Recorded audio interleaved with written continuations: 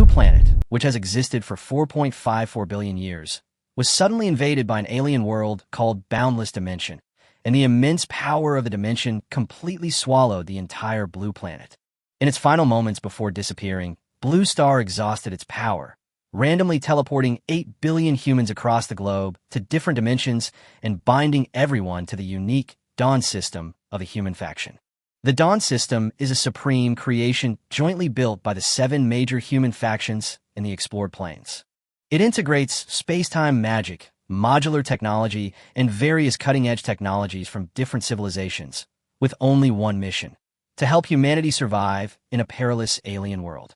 The Dawning system has now been updated to version 14.0. All arrivals must cooperate with the Pioneer Legion to build extraordinary structures, form factions, create wonders, and compete with powerful alien races for living space. Mages control the elements, warriors charge, knights protect, shamans communicate with nature, and priests heal wounds. The Human Alliance has 12 basic professions, with various schools of thought flourishing and powerful individuals emerging one after another. However, being an architect is a niche profession, and one can never break through to the profound level, let alone become a true powerhouse. Yu was an exception. Before he transmigrated, he was holding a mysterious piece of amber from Earth. After entering the boundless plane, this piece of amber caused a strange change in his architectural talent. From then on, every building he constructed had the opportunity to randomly awaken special functions. Ordinary dwellings may become sacred places for cultivation, and defensive towers may evolve into war fortresses to destroy alien races. The higher the building's level, the lower the mutation rate, but a single successful attempt can create a miraculous building. Building name: Notice board for waiting for rabbits and pigs. Mutation +1. Building level: Tier 1. Building quality: Common. Building health: 100/100. Building material requirement: 10 units of wood. Building function: Post notices: attract a rabbit to knock it unconscious in front of the notice board every day, and attracts a wild boar to knock the notice board away every week. Looking at the announcement board about the successful mutation, Yuye's lips twitched twice. What kind of weird function is this? Considering that he had only been able to survive on berries for 3 consecutive days, he found this function quite useful. At least he could eat a rabbit every day. Yuye had encountered small animals before, but he didn't know how to hunt, and his attempts all ended in failure.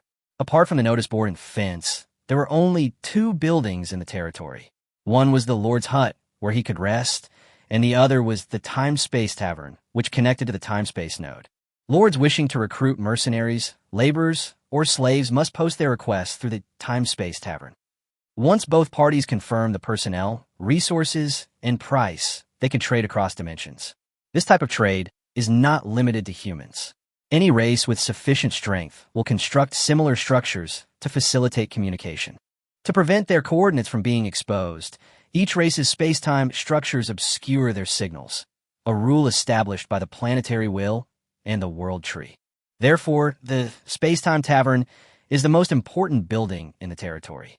Once destroyed, rebuilding it requires an enormous amount of resources to purchase space-time power. If he really had that much money, you might as well go to sleep early. Anything is possible in dreams. He'd already used up today's architectural anomaly and would have to wait until midnight. With nothing to do, Yu lay in bed and opened the public chat group. The group chat connects 5 nearby time-space nodes with a total of 500 Blue Star players, but the number of participants in the upper right corner has changed to 499/500. The group has already exploded. Someone reminded everyone that black avatars and IDs mean the player has died. Heartbreak, who died? Only 3 days, how unlucky.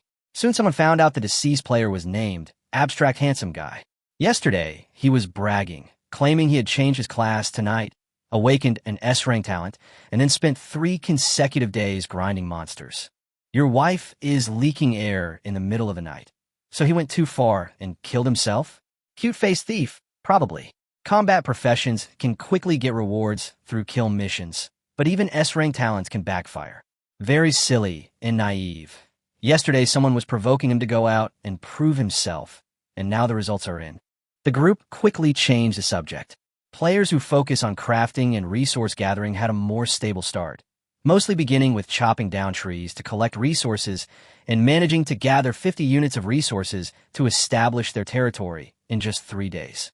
Today, a large number of new lords popped up, and even Yu Yi, who usually stayed silent, typed 6. After establishing their territory, players focused on crafting and survival skills face their first challenge. Which extraordinary buildings to construct first? There's no tutorial here. With 12 professions corresponding to hundreds, even thousands, of buildings plus various general-purpose structures, the list alone is overwhelming. Emotional Barriers is in a world rich in minerals and plans to build a blacksmith shop, first to forge weapons for the players in the group. The adorable bandit, however, prioritizes public toilets. 3 consecutive days of relieving herself in the wild have completely broken her down. Other professions also began introducing their abilities. Some were farming, some were tailors, and an enchanter was preparing to collaborate with a blacksmith. These introductions, seemingly casual conversations, were actually advanced advertisements. In the short term, the safest trading partners remained the human players within the group. Yui glanced at the lively group chat and silently closed the system interface. Others could sell weapons, food, and clothes, but he was by nature an architect. The problem was, how was he supposed to sell buildings across dimensions? To make matters worse, in terms of building speed, the Dawn system was far faster than him. The next morning, as soon as he stepped out of the hut, he saw a plump, brown wild rabbit lying under the bulletin board. Having not smelled the aroma of meat for 3 days, his mouth almost watered. He checked the bulletin board and found that its health had dropped from 100 to 99. A building's health will be completely destroyed when it reaches 0. But it clearly wouldn't last 100 days. On the 7th day, a wild boar would arrive and, incidentally, knock the bulletin board away. Asking Yu Yi to catch wild boars was something he wouldn't even dare to dream of. With a small frame, he'd be lucky to avoid being gored away. Trading 6 rabbits for a bulletin board was far too unprofitable. This was also why the architectural mutation skill could only be rated A. The result was completely random. Good luck made it a godsend. Bad luck made it a liability. However, Yi quickly stopped worrying about it. Whether the notice board would be smashed later was unimportant. The rabbit in front of him was the real issue. After eating his fill, Yu Yi went to the dilapidated time-space tavern and activated today's architectural anomaly. The next second, a dazzling orange light rose from the tavern. Building name, Bob's Time-Space Tavern Mutation +1, Building Level, Tier 1, Building Quality, Legendary Building Health. 2500/2500 building function. Issues quests, briefly opens a dimensional portal. New function. Bartender Bob manages tavern affairs, develops new drinks, and attracts otherworldly customers to trade. As the orange light faded, a man appeared out of nowhere in the dilapidated tavern. He had a gleaming bald head, wore a green vest, sported a thick beard, and was intimidatingly muscular. Bob glanced at Yu Yi indifferently, nodded, turned, and walked into the tavern, slamming the doors shut behind him. Yi was stunned for a few seconds before he reacted. He'd gotten a legendary quality building. His architectural mutation had actually created one. The system didn't have Bob's character panel, meaning he was more like the tavern's built-in intelligent NPC. The more Bob looked at him, the more he resembled a bartender from some game on Earth. Yi had no doubt that the other guy could send him flying 10 times over with a single punch. Suddenly, a system notification sounded. Bob's special of the day, Amber Tears, rare. Amber Tears has been listed in 5 nearby time-space nodes. 358 customers have participated in the bidding. Transaction successful. You have obtained 1 juvenile Earth Dragon. Yu Yi was stunned. Bob had barely walked in and had already traded a glass of wine for a baby Earth Dragon. What exactly was that Amber Tears wine that had over 300 people fighting over it? A series of questions popped up, and in the end, Yu Yi could only give a thumbs up and say impressive. Only now did he understand how powerful the legendary building was. Although his talent was only A level, with enough luck, the effect could reach SSS level. Suddenly, the tavern door opened, and Bob walked out carrying a baby dragon. He tossed it to Yu Yi and then closed the door again. The baby dragon thrashed about in midair. Yu Yi rushed over to catch it, but both of them fell to the ground. The little guy's eyes were filled with tears, and he was about to cry. Yu Yi immediately hugged him and comforted him. The baby dragon quickly calmed down, then snuggled up to him and sniffed him, drool slowly dripping from its mouth. Yuya's expression froze instantly. This little guy wasn't planning to eat him, was he? He hadn't bathed in 3 days. He was probably practically pickled. Originally, the territory only had Yi to eat, but now there was suddenly a gluttonous beast. Even 10 rabbits might not be enough. Yi immediately opened the territory planning. Ranches, farms, and livestock breeding facilities had to be built as soon as possible, otherwise the territory would be eaten out of existence before the Earth Dragon even grew up.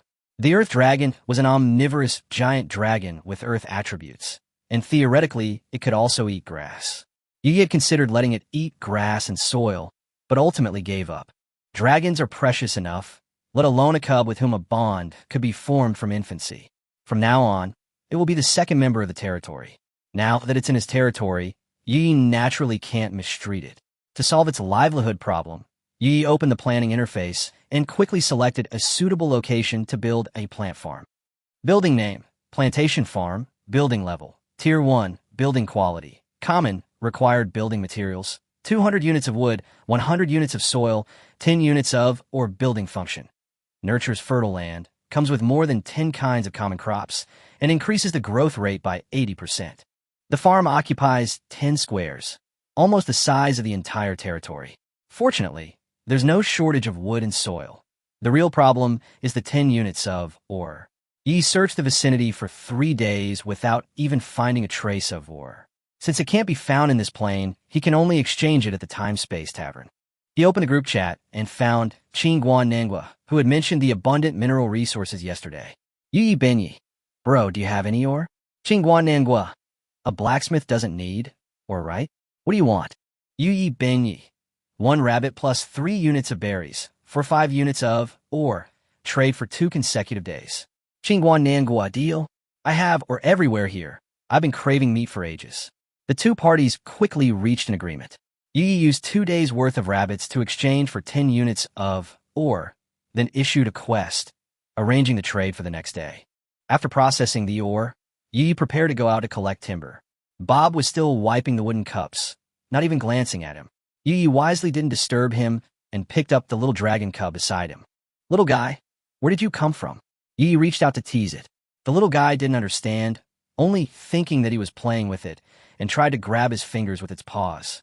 It was only the size of a puppy, but its scales and short horns already had a bit of the majesty of a dragon. As soon as it acted cute, Yi picked it up and rubbed it a few times. Afterwards, Yi led the young dragon to the forest outside the territory. The trees here, having grown in the Star Force environment for a long time, were much harder than the trees on Earth. To exchange for the farm module, Yi needed to chop down 200 units of wood. He had only chopped down 50 units in the first 3 days, but now the number had quadrupled, and he didn't know how long it would take him to finish on his own. Yi was fretting when he suddenly looked down at his feet. The little dragon cub was tearing at his trouser leg with its milk teeth, playing with great enthusiasm. Seeing its energetic appearance, Yuye's eyes lit up. He didn't have any good tools, but wasn't there a ground dragon right beside him? Meanwhile, in the dragon realm, 5 time-space nodes away from Yi, a group of dragon servants were anxiously searching through a vast underground palace. Your Highness the 19th. The shouts echoed throughout the underground palace, but despite searching every passage, they still couldn't find their lord's most beloved 19th prince. The young prince, only 2 months old, slipped into the underground palace while the guards were distracted. Chief Eunuch Leia led a search of the complex underground palace, but found no trace of him. If he had simply fallen into a trap, perhaps he could be rescued. But now that the 19th prince has vanished in a thin air, the situation is entirely different. A dragon servant slumped to the ground, his face filled with despair. Chief Steward Leia, when the Lord and Lady return, they will surely execute us all. The 19th prince's father was the Earth Dragon King, Logonus. That legendary dragon had a fiery temper. Once enraged, no one could withstand his power. Only Steward Leia remained calm. He entered Prince 19's room and quickly found a trading crystal ball on the floor. The crystal ball's interface was displayed as transaction completed. Leia opened the order and discovered that the auctioned item was indeed tears of amber. Upon seeing this, his golden dragon eyes narrowed slightly, finally understanding what had happened. The 19th prince, only 2 months old, had actually sold himself for a cup of amber tears. Yu carried the little dragon cub to the nearest forest. 3 days ago, he used stones and wood blocks to synthesize a small stone axe through the dawn system. This axe was dull and brittle, only able to chop down trees as thick as a bowl, and would shatter after its durability was exhausted. Yu had been busy all morning, but had only managed to harvest less than 50 units of timber, his arms aching and numb. Little dragon cub, however, was full of energy. Watching Yu chop down trees with his axe, he tried to do the same, using his body to push against the trees.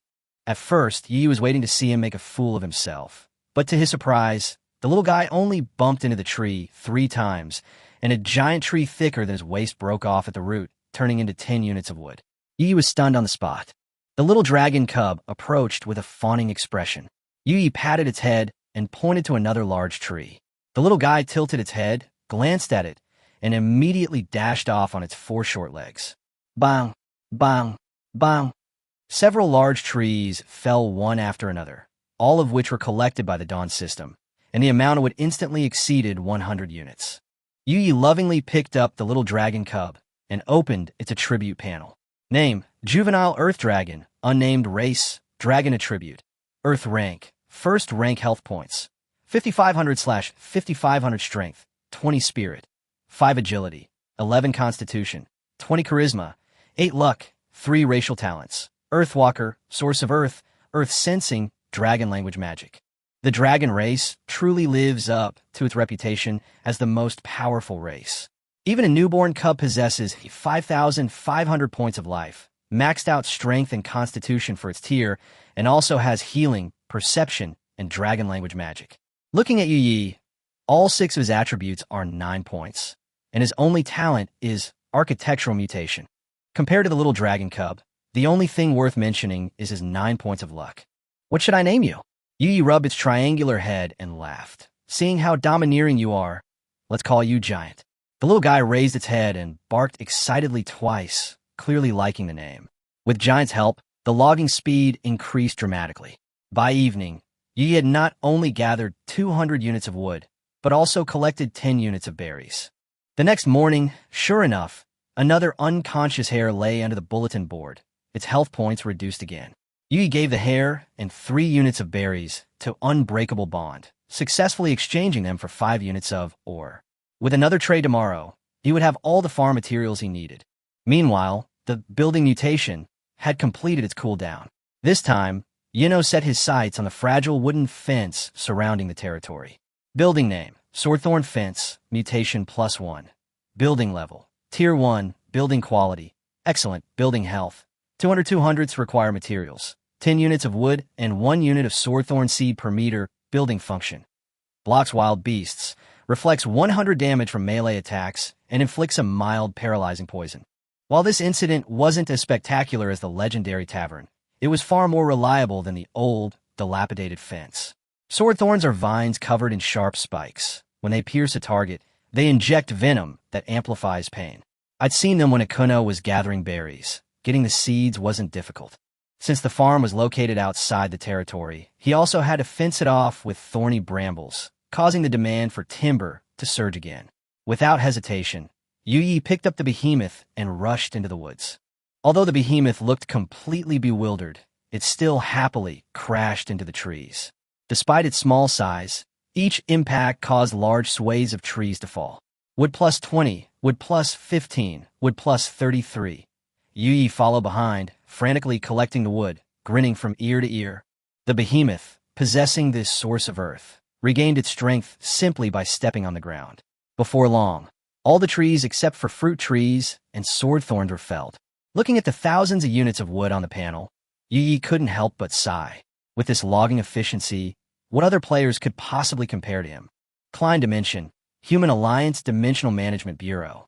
Bai Xiao, carrying a small black bag, squeezed out of the speeding train. She wore thick-rimmed black glasses, her eyes vacant, and walked into the Bureau's gate as usual. The Klein plane was discovered by the Star Federation nearly a century ago and subsequently incorporated into the human race. At that time, the Klein people were still in the nascent stage of technology, and as a technologically advanced plane, the mechanic class developed the fastest. After connecting with the Human Federation, which was also skilled in mechanics, the mechanic class completely overshadowed other extraordinary professions. But none of this mattered to Bai Xiao. She was just an ordinary person whose talent was rated P-level. P-level talent was even worse than the lowest F-level star power talent, practically non-existent. People like her were the norm in the Klein plane. At least 80% of the Klein people were P-level, only able to do jobs that could be replaced at any time, with little hope for their lives. Bai Xiao swiped her access card and headed expressionlessly to the 13th basement level.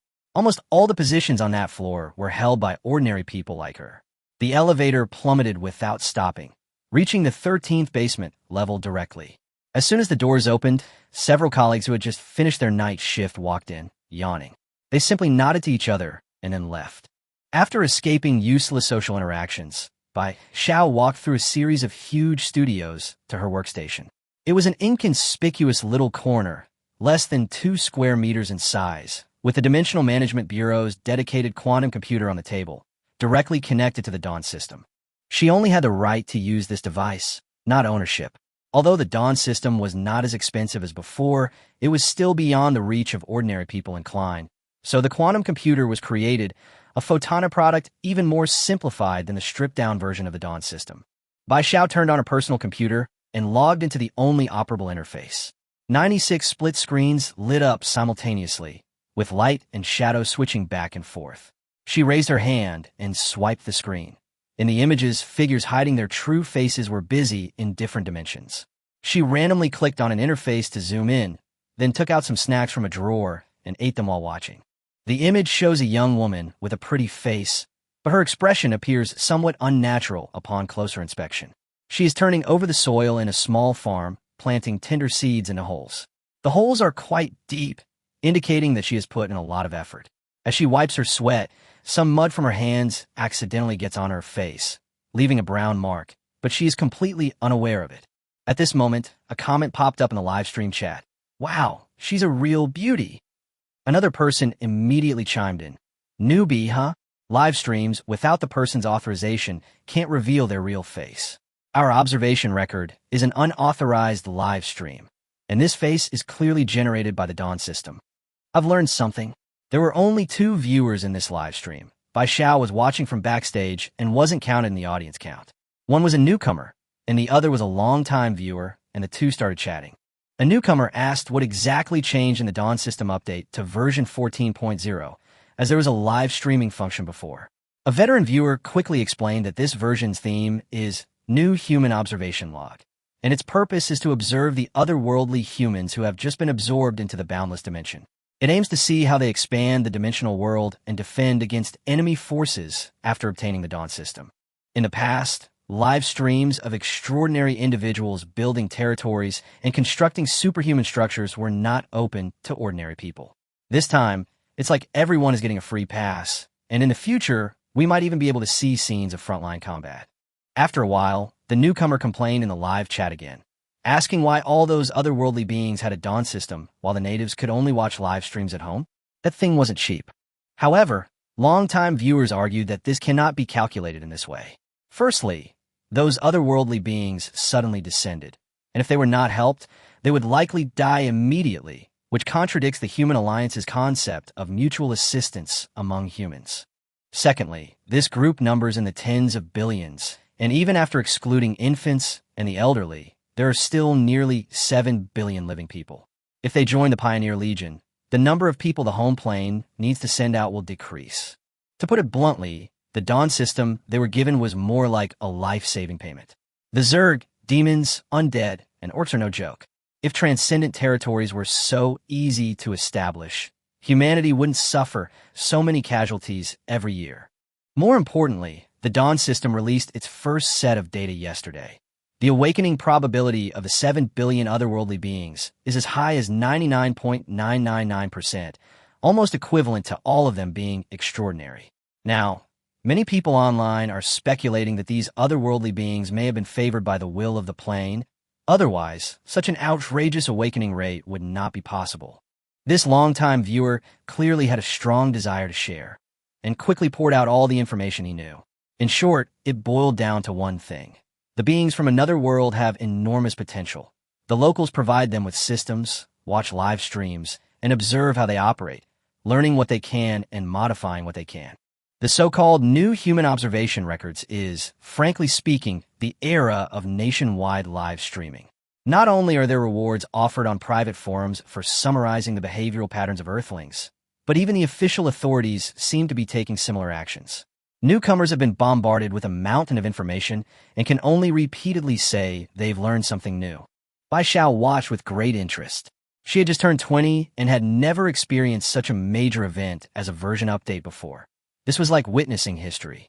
She was simply following instructions and doing what she was supposed to do. At first, when she learned that each of the 7 billion people on Earth had a dawn system, she also felt it was unfair. She might not be able to afford one even if she worked her whole life. So why should the Human Alliance give it away to these people from other worlds for free? But after listening to the veteran viewer's analysis, she realized that she had only seen the benefits and ignored the risks behind them. If the prerequisite for obtaining the Dawn system was joining the Pioneer Legion, Bai Xiao was 1,000 times unwilling. Just looking at pictures of the Zerg made her so nauseous that she couldn't eat lunch, let alone facing and defeating them in person. One wrong step and she'd be overwhelmed by the swarm. Thinking about it that way, she suddenly realized that her current life of just getting by wasn't so bad. She didn't have any grand dreams, but at least it was peaceful and stable. I watched the live stream for a while longer. The beautiful streamer on screen was constantly weeding and digging holes in the planting farm. At first, it was a bit novel, but after a while, the only 2 viewers lost interest and left one after the other. Seeing this, Bai Xiao swiped his finger across the photon screen, switching to another interface. This time, the interdimensional live stream was significantly more lively. Messages flashed across the screen rapidly, and in a short moment, the number of comments had exceeded 100. As the back-end administrator, Bai Xiao's eyes lit up immediately. She looked at the live stream title, which was a strange ID called Yu Benyi, with 249 viewers at the moment. This was already one of the top 3 live streams in terms of viewership among this pool of viewers. Bai Xiao's hand trembled, instantly increasing the weight of this live stream and selecting it for top placement. Her job was to add traffic packages and give recommendations to promising streamers. She not only had to observe the Earthlings, but also keep a close eye on the local Pioneer Legion. 7 billion people sounds like a lot, but in the Boundless Dimension, it's like a drop of water falling into a lake. At most, it makes a sound. Her real focus remains on the local area. Only after a data package was fully loaded did Bai Xiao enlarge the live stream and begin watching and reviewing it. As soon as Bai Xiao opened the live stream, she spat out the snack she was eating. What the hell? What did she see? It was a dragon cub, and it was mindlessly crashing into a tree.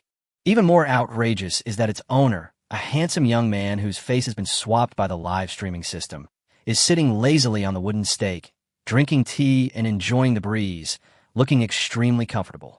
With a casual wave of his hand, the young man sent the Earth Dragon Cub, which looked no more than 2 months old, galloping wildly in the direction he pointed, knocking over all the trees along the way. Although Bai Xiao is just an ordinary person, in this era of information explosion, he could find anything on the Dawn system. Most questions have answers, and if he really can't find the answer, then congratulations, he might become rich overnight. Because adding new encyclopedic knowledge to the Dawn system yields a large number of contribution points, countless people still bravely embark on the path of dimensional exploration, despite its inherent dangers. The boundless plains are filled with all sorts of strange worlds, which may harbor mysterious laws, possess unique landscapes and special products, or even never-before-seen races and energies. Discovering just one of them yields a considerable reward. Thanks to the countless pioneers who explored the plains, most of the information on the explored plains can be found in the Dawn system. Although ordinary people on the Light Network have never seen extraordinary races in person, they have read a lot of information about them. The attributes, abilities, talents, and characteristics of various alien races, once discovered, captured, or hunted by humans, are generally recorded in the extraordinary database. As for which of the 2 extraordinary beings is stronger, it's unclear. It depends on the system's numerical values. These days online, who isn't a self-proclaimed king of boasting about raising dragons, conquering Zerg, punching orcs, and kicking demons? But someone who can actually raise a dragon cub like a puppy would have to be at least one of the wealthiest people in the world. More importantly, having the means to raise one doesn't mean you can buy it. Dragon cubs aren't something you can just buy whenever you want. Dragons are an extremely protective and elite race. Although they aren't the most numerous, their individual strength is terrifying. That's their racial talent, something others can only envy. Bai Xiao stared blankly at the otherworldly figure in the live stream, who was clearly training the Earth Dragon like a puppy. Could someone tell her who this person was? How could he find a dragon cub on only 3 days after transmigrating to this boundless plane? The live chat exploded with comments. 666, is that really a dragon cub? It looks so cute. Once it knocks you flying, you won't think it's cute anymore. Didn't you see what happened to those trees? Wow, are people from other worlds this powerful?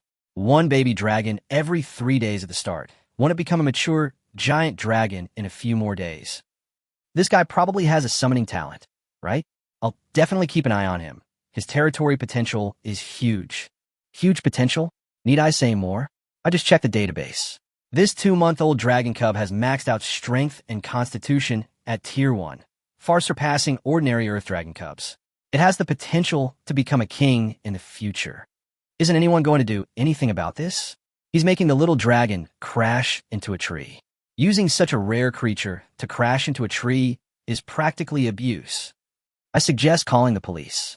The Federal Dragon Protection Association welcomes you to join. Stop being sarcastic. Can't you see the little dragon is having a lot of fun?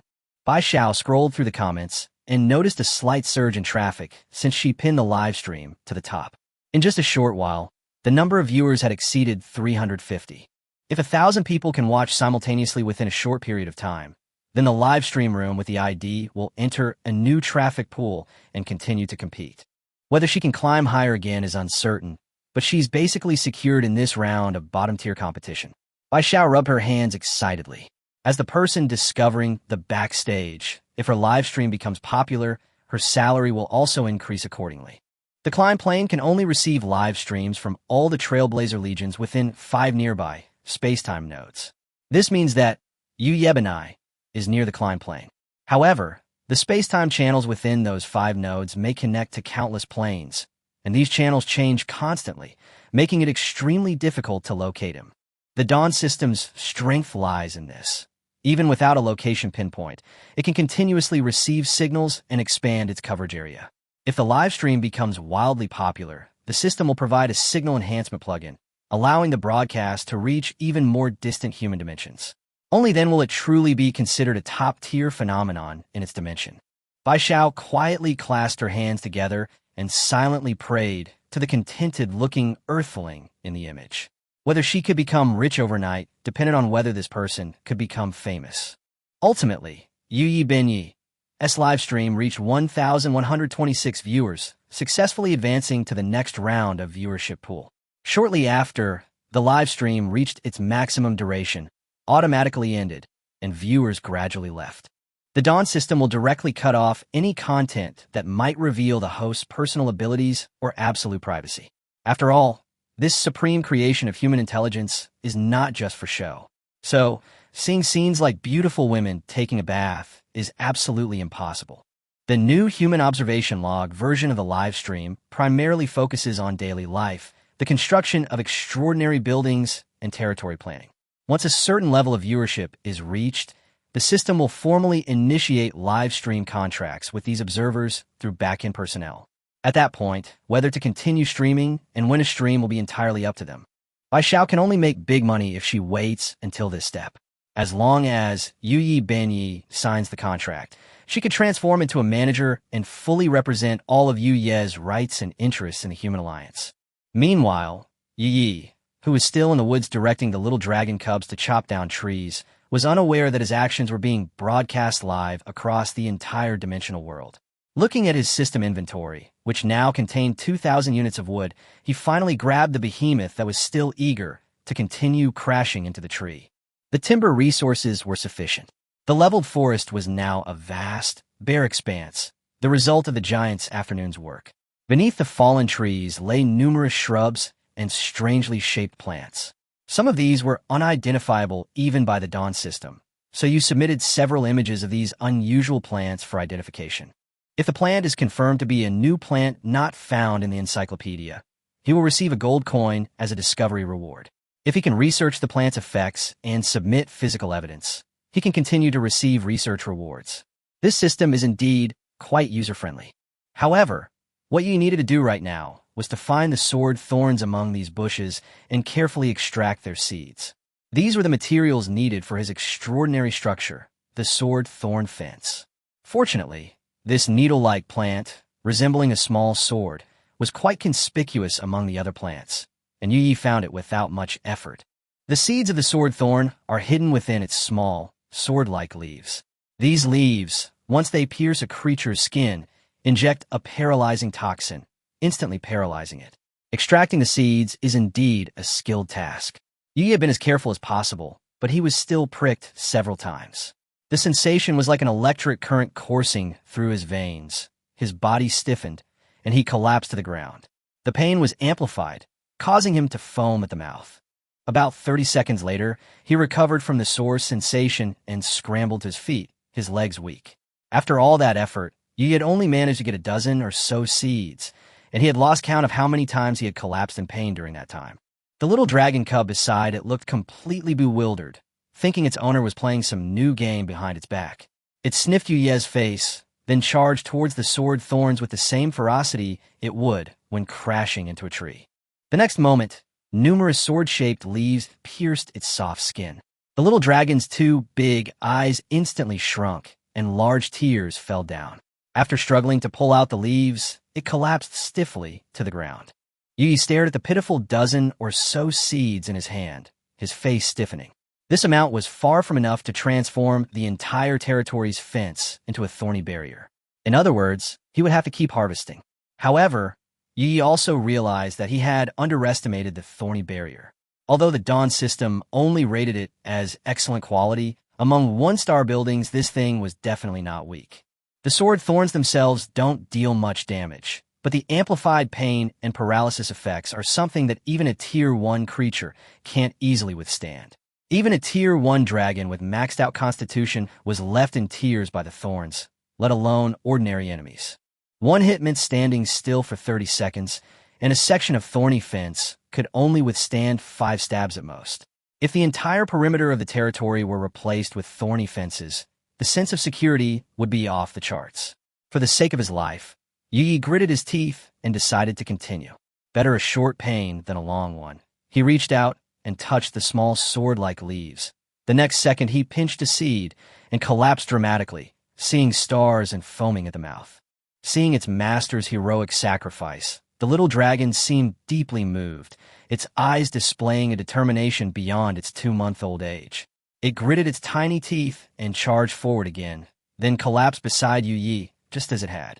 In a Climb Plains live stream room, the audience was laughing hysterically. Is this what they mean by master, like pet?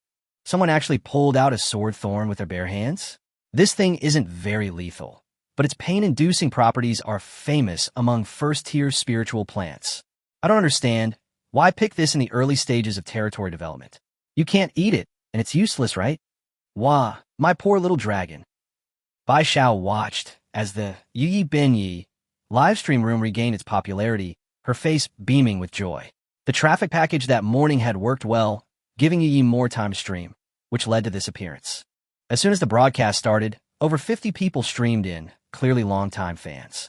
Those who joined later also started with a wow to show their respect.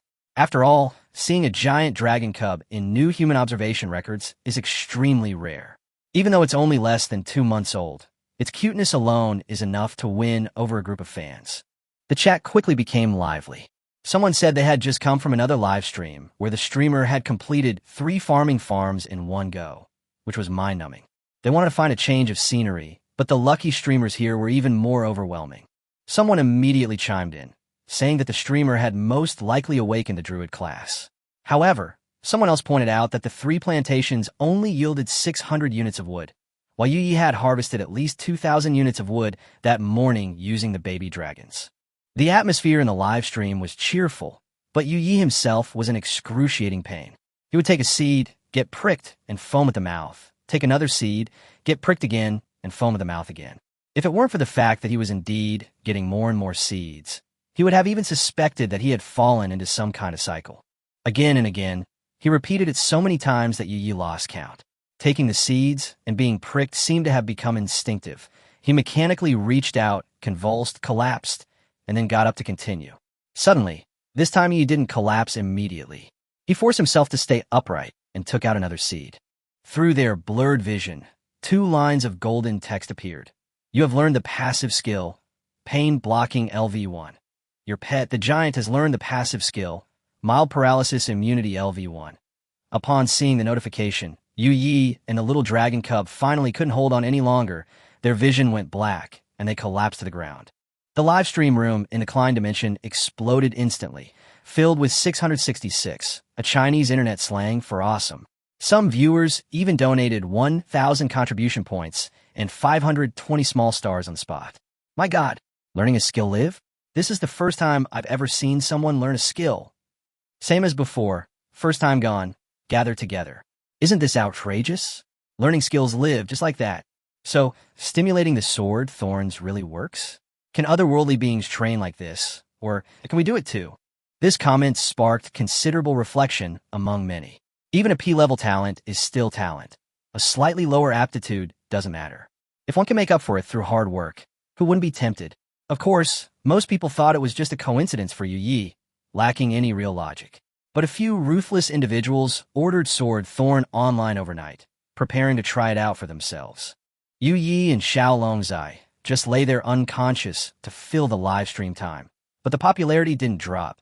Instead, it increased. New viewers, seeing the bizarre scene of the two of them both unconscious, joined the discussion, and the interaction index skyrocketed. Bai Xiao couldn't stop laughing. Sure enough, near the end of Yu Ye's afternoon live stream, someone actually tested it and posted the result in the live stream room. An ordinary person with a P-level talent, through amazing perseverance, repeatedly and intentionally injured himself with a sword thorn and actually comprehended the passive ability, resilience. Someone actually mastered resilience? I think it's fake. Do you even need to think? Someone probably tried it and it didn't work, so they're just trying to fool others. Come on, pay your stupidity tax. I'm a 32-year-old unmarried, single man, and I happen to have a potted sword thorn in front of me. I'll try it now and let everyone know the results. Who grows sword thorn as an ornamental plant? Are you kidding me? As Bai Xiao expected, most viewers in the live stream simply didn't believe that the sword thorn could trigger a skill. After all, this plant was too common, found in every dimension, so common that no one was willing to study its extraordinary properties. It was as inconspicuous as a roadside weed. New species are discovered every day in the endless plains. Isn't it more appealing to research those things, write papers, and win awards? Who would bother with such a common plant as a sword thorn? But not long after, the tone of the live stream suddenly changed. At first, only one ID claimed to have mastered a skill, but then several new IDs appeared one after another. Some said they had mastered mild paralysis immunity, some said they had mastered pain blocking, and others said it was resilience. Bai Xiao couldn't tell for a moment whether this was a trolling attempt or a group of online trolls. But then she thought. Yi Binyi hadn't signed a contract and didn't even know she was being live-streamed. So where would these trolls come from? It couldn't possibly be her, the back-end administrator, who hired them. If it's not just a bunch of people egging each other on, then the rumors might be true, and these people are all genuine supporters. Regardless of the truth, the live stream is getting increasingly outrageous. The streamer himself collapsed and fainted, while the audience argued heatedly about whether Swordthorn could actually help people learn skills, eventually turning it into almost an academic debate. Bai Xiao thought for a moment, then casually made up an excuse that the live stream is full, and closed the live stream from the back end. During the rest of her workday, she continued to browse other live streams, looking for promising contestants and trying to add traffic packages for them to see if they could break out of the bottom traffic pool. Unfortunately, the live stream rooms she randomly selected were all quite ordinary. Lifestyle players were chopping trees or digging in the dirt. Combat players were killing monsters, completing quests, collecting rewards, and improving their talent proficiency. A few with good talent were able to learn one or two minor skills. Overall, there wasn't anything particularly outstanding. Watching these unremarkable live streams, Bai Zhao's mind drifted away, and the argument about Jianji at the end of Yu Yi Benyi's live stream resurfaced in his mind. She quickly shook her head, finding her idea absurd. To learn a skill just by being pricked a few times by sword thorns? It sounded like a joke.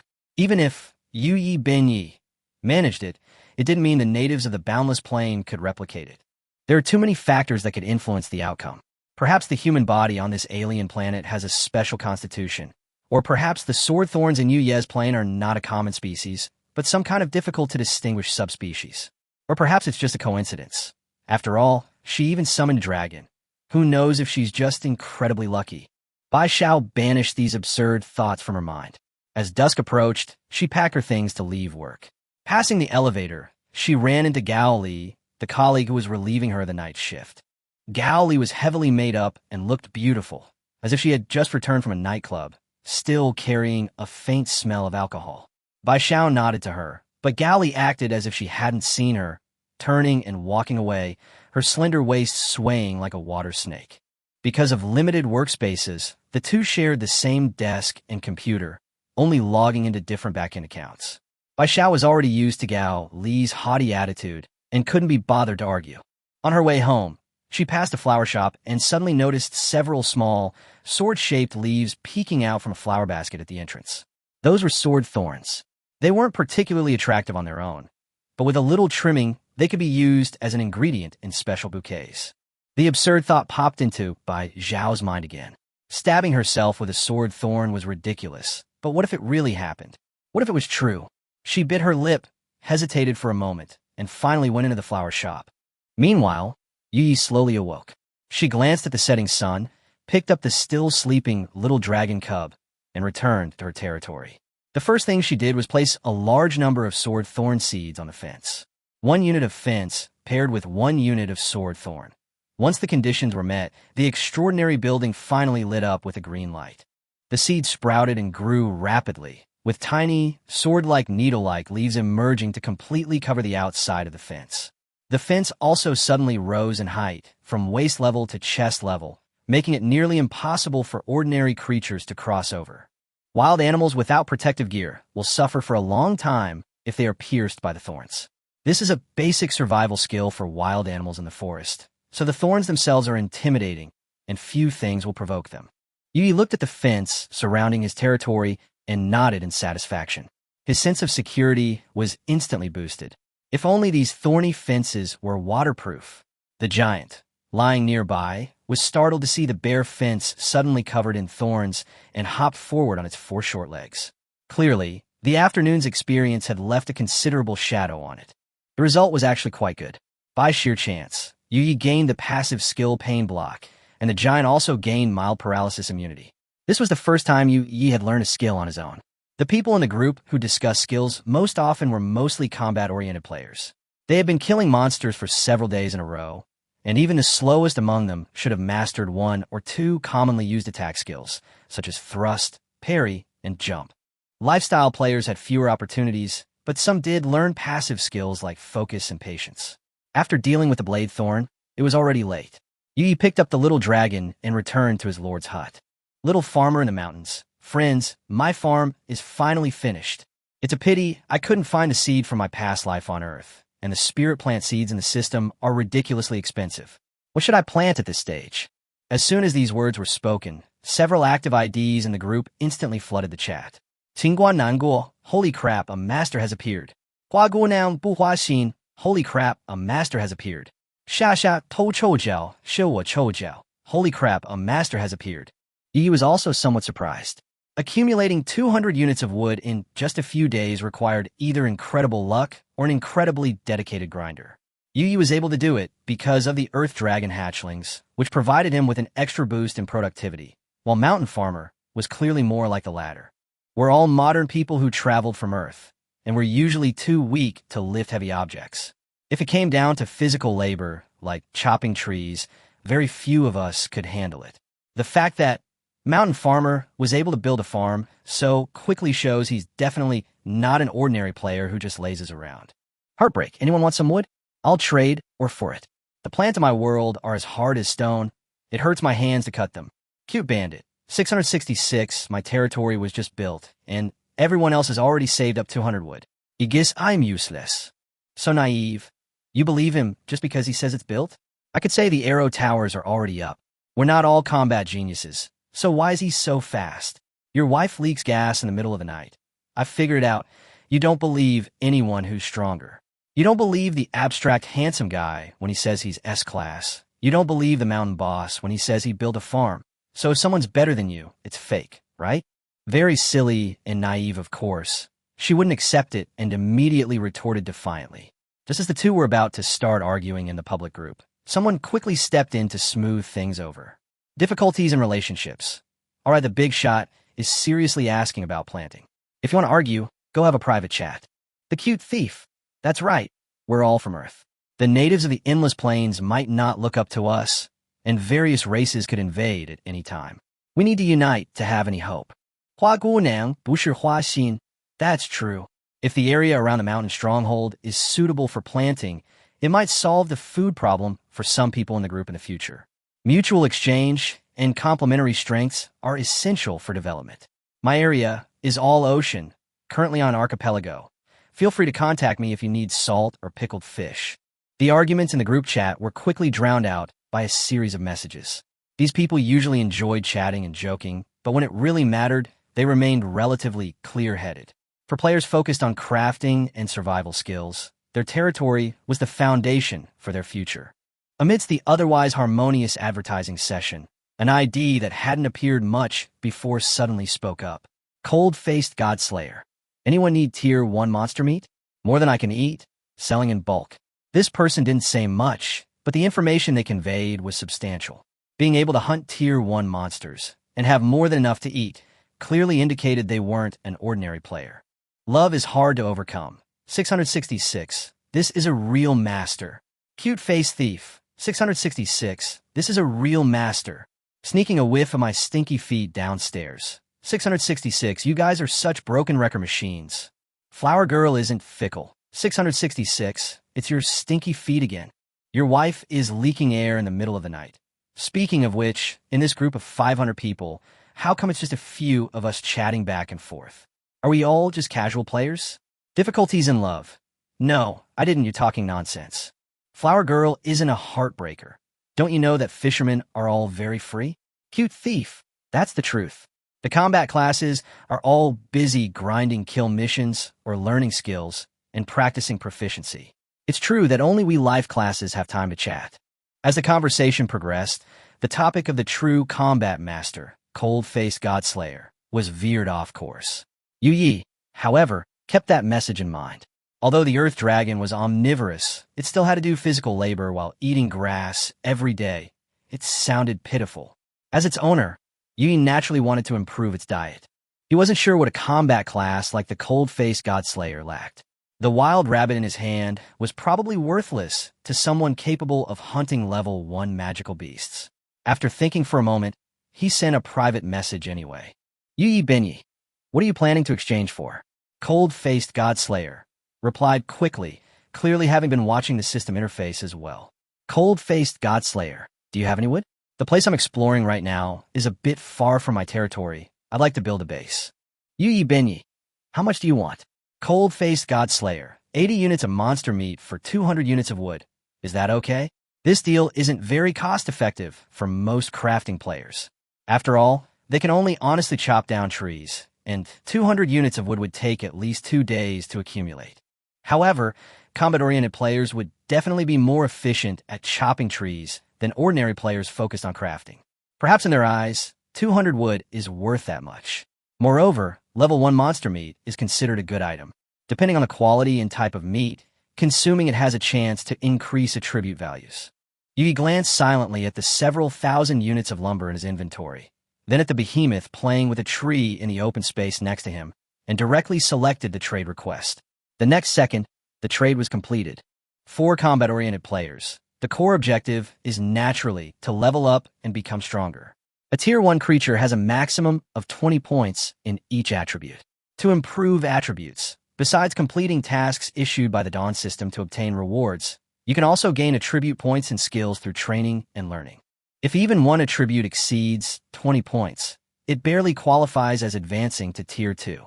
However, A single attribute barely exceeding 20 points only results in the weakest Tier 2, while the attribute cap for a true Tier 2 creature can reach 60 points. If the weakest method of advancement is used, even at Tier 2, the difference in strength will be greater than at Tier 1. Cold-Faced Godslayer and the other silent combat professionals in the group are mostly doing killing quests to improve their attributes. They also take time to chop down trees to get the most basic 3-piece set for their territory, but most of them are not in a hurry to develop their territory. Because once you're strong enough, building your territory is simply a matter of highlighting specific areas on the system panel. Resources that are difficult for beginners to obtain will eventually be readily available to experienced combat professionals. By then, if they wanted to expand their territories, they could do so even faster. Of course, many more combatants didn't want to be bogged down by their territories and focused solely on individual strength. This was why Cold-Faced Godslayer could stay so far from his territory and even prepare to establish a separate base. He didn't care about the progress of his territory expansion. He only valued his own power. Once his strength increased, everything else would naturally follow. After all, everyone has limited time, and he can't possibly spend a lot of energy building farms and planting spiritual plants and grains. For most combat professions, leveling up is the top priority.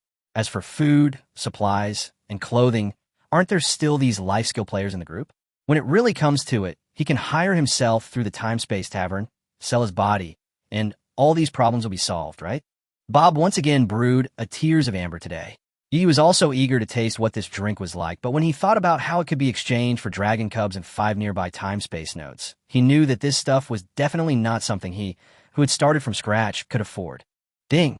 Amber Tears has been listed in all planes of the 5 nearby time-space nodes, and 485 guests have already placed bids. Based on the highest bidder's offer, this transaction is successful. You have obtained 1 A-grade talent fruit. This fruit grants the consumer a completely new A-grade talent, and it is guaranteed to take effect the first time each living being consumes it. After reading the description, Yi could only think of 2 words: defying the heavens. He had no intention of collecting it. For him right now, such extraordinary treasures were only truly valuable if they were immediately converted into strength. As long as he could survive, more good things would naturally come his way. The only pity was that there was only 1 fruit of talent. Otherwise, he would have definitely arranged one for his behemoth. You have consumed the fruit of talent. You have acquired a new A-rank talent. Building empowerment. Building empowerment. For each different 1-star extraordinary building your extraordinary territory possesses, you will gain 1 random attribute point until you reach the maximum for that rank. Currently, this only applies to ranks below 2. If the random attribute is luck, it will be converted at a 10-to-1 ratio. Yuye's eyes lit up. This talent and his building mutation clearly belong to the same system and could perfectly complement each other. At the same time, for more attribute points were added to the Dawn system panel from the Thorn Fence, the Waiting for the Pig Bulletin Board, Bob's Time Tavern, and the Lord's Hut. Without hesitation, Yuye immediately added all 4 points to his constitution. His original 6 attributes were all at 9 points, but after adding to Constitution, they immediately broke through to 10, reaching 13 points. A warm current spread from his heart, flowing to every part of his body. He could clearly feel his strength, endurance, and resilience improving, instantly boosting his sense of security. In high spirits, Yuye took out 1 unit of Tier 1 magical beast meat, quickly roasted it, and tossed it to the behemoth. The little dragon wagged its tail, leaped up, and swallowed the meat whole. Not long after, the behemoth excitedly rushed out of its territory and ran towards the barren forest. Yuye also tried a piece of monster meat. The taste was indeed excellent. The meat was tender and melted in his mouth, and he could even feel traces of star energy within it. Having never cultivated since his transmigration, a warm sensation immediately rose in his stomach. He realized that consuming this kind of meat regularly would definitely help improve his attributes. Only then did he realize that this was the growth path for casual players. Even without combat talent, they could acquire attributes and skills through resources. In the later stages, they might not be inferior to combat-oriented classes. Moreover, as the game progressed, everyone ultimately had to rely on resources to advance. Having grasped the value of monster meat, Yi immediately decided to cultivate good relationships with combat-oriented players like Cold-Faced Godslayer. After all, relying solely on himself to build up one-star extraordinary buildings was far too inefficient. The maximum cap for all 6 attributes at Tier 1 was 20 points. To max out all attributes, he would need to construct at least 50 or 60 different extraordinary buildings. The resources and time required are definitely not something that can be gathered in a short period of time.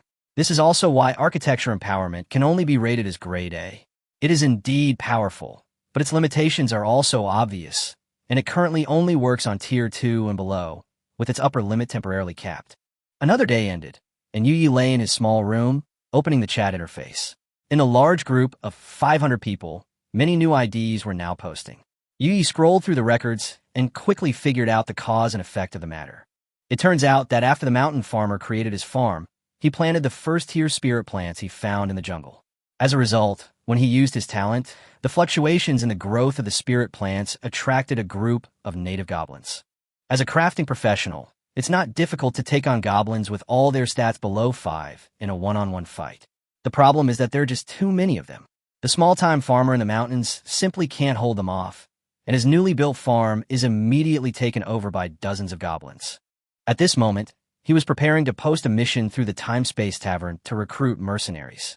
The previously lurking combatants in the group immediately popped up, one after another offering their services. Some claimed to be B-grade talent warriors, capable of slaying dozens of goblins like cutting vegetables.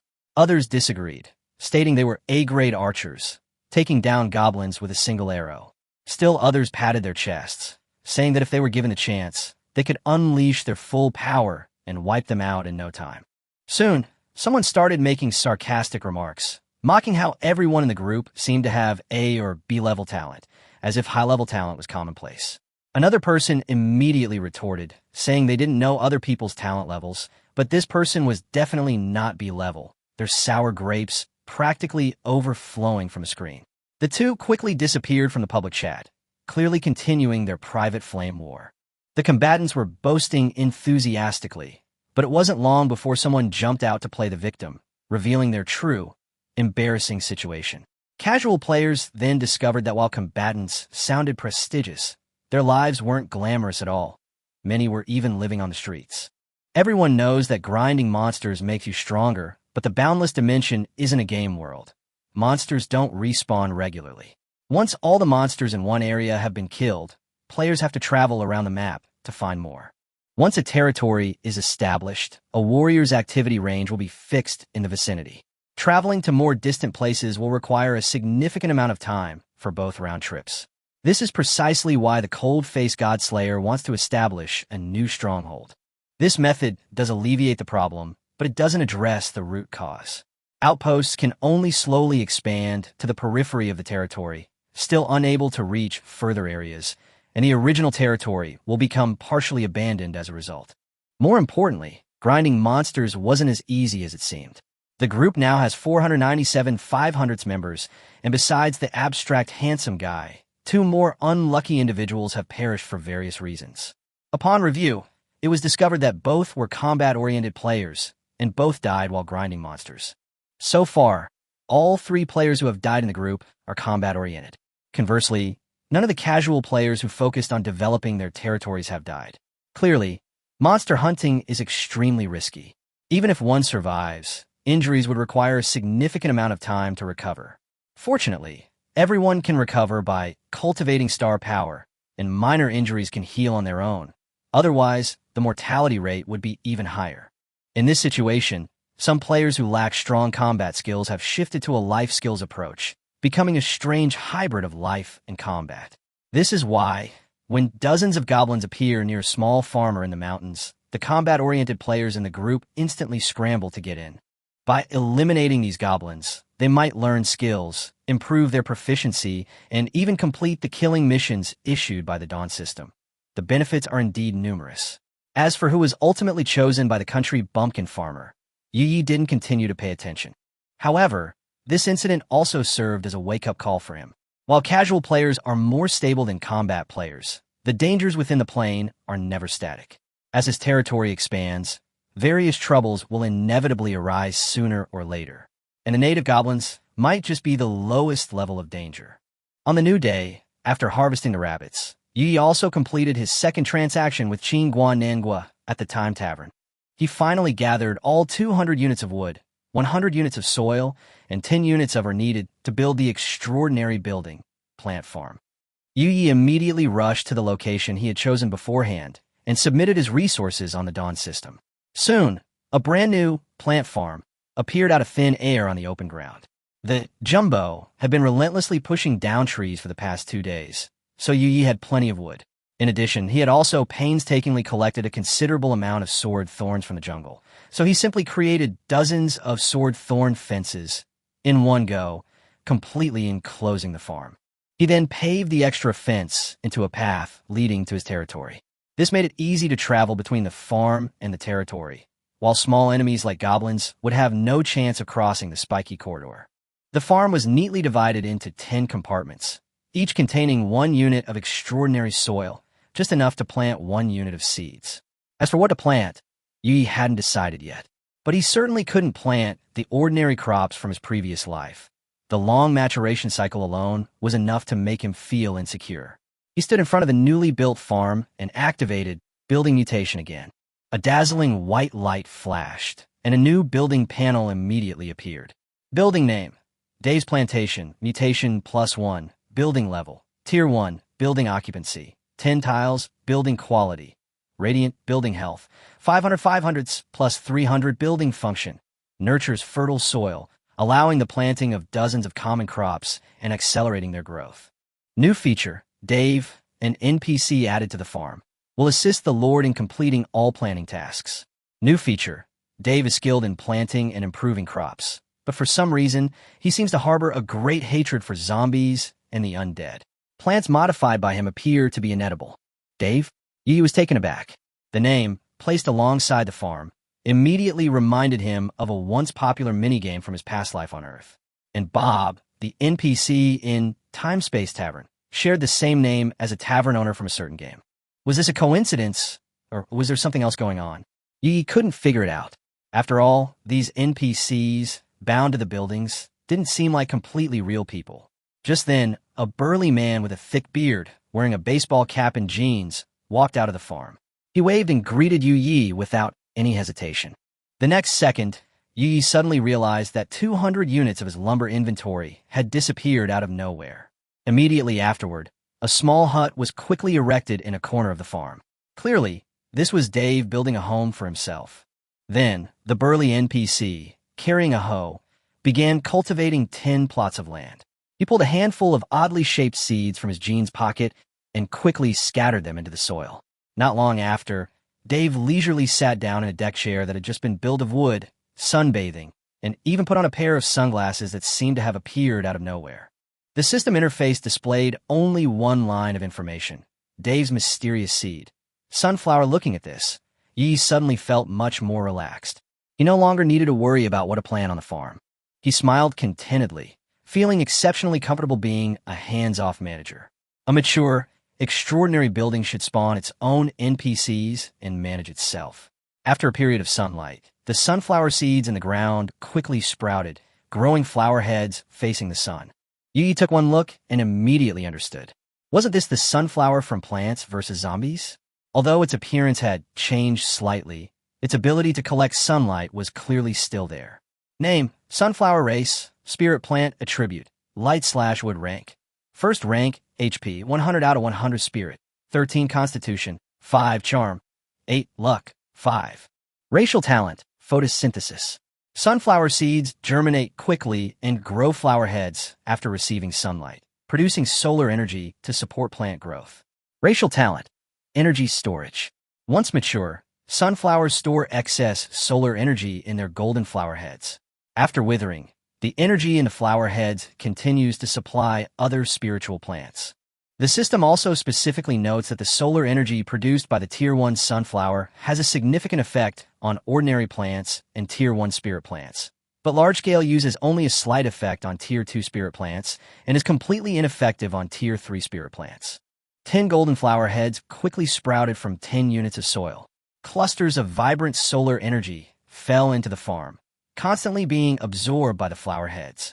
The The small farm was bathed in golden light, as if transformed into a golden ocean. Instead of staying at the thriving farm, Yu picked up the jumbo and headed back to the jungle to begin a new round of land reclamation. The corner of this plain he had arrived in was backed by mountains, bordered by a river on one side, and surrounded by dense forests on the other two. To expand his territory, he had to clear away the trees. Without the earth dragons, this would be an extremely laborious task. Yu would probably have to build the teleportation hall first, then buy slaves from the time-space tavern, and slowly cultivate the land with a large workforce. In the endless dimensions, the slave trade is not uncommon. Whenever an indigenous dimension is discovered, the first to arrive are often war profiteers and slave traders. Although the endless dimensions have the Dawn system for the human faction, it doesn't mean that all humans can possess the system. The Dawn system is a supreme creation jointly crafted by the 7 major human factions, and it is only distributed to humanity within space-time nodes of already explored planes. Newly discovered native planes are clearly not included in this list.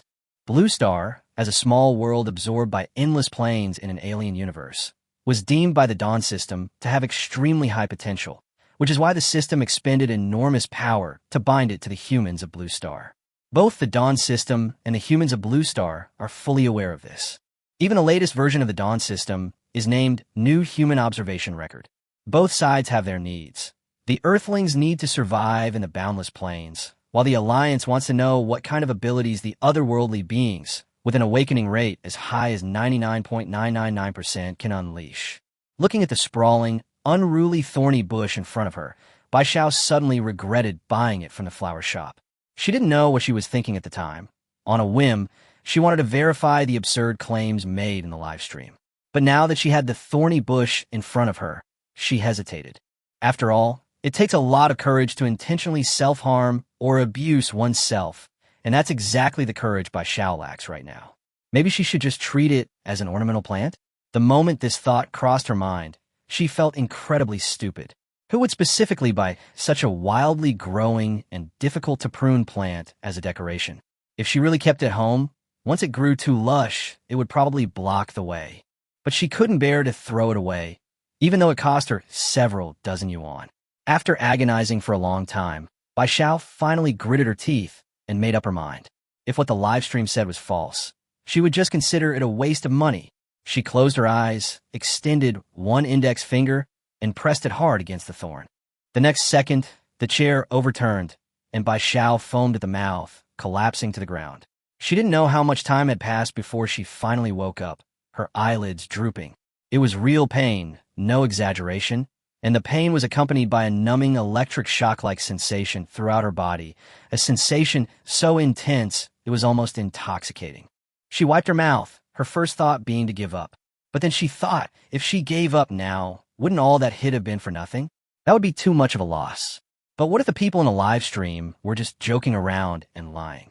If she kept trying, wouldn't she have to take many more hits? Bai Xiao was once again caught in a dilemma, almost driven crazy by her indecisiveness. Finally, she steeled her resolve, summoned unwavering courage, and pressed down again. She lost consciousness, then woke up. She lost consciousness again, then woke up again. This cycle repeated countless times until Bai Xiao, her hair disheveled and her eyes glazed, finally felt a surge of power within her. It was as if the will of the plane was telling her that she had gained a skill, pain blocking.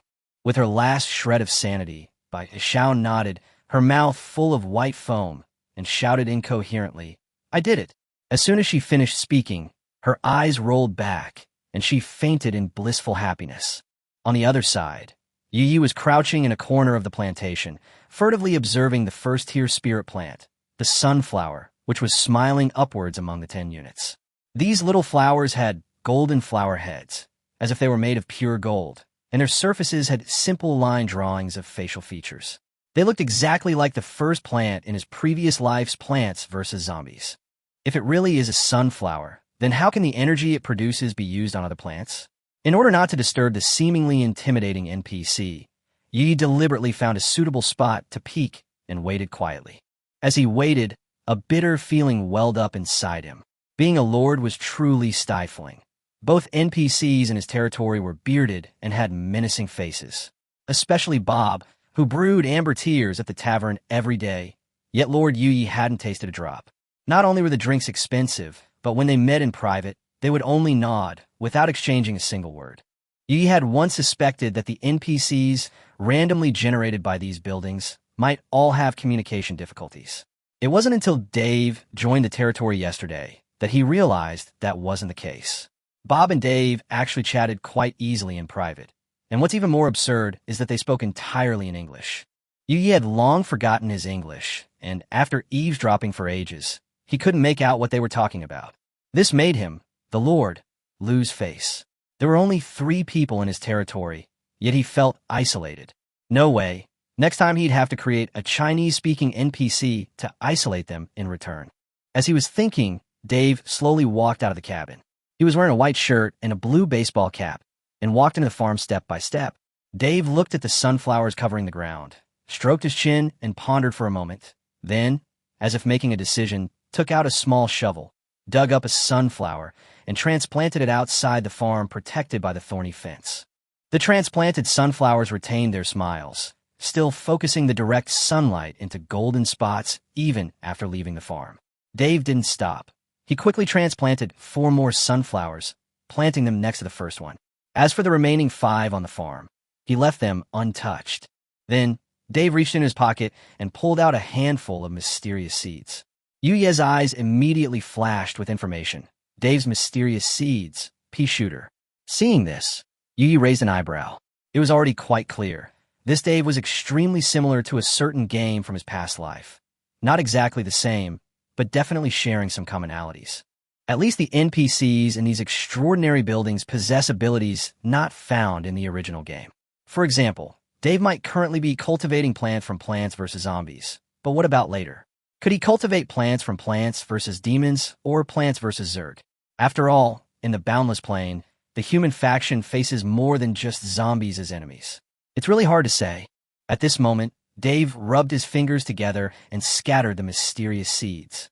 Thanks to the supernatural building's planting farm, the seeds quickly took root and sprouted. However, even just sprouting consumed almost all of their growth potential. Seeing the growth slow down, the nearest sunflower suddenly emitted a fist-sized golden speck of light, which landed on the leaves of the pea shooter seedling. The seedlings shot upwards with incredible speed, their growth suddenly becoming fierce. Yuye nodded in realization. So that's how the sunflowers were used. It was inherently more difficult for mutated plants to achieve the accelerated effects of the planting farm than for ordinary spiritual plants. Dave planted sunflowers first to store solar energy in advance, so he could use that energy to further accelerate the process when rotating to other mutated plants. Considering Dave's transplantation methods, Yuye finally understood. His farm appeared to be growing food, but in reality, it was full of combat plants.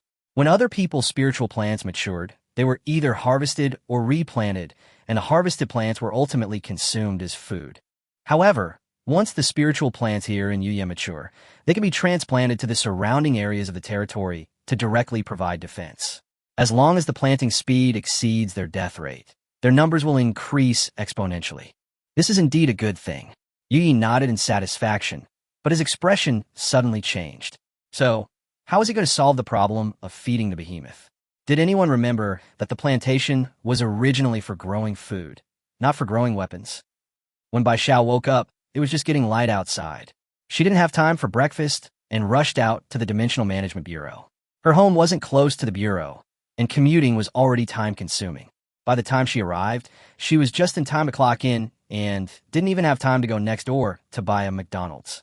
Michael is a culinary plant that, when ground in a powder and mixed with hot water, becomes a fragrant and filling drink. It has a mild flavor, but is almost universally flattering, pairing well with juices and iced tea, making it one of Bai Xiao's favorite breakfasts. It's a pity we can't drink it today. Frustrated, she pressed the elevator button for the 13th floor, inwardly cursing herself for trying that sword thorn last night. Otherwise, she wouldn't have been so dizzy that she didn't wake up until almost time for work. But in the elevator, she suddenly froze. Memories of the night before she fainted slowly returned, and she seemed to sense a powerful dimensional will that congratulated her on gaining a passive skill, pain blocking. Bai Xiao never considered herself a genius. She wasn't too upset after being rated a P-level talent. After all, she had long accepted that she was just an ordinary person and was even prepared to just coast along. Based on the average lifespan of a Klein, she's only 20 years old, with at least 200 years to leisurely drift along. But now things are different. This nobody actually masters skill. Does that mean what was said in the livestream chat was true? Perhaps the Thorn Sword really can help people master skills. Realizing the importance of this matter, Bai Xiao instantly forgot about the strawberry-flavored Michael. As soon as the elevator reached the 13th floor, she ran all the way to her supervisor Mike's office. It was Mike, not Michael. Although the name sounded similar to her favorite drink, Bai Xiao didn't have any special feeling for this supervisor. They were just ordinary superiors and subordinates. After hearing her report, Mike's expression immediately turned serious. If what happened in the Yi Binyi livestream was true, it would definitely be a great thing for humanity. What does consistently acquiring skills mean? Mike, also a P-class citizen, couldn't quite explain it, but he knew it was explosive news. He paced back and forth in his office, pondered for a moment, and then said, "Keep an eye on this. Yi Bin, live stream today, and try to add traffic packages for him. It would be best if he could break out of the bottom traffic pool, but it's okay if he can't." He then made up his mind. The evidence from Bai Xiao and the few scattered comments in the live stream wasn't enough. He planned to contact Professor Drake of the Druid School at Klein University and ask him to personally authenticate the evidence. As long as the professor can provide a certificate, it will be difficult for this Yi Binyi not to become popular. Bai Xiao's spirits lifted after hearing this. According to the federal live streaming regulations, as the backstage manager and discoverer of Yi Binyi, her interests were already tied to this streamer. How much money she earns and how high she climbs in the future will largely depend on Yu Yebani's performance. Although it still needs to be verified, as someone who has personally acquired the skill, Bai Xiao is already convinced that this matter is definitely not simple. Throughout the Boundless Dimension, there are ways to acquire skills, but most have prerequisites, often requiring one to become an extraordinary being. However, the method Yi discovered allows even ordinary people to quickly acquire skills. Its greatest value lies in its universality. Bai Xiao couldn't help but sigh. This version truly lived up to its name, New Human Observation Record. It had only just begun, and such astonishing discoveries had already emerged. If these otherworldly beings weren't completely ignorant of the Boundless Dimension, who would have the audacity to touch the sword thorns and acquire skills through near self-harm? It's easy to imagine that they will bring even more new discoveries, perhaps even disrupting the existing human order and influencing the situation on the front lines of the endless war. Leaving the supervisor's office, Bai Xiao returned to her workstation. Sure enough, the once tidy desk and floor were now a mess of fruit peels and snack bags. At her workstation, Gao Li, heavily made up, was lying back in her chair asleep, drool dripping from the corner of her lipstick-covered mouth, accompanied by soft snoring. On the split screen of her personal terminal, the live stream had long since ended, leaving only a black screen, but Gao Li hadn't logged out. Clearly, she hadn't been paying attention to the live stream at all, and didn't even know when it had ended. Bai Xiao frowned and woke her up. Gao Li looked around groggily and asked, "Huh?" Shift changed. The next second, she suddenly woke up, wiped her drool, and hurriedly left in her high heels, making no attempt to clean up the trash. Bai Xiao looked at the mess on the floor, her forehead veins throbbing, but she could only grit her teeth and clean up. Gao Li and she were both P-level talents, yet Gao Li dared to slack off like this without getting caught. There must be some connections behind her. The person who could turn a blind eye to this was naturally her supervisor, Mike. Bai Xiao secretly vowed that if Gao Li did this again, she would definitely ask to be transferred to a different workstation. But she also knew that she had made this vow many times before, but had never actually done it. After a brief moment of frustration, she quickly composed herself, turned on her personal terminal, and switched back to her account. She waved her hand across the photonic screen, and the split screen for Yi Binyi immediately switched to the main screen. At this point, the live stream was still black. Before the streamer signed a contract, such public live streams required manual authorization from backend staff. This was one of the few powers she had in her position. Bai Xiao knew very well that whether she, this little fish, could rise to prominence depended on how popular Yi Binyi's live stream would become. After all, there was a genuine dragon in that live stream. With that in mind, she clicked the Start Live Stream command. The next moment, the black screen lit up. A handsome male streamer, whose face had been swapped, appeared on the screen, holding a baby dragon and swaying it around. As soon as Bai Xiao completed the authorization, the number of viewers in the live stream jumped to 10 in an instant. This lightning-fast entry caught her eye. It meant that these 10 people had either been keeping an eye on Yu Yibiny's live stream announcement, or they had followed him and happened to be online, clicking in on the quick connection. Either way, it proves that this live stream is indeed attractive. More importantly, the number of online viewers is still rising rapidly.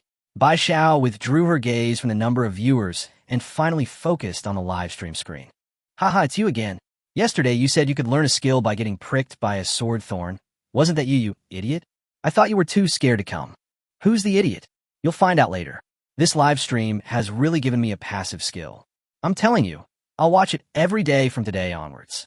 As soon as Bai Xiao entered the live stream, she saw that yesterday's grudge match was still going on, and the chat was already arguing again. She had personally tried pricking her finger with the sword thorn, so she knew that the effectiveness theory wasn't nonsense. But as a back-end administrator of the live stream, she couldn't personally get involved and stir things up. She could only observe quietly. Fortunately, the argument didn't last long. Those who believed would naturally try it, while those who didn't would only remain stubborn, even with the results presented. Soon, the other spectators couldn't stand it anymore. Is this ever going to end? Still arguing about yesterday's little incident. I want to see what the streamer is doing today. Don't pollute the live stream environment. Isn't anyone curious about what Yu Yibiny's territory looks like? After similar comments appeared, the arguing people gradually quieted down, and their attention finally turned back to the live stream content. At this moment, a user with the ID, Bullet Screen King, suddenly started a lengthy analysis. The number of viewers in the live stream was still rising, but there weren't too many viewers, so everyone tacitly watched him spam the chat.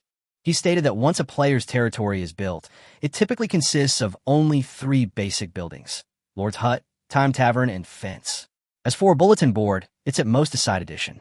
Like the otherworldly beings on Earth who have just started playing, they're usually focused on grinding farms. After all, farms are essential for survival, and as the population of their territory increases, food will become even more crucial. Lately, when people watch live streams, they often see Earth players either planting vegetables and spiritual plants in their fields, or warriors hunting wild boars and monsters outside. Druids, for example, have a clear advantage in the early game. They can use nature spells to accelerate plant growth, enabling them to be self-sufficient and also trade with other territories for income. Bullet Screen King is actually just a fan of the extraordinary with very poor talent, only around F rank. He doesn't dare to join the Pioneer Legion's desperate efforts and can only gather strategy information from the internet. But to most of the P-level citizens in the live stream who were unfamiliar with the extraordinary territory, he already seemed like an expert. He continued, "That's just a standard start. An unconventional start depends on individual awakened talents. Some godlike talents can indeed create amazing plays, but for the vast majority of people, eating always comes first." Therefore, he deduced that this streamer named Yu Yibinyi most likely also started from Plant Farm. Just as he finished speaking, the live stream camera switched to Yu Ye's perspective. In the video, Yu Yi was crouching in a corner, and judging from the surrounding buildings, he was indeed near a plant farm. The king of comments immediately flooded the chat. "See? I told you. It was a normal start." The live stream was instantly filled with praise. 666, even a newbie like me understood. Is the comment king going to write a book? Update it quickly. I can't sleep at night. Seeing that his judgment was correct, King of Comments got a little cocky and added, "It seems that apart from having good luck at the start and having a talent that can summon a small dragon, the streamer is nothing special." These words immediately drew criticism from the audience. Listen to this. Is this even human language? I also want this kind of not special. Let me see my talent. Oh, it's nothing, never mind. Amidst the lively chatter, Yu Yi finally moved. He crouched on the ground in a rather unseemly posture, holding the little dragon cub, and shuffled inwards.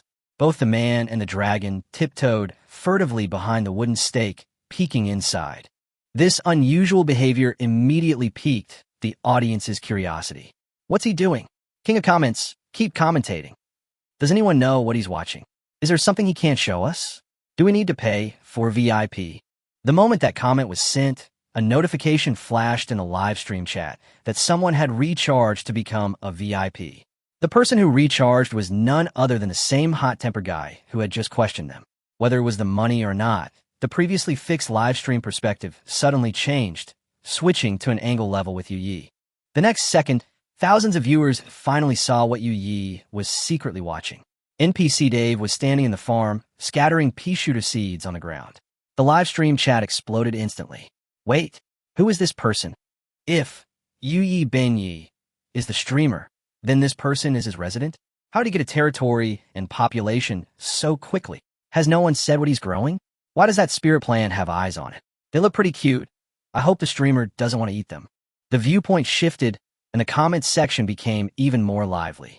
Viewers who had been lurking started to show their faces, because the things that appeared in Yu Ye's territory were clearly different from those of otherworldly beings and pioneer legions. Many people started tagging Donmu King, hoping this seemingly knowledgeable expert could explain what the streamer was up to. But at that moment, Donmu King only had 3 questions in his mind. Who am I? Where am I? What am I doing? He was dumbfounded. He wasn't some real big shot at all. The so-called pioneering strategies could be found on any superhuman forum. He was just a level F superhuman who had brought his information to the live stream to show off. So why was everyone suddenly asking him questions? However, it does feel good to be the center of attention. The king of comments, in front of the screen, stroked his chin, pondered for a moment, and then typed rapidly. Understand, this player from another world must possess god-level talent. His talent must be summoning creatures to help with territory development. Yes, that must be it. In front of the computer screen, Bullet Screen King became more and more excited as he thought about it, his fingers flying across the keyboard. He felt that he had finally grasped the truth. Otherwise, there was no way to explain how Yi Benyi had recruited people at the beginning. He immediately began analyzing the situation in the live stream. The fact that the streamer had a baby dragon at the beginning could perhaps be considered a coincidence, such as finding a baby earth dragon in the same world as the one he was born into, and the parents just happened to be missing.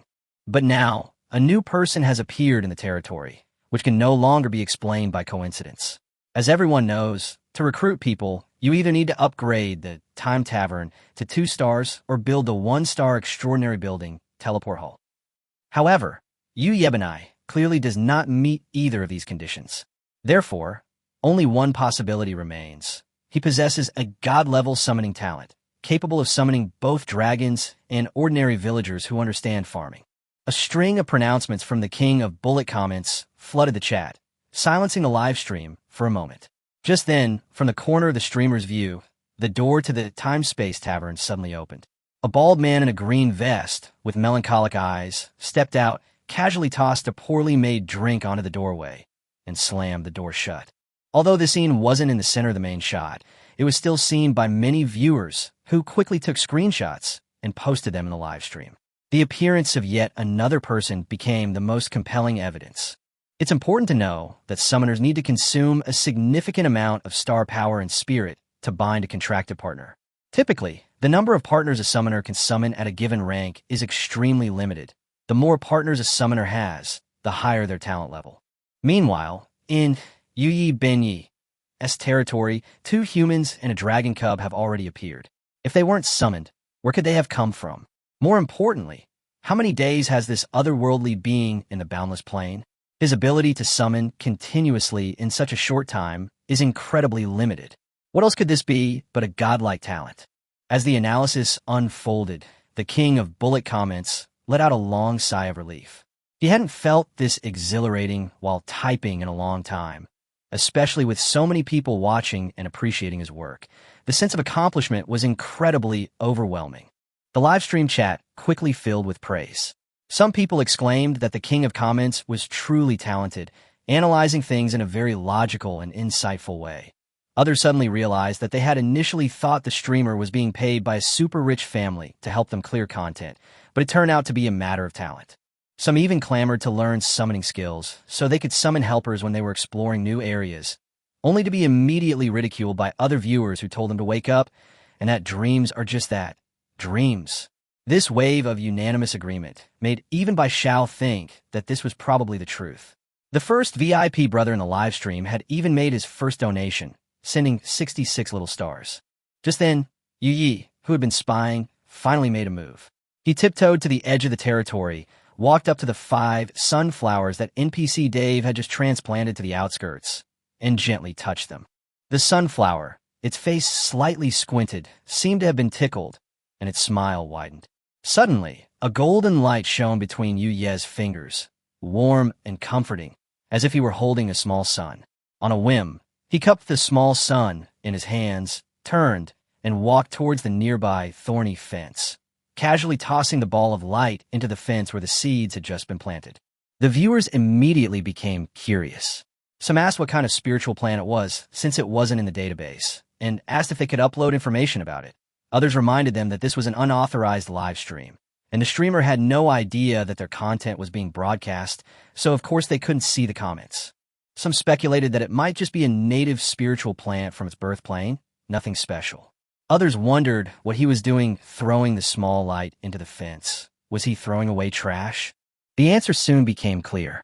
The sword thorns, which had only been planted recently and had not yet fully grown, sprouted and took root at an astonishing speed, then spread out a large number of tiny sword-shaped leaves, densely distributed around the fence, and in the blink of an eye, formed a sturdy yet dangerous wall. Seeing this, King of Bullet comments, his eyes lit up, and inspiration struck again. He immediately typed a reminder to everyone, asking if they remembered Yu Yi Benyi's act of collecting sword thorn seeds yesterday. At the time, almost everyone in the live stream thought the streamer was being foolish, believing that the sword thorn plant was completely useless. But now, looking at the fence covered in sword thorns, haven't they all been proven wrong? What others see as worthless becomes a true treasure in the hands of the streamer. Light energy, sword thorn seeds, and fences, 3 different things combined, form a unique and extraordinary structure. Bullet Screen King directly named it Sword Thorn Fence. The defensive capabilities of this structure far surpass those of ordinary fences. Even the wild boars, the territory killers that are a major headache for crafting players in the early game, can't withstand the pain of being pierced by the sword thorns. Therefore, with this fence in place, wild boars will naturally avoid the area, and the risk of their territory being damaged can be greatly reduced.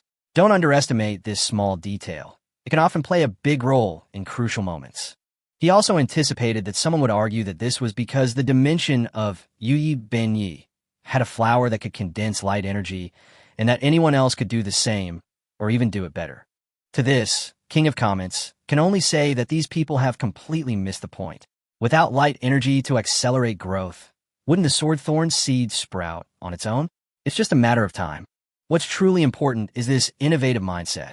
The ability to combine seemingly insignificant resources into practical defenses is what's most worthy of emulation and learning. Moreover, in his view, this extraordinary architecture should be widely adopted. Bob's special of the day, Tears of Amber. Ding. Tears of Amber is now available in all planes of the 5 nearby time-space nodes, and 798 customers have already placed bids. Based on the highest bidder's offer, transaction successful. You have received 1,358,000 universal gold coins. Yu Yi was stunned. How much is this? Looking at the system notification, he finally realized that the amber tears produced by his tavern were far more valuable than he had imagined. He checked his balance in the Dawn system again. It had increased to 1,358,500 gold coins. The extra 500 coins were the startup capital for the human supernatural territory given to him by the Pioneer Legion. These gold coins could be used in the system shop to purchase spirit plant seeds, spirit beast cubs, skill scrolls, and even supernatural buildings packaged with modular technology. Yu had previously tried searching for grade A talent fruits and earth dragon cubs, but found no results. It wasn't that the Alliance didn't have them, but rather that his access level was too low to allow access to such high-value items. Access to the Dawn system shop is extremely important. The higher the access level, the more valuable the items you can buy.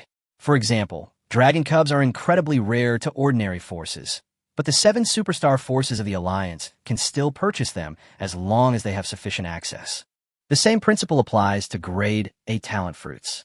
If the entire Alliance's resources were utilized, it wouldn't be impossible to gather an orchard of grade S talent fruits, let alone grade A ones. This is the true foundation of a major power. To increase your privileges, you must acquire merit points. There are three main ways to do this. First, by spending money. By engaging in charity and making donations to help impoverished planes under the Alliance's jurisdiction escape poverty, you can gain a large amount of merit points. Second, scientific research.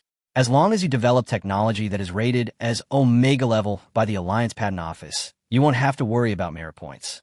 Omega technology refers to key technologies that can drive the overall strength of the Alliance throughout the entire explored plane. Third, battle merits. This is also the most common route for the Pioneer Legion. Battle merits can be earned by resisting enemy factions, killing enemy troops, discovering new species, researching new resources, civilizing native humans, spreading civilization, and even increasing the prosperity of the territory. Unfortunately, Yi currently has almost nothing.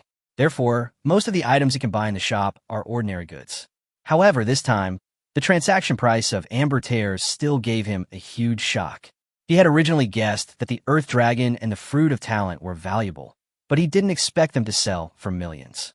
This money came so suddenly, it was like winning the lottery on Earth in his past life. Wait, Yi thought again, amber tears are available every day, so isn't that like having a daily lottery draw? Thinking this, he was overjoyed. With a huge sum of money in hand, Yi immediately opened the online store and began a massive purchase of the most needed supplies. Tier 1 Spirit Valley Seed, 50 silver coins/unit. Tier 1 Spirit Rice, 10 gold coins/unit. These prices are ridiculously cheap for him now. While others are still painstakingly clearing land and planting crops, he can already directly buy mature spirit rice. After the farm's anomaly, he was worried about the food supply, but now that 1,000,000 gold coins have arrived, the food problem is instantly solved. Of course, the saying, "eat one bag and throw away another," is just an exaggeration.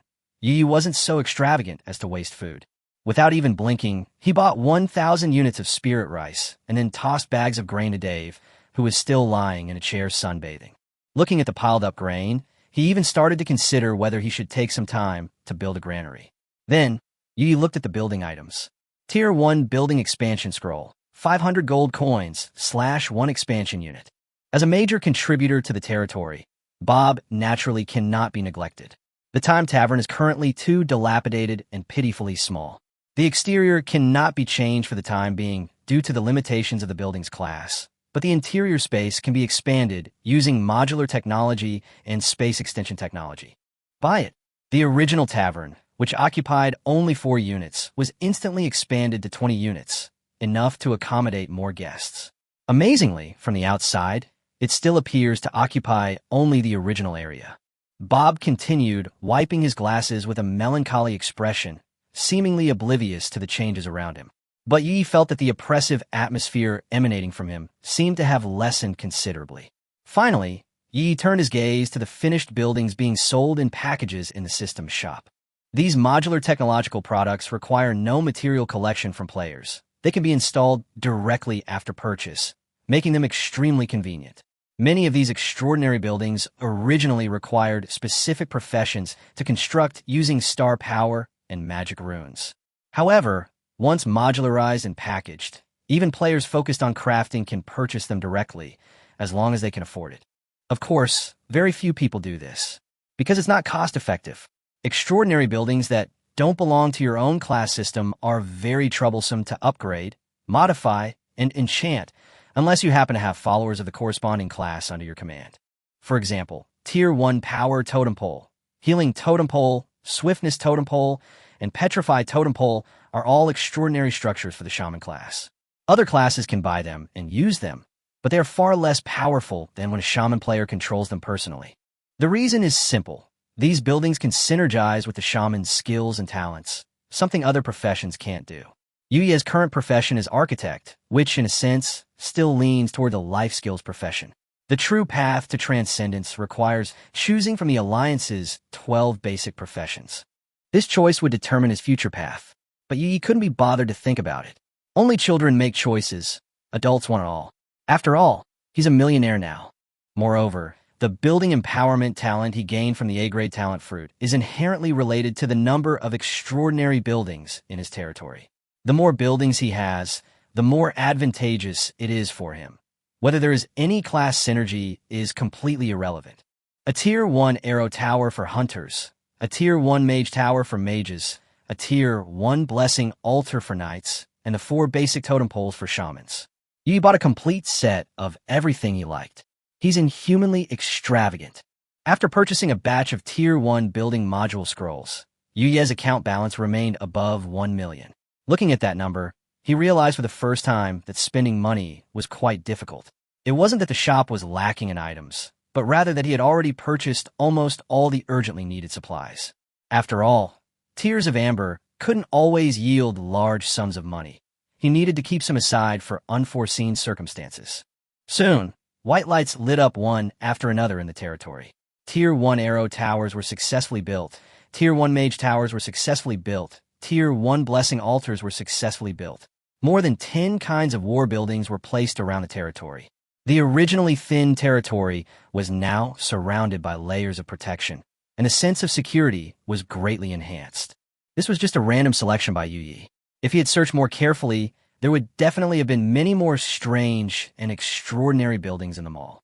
However, at this moment, what he valued most was not these defensive facilities, but a Tier 1 general-purpose building that cost him a full 100,000 star coins, the teleportation hall. The price is indeed high, mainly because it's a finished product made using modular technology. If a crafting-focused player were to slowly collect materials and synthesize it, the cost would naturally be much lower. However, Yi has no shortage of money right now and is too lazy to collect materials little by little, so he simply buys the finished product directly. The Teleportation Hall is an essential supernatural building that almost every Lord of the Pioneer Legion must construct. It occupies 15 building tiles and is currently the largest building in the Yuya territory. With it, the territory truly possesses the capacity to receive slaves, people, adventurers, and travelers on a large scale. Otherwise, the limited space of the Time-Space Tavern simply cannot transport a large number of people. Now all that's missing are people. Yu Yi quickly entered the Time-Space Tavern and posted offers on several nearby Time-Space nodes to buy 100 Tier 1 human slaves. As soon as the message was posted, people started responding. In the end, Yu Yi bought 100 Tier 1 human slaves at a price of 150 gold coins each. To enhance the security of his territory, he purchased 5 additional Tier 2 human slaves at a price of 5,000 gold coins each. Not all those bidding were human lords. The Endless Plains are home to numerous races, and creations similar to the Dawn system are not unique to humans. However, those races possessing such systems are undoubtedly among the top races in the Endless Plains. This was Ye's first time completing a transaction with an alien race, and he felt no psychological burden. The extraordinary territories would inevitably come into contact with these things in the future. It was just a matter of time. On the other side, a sharp whip flashed through the air, striking Mu Zhong's arm and leaving a dark red welt. Mu Zhong, with his long, unkempt hair disheveled, shirtless, and with bloodshot eyes, stood motionless as the whip struck him, seemingly rooted to the spot, refusing to budge an inch. Standing before him was a 2.5-meter tall boar man. It had a fat head and large ears, drool dripping from the corners of its mouth, wore a strange leather skirt, and had a necklace of beast teeth around its neck. At this moment, the boar men were driving Mu Zhong and a group of scantily clad humans toward the Crimson Altar, whipping them like livestock. Mu Zhong had seen this scene far too many times. They were about to be sold as slaves to a new plane, to be enslaved by another unknown lord. Mu Zhong came from an indigenous plane called Tianquan. After the orcs conquered it, a large number of humans became spoils of war and were distributed among different orc lords. He also became one of them as a slave. His former master was Kuda, a greedy and lazy boarman lord. After squandering the wealth inherited from his ancestors, his territory became unsustainable, forcing him to sell slaves to alleviate the pressure. This time, it was Mu Zhong and his group's turn. As one of the few second-tier beings among these slaves, Mu Zhong knew very well that reselling slaves was a gamble with their lives. Although the boarmen were brutal, they usually wouldn't eat people unless they were starving. But if sold to races like the insectoids or fungi, spiritual creature slaves were often only used as fodder. Each resale was like opening an unknown box. With good luck, one might survive. With bad luck, the slave's life ended there. Mu Zhong never considered escaping. The slave soul bore the mark of the beast god. Under the laws of the plane's will, he was utterly powerless to disobey the boarman lord's orders. Even if the beast god mark disappears after being sold, the new owner will immediately brand them with a new contract mark. He remained silent for a long time, watching the figures disappear into the altar, and finally took a step, walking step by step into the depths of the crimson light. A burst of light exploded before his eyes. Mu Zhong felt his soul suddenly lighten, and a wild boar totem flashed through his consciousness before turning to ashes. Immediately afterward, a new contract mark appeared, imprinted on his forehead. This feeling human, the one who bought this batch of slaves, was actually a human lord. Mu Zhong walked through the crimson light and stepped out of the narrow doorway, where he found himself in a spacious hall. More than 100 slaves were crammed into the 15-unit hall, the pungent stench making one want to cover their nose. Outside the hall, Bob was diligently washing wooden goblets at the tavern entrance. A slightly bolder slave tried to approach him, but Bob rejected him and threw him out. Warm sunlight streamed through the open doors of the teleportation hall, falling upon the filthy slaves. Outside, a lush, green world stretched out before them. Mu Zhong, dazed, walked through the crowd, gazing at the scenery. He couldn't remember the last time he had seen such greenery. In Kuda's territory, these slaves lived year-round in dark, sunless mines, subsisting on only half a moldy, rancid loaf of black bread each day. When the slaves discovered that Bob, who was washing cups outside the tavern, was actually human like them, many of them burst into tears of joy and embraced each other. Even if the future human rulers aren't necessarily benevolent, at least they won't have to face that drooling, pig-faced man every day. Mu Zhong closed his eyes and took deep breaths of the air in this new dimension. Dense stellar energy gathered in midair and slowly flowed into his body. His long parched meridians, like a dying fish suddenly encountering sweet rain, came back to life. As a second-tier warrior, he had not felt such peaceful and abundant stellar energy for far too long. In plains occupied by orcs, totems and altars are often erected.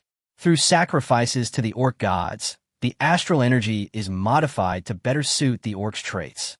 That astral energy is wild and untamed.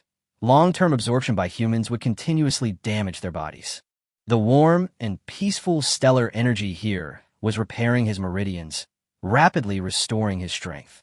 For other second-tier slaves reacted similarly. Stellar energy surged into the three men and one woman like a whale swallowing its prey, their auras gradually growing stronger.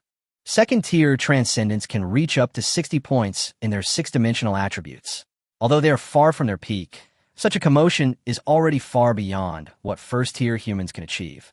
After a while, Mu Zhong reluctantly ended the star power circulation, because a commotion came from outside. The lord of this territory had appeared. Yi stepped out of the hut and saw a group of men walking out of the tavern.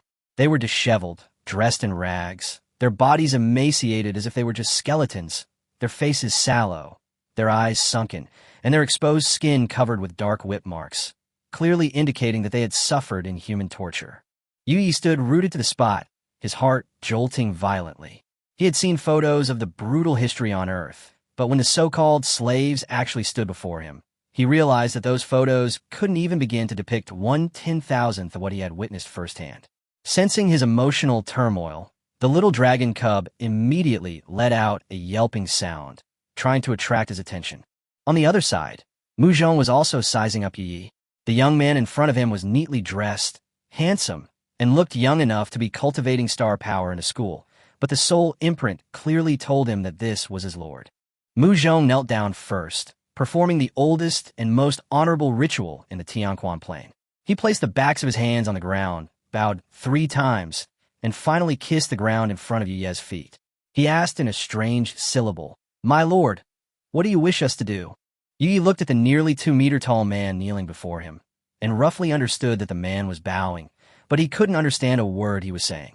He frowned, summoned a virtual panel, opened the Dawn shop, and quickly found an item. Item name: Language Proficiency, Skill Scroll, Item Type, Scroll, Item Description. After learning this skill, you will gain Language Proficiency LV.1, which helps the user quickly master simple languages. It can also consume a large amount of star power to allow other intelligent beings to understand simple languages. Each time it is granted to another person, it consumes 500 star power points. Item price: 10,000 gold coins. Without hesitation, Yi bought 2 scrolls. He kept one for himself and gave the other to Muzhong. After learning the skill, he finally understood that these people were speaking Tianquan language, a human language from a small plane that was not in the Dawn System's language library. After mastering this complex, multi-syllabic language, Yu Yi quickly made a decision. These slaves must learn Chinese. How could his subjects not speak Chinese? This was also why he bought the 2 scrolls. After Mu Zhong learned to speak the language, he would then personally guide these Tianquan people through language enlightenment. Seeing the boy toying with the scroll and casually tearing it open, Mu Chong instinctively raised his arms to defend himself. But the shattered scroll didn't harm him. Instead, it transformed into a milky white light that enveloped his entire body. A flood of knowledge rushed into his mind, and the language the Lord spoke suddenly corresponded to unfamiliar yet mysterious square characters. Even more miraculously, the obscure and difficult-to-understand dialects of the Tianquan plain became clear and fluent in his memory. He could even understand the grunts and groans that the Boer people usually made. Mu Zhong was so shocked that he couldn't speak. After a moment, he opened his mouth with difficulty and tried to utter the language he was hearing for the first time. "Thank you, Master." This language had very few syllables, but its meaning was extremely profound. A few words could express what would take a long string of words in the Tianquan language to explain. Yu Yi nodded and immediately ordered, "First, educate these people in terms of language, then arrange for them to take a bath in batches. There's a river outside the territory." He then added, "Although you are my slaves now, you don't need to call me master, just call me Lord. As long as you follow orders and strive to complete tasks, one day I will release you from your slave contracts." Mu Zhong was initially confused after hearing such a long speech. However, once he fully understood its meaning, his expression instantly became excited. He prostrated himself again, performing the highest form of etiquette in the Tianquan plain, and then said in much more fluent Chinese, "Thank you for your gift, Lord." Yu Yi nodded and didn't interfere further. Mu Zhong was, after all, a second-tier warrior. Managing this group shouldn't be a problem. Then, Yu Yi opened the group chat interface. At this point, the operation by Mountain Farmer to eliminate the goblins was nearing its end. To ensure the goblins were completely eradicated, Mountain Farmer recruited 4 combat class players at once and held a brief meeting at the Time-Space Tavern. This was the first time the players in the group had met in person, naturally causing quite a stir. While Yi watched the lively chat in the group, Bai Xiao on the other side was staring at the ever-increasing popularity of the live stream, grinning from ear to ear. She never expected that she would be so lucky to have stumbled upon such a treasure. Initially, the live stream was discussing whether Yi Ben Yi truly possessed a god-tier summoning talent. However, the scene shifted, and viewers saw the streamer unfolding module packs on an empty plot of land, casually placing Tier 1 buildings of different extraordinary classes around them. The buildings were utterly aesthetically unappealing, arranged haphazardly, nearly driving a group of obsessive-compulsive viewers crazy. But that wasn't the point. What truly baffled the viewers was how this streamer managed to have so many gold coins and buy so many modular buildings. It was as if the Dawn system had secretly given him a backdoor. Viewers in the live stream couldn't see Yu Ye's system interface, as that was considered highly private. As for the $1 million wine, no one knew anything about it yet. All they could see was the streamer, who had been secretly watching from the sidelines, suddenly turning around and pulling out a series of expensive items. This caused an uproar in the live stream.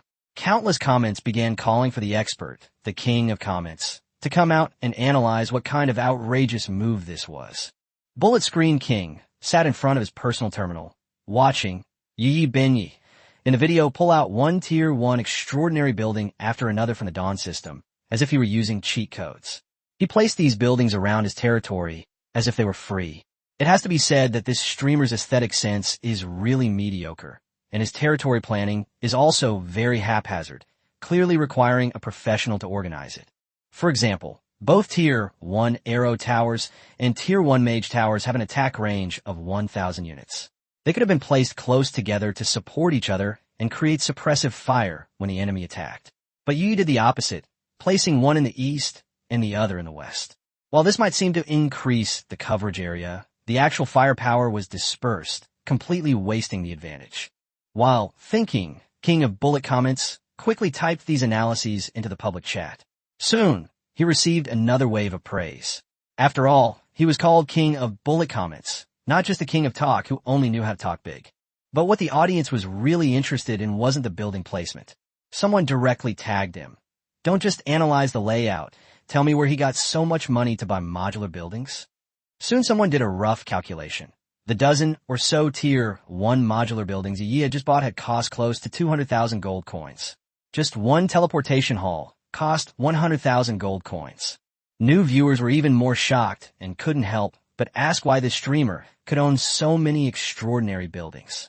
Was it really just because he was handsome? Someone in a live stream immediately joked that even AI face swapping couldn't compare to 1/10,000th of Yi Ji's beauty.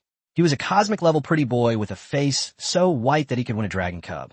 Some suspected it might be a bug, such as a wealthy person in the Klein dimension accidentally transferring money to Yi's account instead. Surprisingly, this explanation seemed plausible to many. After all, online money laundering is not uncommon, and with large sums of money flowing between accounts, errors are not impossible. Otherwise, it's hard to explain why other visitors from other worlds only have 500 gold coins as initial capital, while Yi can casually squander 200,000 gold coins. Even Bai Xiao, who has been watching the backstage, feels that this guess is somewhat correct. To her surprise, less than 30 seconds after the message appeared on the public screen, she received several reports and complaints simultaneously. Clearly, someone, driven by jealousy or malicious intent, had used the reporting function overnight. But these people were destined to fail. The Dawn system gave only one response. All of this user's transactions were normal, and the situation described in the report does not exist. If anyone refused to believe it and continued to report it repeatedly, they might even be banned from the system for harassing it or making malicious reports. Soon, someone posted a screenshot of the report results in a live stream, and the doubts vanished instantly. After all, the Dawn system is a creation of the supreme intelligence of the human alliance. If it determines the funds are normal, then they are normal. No one would be foolish enough to question whether the system made a mistake. But then the question arises again. Where did Yi's extraordinary amount of capital come from? Thousands of viewers in a live stream placed their hopes on King of Comments. After several rounds of analysis, he had already gained some fame in the live stream. Veteran viewers called him Big Boss, and new viewers were willing to listen to his commentary. Bullet Screen King. This was the first time he had felt this kind of pressure, like being urged to update. But he was just an ordinary viewer. How could he know what kind of magic Yi had used to make so much money out of thin air? He could only rack his brains, wondering what channels a newly established extraordinary territory and a casual player could have to earn such a large sum of money. The first option is production materials. This can be ruled out first. Mature territories can indeed make money from output, but Yi's territory has only been open for a few days, let alone making a profit. Now is the time when investment is most needed. The second option is scientific research achievements. This seems possible. Discovering new species or resources can indeed lead to substantial rewards. However, these rewards have evaluation cycles and are linked to scientific research. It's not just about discovering things. It's also about figuring out their formation, practical uses, and whether they can be domesticated and harvested. These are the truly valuable aspects. However, Yi's crude, new territory clearly lacks the necessary research conditions. Therefore, this option can also be ruled out. After considering all the possibilities, only one answer seemed to remain. The King of Comments, his eyes lit up, and his chubby little hands immediately began typing rapidly on the virtual computer. Family. I've thought of the only possibility. This money was earned by Yi Ben Yi through his talent. He continued to analyze. Yi possesses a god-level summoning talent and has already summoned a dragon and 2 followers. But who says summoners can only summon creatures and not items and resources?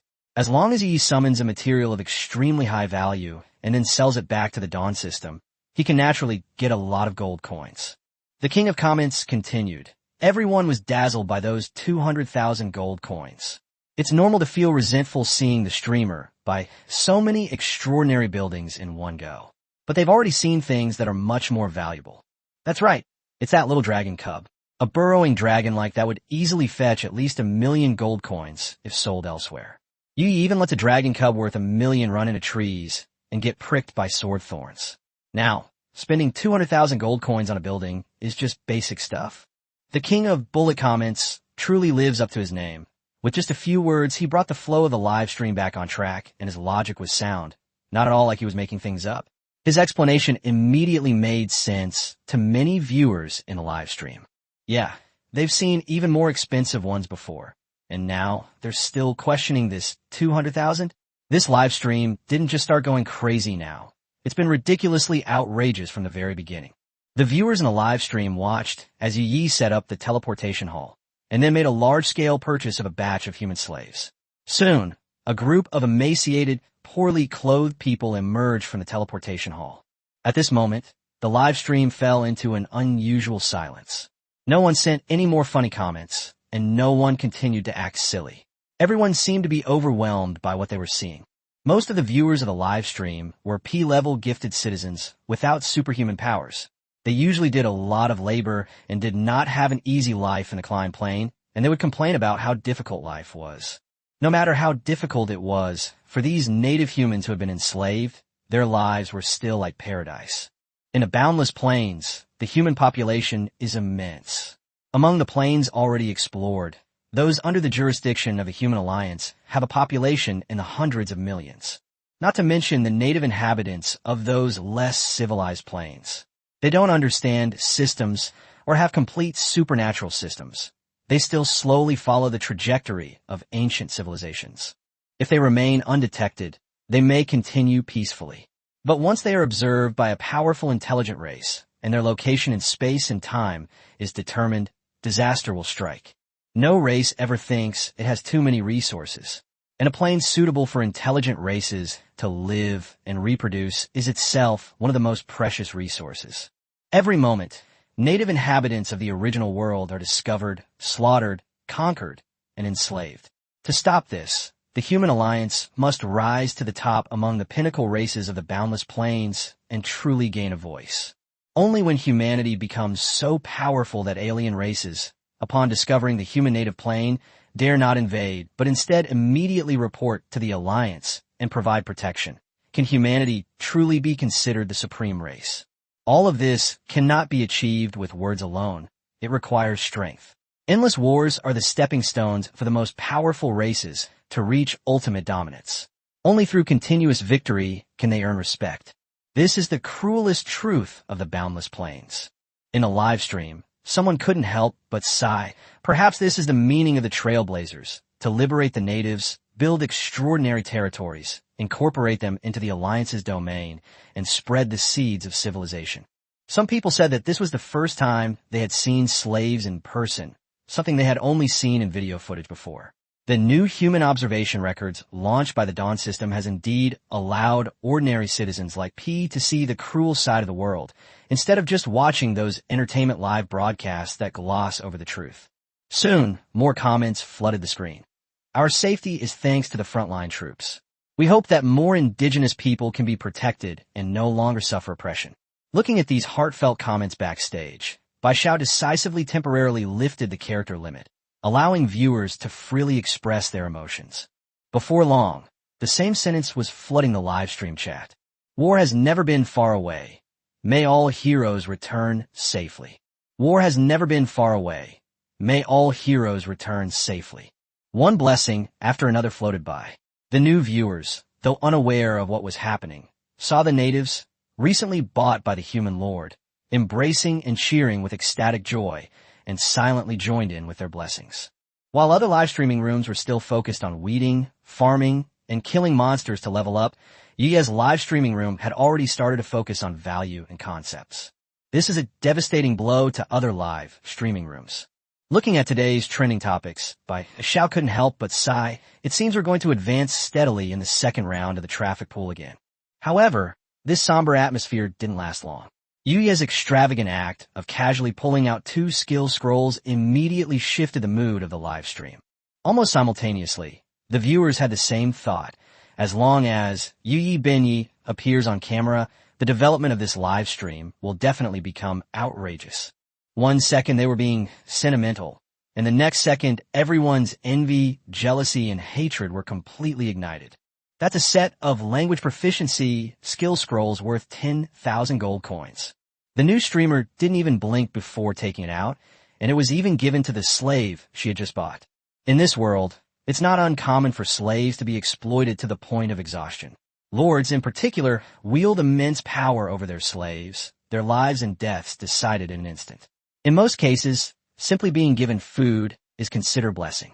Even in a civilized and advanced federation, slaves were only provided with the most basic guarantees, such as being able to eat 3 meals a day and having basic personal safety. In the eyes of many alliance members, buying back slaves from foreign races was already an immense blessing. However, Yi took out a skill scroll worth 10,000 gold coins and gave it directly to the slave. This illogical behavior instantly caused a huge uproar in the live broadcast room. Damn, do they really not value money? Wouldn't it be better to keep 10,000 gold coins to buy skill scrolls for themselves? Why give them to slaves? So what if they're rich? They've already spent the money to buy so many slaves. What's a little more? I'm so envious. Even slaves have 10,000 gold scrolls to use, while my salary is less than 3,000 gold. Raise your hand if your salary is less than 3,000 gold coins. That's so true. Does the streamer need another dog? A single dog, hardworking and conscientious. A monthly salary of 5,000 is fine. Soon, the comment section was filled with complaints about salaries. These P-class citizens are no match for the Pioneer Legion. After all, the extraordinary beings expand territory, protect the Alliance, and also bear huge risks. But now, they are not even as good as the slaves they just bought in Yuya territory. This world is indeed too cruel. Chapter 22. Is there a hidden big shot in the group? After today's live stream time was reached, the live stream was shut down, and viewers gradually left.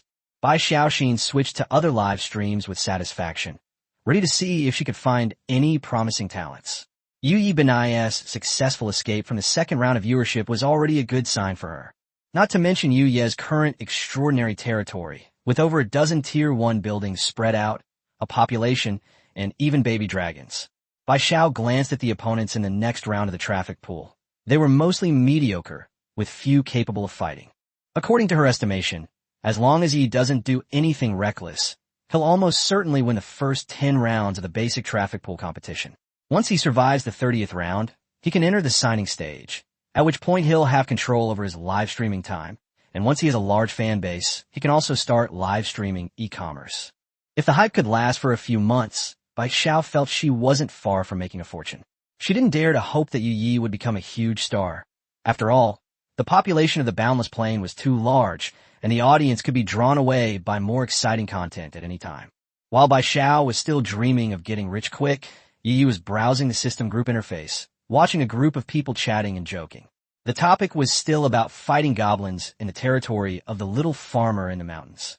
I am the queen. I'm still swooning over the handsome young man in the mountains. When I'm killing goblins, all I can think about is his face, and I'm killing them even harder. After a moment of silence, the farmer from the mountains replied with only one sentence. Brother, please have some self-respect. Immediately, some people in the group complained about how terrible Nantong was, while others made sarcastic remarks, saying that yesterday they were praising talent, today they're praising looks, and who knows what they'll be praising tomorrow. Seeing that another argument was about to break out, everyone skillfully steered the topic back on track. Human hair loss research ape exclaimed, Yamano is indeed a workaholic. Yesterday, I thought he only built 1 farm, but I didn't expect him to build 3. These words shocked many in the group, especially those born in the mineral world, Qingguan Nangua, who exclaimed that he was inhuman. In his world, trees were scarce, the metal concentration was high, and even edible plants were a challenge for the teeth. Everyone was curious about how Shan Yi had hired people to help, and how much he had paid. Shan Yi Xiao, Nong Shi, didn't hide anything, saying that he only spent 15 units of spirit rice to have people clear out dozens of goblins and also sweep away the monsters and beasts within a few kilometers of the surrounding area. The combatants who were helping also chimed in the group, saying it was a win-win situation, since combatants are meant to fight anyway. More importantly, the expert spirit rice was indeed delicious. A small bowl after a battle was quite filling. Another person chimed in, saying that the 3 farms in the mountains were completely planted with spirit grains, which were almost ripe. He was a real big shot. He added that if he ever couldn't find food, he should just stay at his house. Some people then realized that the farm, which was just built yesterday, could produce crops today. The little farmer from the mountains explained that he was actually a druid warrior, but he wasn't very interested in combat. His talent, natural growth, could catalyze plant growth, and he tried it out today with pretty good results. The group chat instantly erupted with 666, a Chinese internet slang for awesome. Everyone felt that with such a farming expert in the group, their food and clothing problems were probably solved. Qingguan Nangua was especially excited, since it was difficult to even get a decent meal in his area. Upon seeing this, Yi had an idea. His territory now had a large population, and his farm had been taken by Dave to grow sunflowers, so he was short of food. Although he could buy large quantities of spirit rice from the Dawn System shop, Bob's daily special concoction couldn't be exchanged for cash every day, so he had to keep that money as a reserve. Moreover, items in the system shop already had a premium, and many goods were bought from lords and then resold at a higher price. For necessities like food, if players can produce it themselves, private trading is obviously more cost-effective. Only large quantities of goods that small territories can't produce are suitable for using the Dawn System. Yi did some calculations. His territory also produced things every day, such as Bob's daily special. However, amber tears were scarce and of high quality, making them something that players couldn't afford right now. He suddenly remembered that the Waiting for Rabbits bulletin board could produce one local wild rabbit every day. It was barely considered production, but it still looked rather meager. After mentally ranting about his crappy building, Yi sent a private message to Mountain Farmer to discuss buying spirit rice. Ikuya Hano, do you have any intention of selling spirit rice? After the message was sent, the other party seemed engrossed in bragging in the group chat and didn't reply for a while. After another while, Mountain Farmer finally replied. He said he was willing and that he could trade with gold coins or even spirit plant seeds, but he didn't know how many Yi wanted. Yi replied decisively, I'll take whatever you offer. The small farmer from the mountains was immediately shocked. He reminded Yi that he had 3 farms, 30 building grids, each grid producing 100 units of spirit rice, totaling 3,000 units. Even if he kept 500 units, he would still have 2,500 units. At the price of 10 gold coins per unit in the store, that's 25,000 gold coins. Of course, he didn't intend to sell it for that much. He rounded it down to 20,000 gold coins for the big spender. Without saying much, Yi directly initiated a transaction request through the time-space Tavern, transferring a full 20,000 gold coins into the intermediary account. On the other side, Lin Min was sitting at the wooden table in the hut, holding a bowl of fragrant spirit rice, ready to feast. He was stunned when he saw the pop-up trading panel. 20,000 gold coins? Is this really the amount of money a novice lord can earn in just a few days at the start of the game? Lin Min once suspected that the other side was cheating, but the Dawn System was, after all, a supreme creation, and it was impossible for such an outrageous bug to appear. He originally thought he was doing pretty well among casual gamers. As a Chinibu, a person with delusions of grandeur, who was addicted to online games, he always treated his journey across Earth as an open-world online game, which is why he was motivated to chop down trees and grind for progress like crazy. Without any pay-to-win elements, players who want to get ahead either rely on grinding or luck. The hardest working and luckiest players are the 2 biggest advantages in the game. If we rule out cheating, then there's only one possibility left. The hidden big shot in the group on the other end must have saved the human alliance in his past life to be so rich even in the newbie stage. This is the chosen one, a true lucky one. Lin Min's eyes lit up. Why wait to latch on as such a powerful figure? Chapter 23, Private Group. Allocation of Tier 2 Commanders. In order to gain the attention of a future bigwig, Lin Min went to great lengths to curry favor. He said he would just round it down, but in reality, he was taking 5,000 gold coins less than he was entitled to, and his heart was bleeding inside. Fortunately, the price difference between seeds and mature spirit rice in the system shop is not small, so he can still make a profit on this order. More importantly, he had his own reasons for spending so much. Lin Min publicly revealed his talent ability, natural growth, in the group, but didn't say it was a genuine S-rank talent. Only at this level can first-tier spiritual plants be rapidly matured, at the cost of accelerated loss of soil fertility and a long skill cooldown, which only shortens with increased strength. When he first revealed his talent, it was partly out of a desire to show off. But today this, Yi Bin, who almost never speaks in the group, really opened his eyes, instantly giving him 20,000 gold coins. Thinking of this, Lin Min immediately took a screenshot of the transfer record and secretly sent it to a private group of more than a dozen people. The group chat exploded instantly. Some exclaimed that another big shot had appeared. Others drooled over the 20,000 gold, and some even asked if the big shot needed any accessories. Lin Min also took the opportunity to reveal that this big shot had bought all 2,500 units of Tier 1 Spirit Valley that he had generated in a whole day, and for the next 7-day cooldown period, he could just count his money. Soon, analysts began to analyze that someone who could produce so many gold coins at this time either had a natural talent for generating wealth or was born into a plane with indigenous humans who had subordinates to help with production. Judging from his large-scale purchase of spirit rice, the latter possibility seemed more likely. The warriors in the group immediately got excited, thinking that if they could get work from this big shot, they could also make a fortune. At that moment, Qinghua Nangua suddenly remembered this name. He had met Yi Benyi before, and the other party had traded 2 rabbits and a few units of berries for 10 units of ore. The cute thief immediately reminded him to maintain the relationship properly. He doesn't like to talk much in a large group, probably because he prefers to keep a low profile. Everyone should just know this in the small group and not spread it around in the large group. This statement resonated with the small group of people.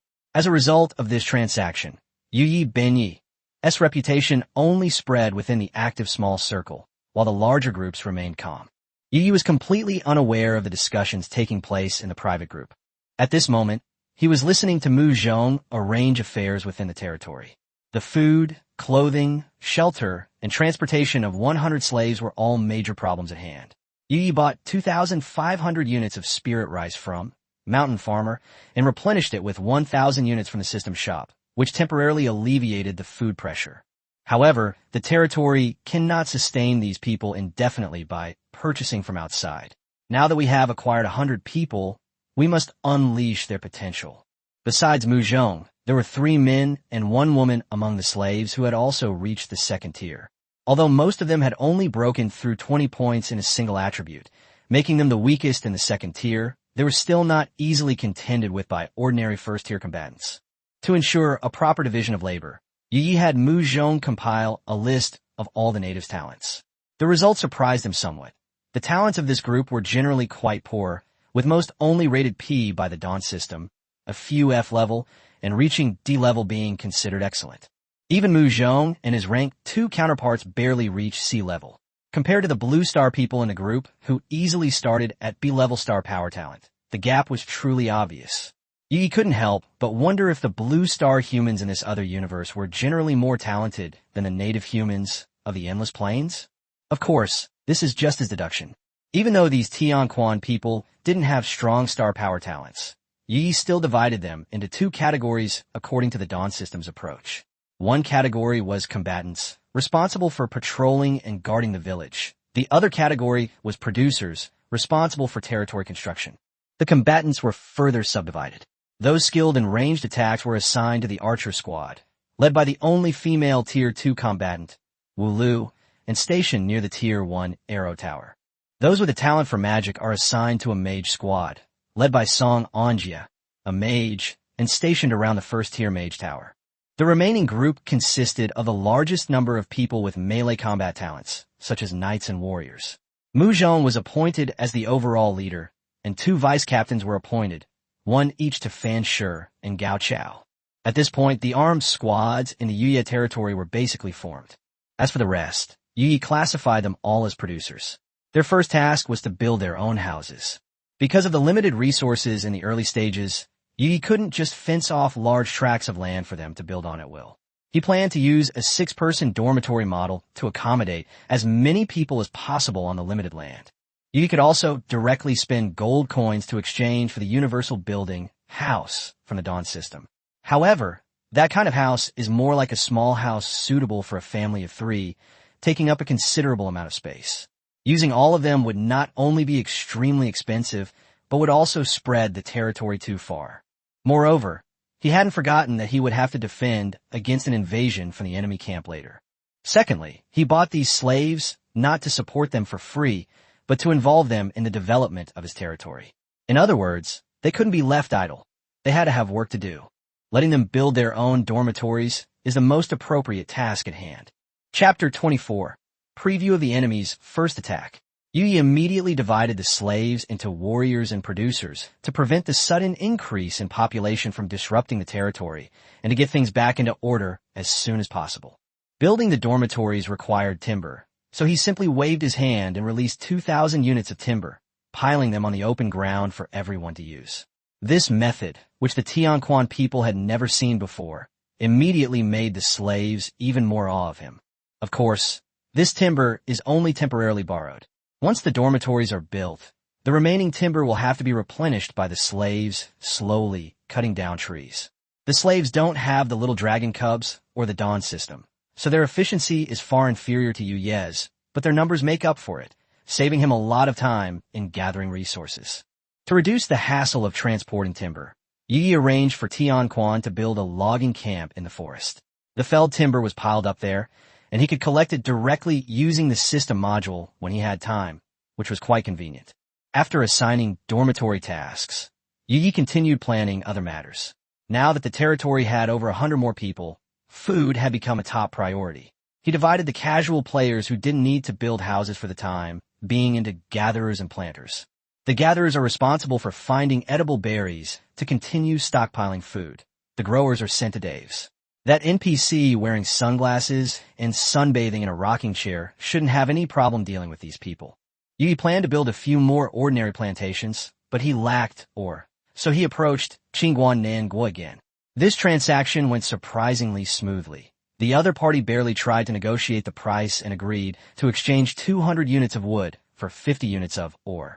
Without much thought, Yi set up 5 more farms side by side behind Dave's original farm, handing them over to growers.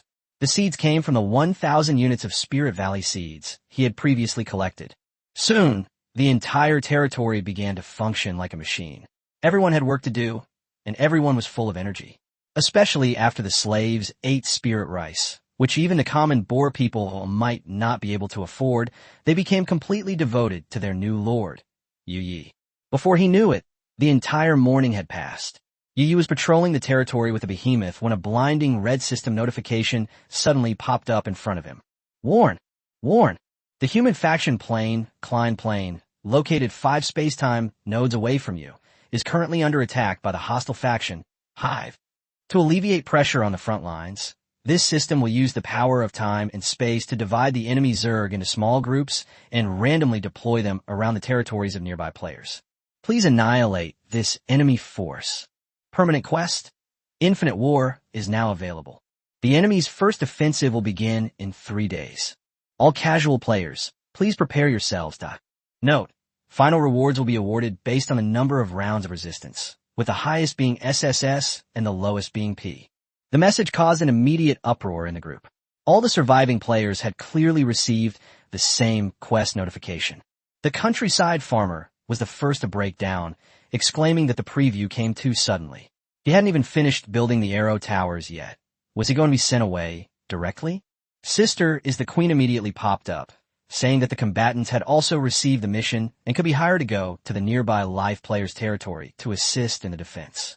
Take Out My Big Treasure is a joke about the country bumpkin, saying that the two have worked together before and are familiar with each other's strength, making it easier for them to cooperate. Immediately afterwards, Qingguan Nanguo frantically pleaded for help in the group, promising that all the warriors who came to his territory to help would be given a free weapon if they could survive this wave. The flower girl isn't a heartbreaker retorted, saying she had nothing but her body and that anyone willing to come should prepare to warm her bed. The group chat is buzzing with activity today. Aside from few, like Yu Yi, who haven't spoken yet, almost all the other casual players and combatants have jumped in. After all, this mission is a matter of life and death. Nobody can afford to sit still. Life-oriented players must defend their own territories, while combat-oriented players who do not have fixed territories or have built any structures must join the life-oriented players' territories to defend them. This is a task issued by the Dawn system to all players and cannot be avoided. The Dawn system has brought convenience to the humans of Earth, and when the Klein plane of the human faction is attacked by the hostile faction, all players have to contribute, which is fair. This mission has revealed the general ratio of casual players to combat players in the group. Excluding those unlucky ones who died in the past few days, it's roughly 1 to 4. In other words, theoretically, each casual player can be assigned 4 combat players to assist in defense. But reality is obviously not so evenly distributed. People tend to seek advantages and avoid disadvantages. For example, the mountain farmer recruited 8 combatants in one go. In addition to the system rewards, he also paid them extra spirit rice as personal compensation. This is not a simple transaction.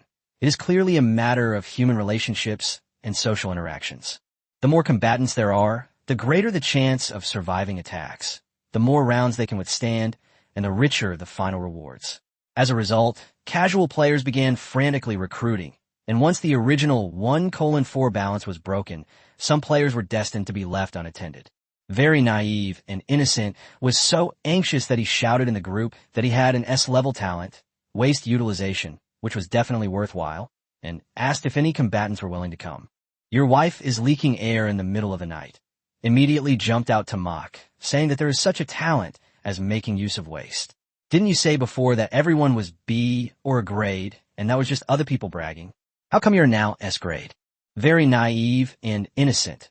Counterattack, saying that this talent name is specifically designed to lure out trash like him. The two quickly resumed their argument. After being persuaded by others, they simultaneously went offline and went into hiding, apparently resuming their battle in private chat. As for whether any combatants were ultimately willing to defend their territory, no one knows. Chapter 25. The first conflict within the group. Wishing you a happy Qingming festival. He repeatedly asked for help in the group, saying that he had just farmed 2 Tier 1 arrow towers and that if 2 warriors came, he would have a chance to defend against the first wave of attacks. He even said that he only wanted the lowest F-rank reward and that he could share the loot with the warriors. But no combatants responded in the group, so he could only break down and say that he just wanted to survive. At this moment, Saint's Aura stepped forward and specifically asked the mountain boss and others if defending the base really required so many people. He believed the enemy forces assigned by the system wouldn't be too outrageous, considering they'd only been developing for a week. They were all Earthlings and all Chinese, so they should help each other out. If too many people died in the first wave, it wouldn't be good for the entire group. The Saint Halo also reminded everyone that missing members in the group will not be automatically replaced, and that each person's environment, resources are different in their own plane. Saving one less person now may mean losing a resource channel in the future. While the Time-Space Tavern allows trading with unknown dimensions, no one can guarantee the goodwill of their trading partners.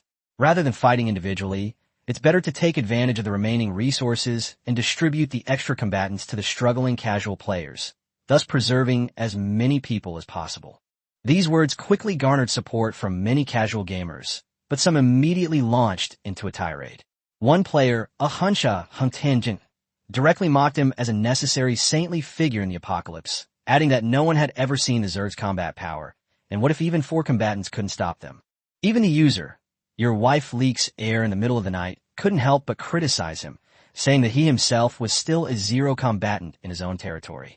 At least the other person was speaking up for someone like him, but he just went and launched a general attack without any regard for the facts. He's just a pure troll. As the debate escalated, the conflict over the allocation of combatants in the group completely erupted. Hundreds of messages quickly flooded the chat, and many previously lurking IDs emerged, bombarding users like Mountain Farmer, who owned multiple combatants. Yui stared into thought as he read Saint's Halo's statement. He didn't entirely agree with the other party's approach, but he acknowledged one thing. They weren't in a life-or-death competitive relationship. To the endless plains, all the Earthlings were truly outsiders. Even on Earth, there are various hierarchical systems of contempt. Imagine how much more prevalent this world is overrun by alien races. Yu Yi, being a fellow Chinese, couldn't bear to watch his teammates die needlessly. Besides, saving others was, in a sense, helping himself. If the number of people in a group decreases and their avatars turn gray, the resources he can trade in the future will also decrease. For example, in the plane where emotional barriers are located, ores are exposed on the surface and can be picked up at will, but Yi has explored for so many days and has not found any mineral resource points. The further they develop, the more resources they will need. Furthermore, having witnessed firsthand the plight of the slaves in the Tianquan Plain, he understands that in this cruel world, weakness itself is a cardinal sin.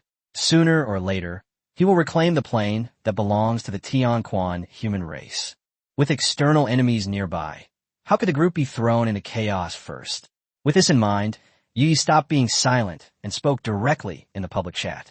Yu Yebanai stated that he doesn't entirely agree with the Saints Halo, but the other party is right about one thing. We all share the same roots and race, and in this kind of world, we should help each other as much as we can. The more compatriots who survive, the more resources we can share in the future.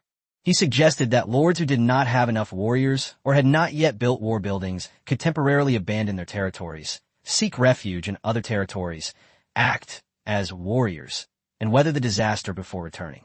Additionally, lords with money-related talents can pool their resources to purchase second-tier human combat slave guards. He reminded everyone that first-tier human talents in the endless plains are very weak, far inferior to those of humans on Earth.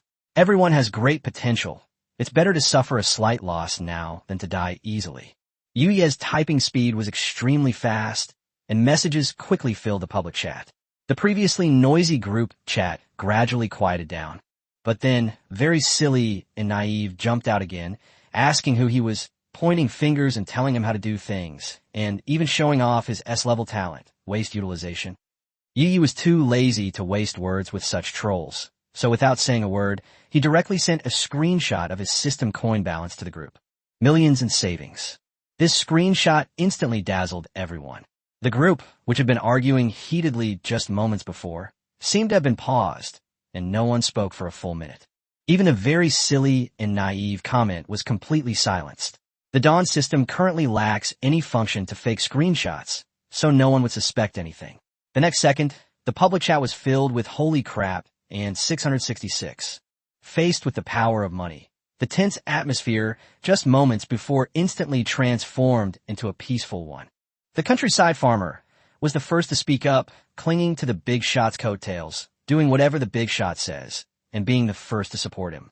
The cute-faced thief lamented that he was still building a toilet in his territory, while others were already millionaires.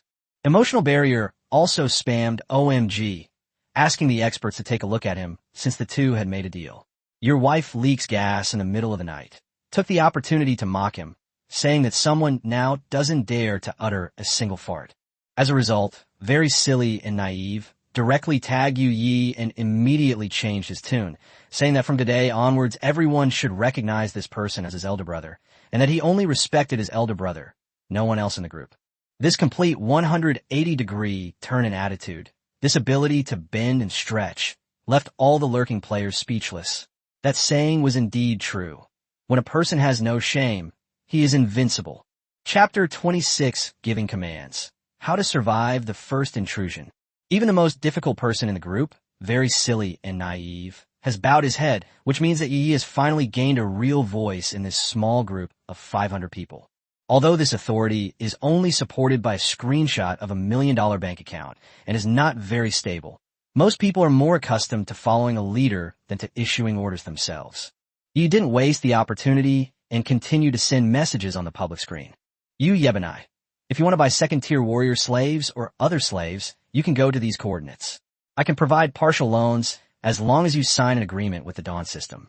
He then sent out the trade signal from the Quilboar Lord Kuda. Yu Yebanai, I've looked into it. This plane was originally a small plane occupied by humans, called the Tianquan Plain, which had hundreds of millions of people when it was conquered. 30 years ago, it was occupied by the Boermen from another plane, and now there are only about 30 million human slaves left.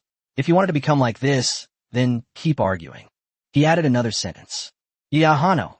As for this insectoid race, they don't need slaves. Captured creatures will only be used as food or for parasitism and reproduction. Once the example of the Tianquan Plain was presented, the atmosphere in the group finally changed, and the call for a united front against the enemy grew louder and louder. After all, no one would refuse a big shot with millions in savings who is willing to lend money to help them purchase second-tier warriors. Although these lords will be burdened with debt, Yuno allows them to repay it using resources from various planes.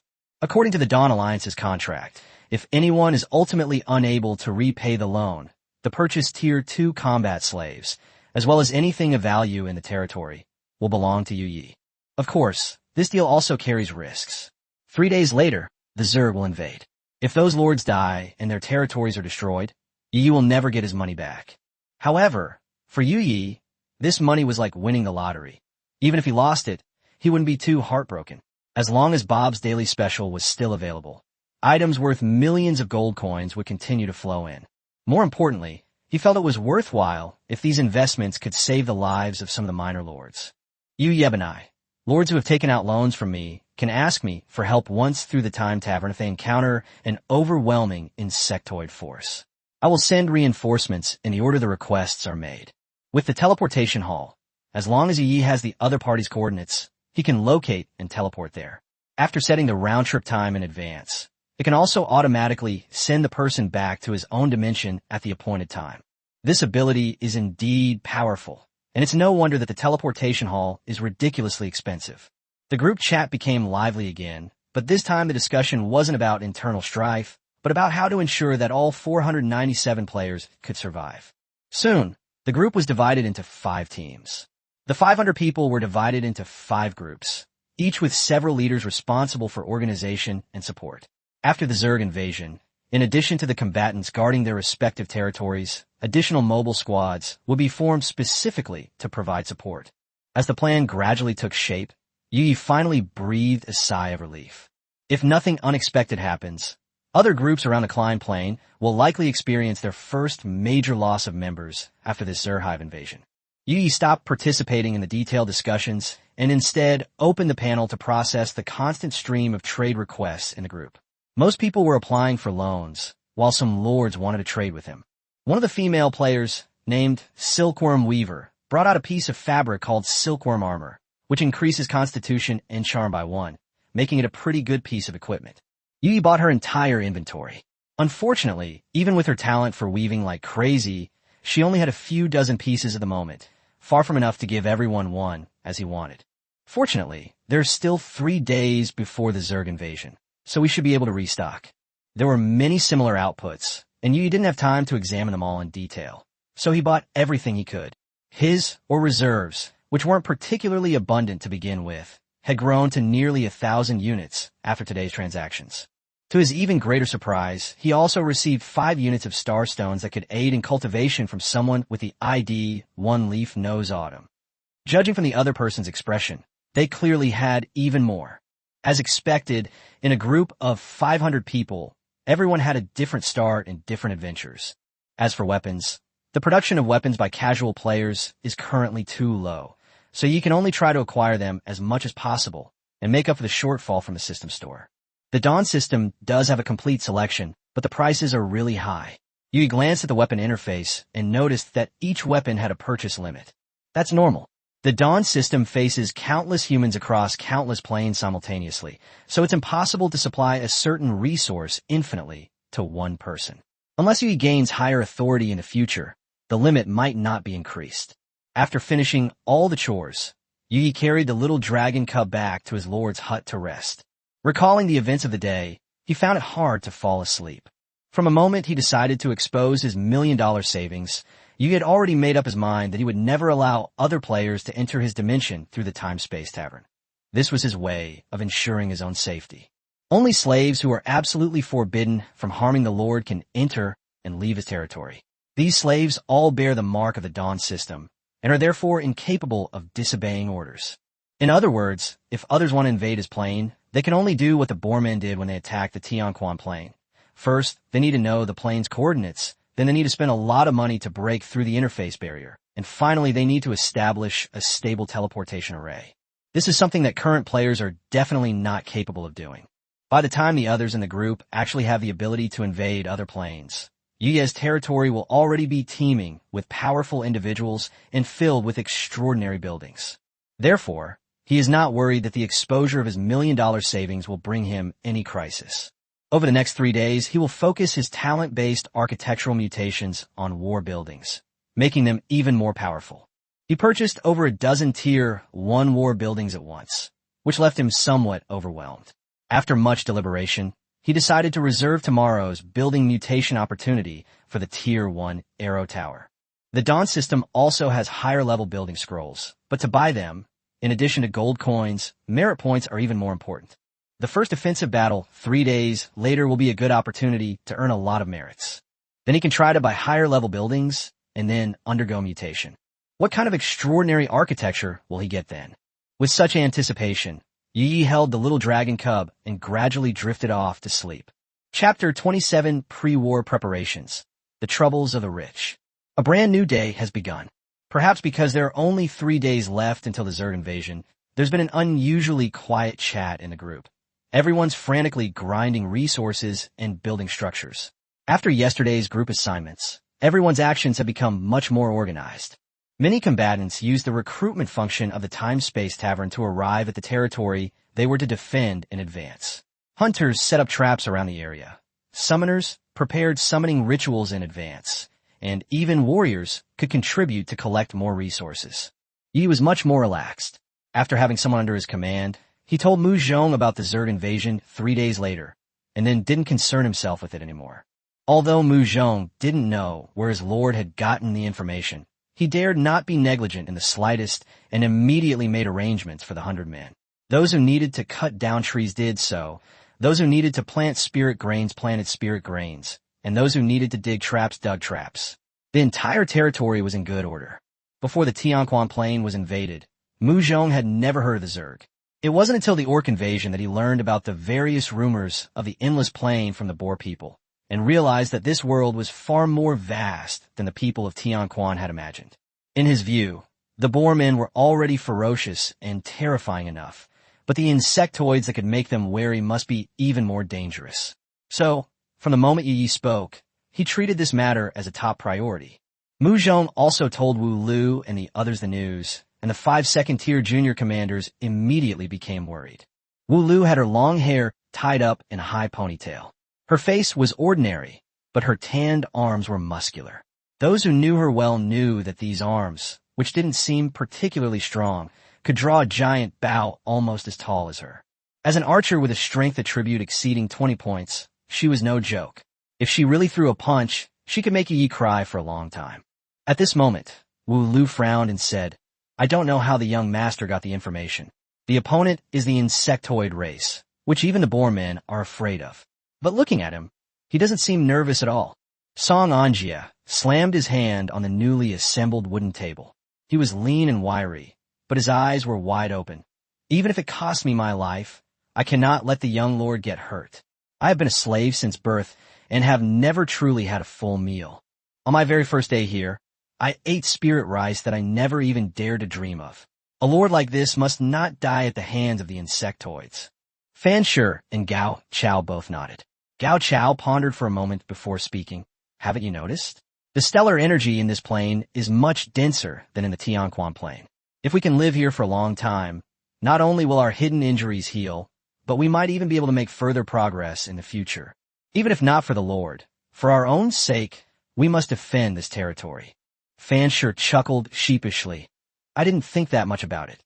I just hope that when the territory expands and more manpower is needed, the Lord can bring more Tianquan people over from that old bastard Kuda." Mu Zhong looked at the 4 of them, feeling quite gratified. They all belonged to the Boarman Kuda, but they didn't see each other often. After this heart-to-heart talk, their relationship had become much closer. Mu Zhong's loud voice rang out in the wooden house. "Since everyone is prepared to fight to the death for the territory and for the young master, let's discuss how to fight this next battle." Yi was completely unaware that his 5 trusted subordinates were having a secret meeting. All he knew was that if even he couldn't withstand this invasion, their entire group would likely be wiped out. So what he should really be considering is not whether he can survive, but how many rounds of attacks he can endure and how to get a higher rating. Yi strolled over to Bob's time-traveling tavern and glanced at today's special. Yes, it's still the rumored Tears of Amber. This is a wine that is so expensive that he wants to drink it, but can't bear to. Yi sighed and hung the wine back up in the time-space tavern. Almost instantly, a new account balance appeared, plus 1,358,000 gold coins. If someone can buy this glass of wine at the same price twice in a row, today's buyer is most likely the same person as yesterday. It's so good to be rich. You can buy amber tears to drink. Yi sighed, glancing at his balance, which had shrunk by half after all the trouble he'd gone through yesterday, even resorting to lending money. Now it had surged by over 1 million, meaning he'd earned more today than he'd spent yesterday. Sigh, it's so frustrating to be able to spend money even when you want to. Is this the trouble of being rich? Yi walked past the bulletin board in frustration, picked up the stunned rabbit he had bumped into, and tossed it to a nearby resident. He then looked the bulletin board up and down, its durability still steadily decreasing, and stroked his chin. At first, he was worried that this thing might attract wild boars and be difficult to deal with. But now, he has 5 Tier 2 warriors under his command. A mere wild boar is no longer a threat. Anyone who dares to come is simply offering up more food for his territory. Having not eaten pork for a long time, Yi couldn't help but swallow, his mind filled with images of the perfectly square, marbled, crystal-clear braised pork from his time on Blue Star. Each piece was like a finely carved crimson gem, its sweet aroma bursting on the tongue upon first taste. Just recalling the flavor made Yi almost unable to resist. No, who says the notice board for waiting for rabbits is a weird building? It's clearly a god-level building. In this dimension where there's nothing, it's practically a treasure that fell from the sky. To be honest, after all these days, Yi still couldn't figure out where those rabbits came from. They just appeared and charged straight at the bulletin board without a care in the world. It's as if the power of this extraordinary building is a kind of causal ability that can ignore time and space, ensuring that a rabbit comes to your door every day and a wild boar comes to you every week. Thinking about it that way, this building is indeed quite impressive. Yi stroked his chin, feeling that his ability to comfort himself was getting better and better. Then he rubbed his hands together and activated his innate ability towards a tower in front of him. The next moment, the light shone. The wooden arrow tower flickered with light, and then, right before Yuye's eyes, it suddenly rose a considerable height. The original firing ports became more functional, and although the lower part was still made of wood, it was reinforced with a ring of bricks and stones, making the base more stable. A wooden door was also opened at the back of the arrow tower to facilitate the entry and exit of personnel. Yi was slightly disappointed that he didn't see the orange light, but he still clicked on the attributes of the building in front of him. Chapter 28 Gale Tower and Pea Shooter. Building name, Gale Arrow Tower, mutation +1. Building level, Tier 1. Building quality, Warrior. Building life, 1000/1000 plus 400. Building materials required, 250 units of timber, 50 units of ore. Building function. Investing 1 unit of wood produces 3 swift arrows, which are fired through the 3 firing ports of the arrow tower. Each arrow deals 50 to 100 plus 30 physical damage and has an armor-piercing effect. Accuracy is determined by the shooter, and the range is 1,200 units. New effect. Tier 1 Gale Arrow Tower can store up to 1,000 plus 500 Gale Arrows. Gale Arrows are imbued with Wind Attribute Star Power runes. 200 arrows fired in a localized area can trigger the Tier 1 spell Windblade. 500 arrows can trigger the Tier 2 single target spell Dance of the Wind, and 1,000 arrows can trigger the Tier 2 area of effect spell Howling Gale. This mutation isn't exactly game-breaking, but it's certainly practical. The standard Tier 1 Arrow Tower transforms into a Gale Arrow Tower, increasing not only its base damage, but also its arrow capacity by 500, significantly enhancing its survivability. The truly impressive feature is the third new effect. After a certain number of arrows are fired, a wind spell will be automatically triggered. It is precisely because of this effect that the Gale Arrow Tower truly deserves its heroic quality. With his Tier 1 Gale Arrow Tower, Yi felt a little safer, but only a little. After all, he had only seen how strong the Zerg were in the Dawn Systems encyclopedia and videos. Whether he could withstand them in a real battle was anyone's guess. Therefore, the more defensive and war buildings the better.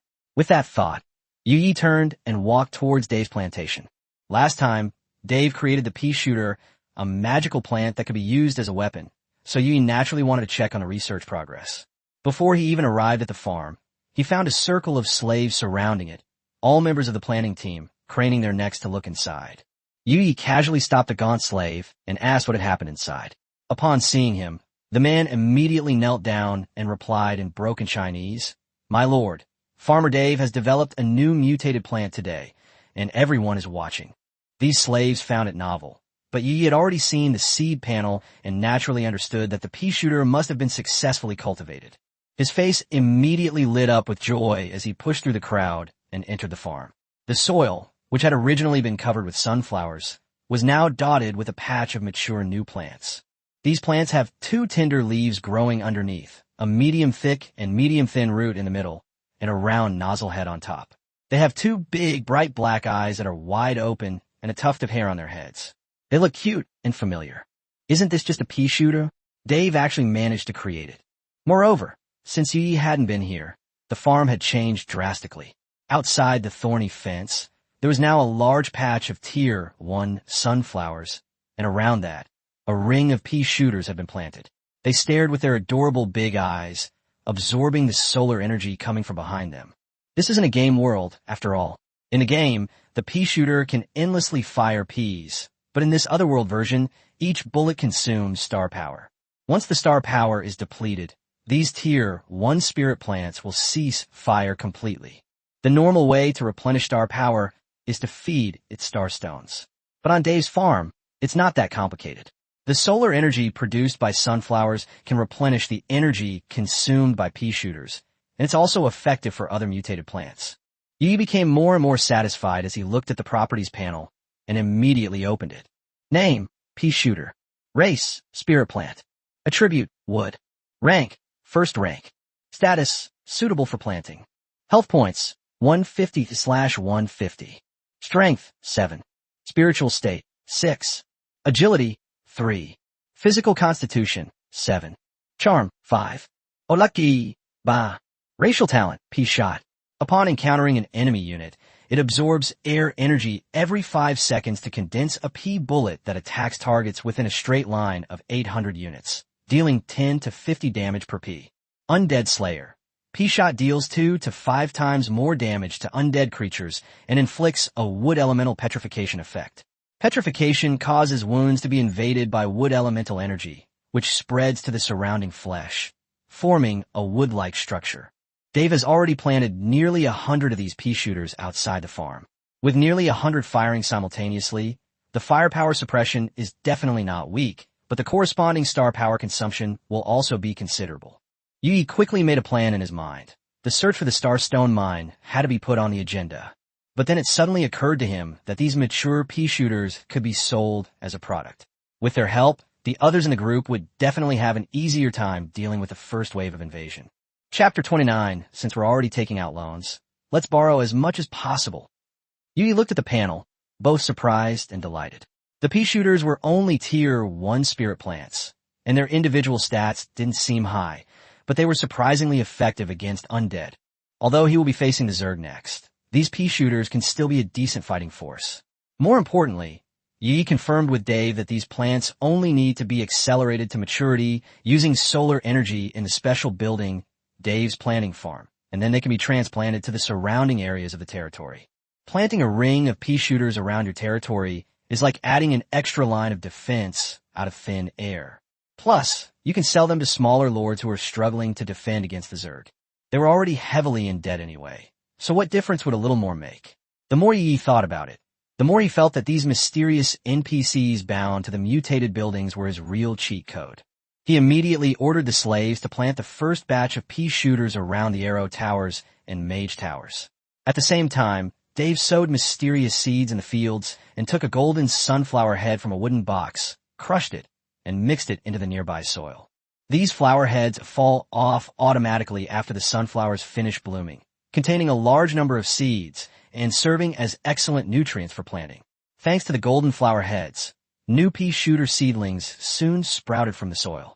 This planting method is completely different from that of the druids, yet it has the same astonishing growth rate. At this rate, once the whole box of golden flower pots collected yesterday is used up, you will be able to plant pea shooters all around his territory. The sense of security is instantly maximized. Yi smiled with satisfaction, casually used the virtual screen to take a screenshot of a sleeping pea shooter, uploaded it to the group, and sent a message. I've got something new. Tier 1 spirit plant pea shooter, going on sale tomorrow, at a fair price of 15 gold coins per plant. Limited stock, first come, first served. The group chat exploded instantly. Emotional barrier, holy crap, isn't this just plants versus zombies? I heard that the human faction in the Endless Dimension has a mortal enemy, called the Abyss of Death, which is full of undead. Doesn't this mean plants are a natural counter to them? Countryside farmer, look at me, boss. Plants and druids are a perfect match. If I fill my territory with pea shooters, I won't even need warriors to defend my base. Sneaking a whiff of my stinky feet downstairs, I would call this an epic buff for druids. Wishing you a happy Qingming festival. Wah, I really want it, but unfortunately I've already taken out a loan to buy a tier 2 combat slave. He then complained that he and several other casual players were hired by the Tavern as warriors to guard other people's territories, only to find out that they were all loan sharks, each with a second-tier slave. Very naive and innocent. Loan recipient +2. Brother, won't you give me a couple to play with? Your wife is leaking air in the middle of the night. Loan taker +3. Dude, be normal, or I'll regret arguing with you for 2 days. The cute thief. Is there a difference between owing 5,000 and owing 10,000? Should I just grit my teeth and buy it? Just as he was pondering how to sell the pea shooter, the main battlefield of this invasion, outside the Klein Plain, was already on high alert. In the boundless void, 7 colossal structures stood outside the spatial barrier of the Klein Plain. They resembled Alliance starships, but were in reality extraordinary structures known as the Zerg Mother Hive. Rather than calling them buildings, they're more like monsters born from the fusion of life and architecture. This is precisely the characteristic of the Zerg's extraordinary architecture. In each hive, there's a queen who rules over the entire swarm. The 7 mother nests signify the presence of 7 distinct Zerg armies. Although all are called mother nests, they have evolved into drastically different forms due to the different characteristics of their queens. Some resemble giant pirate ships, with pointed fronts and upturned rears, their black tubular muscles pointing straight up like masts.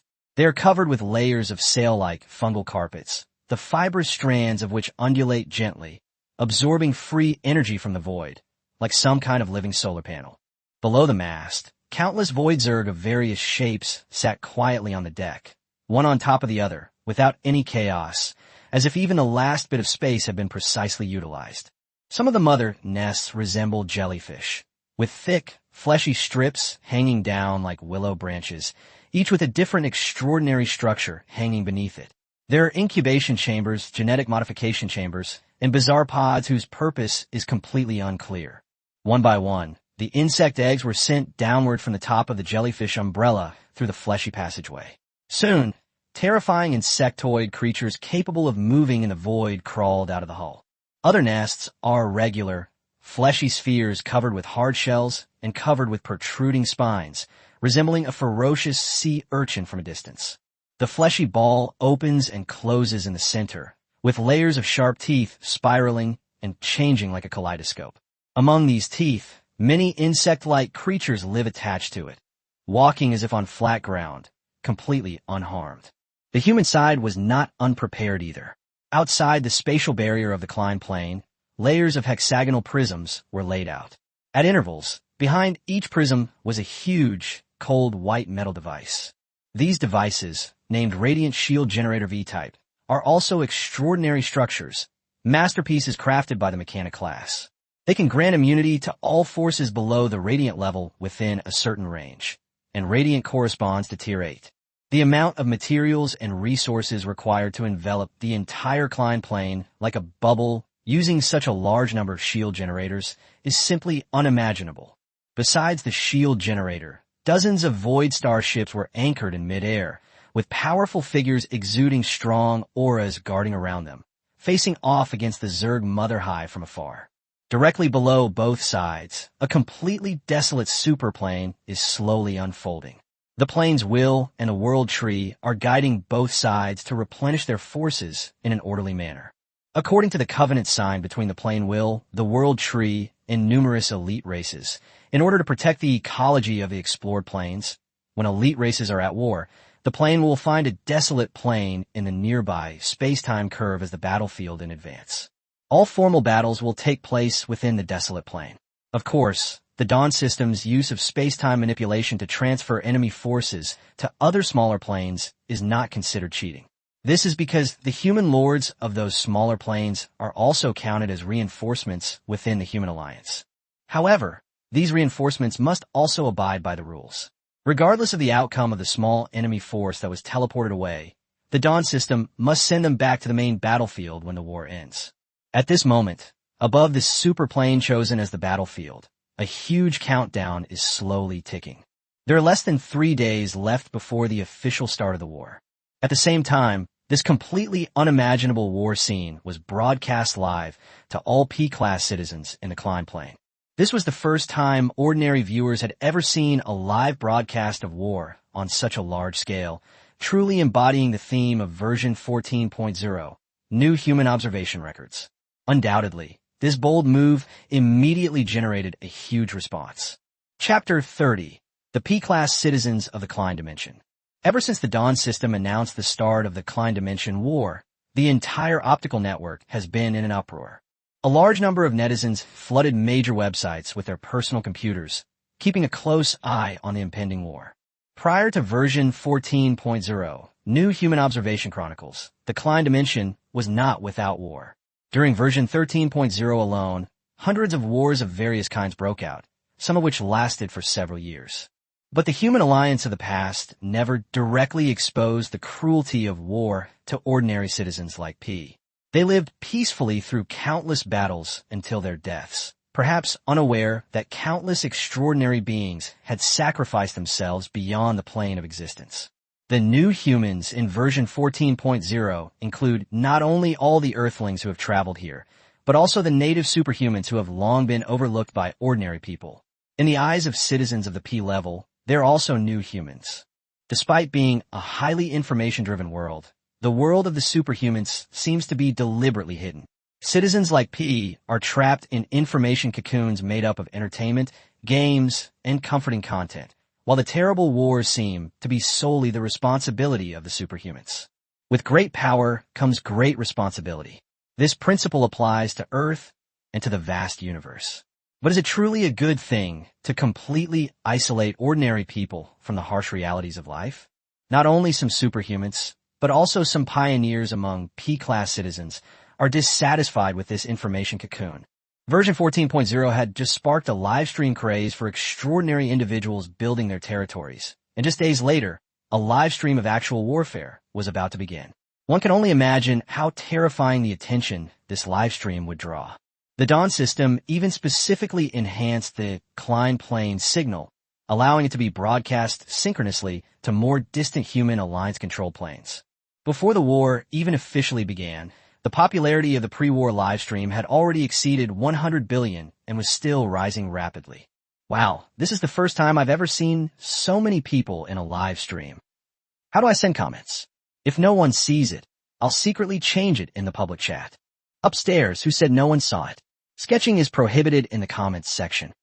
That's the Zerd Hive? How can they all be different, yet so uniformly ugly? Brother, are you comparing human aesthetics to those of the Zerg? In the eyes of the Zerg, you're just a lump of nutrients. They don't care if you're beautiful or ugly. Bai Xiao clicked into this live stream with hundreds of billions of views and was immediately kicked out. The Dawn system's quantum computer was lagging terribly. In the past, this would definitely have made headlines, but today it didn't even cause a ripple. Left with no other choice, Bai Xiao could only return to Yi Benyi, his live stream room, where he chatted with a group of viewers while waiting for Yi to start his broadcast. The Dawn system's greatest function is almost universally known. It can use spacetime technology to teleport small groups of enemy troops from the front lines to nearby minor lords who are building up their territories. This not only provides a young lord with battle merits, but also relieves the pressure on the front lines, achieving multiple benefits in one fell swoop. The unexplored plane, where Yi is located, happens to be within the 5 categories of spacetime nodes, and thus became one of the frontline teleportation points for this Klein Plain. Most of the viewers gathered in this live stream were people who couldn't get into the war pre-show live stream, so they settled for the next best thing and came to Yi Benyi as live stream. Some are curious about how the people from another world will deal with this invasion, while others want to see how many waves of attacks this lucky summoner, who starts with a dragon cub, can withstand with his dragon cub. So even before the streamer started broadcasting, a lot of people had already gathered in the live stream room. At this point, a viewer asked, why open up a separate battlefield for an invasion war? Wouldn't it be better to just directly descend upon the Klein Plain?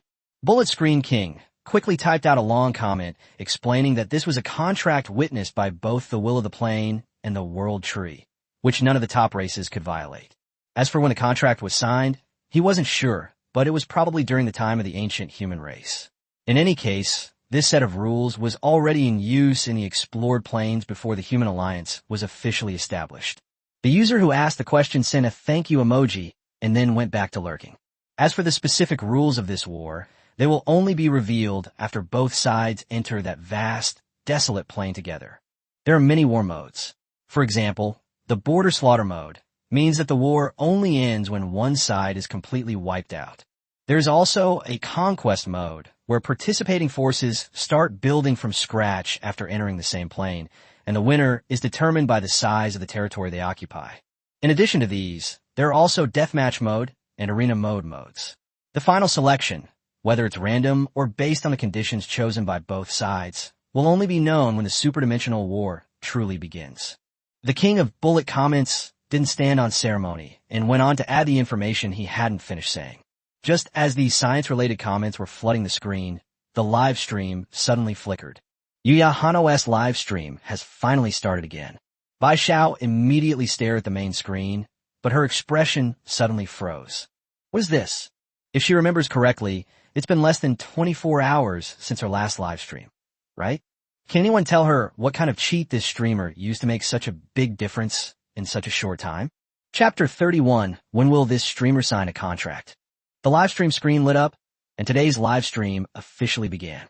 But as soon as the camera switched in, it suddenly zoomed in on the ground, giving a close-up of something that looked like a small blade of grass. The comments section immediately exploded. What is this? I wanted to see a handsome streamer. Why am I seeing grass? The camera work in Dawn's system is a 0. The main character isn't even in the frame.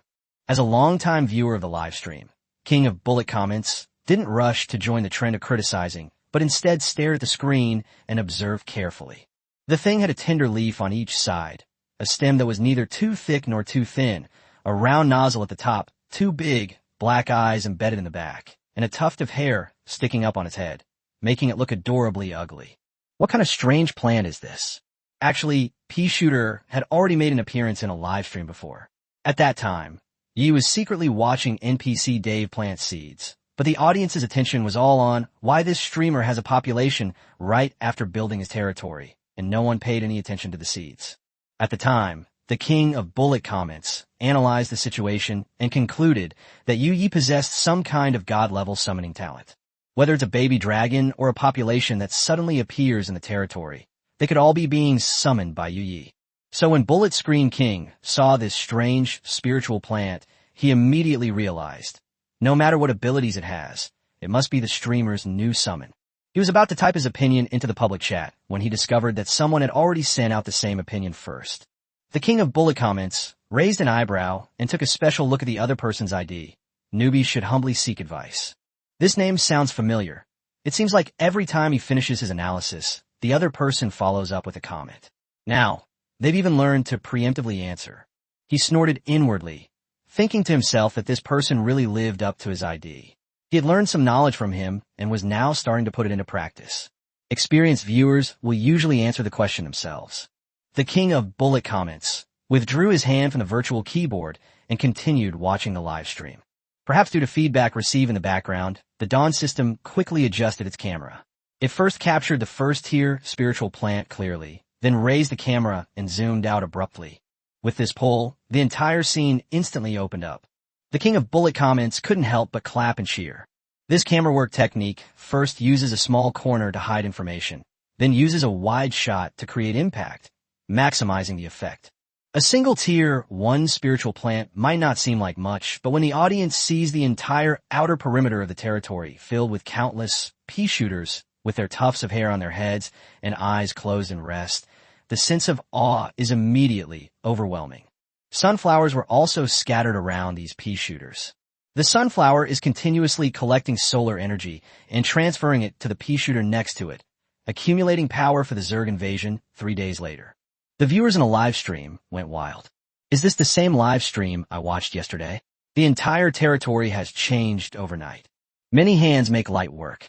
If any other lord wanted to plant so many tier 1 spiritual plants in one night, even a most hardcore gamer would have to work 100 livers.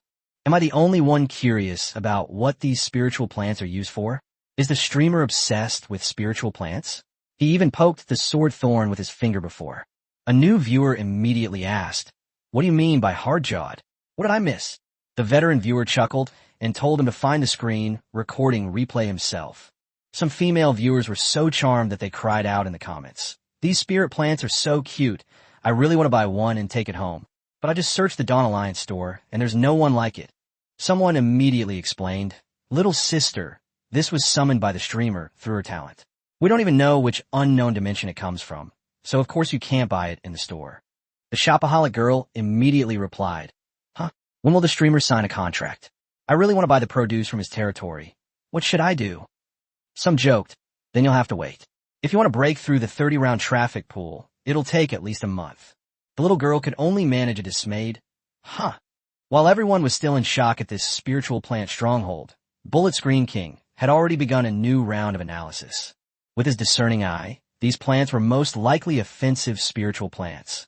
Yi planted them all around the edge of his territory, clearly intending to create a ring of suppressive fire. Although he hadn't seen Pea Shooter actually use his skills yet, based on the streamer's past outrageous performances, he cautiously gave him a above-average rating. He had organized his thoughts and was about to send a long comment when an analytical comment suddenly popped up in the live stream. The content was almost identical to what he wanted to say. The commenter's face stiffened, and he immediately looked at the ID. It's that newbies should humbly seek guidance again. After having his comments stolen twice in a row, he finally lost his composure and instead felt a sense of crisis. Seeing the other person receive a barrage of praise in the public chat, the king of bullet comments felt even more anxious. Originally, this kind of treatment was reserved for him alone in this live stream. Many viewers would add him as a friend after watching his analysis, or at least follow him. In just a few days, his number of followers increased by nearly 200. He had already sensed the popularity trend of this live stream, and wanted to use Yu Ye's popularity to gain more followers. The live stream content was indeed exciting, but that's the main reason he stayed here. Ultimately, these analyses aren't very in-depth. As long as you're willing to use your brain, observe carefully, and organize information, many people can draw the same conclusions. He was the only one doing it before, so he was able to enjoy being called boss.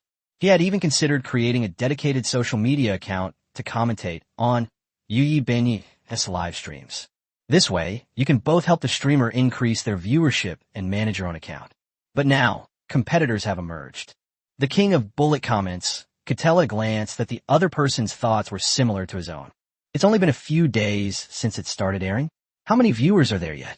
The fact that someone has taken notice of this streamer so quickly only proves that this streamer truly has the potential to become popular.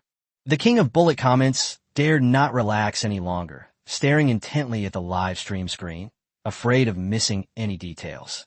Yi prepared for war in his territory, ready to welcome the invasion of the enemy camp.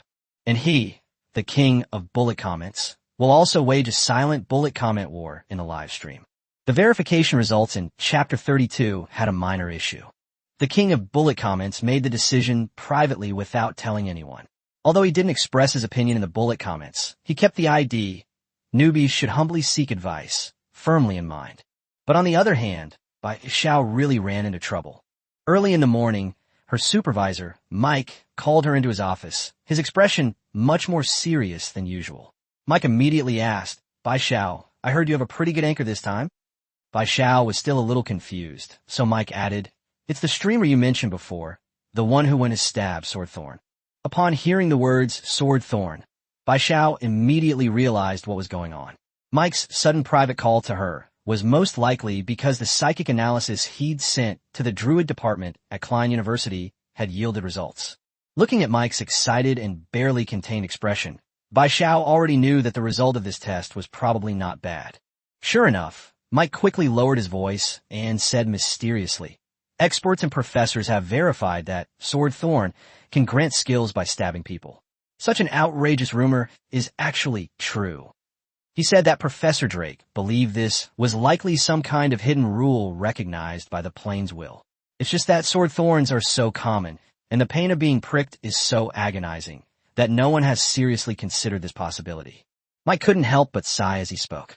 The human alliance has numerous planes and a vast population. Surely some people in the past unintentionally acquired skills through this method. However, such isolated cases are not taken seriously. Even the person who acquires a skill will only think that they are lucky and will never think that being repeatedly stabbed by sword thorn to learn the skill is actually a pattern. Not to mention finding someone to verify it. After all, making someone repeatedly stab sword thorns sounds like slapping someone in the street and then claiming it's testing their shamelessness. Who would believe that excuse? It would be a miracle if they didn't get beaten up on the spot. However, Yu Yebanai's situation was quite special. He happened to be caught up in version 14.0 of New Human Observation Record, which allowed for a large number of live streams of extraordinary territory construction. Yu mastered the skill in front of countless viewers during a live stream. As a result, some bored people started trying it out. You see, the Klein plane is full of troublemakers, especially ordinary citizens. This one experiment triggered a whole series of events. Mike continued, all P-class citizens can reliably acquire at least one skill through this method. Of course, theoretically, superhumans could also try. But the problem is that many superhumans are tough and resilient, especially warriors and knights, whose defenses sword thorn simply cannot penetrate. In addition, most extraordinary individuals experience a significant increase in physical strength and less intense pain after their initial talent awakening, so the experimental results were not ideal. Finally, Professor Drake's team calculated the standard. Only ordinary people with strength and constitution below 5 points can reliably master skills with 100% success rate.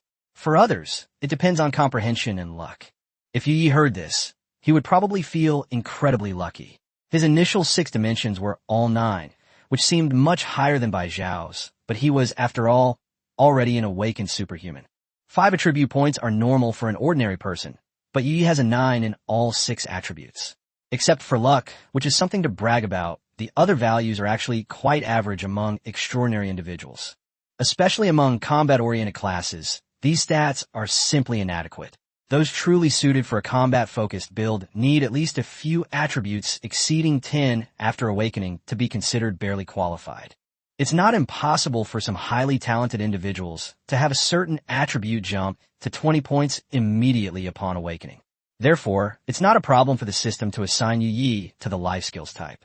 Yi was already quite lucky to have mastered the skill.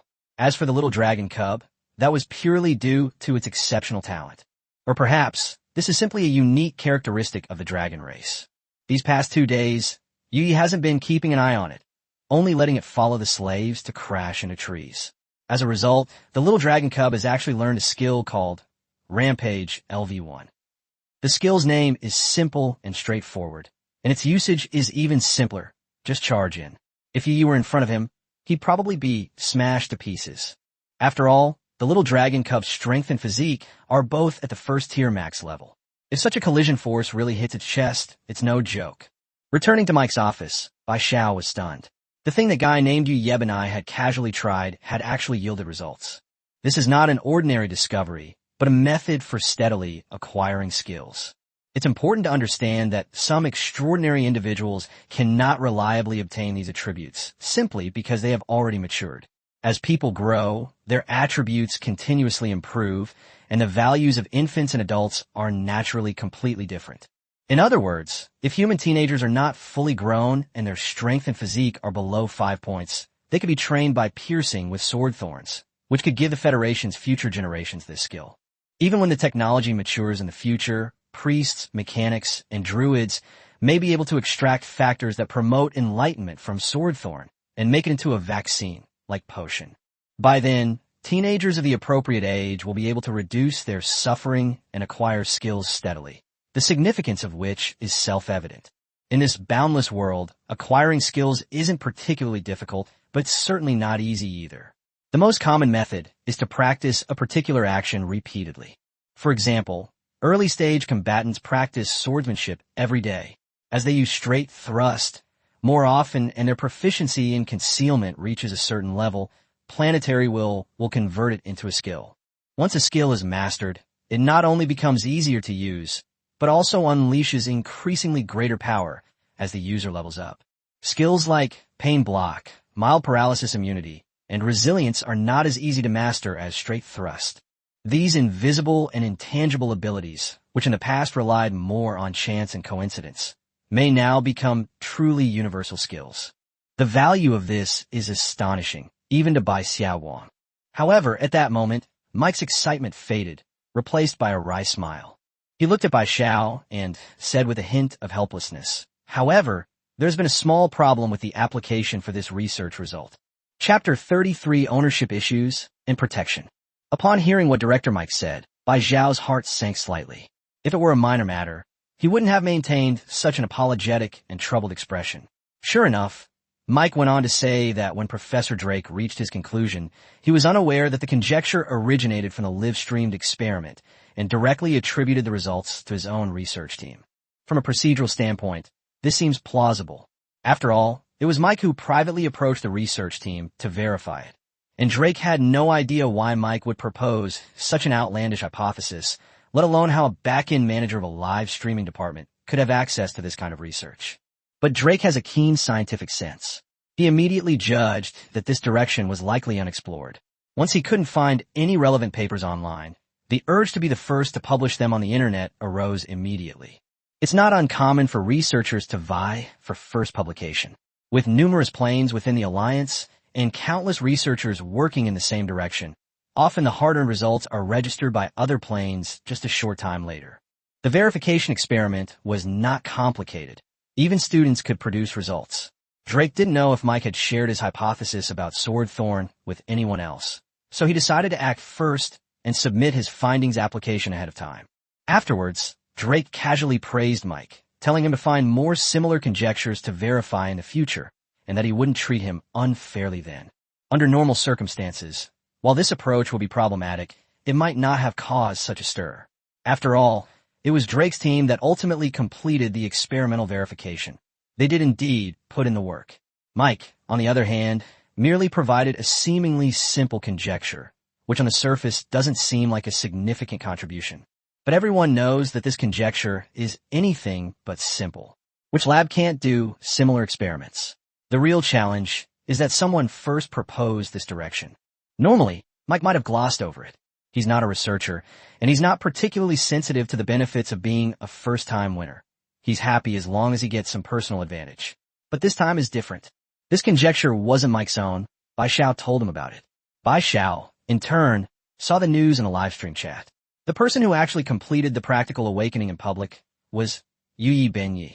More importantly, version 14.0 of the new human observation record includes new contractual clauses specifically designed to protect the interests of all otherworldly beings. The terms stipulate that if an alien from another world provides viewers with knowledge, technology, or theory in an unauthorized live stream, and this content is disseminated within the alliance and generates revenue, then the alien streamer, as the unwitting leaker, is entitled to receive a portion of the compensation.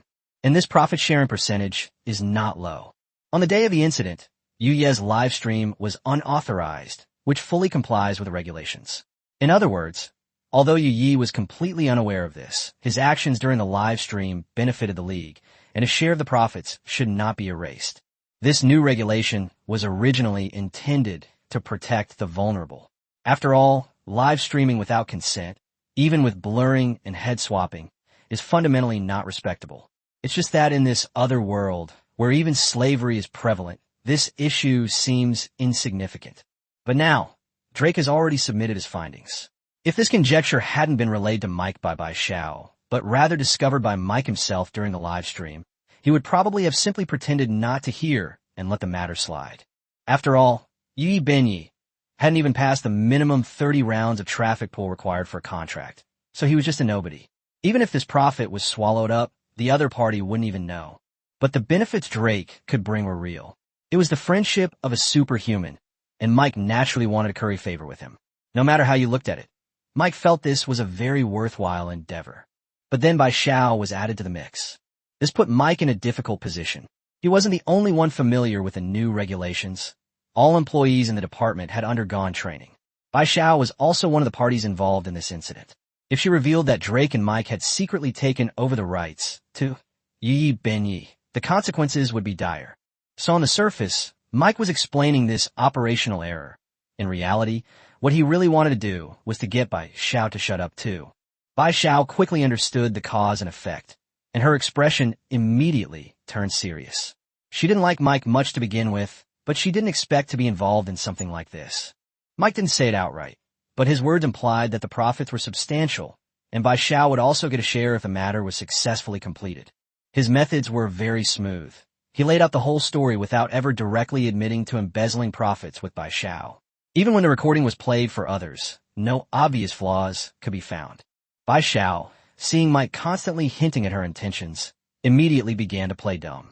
Like a naive fool, she only talked about procedures and regulations, refusing to touch upon any of the topics about benefits he offered. Instead, she relentlessly pursued Drake's alleged violation of the rules, stating unequivocally that the matter must be investigated, her tone so firm it bordered on righteous indignation. Mike was dumbfounded. He had rarely met someone so stubborn.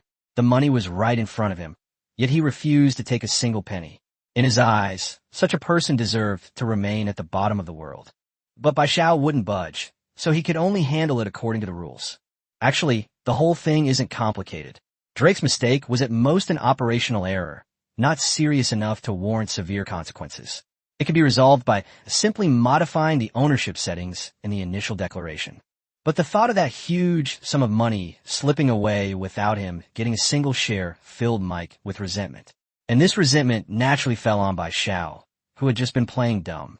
On the other hand, Bai Xiao also knew that her actions would definitely displease Mike. Although she is just a low-level citizen, her values are very upright. Although her streamer, Yi Benyi, has not yet broken through the 30-round traffic pool and has not been officially signed, she already considers this streamer as one of her own. She believed that with the strength shown by this live stream, it was impossible for it not to break into the audience pool. And as Yi Benyi, as future manager, she naturally had to protect all his rights. Chapter 34, I Want a Big House. After getting up, Yi stretched and yawned before getting out of bed with the still sleepy little dragon cub in his arms. The little dragon cub blinked its big eyes, looking completely drowsy. He pushed open the door and could see the slave quarters behind the Lord's hut in the distance. At first, Yi actually wanted them to live closer, which could have been built inside the thorny fence. After all, there were still quite a few sword thorn seeds left after the last harvest. As long as wood was used, the territory could be expanded further, including the slave quarters. However, this proposal was unanimously opposed by the 5 commanders, Mu Zhong, Wu Lu, Song Anjia, Fan Shi, and Gao Chao. Even in this other world, the Tianquan Plain still retains a hierarchical system similar to that of ancient China. In their eyes, Yu Yi is the Lord, and since the Lord's hut is not large, they, as slaves, naturally cannot encroach on the Lord's private space. So everyone consciously moved to the outskirts of the territory. Yi felt somewhat helpless. He knew, of course, that his Lord's cottage was just a basic, dilapidated wooden hut that he had redeemed from the Dawn system. But it wasn't that he wanted to be frugal. If conditions permit, he also wants to bring about a transformation to his Lord's cottage. But ever since Bob's daily special, Tears of Amber, was bought by the same person with a large amount of gold coins, he has more money than he can spend. In order to prepare for the upcoming Zerg invasion, Yi bought a lot of supernatural buildings at once. His extraordinary architectural talent keeps him so busy every day that he doesn't have time to upgrade his own little house first. Is he the kind of person who craves pleasure? He is. However, he would never admit that he was actually afraid that his talent might go wrong, and if it mutated into some kind of stinky hut, he would probably collapse on the spot. Although the Lord's hut, gifted by the Dawn system, looks shabby, it's still a truly extraordinary building. Living inside, even without cultivating, you can naturally gain several to over 10 points of star power every day. Yi had originally planned to make do with what he had, but Mu Zhong and the others' attitudes reminded him. Before, when he was alone, it didn't matter if he lived casually. Now that there were so many people in the territory, the Lord's house represented the face of the territory. Thinking of this, Yi didn't hesitate and directly exchanged 5 general-purpose residential buildings in the Dawn system, spending a total of 30,000 gold coins. These houses, with their red walls and white tiles and small chimneys on the roofs, each occupy 4 units and have small lawn outside. The 5 houses are neatly arranged in a row, looking quite pleasing to the eye. These houses were far better than the wooden huts that the slaves had built by hand outside the barbed wire fence. These 5 rooms were ordinary houses intended for the 5 second-tier commanders, and Yi had enclosed them within the first layer of the sword-thorn fence. Meanwhile, Yi's own lord's hut also underwent a huge change. It was only then that he discovered that this other world also sold skins.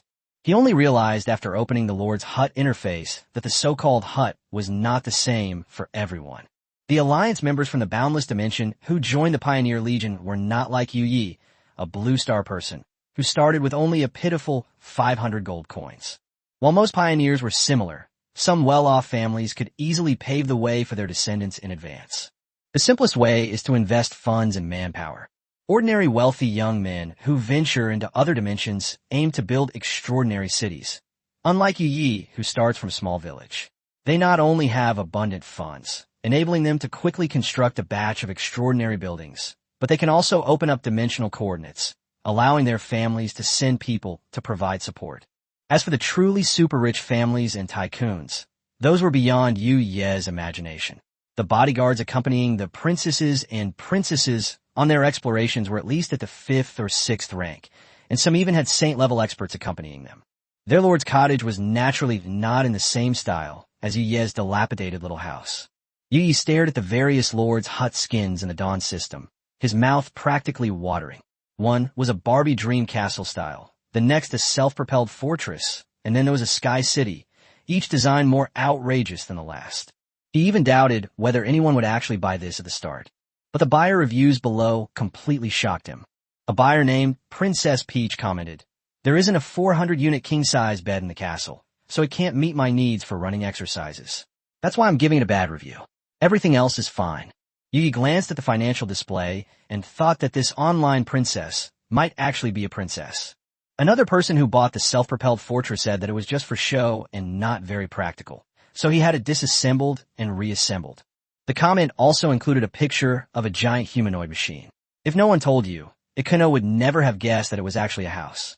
Some of the aesthetics and art of this other world were still too advanced for him.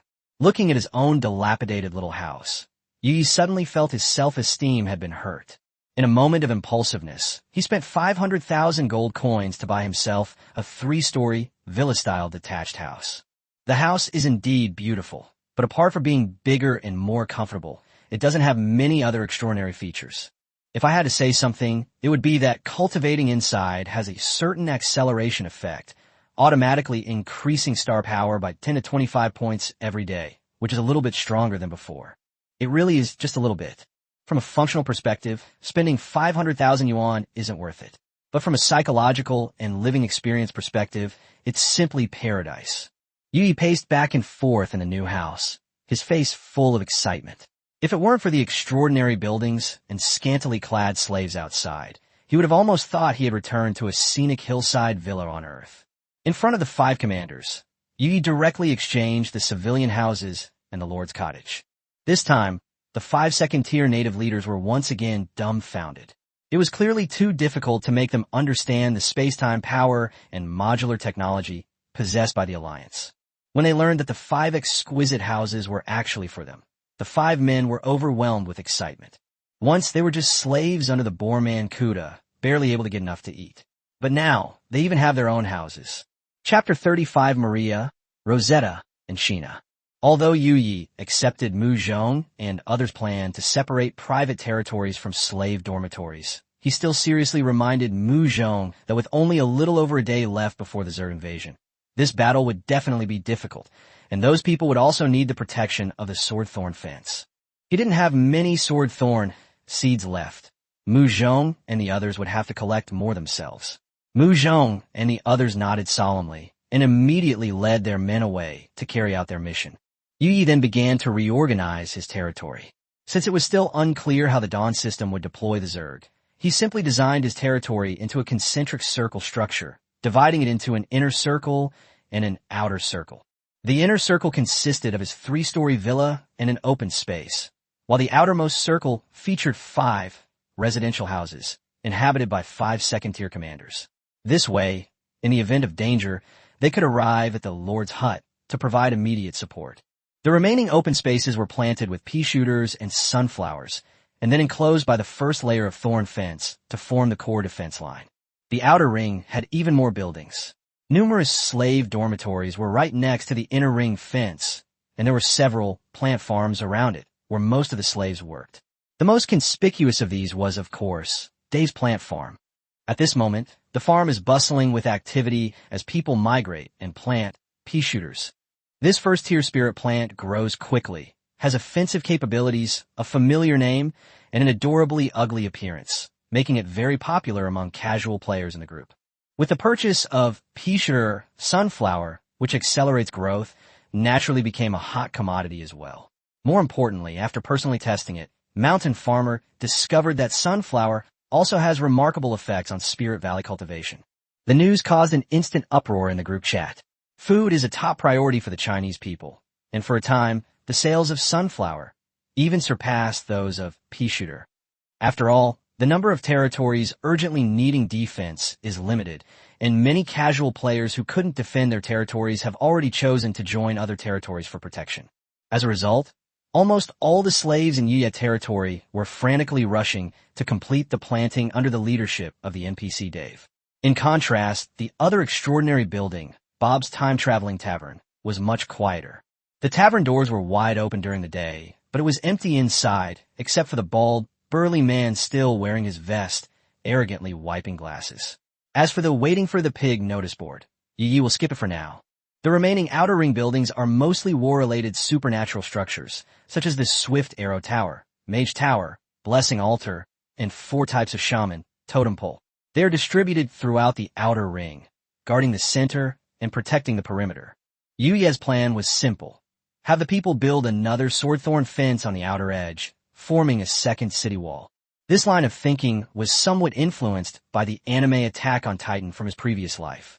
The Eldian kingdom on Parody Island was supported by 3 giant walls: the Maria Wall, the Rosie Wall, and the Sina Wall. Of course, Yino's territory is far smaller than it was back then, but the direction of development will not change. As for the large number of swordthorn seeds needed to build the outer fence, the people of the territory will have to find them themselves. After posting the relevant task on the bulletin board, Yu turned and left. He hadn't expected that these slaves would complete the task much faster than he anticipated. Just a few hours later, Mu Zhong delivered a whole large bag of swordthorn seeds. Yu was stunned and couldn't help but ask them if they wouldn't get pricked while collecting them. He had personally experienced the power of the swordthorn. Removing the seed was not easy. A slight mistake would result in being pricked and crying out in pain, or even foaming at the mouth. Mu Zhong scratched his head and replied in somewhat strange Chinese, "Of course we'll get hurt, but the people are very enthusiastic about the tasks issued by the Lord. Whether it's the planning teams or the patrol teams, they all complete them immediately. I also picked some myself, even though I'm not completely immune to the pain, not even at the second level." Yui nodded and was about to pick up the bag to set up a new fence on the outer edge when he noticed that Mu Zhong was still standing there, as if he had something to say. Under Yu Ye's watchful gaze, Mu Zhongsai stammered that during the process of collecting swordthorn seeds, many people received the will of the plane. His expression was rather grim. In the culture of the Tianquan Plain, the plane's will was supreme, something slaves could never touch. Many slaves who received blessings were not only not rewarded, but were instead put to death. In the eyes of the people of Tianquan, this was even a blessing. Since they had received the favor of the Supreme Being, they might as well send them to serve the Great Being. Yu felt a headache coming on after hearing this. Feudal superstition really does harm people. With the people of Tianquan doing this, who knows how many talented people from poor background will be stifled before they even grow up. He then abolished this outdated practice on the spot and announced that in the future, if a slave accumulated 10 blessings, he would be able to truly become a subject and have the opportunity to enter the inner circle to live. Mu Zhong was shocked to hear the decision. In his view, an enlightened lord like Yu Yi was truly rare. He then hurriedly ran out and posted this important matter on the territories, waiting for the rabbit to come to the pig bulletin board. Chapter 36: Completion Ceremony and Spectacular Architecture. While Yi was setting up the outer city wall, many slaves took the time to gather around and watch. He had never hidden the news of the insectoid invasion from them. These people had experienced hardship and understood how precious the current peace was. They knew better than anyone that once their territory was breached, they wouldn't just be enslaved again, but they wouldn't even have a chance to survive. Because in the eyes of the Zerg, there were no slaves, only food. Upon learning that the pea shooter was a defensive plant, the slaves practically transformed into copying machines. Now, the territory is filled with pea shooters, and there's a large surplus to sell, all thanks to their tireless efforts day and night. Yi saw all of this and naturally wouldn't expose them to the Zerg's attack range. The newly built sword thorn fence today is their most direct protection, as the light from the synthesized extraordinary architecture lit up one after another. Sections of fences covered in sword thorns appeared before Yi. He arranged the thorny fences one section at a time in a circular layout. Finally, he deliberately left a large gap as an entrance and exit. The gate was blocked off with manually movable roadblocks, and starting today, a 24/7 patrol team will be stationed there. After the arrangements were completed, Yi nodded in satisfaction. Now, the territory finally resembled a supernatural camp. The slaves, feeling their safety was being valued, couldn't help but cheer. Seeing their genuine joy, Yi felt a sense of accomplishment. Gazing at the small, nascent wall before him, he couldn't help but imagine whether he could one day transform the entire wall into a colossal, extraordinary structure. Only when that day truly comes will we have lived up to the names Wall of Mary, Wall of Rose, and Wall of Sheena. After finishing all that, Yi prepared to return to the Lord's hut. As he passed Bob's Tavern, the familiar notification sound rang out as expected. Bob's special of the day, Amber Tears. Tears of Amber is now available in all dimensions across 5 nearby time-space nodes, and 1752 customers have already placed bids. The transaction was successful. You have obtained the blueprints for the angelic wonder structure, Himpool. Upon seeing the reward, Yi was slightly taken aback. This time, it wasn't the familiar 1,358,000 gold coins, but a blueprint. However, thinking about it, it made sense. As the frequency of Amber Tears appearances increased, more and more buyers would notice this dimension. Fortunately, Bob's Time-Space Tavern blurs coordinates, which aligns with the contract between the plane's will and the world tree. Otherwise, some forces would likely have already followed the trail and kidnapped Bob by force. The more people pay attention to the Amber Tears, the higher the bids naturally become. The buyer who previously bid with gold coins clearly understood the psychology of many, securing the piece twice at the maximum price. But this time he met his match. Yi was even more curious about why this blueprint, which the Dawn system had determined was worth more than 1 million gold coins, was so expensive. He tried searching for information in the Dawn system, but none of the relevant content was accessible to level 1 users. Left with no other option, he had to study the newly acquired architectural blueprint himself. The moment he saw the function clearly, Yuye's eyes welled up with tears. This building absolutely deserves the title of spectacle. The core ability of a Holy Song Heavenly Pool is to accumulate the power of desire from the entire extraordinary territory, and then use this power to achieve all sorts of incredible effects. Among them, the most powerful function is resurrection. It can consume accumulated wish power to bring a dying person back to life in a normal state. This transcends the realm of ordinary extraordinary architecture. It is a true spectacle of power. More importantly, each wonder is unique. Once a territory in the boundless plane has built the same wonder, it cannot appear in its entirety anywhere else. This is also what Yi regrets the most. The Holy Song Heavenly Pool has stood in the territory of the Angel Clan for tens of thousands of years, and he cannot move the complete wonder to his own territory. Of course, if this were a blueprint for a wonder that hadn't even been completed yet, it certainly wouldn't be worth only 1 million gold coins. Presumably, because the angel race took so long to build it, this blueprint isn't exactly rare, and many races probably possess it. Even so, it is still worth millions. The reason is simple. The auxiliary buildings that make up the spectacle are equally outrageously powerful. Taken individually, they're comparable to high-quality buildings, making Yuye's heart flutter. The complete spectacle cannot be replicated, but those small, peripheral parts can certainly be dreamed of. In fact, the birth of wonders is inherently fraught with chance. They are not simply built upon the accumulation of power. They also require historical context, a sense of destiny, and some mysterious and inexplicable opportunity. Even the most powerful races cannot create them at will. Thinking of this, Yi suddenly had an idea. Since he was an architect recognized by the Dawn system, could he copy some of the buildings from his previous life on Blue Star and try to upgrade them to wonders?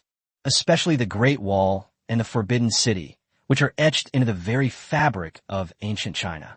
These structures were not built with supernatural power, but are magnificent wonders created brick by brick, stone by the ancients. If it were perfectly replicated by adapting to the environment of another world, would it be considered a wonder by that world? You didn't know, because that was too far removed from the present. The most important thing right now is to manage this small territory well and survive the first wave of Zerg invasion.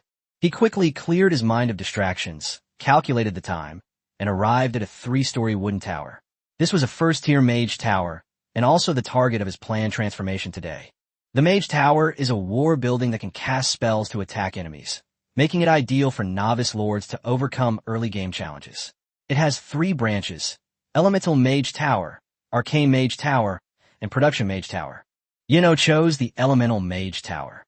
This school of thought believes that the world is composed of 4 basic elements: water, wind, earth, and fire, and therefore, buildings also have 4 directions. The Mage Tower in his territory was the water elemental branch of the Elemental Mage Tower.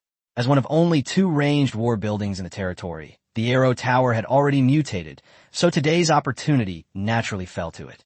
Yi rubbed his hands together, and a dazzling light suddenly exploded before his eyes. The next second, he was overjoyed, because another orange one has been released. Chapter 37. I've seen this younger sister before. The original 3-story wooden tower underwent a dramatic transformation.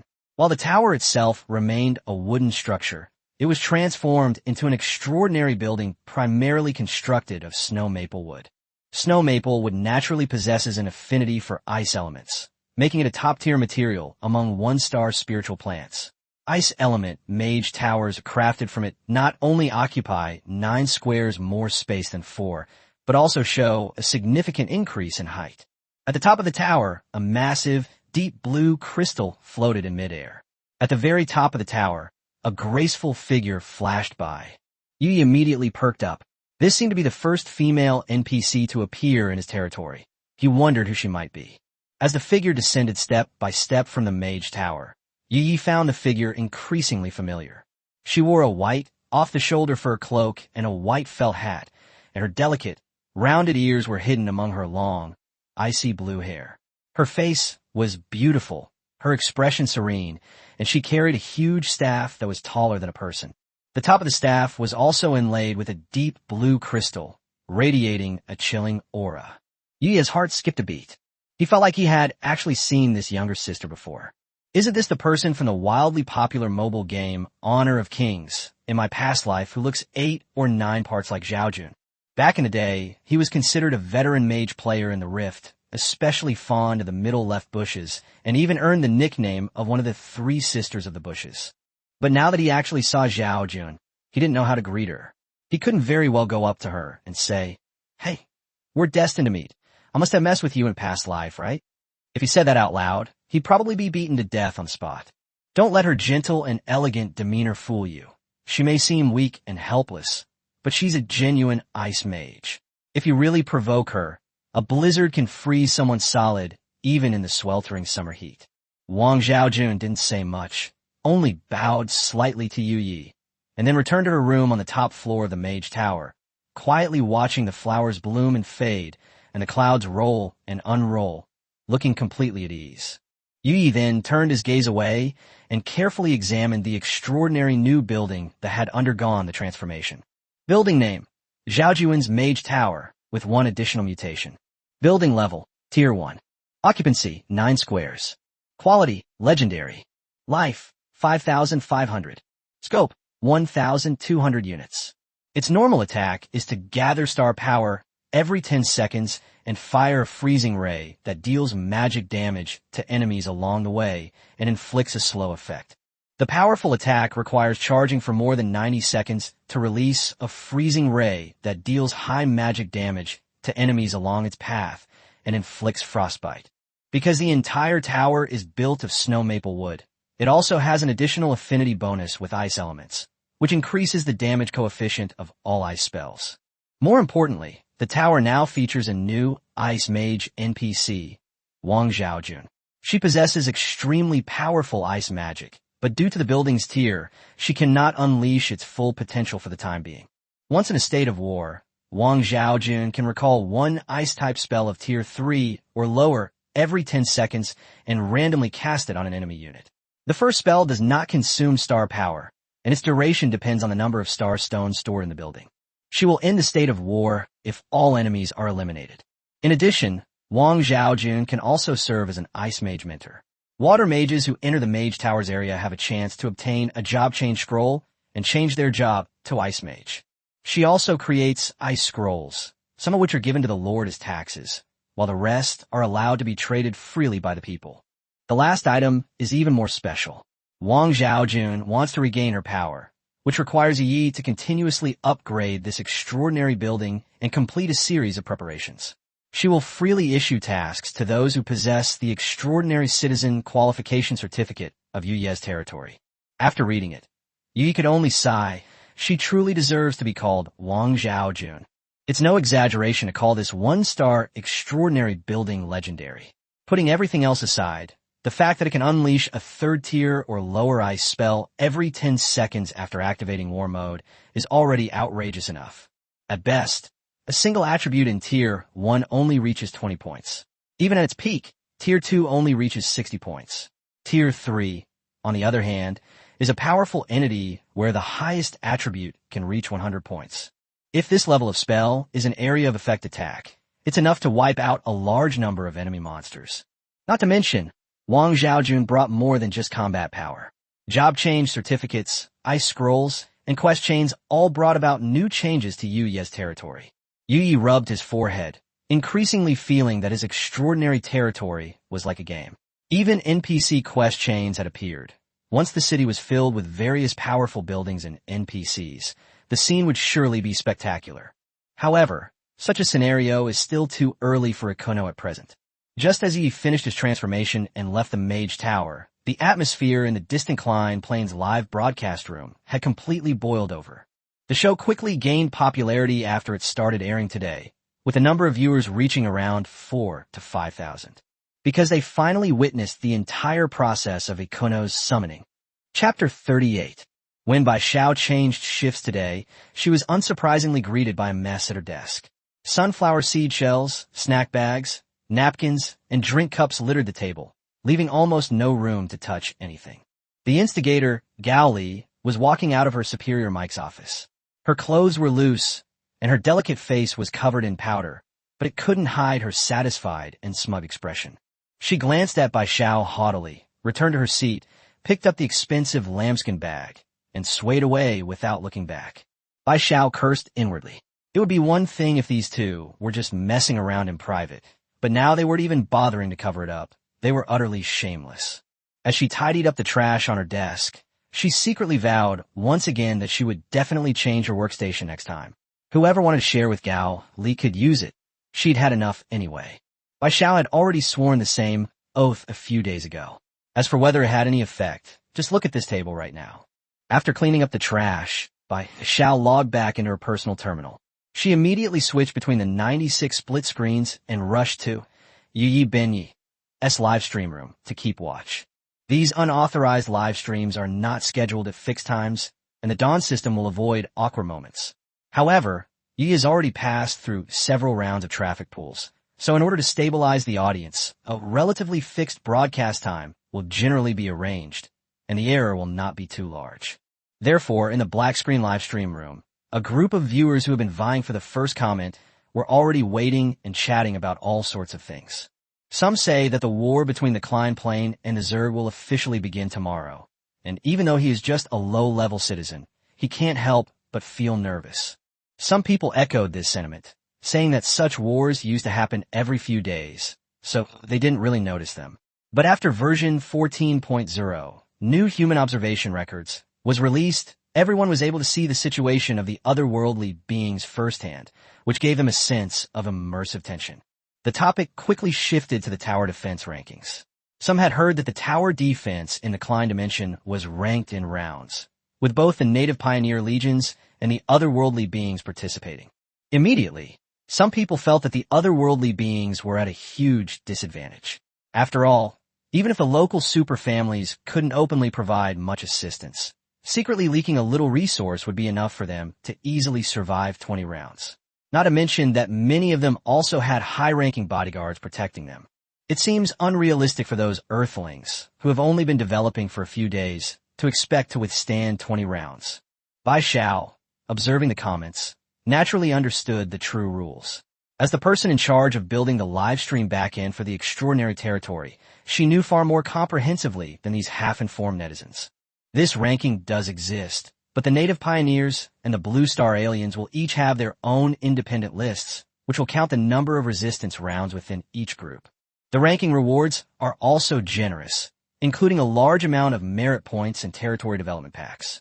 Merit points can be used to upgrade Dawn system permissions, gradually unlocking internal data, extraordinary knowledge, war buildings, and shop items. The territory development pack includes gold coins, extraordinary buildings bundled with modular technology, and even breakthrough treasures and rare spirit pets. As the Alliance's first official appearance before the otherworldly beings, this reward is quite generous. As for the combined overall rankings mentioned in the livestream, they're not simply ranked by defensive rounds, but rather by another metric, surpassing rounds.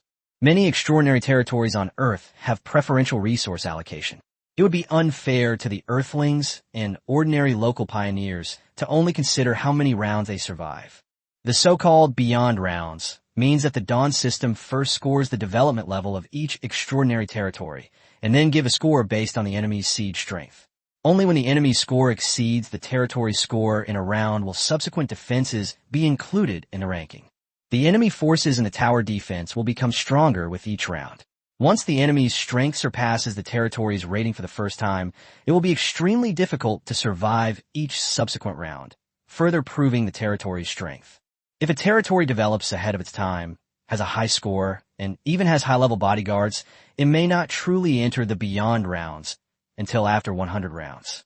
Conversely, like most Earthlings who have just entered the Boundless Dimension, their territory is weak, and they may be close to their limit in the 4th round. In that case, the 5th round onwards will be recorded as a transcendent round. Many young men and women who prioritize stability will give up when the pressure becomes significantly greater. Continuing to push through might damage their own special domain, making it a losing proposition. This also leaves opportunities for pioneers from humble backgrounds, as well as players from Earth. Compared to simply looking at the number of rounds, this mechanism better reflects the resilience and potential of a territory, and is more easily accepted by all parties. Just as everyone was discussing, today's live stream finally started. Upon receiving the notification, viewers flooded into the live stream room, with messages like VIP name appearing on the screen. These people had already paid for Yuyi Benyi's content and become VIP members. As for the tipping function, although some inexpensive small gifts are currently available, it will only be possible to actually convert them into cash after Yi officially signs the contract. Bai Xiao was quite excited as he watched his popularity steadily rise. In just a few days, Yuyi Benyi had already amassed a loyal following after surging through several rounds of popularity contests. At this rate, the first 10 rounds of popularity contests would be a piece of cake for him, easily securing first place by a landslide. It truly is a stroke of luck. It's no wonder she's been protecting Yu Ye's interests behind the scenes all this time. The number of viewers quickly exceeded 2,000 as soon as the live stream started, and the growth rate then gradually slowed down. And Yu Yi finally appeared in the live broadcast room. Chapter 39, Who Wouldn't Love a Beautiful Older Sister? Just as the live stream started, Yu had finished rearranging the various extraordinary buildings within his territory. He first went to Bob's Time Tavern to collect the wonder blueprint of Holy Song Pool, and then went straight to Mage Tower to prepare for architectural mutation. At that moment, viewers in the live stream clearly noticed that the layout of the entire camp was completely different from yesterday. Some people immediately changed their tune, saying that yesterday they complained that the streamer had no aesthetic sense and made a mess of the camp. But today, the concentric circle structure actually looks quite pleasing to the eye. The innermost circle consists of the Lord's hut and the houses of several second-tier commanders. The second circle contains more than 10 kinds of extraordinary buildings that support and cover each other, interspersed with huts built by slaves and production buildings. Many viewers figured out the trick, thinking that this was probably the last round of adjustments before tomorrow's siege. The area around the camp is now covered with nearly 1,000 sunflowers and pea shooters. These plants were all grown thanks to the solar energy accumulated by the sunflowers. At this moment, rows of pea shooters stood in neat formation like soldiers, absorbing the starlight in the air, ready to fight at any moment. Soon, some viewers in the live chat started betting on how many rounds Yi could survive tomorrow.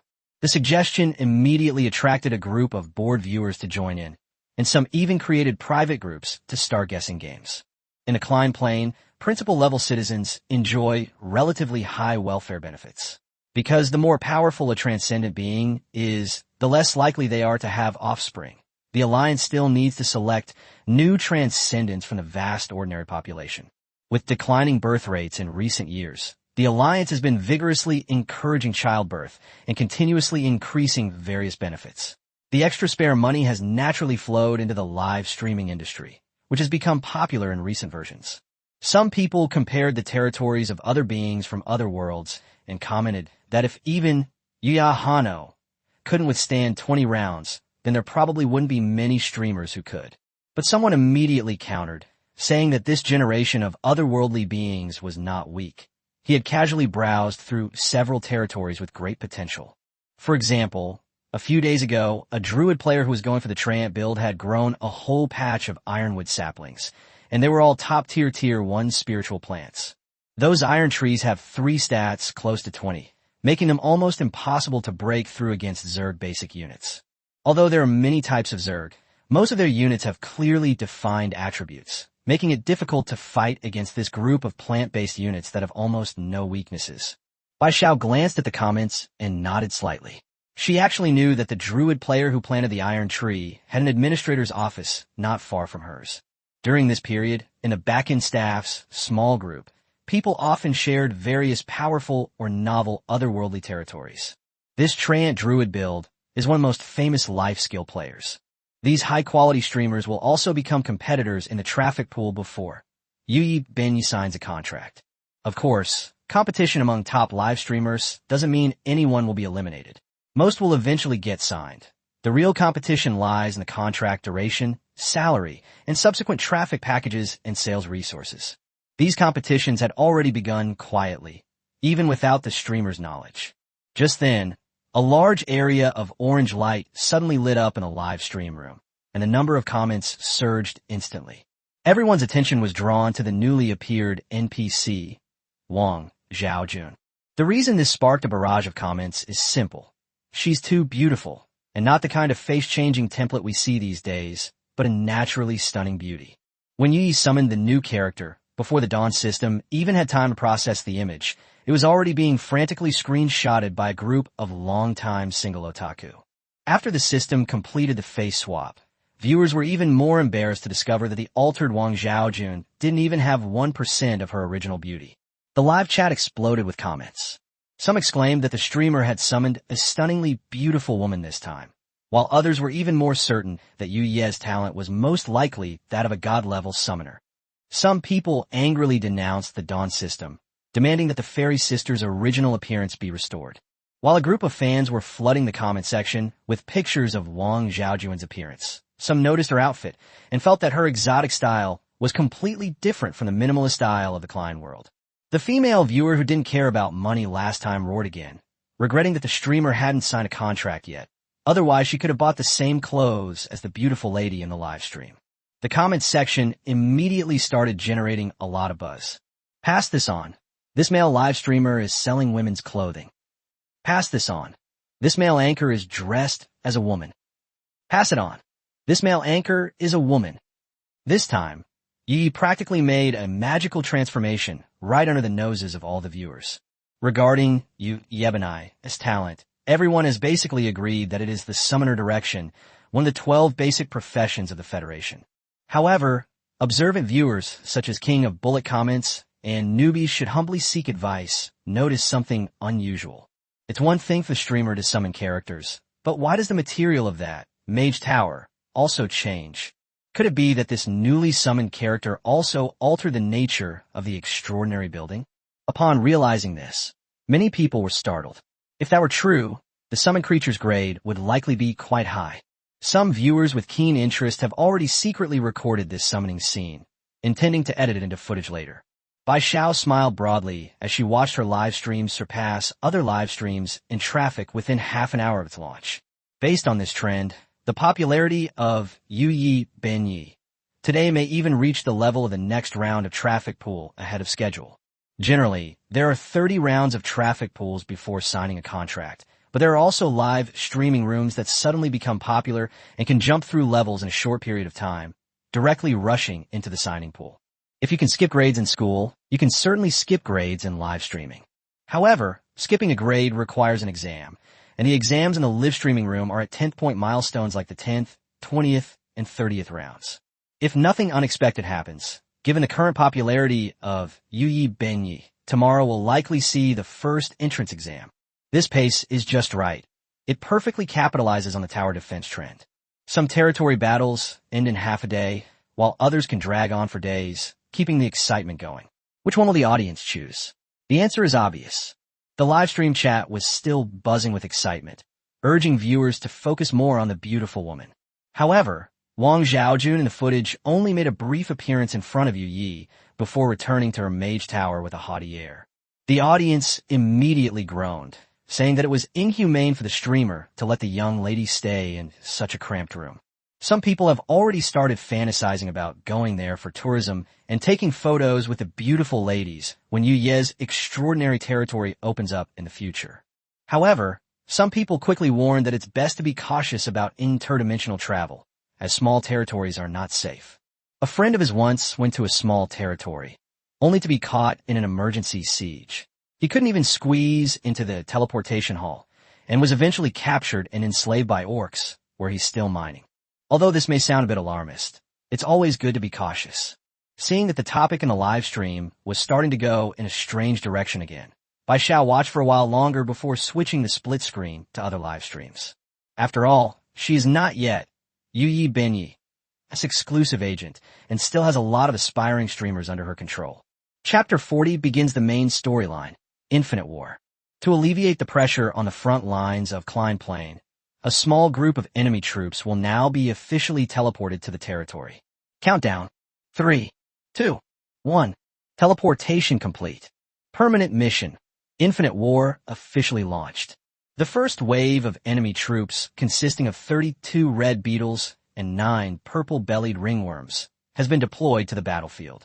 The virtual screen in front of you, Yi kept refreshing, with lines of glaring red warnings popping up. He rubbed his hands together, feeling unavoidably nervous. After all, this was his first time facing war, and the enemy wasn't human, but a ferocious insectoid race, naturally increasing the pressure exponentially.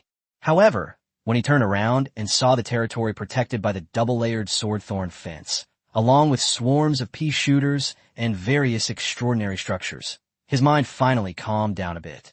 Moreover, with Mu Zhong and Wu Lu, these second-tier extraordinary beings by his side, his safety was at least guaranteed.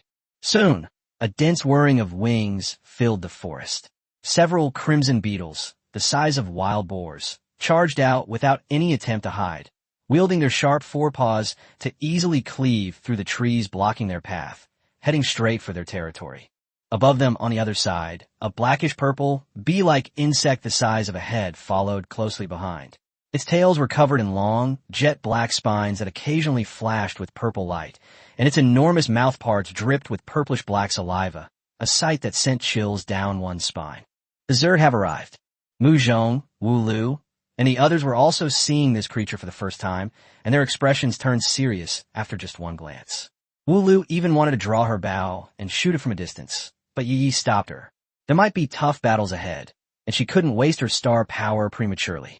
The red beetles seemed completely unaware that they had been transported to another dimension, and continued to charge forward madly, as if they wanted to devour all the blood and flesh in front of them.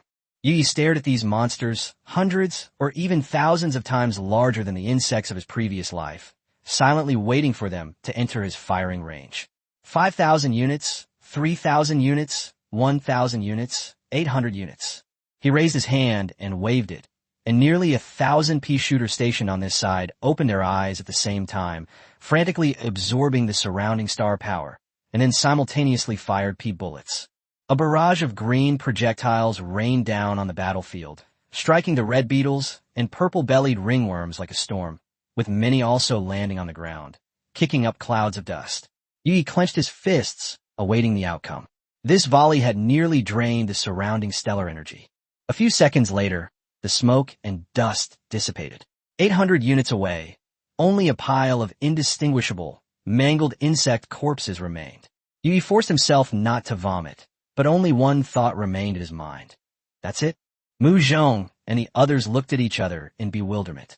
For the past 3 days, they had spent every spare moment studying the defensive lines, digging traps, and devising so-called foolproof plans, but the enemy hadn't even broken through the furthest line of fire before being wiped out. The ultimate move that everyone had been holding back for so long was stuck in their throats. It turned out that even the top races of the endless plains couldn't withstand the barrage of firepower. Yi did not relax and reminded him in a deep voice, "Don't be careless." That was just the first wave, and also the simplest one. At this moment, another prompt appeared on the blood-red screen. Should we defend against the second wave of enemy troops? The more rounds of attacks you withstand, the higher your final mission rating will be, and the higher your final ranking will be. Yi chose yes, without hesitation. The second wave of enemy troops, consisting of 58 red beetles, 21 purple-bellied ringworms, and 1 windborne mantis, has been deployed to the battlefield. The system notification had barely finished when a new wave of Zerg burst forth from the flattened forest. Without the trees to obstruct them, they moved even faster. Once the swarm was back within 800 units, Yi gave the order, and all the pea shooters fired in unison once more. A dense hail of bullets pounded against the red beetle's exoskeleton. This time, Yi saw it clearly. The crimson beetle's armor shattered quickly after being hit repeatedly, offering no protection against the pea bullets. The even weaker defense, purple-bellied ring beetle, was even less vulnerable.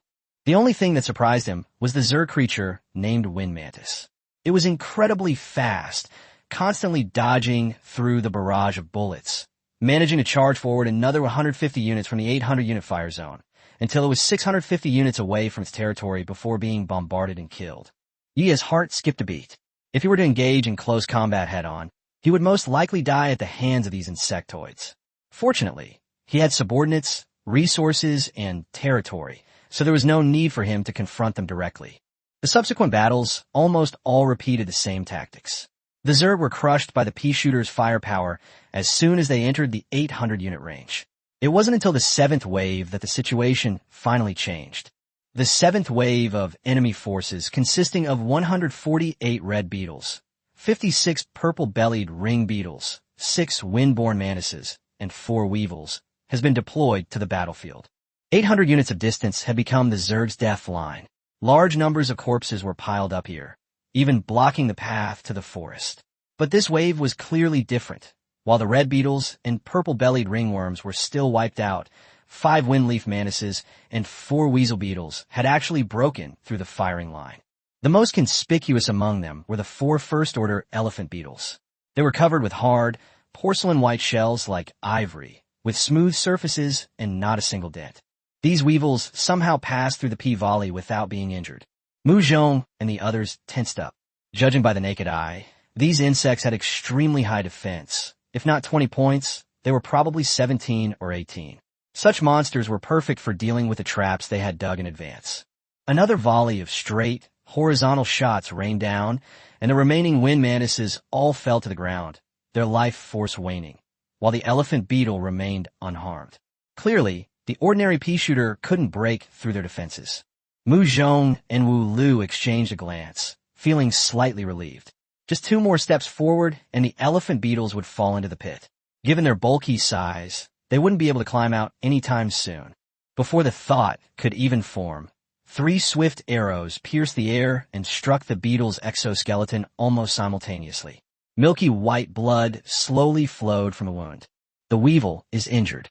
The powerful thrust of the whirlwind arrows gives them superior armor-piercing capabilities compared to ordinary arrows.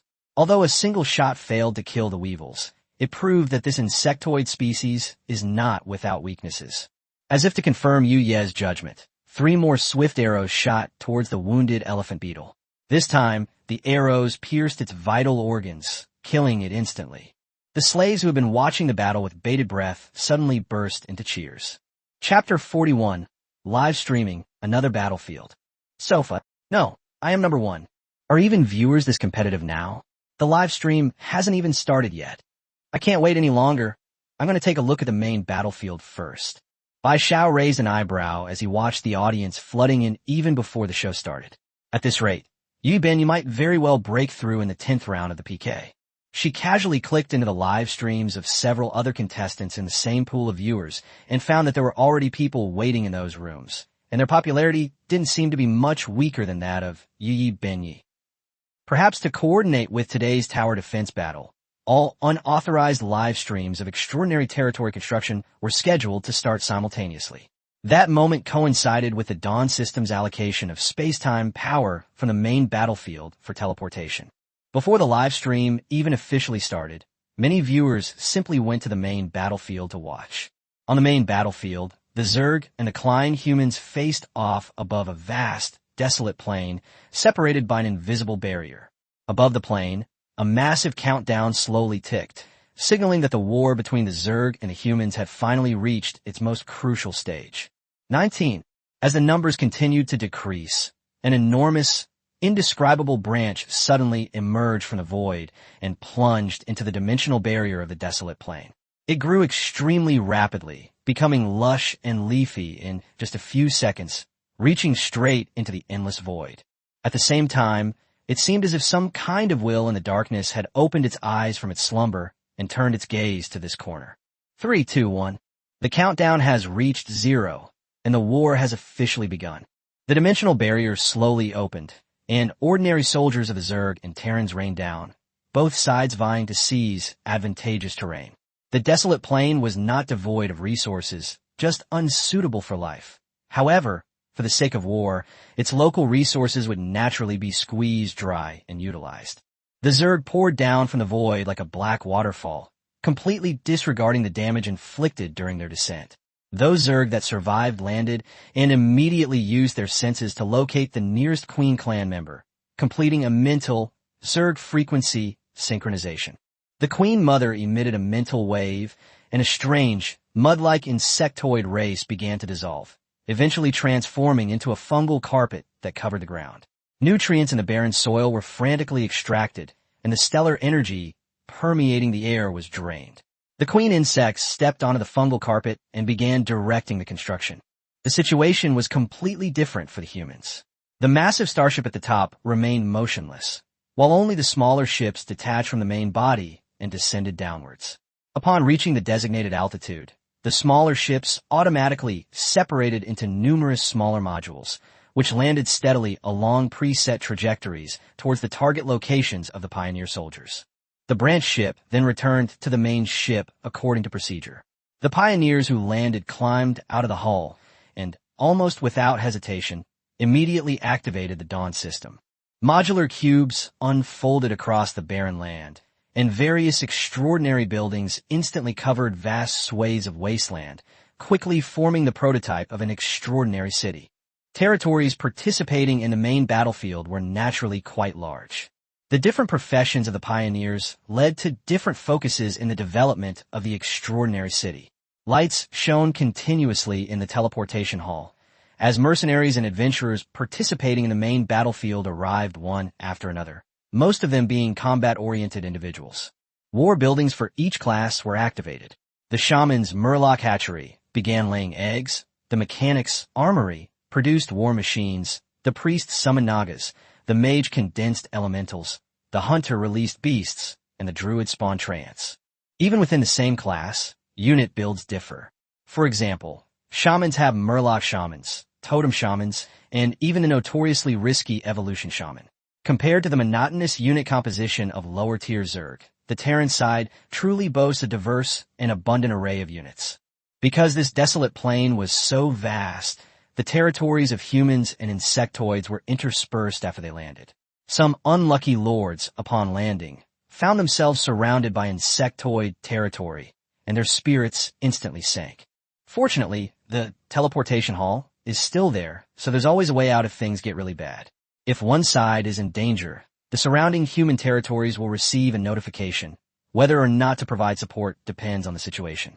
When the territory of the Pioneer soldiers is in danger, the Dawn system will intervene and relocate some of the Zerg in the battle to the Pioneer territories within the 5 spacetime nodes surrounding the Klein plane. This is precisely the source of the enemy that Yuya and his team will face in their tower defense battle. The main livestream was filled with spectacular scenes. The Zerg swarm poured down relentlessly, and the ships continuously separated their hulls, sending the Terran pioneers to the ground. These scenes were far beyond what ordinary citizens would normally witness. The livestream's popularity exploded instantly, and the video even started flickering and lagging. Keep in mind that with the advancements in multidimensional quantum computing technology, the concept of network lag is practically obsolete. This shows just how many viewers managed to squeeze in this time. Bai Xiao only glanced at it briefly before leaving the crowded main battlefield. Compared to those dazzling mega battles, she preferred watching live streams on a smaller screen. With a desolate plain now fully open, human transcendent territories have already clashed head-on with Zerg spy forces. This also means that the Infinite War has officially begun. Bai Xiao immediately switched back to Yi Benyi's livestream. Sure enough, the first shot of the livestream today was of the Zerg that had just been teleported over. A red beetle was crawling back and forth in front of the lens, its bright yellow compound eyes so close that they looked particularly ferocious and terrifying. Chapter 42. Rounds of competition, each using their own methods. The red beetle swung its sickle-like claws to clear the way, splitting apart the grass, trees, and shrubs along the way, as if it wanted to sweep away everything that hindered its march.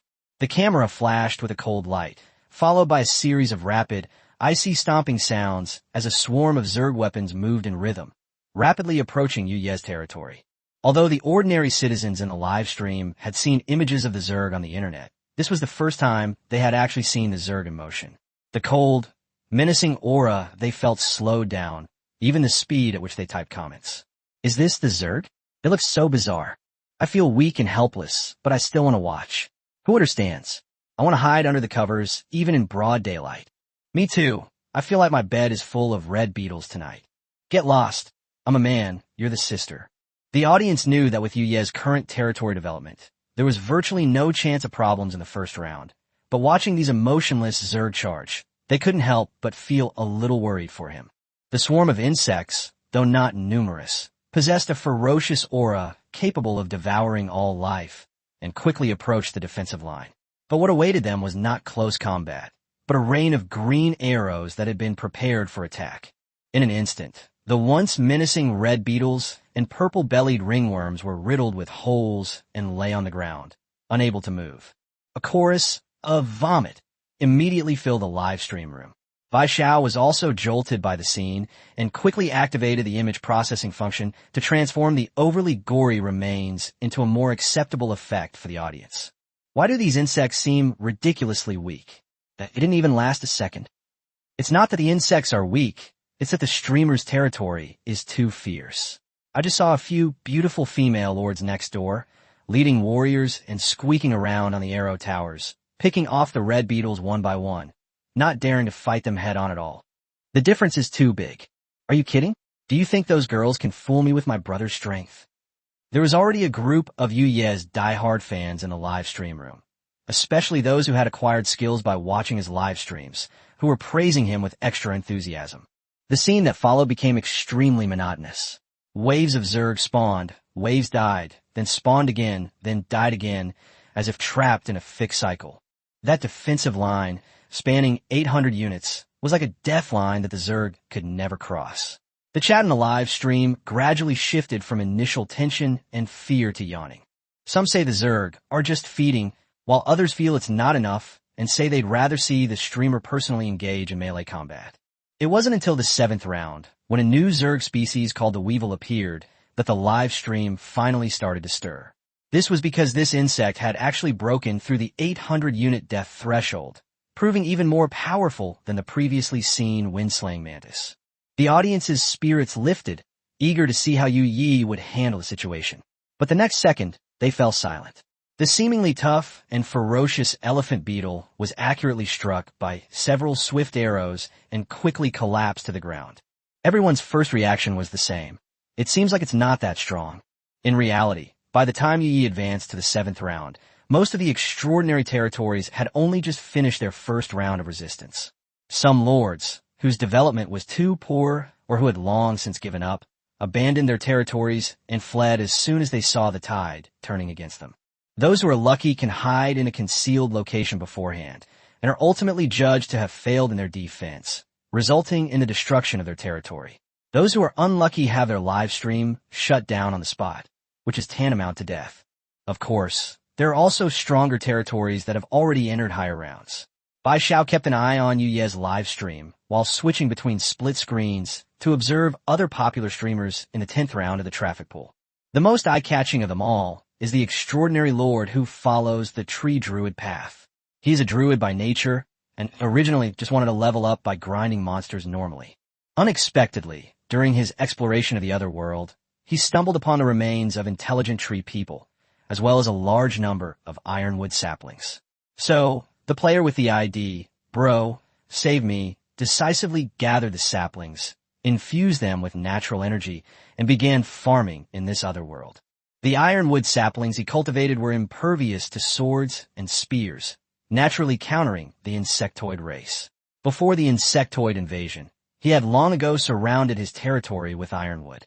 When the red beetles rushed up to bite, the sleeping saplings were awakened, and their thick branches transformed into iron fists that smashed down, almost one punch at a time.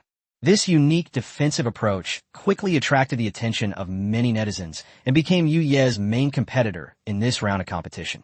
In addition, the other lords in the flow pool also have their own methods. Some discovered natives during their exploration of the plains and embarked on the path of domestication, using first and second-tier natives to fight their enemies. Some build their territories in special terrains, using the environment to block and kill the Zerg. Others rely on their awakened powerful talents to personally take to the field and wipe out the red beetles and purple-bellied ringworms. With such a large population base, Yu is certainly not the only one to have such an extraordinary encounter. These people were also quite fast at killing insects, and they all entered the 7th round one after another. Judging from their progress, they were only slightly slower than Yu Yi. However, once the Zerg, with their porcelain white shells and top-tier first-tier defense, joined the fray, the gap between the various territories finally began to widen. After Yu Yi activated the new extraordinary building, the Gale Arrow Tower, he continued to suppress the enemy with terrifying firepower and blast them to death. In contrast, the Trent's iron fist began to falter, and the one who had been utilizing the terrain was also gradually losing steam. The beetle's defense was too strong, making it difficult for the iron tree to break through, while the beetle also struggled to cross the iron tree's barrier. The two sides were locked in a stalemate for a time, and it was possible that the battle would drag on into a long and drawn-out war.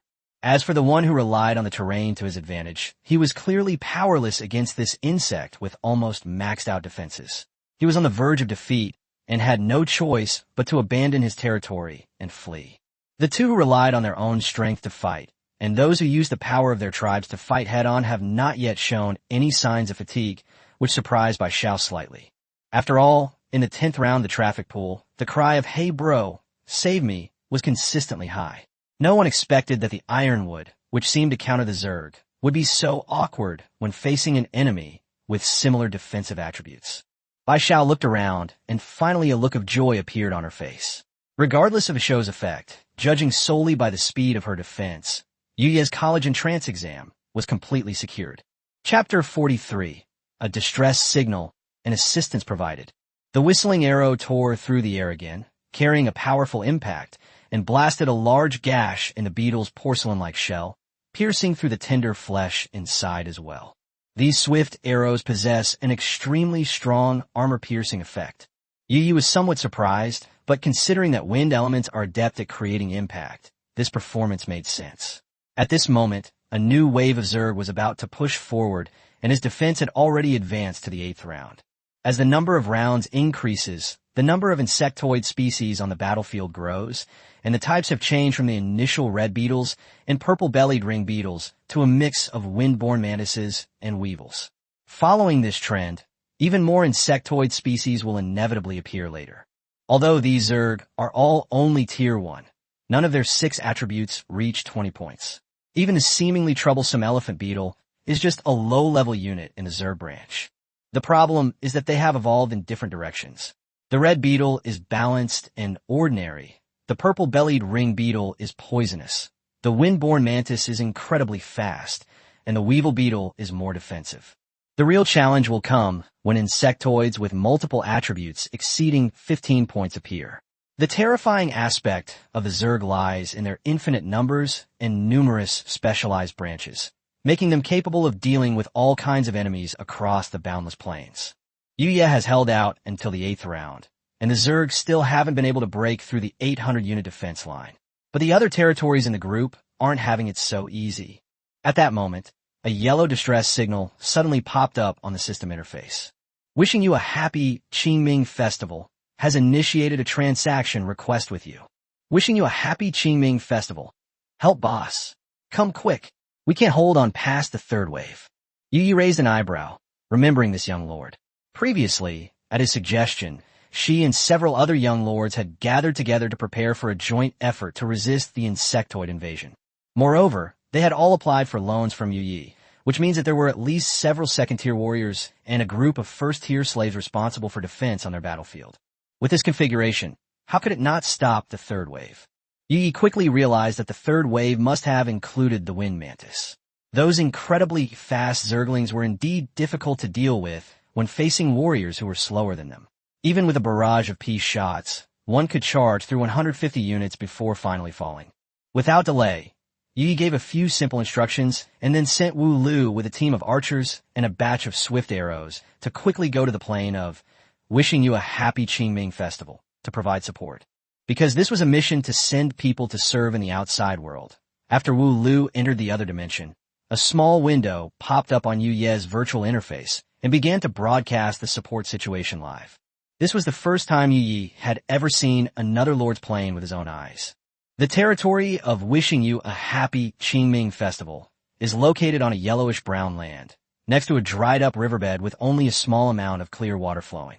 It is surrounded by a ring of withered, tall trees several meters high, which look out of place in this water-scarce environment. On the outskirts of the territory, a few lonely arrow towers stood, with 2 men and 2 women on top operating the firing ports and firing at the opposite bank of the riverbed. However, their accuracy was truly appalling. Behind the arrow tower are buildings such as the Lord's Hut, the Time-Space Tavern, and a flimsy fence, as well as some low wooden houses built around the territory. On the opposite bank of the river, more than 20 shirtless men were brandishing iron spears, forming a battle formation to fight against the swarming red beetles. The 2 sides exchanged blows, and the battle was extremely fierce. On the other side, 3 tall figures charged ahead, struggling to withstand the onslaught of a large number of red beetles. In midair, several purple-bellied ringed beetles hovered, occasionally spitting out blackish-purple venom, forcing the 3 to dodge repeatedly. Most deadly were the mantises lurking on the periphery. Like nimble assassins, they moved through the swarm, seizing any opening to slash the 3 with their razor-sharp forelegs. The 3 combatants were covered in blood, most of their injuries coming from the wind mantises. If they lingered any longer, they could die on the spot if they weren't careful. Seeing this, Wu Lu no longer hesitated. He immediately took down his great bow, knocked a swift arrow, drew the bowstring to its fullest extent, and shot it out. With a whooshing sound, a wind-borne mantis seemed to sense death approaching. It swayed and let out a sharp hiss, trying to retreat. But it was too late. Its head exploded like a watermelon. The archer squad behind Wu Lu immediately joined the fray. Although their momentum and accuracy were inferior to Wu Lu's, a dozen swift arrows fired in unison still managed to bring down several of the harassing purple-bellied ringworms. Upon seeing the reinforcements arrive, the 3 burly men were immediately invigorated, as if a renewed surge of power was flowing through their bodies. They brought their large machetes down with tremendous force, unleashing their power exceeding 20 points. The red beetle's carapace shattered like an egg, leaving it virtually defenseless. Having seen this, Yi stopped paying attention. The battle had stabilized, and the outcome was essentially a foregone conclusion. However, this small-scale battle just now also confirmed one thing for him. These Zerg weren't just reckless attackers. They could also cooperate. Despite being just a group of Tier 1 Zerg, they were able to use their complementary abilities to make higher-tier enemies struggle and become disorganized. After a moment's thought, Yi decided to share the information about the Wind Mantis in the group. Some lords with slower defenses, who probably haven't even reached the third round yet, will be able to decide whether or not to continue holding out if they know the information in advance. Yi Ben Yi. This is the basic information for the Zerg that will appear in the third round, the Windstalker. Everyone should act according to their abilities. Remember, rewards are not the most important thing. Life is the most important. Yahano. Only by surviving can one have the opportunity to earn more things, and then pay off the debt. Flower Girl isn't unfaithful. Ouch, that hurts, bro. Startup halfway done, and looking back, all I see is debt. Your wife is leaking air in the middle of the night. Wow, you're fast? You've already reached the third round? Wishing you a happy Qingming festival. Wow, almost messed up in the third round. I quickly call for help.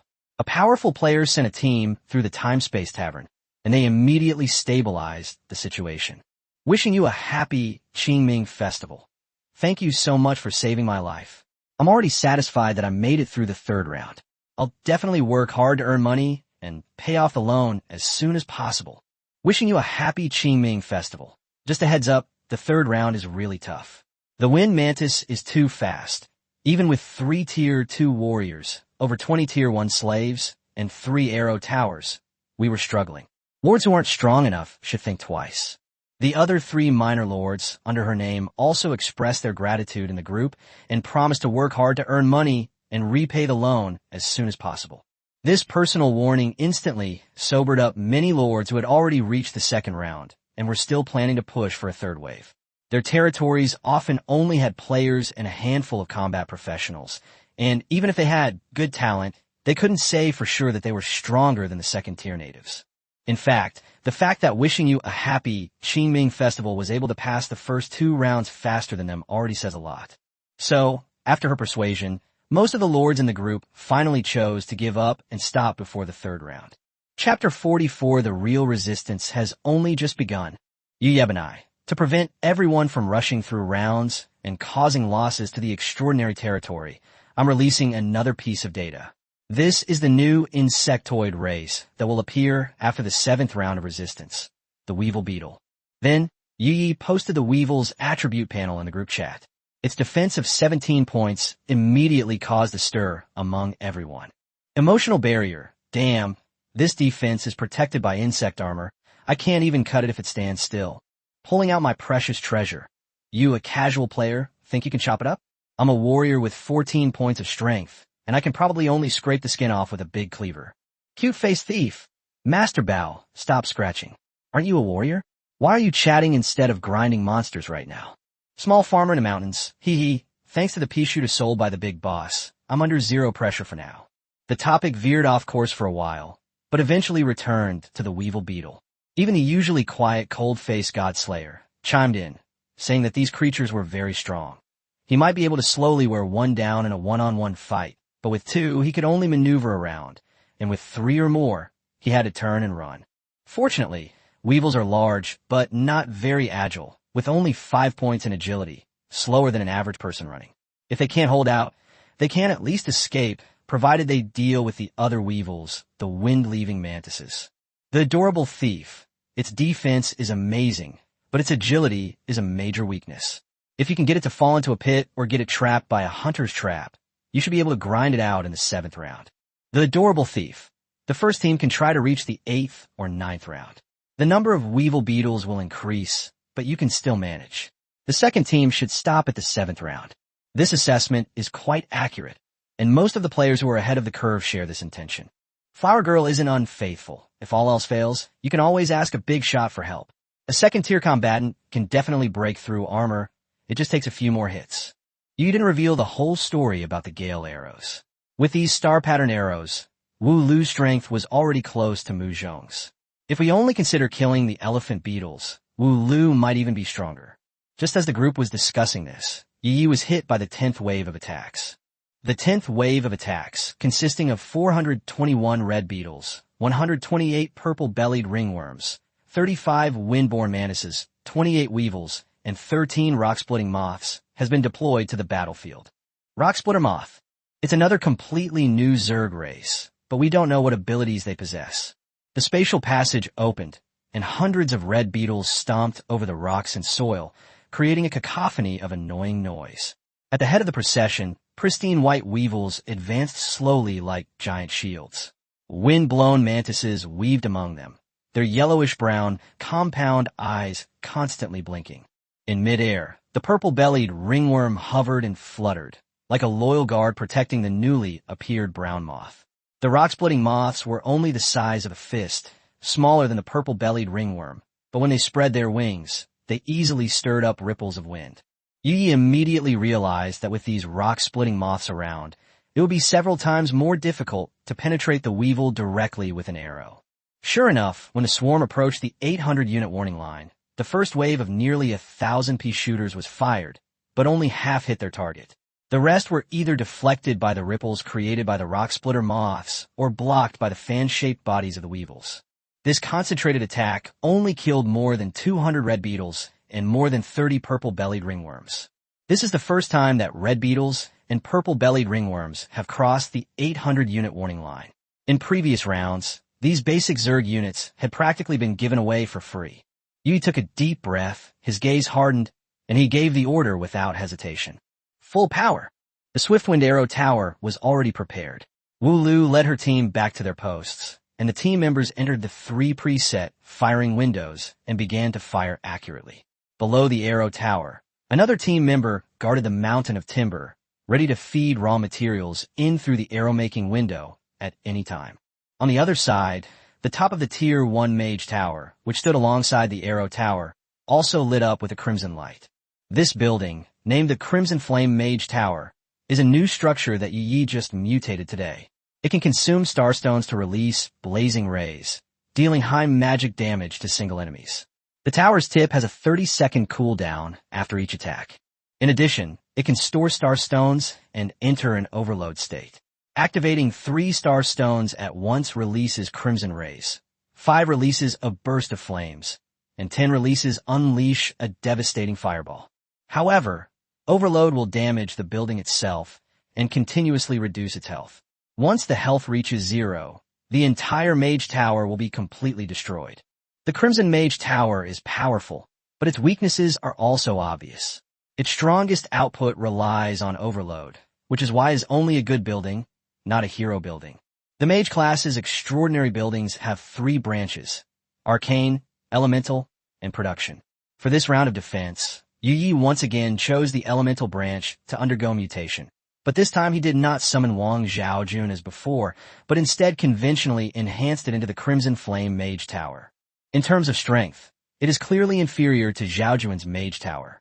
The most obvious point is that the Crimson Flame Mage Tower needs to consume star stones to release its scorching rays, while Zhaojun's Mage Tower only needs 10 seconds to accumulate star power in the air for its freezing rays. Yu didn't summon Wang Zhaojun directly. Firstly, because he didn't want to trouble the female NPC too early, and secondly, because once activated, the legendary quality building would enter a state of war, casting a spell every 10 seconds. With his current resources, he couldn't afford to sustain such a prolonged period of consumption. Moreover, ice spells are mostly area of effect attacks, and the number of enemies in front of us hasn't reached the point where we absolutely need to use them. Activating them now would be somewhat wasteful. As Yi gave the order, Song Anjia led the mage squad from his territory to their positions. Crimson light condensed at the top of the tower, and seconds later, a blazing beam of light as thick as an arm pierced the sky, silently falling into the swarm of insects. In an instant, the Zerg within a radius of dozens of units, near the landing point, all stopped moving.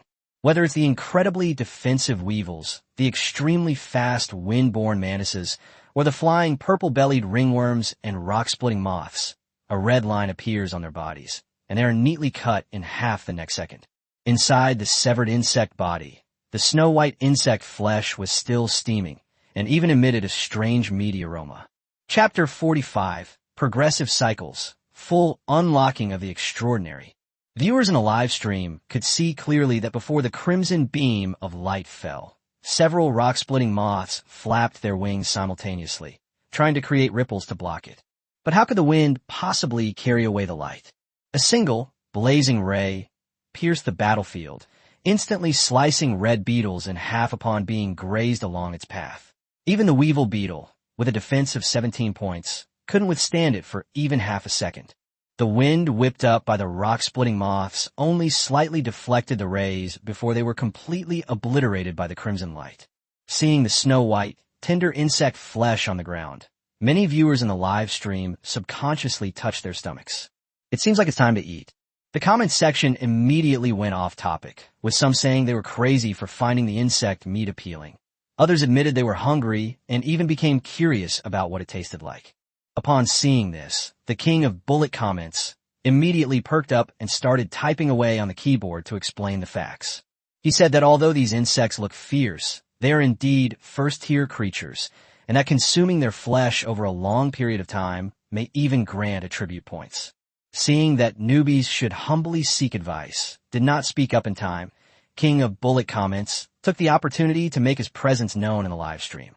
Seeing the audience chanting 666 in unison, he instantly regained the face he had lost last time and felt extremely proud. He had even planned to create video analyses of Yi Ben Yi once his personal WeChat official account was up and running, at which point that newbie would have no chance of stealing his thunder. With that in mind, King of Bullet Comments immediately started recording the entire event, keeping a close eye on the live stream, afraid of missing any hot topics. With the addition of the Swift Arrow Tower and Crimson Mage Tower, the seemingly ferocious Zerg army in the 10th round once again fell 450 units away from their territory. Yi finally breathed a sigh of relief.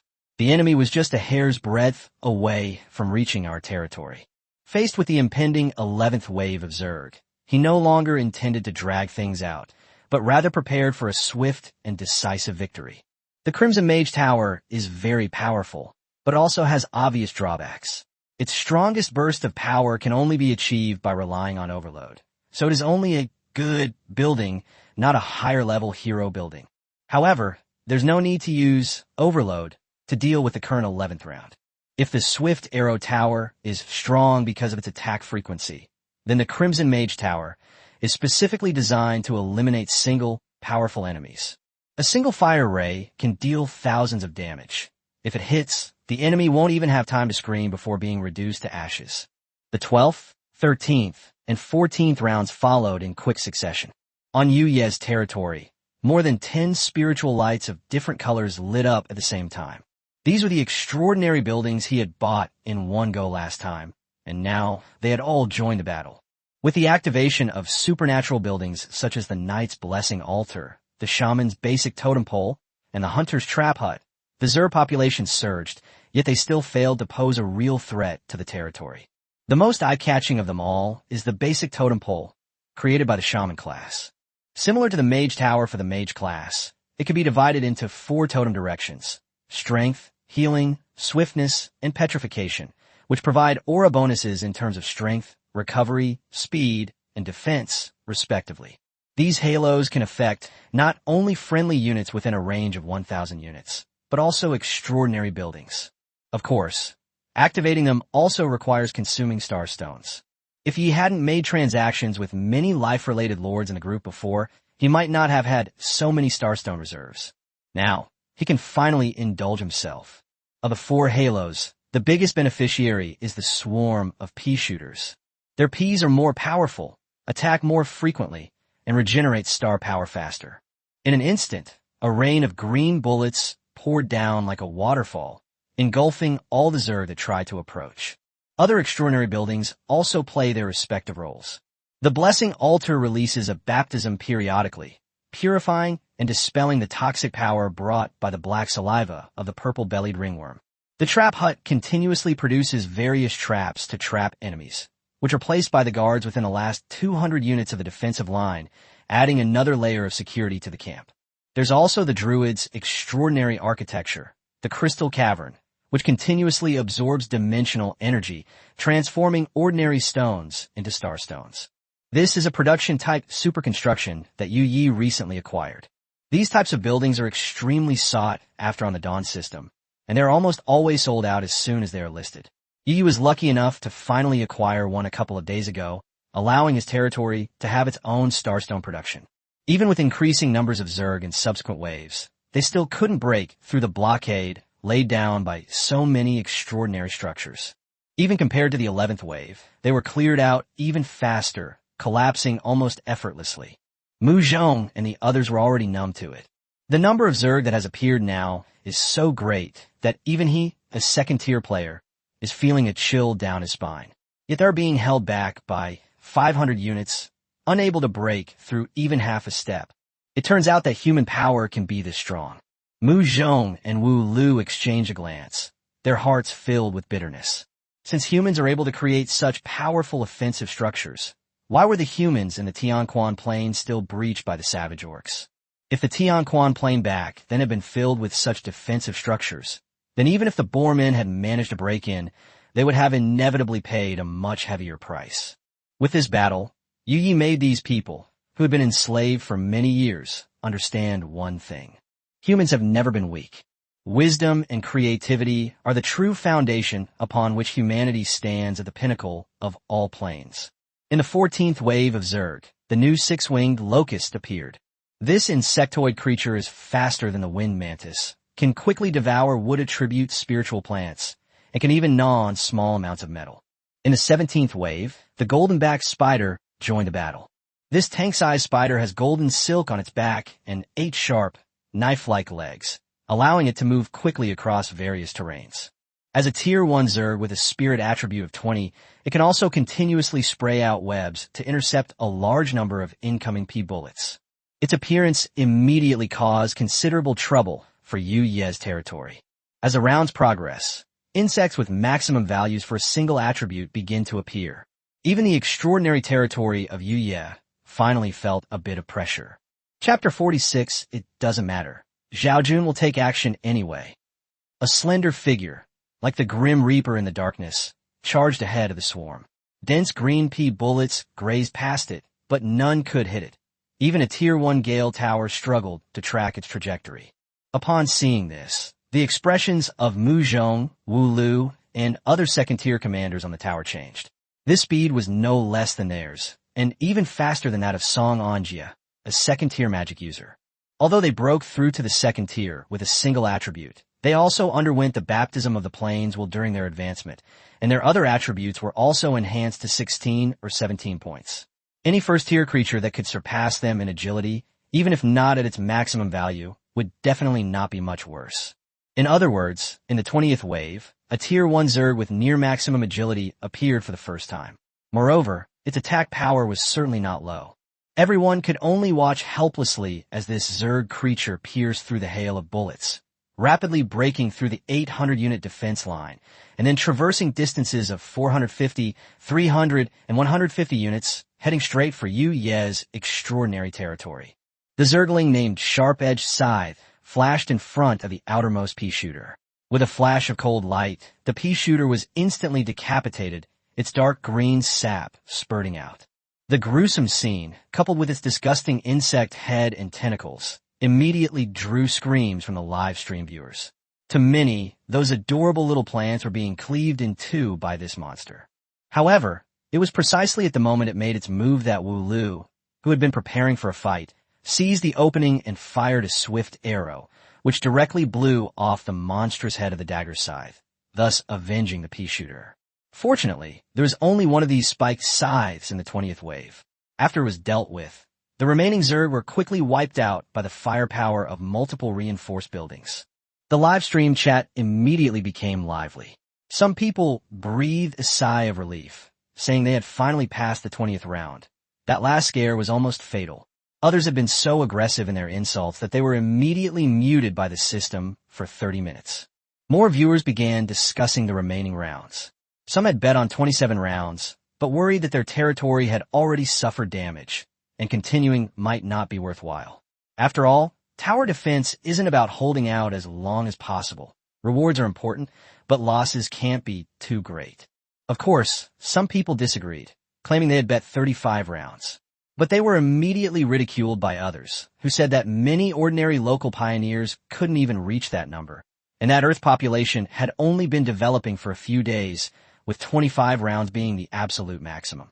Seeing that Yu Ye's territory, which he had been handling with ease, was finally starting to dwindle, the atmosphere in the live stream became noticeably tense. Those citizens who had placed bets privately were especially anxious, waiting for the next round. At that moment, the Dawn system and the live stream simultaneously announced the number of Zerg in the 21st wave. The 21st wave of attacks consisted of 921 red beetles, 578 purple-bellied ring beetles, 214 windborne mantises, 106 weevils, 85 rock-splitting moths, 37 six-winged locusts, 21 golden-back spiders, and 5 dagger scythes. A virtual spatial portal suddenly opened, and the Zerg were launched onto the battlefield one by the power of spacetime. The launching process alone lasted for several minutes. As soon as these insects landed, they immediately rushed in the same direction. The pheromones left behind by the deaths of many of their kind were guiding them to their target territory. The surrounding forests had long been devoured by the insectoids, leaving not even a bare branch. Yi had no idea how these insects managed to attack, while simultaneously destroying the environment. However, seeing that the swarm didn't wait for everyone to gather before launching a unified attack, Yi secretly breathed a sigh of relief. Having fought this far, he had truly felt the terror of the Zerg. The pinnacle race in this boundless plane, setting aside talents such as gene modification and attribute evolution, is enough to make any enemy's scalp tingle just by sheer numbers. If these thousands of Zerg swarm forward like a human army, then Yi will definitely encounter big trouble. Even if they charge in scattered formations, this round will be anything but easy. Last time, only one spiked sickle appeared, and it took down a pea shooter, but this time there are 5. Once they all rush into the defensive line, even if Wulu can shoot them accurately, it will inevitably cause casualties to the pea shooters. At this time, within the Yuya territory, apart from Zhaojuan's mage tower which was not yet in use, almost all other extraordinary buildings were already operating at full capacity. Without further hesitation, Yi arrived at Zhao Jun's mage tower and gently pressed the start button on the Dawn system interface. At the same time, Wang Zhaojun, sitting on the top floor of the 3-story mage tower, slowly lowered her head and looked down at Yi. A smile appeared on her cool and beautiful face, and then she nodded, nimbly flipping over to the huge ice-blue crystal at the top of the tower. Before this, no matter how fierce the fighting was outside her territory, she, like Bob and Dave, always acted as if it were none of her business. But at this moment, she made no extra movements, and her ethereal chanting echoed across the territory. It was an ancient Eastern language, completely different from the official language of the Human Alliance.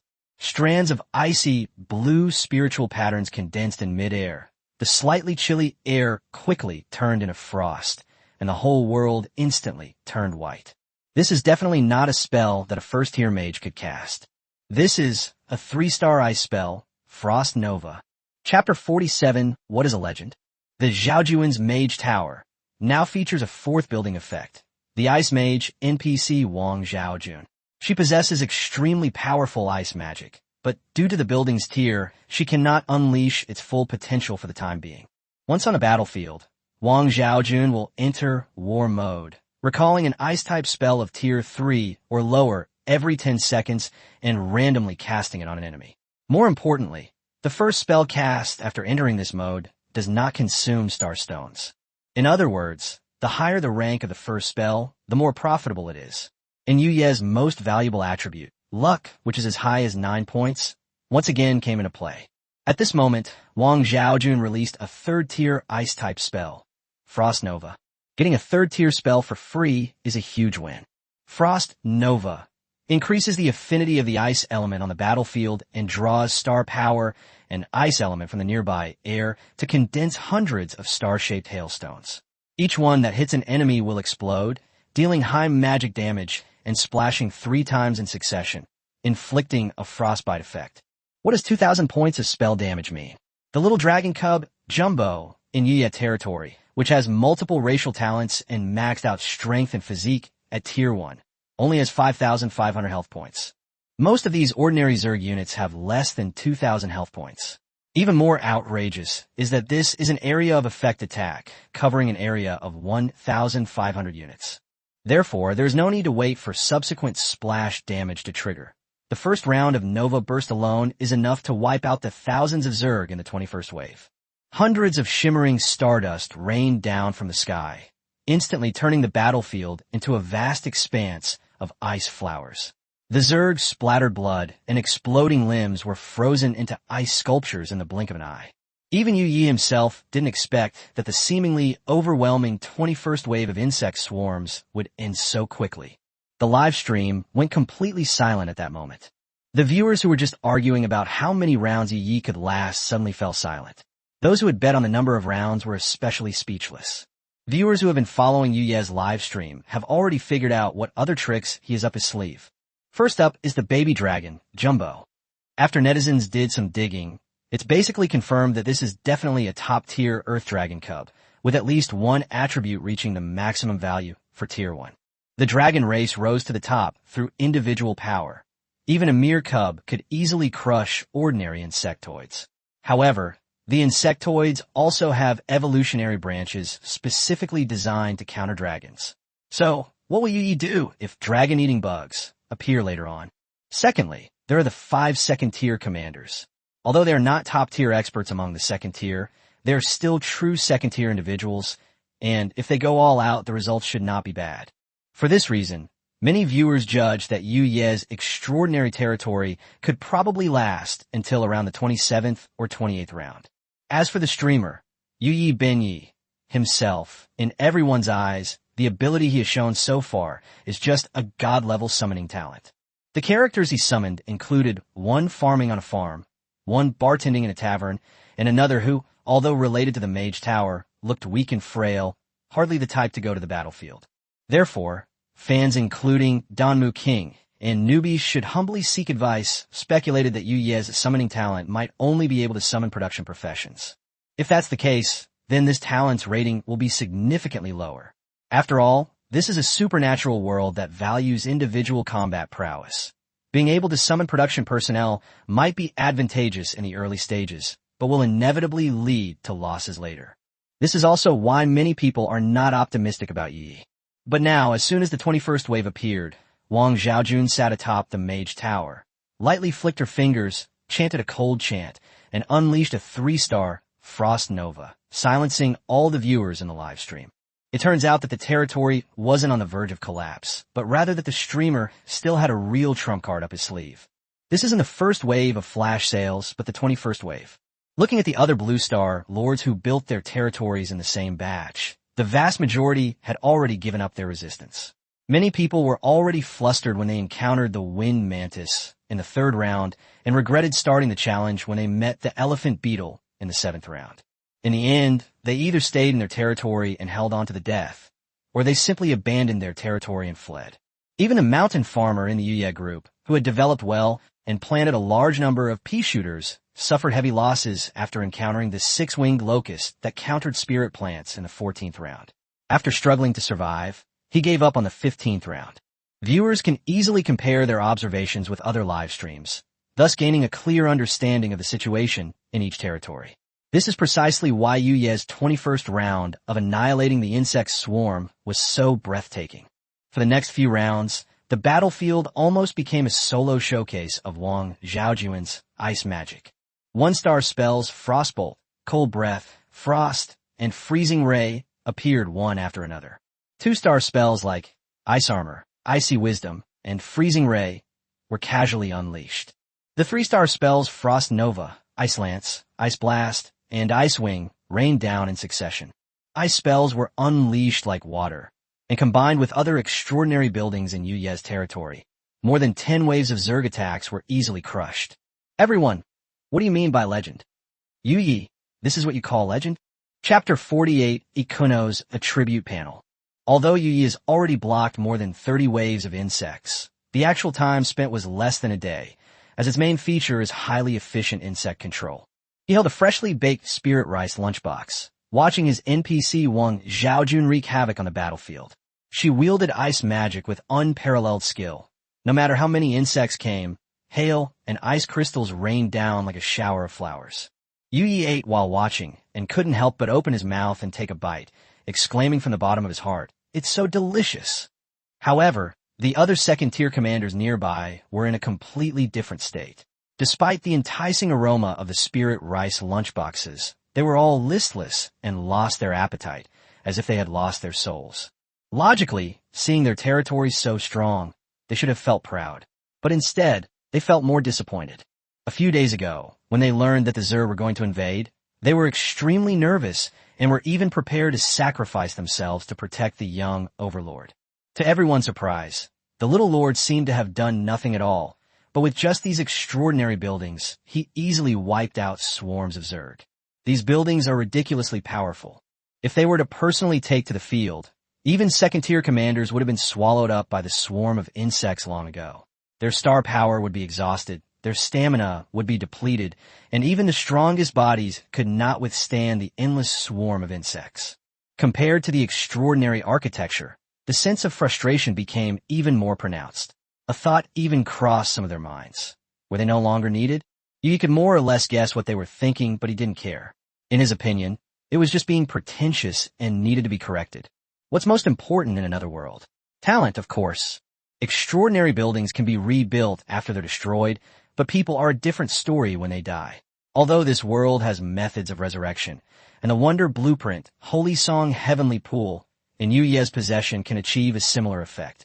In his mind, people still come first.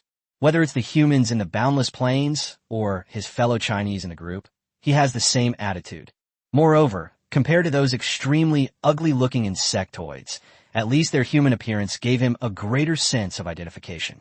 Therefore, he would not easily send his people out to fight unless absolutely necessary. Those extraordinary buildings were originally constructed to protect humanity. But this also brings another problem. If the people always hide under the protection of the territory, won't they become like flowers in a greenhouse? Once they leave the protection, they won't even have the most basic ability to resist when facing a harsh environment. To avoid this situation, Yi made a tough decision. Even if it's not a true decisive battle, all the people must see blood and fight against the Zerg. Even if they aren't the main force, they cannot lose their courage to face the enemy. On this point, Yu Ye's thinking differs from that of the mainstream of the Human Alliance. According to the Dawn System's assessment, citizens like P should be properly protected and then responsible for giving birth to more extraordinary individuals and gifted individuals for humanity. This is why, prior to version 14.0, new human observation records, they rarely came into contact with information related to superhumans. On the one hand, most of them cannot use the Dawn System. On the other hand, they live in a world enveloped by an information cocoon where they see almost nothing but beauty.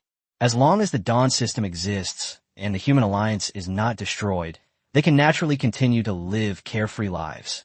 But what if? If one day the enemy breaches the supernatural territory, they will become lambs to the slaughter, and even the lowest-ranking red beetles probably won't have the courage to stand up and resist. Those who consider themselves to be of a superior civilization may not even be as good as ordinary people in the Tianquan Plain. The same applies to Yu Yi himself. Now, his extraordinary territory already has quite a few Tier 1 extraordinary buildings. Under the effect of the talent, building empowerment, these buildings can be converted into allocable attribute points. Excluding the special attribute of luck, Yu Yi currently has enough points to stack one of his attributes to the first tier maximum value, and there might even be some overflow. Considering the imminent Zerg invasion, Yu Yi weighed the options repeatedly before the battle and finally decided to add 9 points to his constitution, raising it to 20 points. This is also the first of his 6 first-order attributes to reach its maximum value. He simply put all the remaining points into agility. After all, if he couldn't beat the enemy, he at least had to be able to outrun them. So before the battle, Yu Ye's attribute panel finally received a magnificent upgrade, which can be considered as building up his stats in advance for his personal battle. Name: Yu Ye. Race: human, otherworld. Occupation: architect. Rank: first rank. Status: normal. Health points: 3,500/3,500 plus 2,200. Strength: 13. Spirit: 9. Agility: 13 plus 4. Constitution: 20 plus 11. Charm: 9. Lucky: 10. Talent. Building mutation A can randomly mutate a building into a new function. The higher the building level, the lower the success rate. Building empowerment.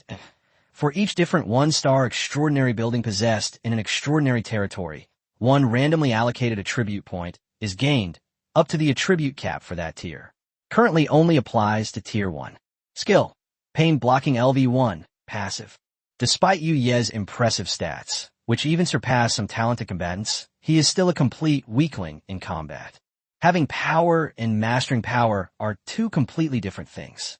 For example, he currently has 20 points in Constitution, but these attributes only increase his health points and do not bring any additional combat benefits.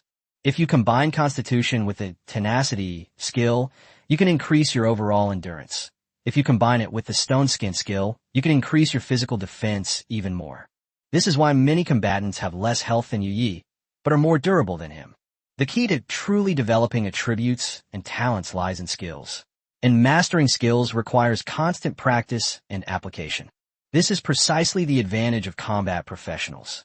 Their talent allows them to master relevant skills more quickly, ultimately transforming them into formidable combat power. Yu Yi wanted to join the battle in order to make up for his shortcomings in this area, gain experience from actual combat, and learn the real way of fighting. Who says architects can't go to war? This architect, Yu Yi, insisted on going to the battlefield to kill a few insects to practice his skills and learn a few new techniques before making any decisions. Chapter 49 Traffic Pool Upgrade. Group Supply. Up. Bai Xiao clutched a small handkerchief in one hand and gripped the mouse in the other, staring intently at the ever-increasing index on the back end of the quantum computer, her entire body tense. Finally, the yellow curve broke through the encirclement and directly overturned the previous chrysanthemum to ascend to the first throne. Yeah. Bai Xiao jumped up excitedly, even flung her handkerchief away. She had only one thought in her mind. Yu Yi Ben Yi is just too amazing. So intense was it that even she, a self-proclaimed refined lady, couldn't help but want to swear. So intense was it that she had already begun to fantasize about signing with Yu Yi in the future, with him soaring to great heights and her also reaching the pinnacle of life, with villas, luxury cars, and male models all at her disposal. Who can understand this kind of exhilarating feeling? Their own trainee streamers fought their way up through the first 10 rounds of viewership, directly entering the 20th round, and then collectively crushing their opponents who had accumulated 20 rounds of viewership. While others went through the first 10 rounds like taking an entrance exam, Yu Yi felt like he was going straight from kindergarten to the college entrance exam. As for the competitors in the original 10 rounds of Traffic Pool, they have basically given up. The Earthling who had tamed the natives to help defend against them chose to give up in the 13th round after much deliberation due to casualties in his tribe. The one with formidable individual combat power, though he didn't survive the 14th round, single-handedly killed a considerable number of insectoids, indicating he had gained significant skill and proficiency. On the contrary, Hey Bro, Save Me became Yu Ye's second place in the 10 rounds of Traffic Pool, and he's been sticking with it ever since. His Iron Tree formation kept the Zerg at bay, and then he slowly whittled down the enemy by relying on the high attack and strength of the Iron Trees. When Yu Yi reached the 13th round, he was grinding through the 8th. When Yu Yi reached the 30th round, he had only just reached the 13th. Its main selling point is its slow pace. However, he will soon face the same test as Mountain Farmer. The six-winged locust, an insectoid species that specifically counters spirit plants, will appear in the 14th round, and his viewers in the live stream are not optimistic about it. At this point, many territory battles had ended, and idle traffic naturally flowed to the extraordinary territories where battles were still ongoing. This is why Yu Yi was able to cross 10 traffic pools in one go. Holy crap, what is this? 33 rounds? I've watched so many live streams, and this is the first time I've ever seen this. Brother, you're focusing on the wrong thing. Shouldn't you be watching that beautiful and powerful goddess in our live stream first? Sorry, I'll start again, damn. I've already gone through 34 rounds in such a short time. With such a beautiful girl, I'm definitely going to add her to my favorites and follow her. A large number of viewers from other live streams were either stunned by the success of Yu Ye's territory or attracted by the scene of Wang Zhaojun casting spells like an ice goddess. As they watched, they stayed, becoming part of the live stream's popularity. But at this moment, Yu Yi secretly groaned. It's not because the Zerg are too strong, but because their starstone consumption is terrifying. Zhaojuan's Mage Tower as a legendary extraordinary building. Its power is naturally formidable, but the cost is equally staggering. After Wang Zhaojun enters a state of war, she casts a spell almost every 10 seconds. First-tier spells typically consume 1 complete starstone. Second-tier spells consume between 3 and 20, and third-tier spells often consume hundreds. The starstone reserves in the territory are decreasing at an alarming rate.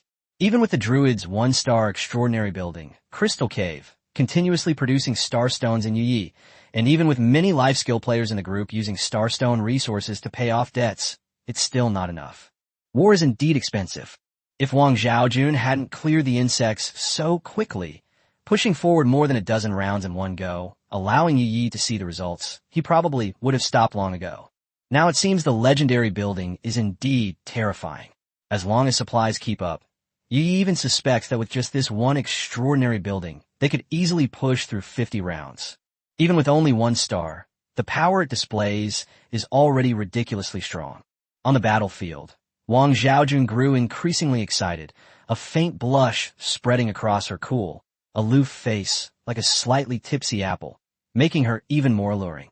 Forgotten spells kept resurfacing in her memory, and she longed to try them all. This isn't just about having 3 or 4 skills in the game. It's about having a huge number of spells. As for the issue of consumption, Wang Zhaojun had no idea. Besides, if the supplies aren't full, can you blame the legendary building? It's clearly the Lord's incompetence. Yi looked at the territory's bill, and his heart trembled. What can a Lord do when his NPCs are having too much fun? Of course, we'll spoil them. Does that mean we can release animals back into the wild? Yi gritted his teeth and immediately sent a message in the group. Yi Benyi, I'm spending all my money.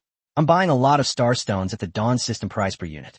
There's no limit to how much I can buy until I run out of gold coins. First come, first served, until my tower defense game ends. He then posted a new screenshot showing his $1 million bank account. The casual gamers in the group were so envious after seeing this that they were practically drooling. Chapter 50, if not now, when? Big spender. Everyone in the group could clearly see that the screenshot Yi posted this time was on a completely different level from the last one. The number on it had increased by a full 1 million. We're all from Earth, and we all started from similar points and faced similar situations when we first transmigrated. Now that Yi has taken off from where he started, it would be a lie to say I'm not envious. But when it comes to resentment towards the rich, no one could really bring themselves to hate him.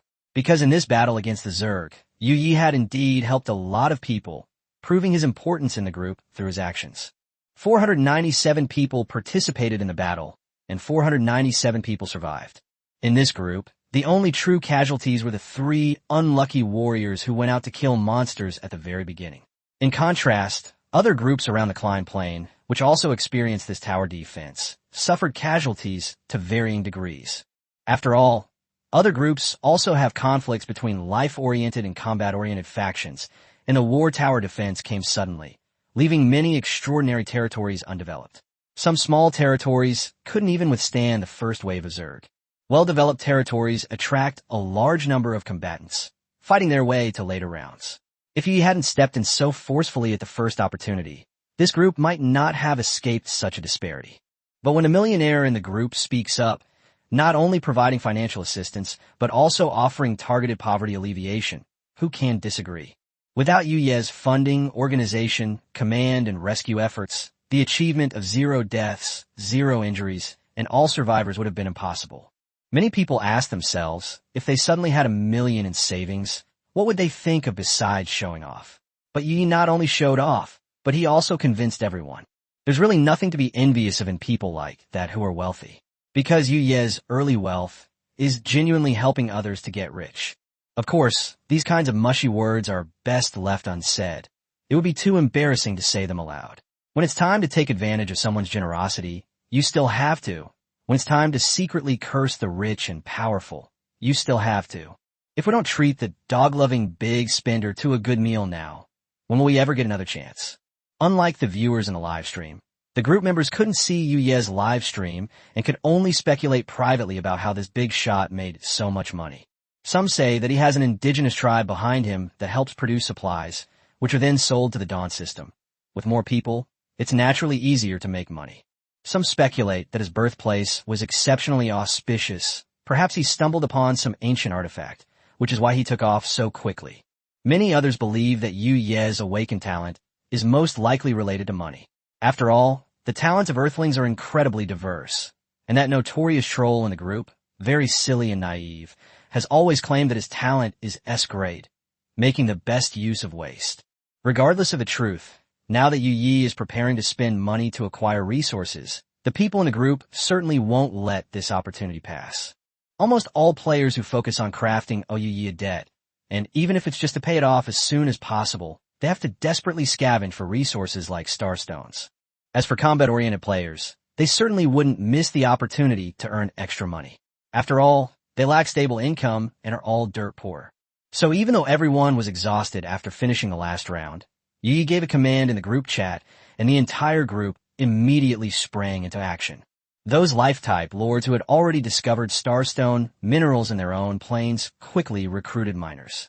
The idle combatants readily agreed and immediately joined the mining army, continuously sending starstones to Yu Ye's extraordinary territory. Even players who haven't discovered any minerals have their own methods. They purchased the Tier 1 Druid Transcendental Building, the Crystal Cave, directly from the Dawn system. This building specifically produces starstones, which perfectly suits Yu's current needs. Not enough money? It's okay. Yu will lend money in the group. The Life Skills Lord first uses Yu Ye's money to buy the Crystal Cave, then transfers ownership of the building to Yu Yi for a period of time. All starstones produced during this period belong to Yu Yi. When the time comes, the Crystal Cave will officially return to the hands of the local extraordinary lord. For them, this was practically like getting a super building for free. The only downside is that first-tier transcendent territories are not suitable for building too many crystal caves. This is because they will consume a large amount of star power from the surrounding area to condense star stones, affecting other buildings and the cultivation of the inhabitants. Otherwise, you would have loved to build 10 or 8 at once. 497 people, 497 forces converged simultaneously. Yu Yi was extremely busy, watching the transactions completed through Bob's time-space Tavern on the Dawn system, and watching his $1 million savings gradually decrease, yet a real sense of accomplishment rose in his heart.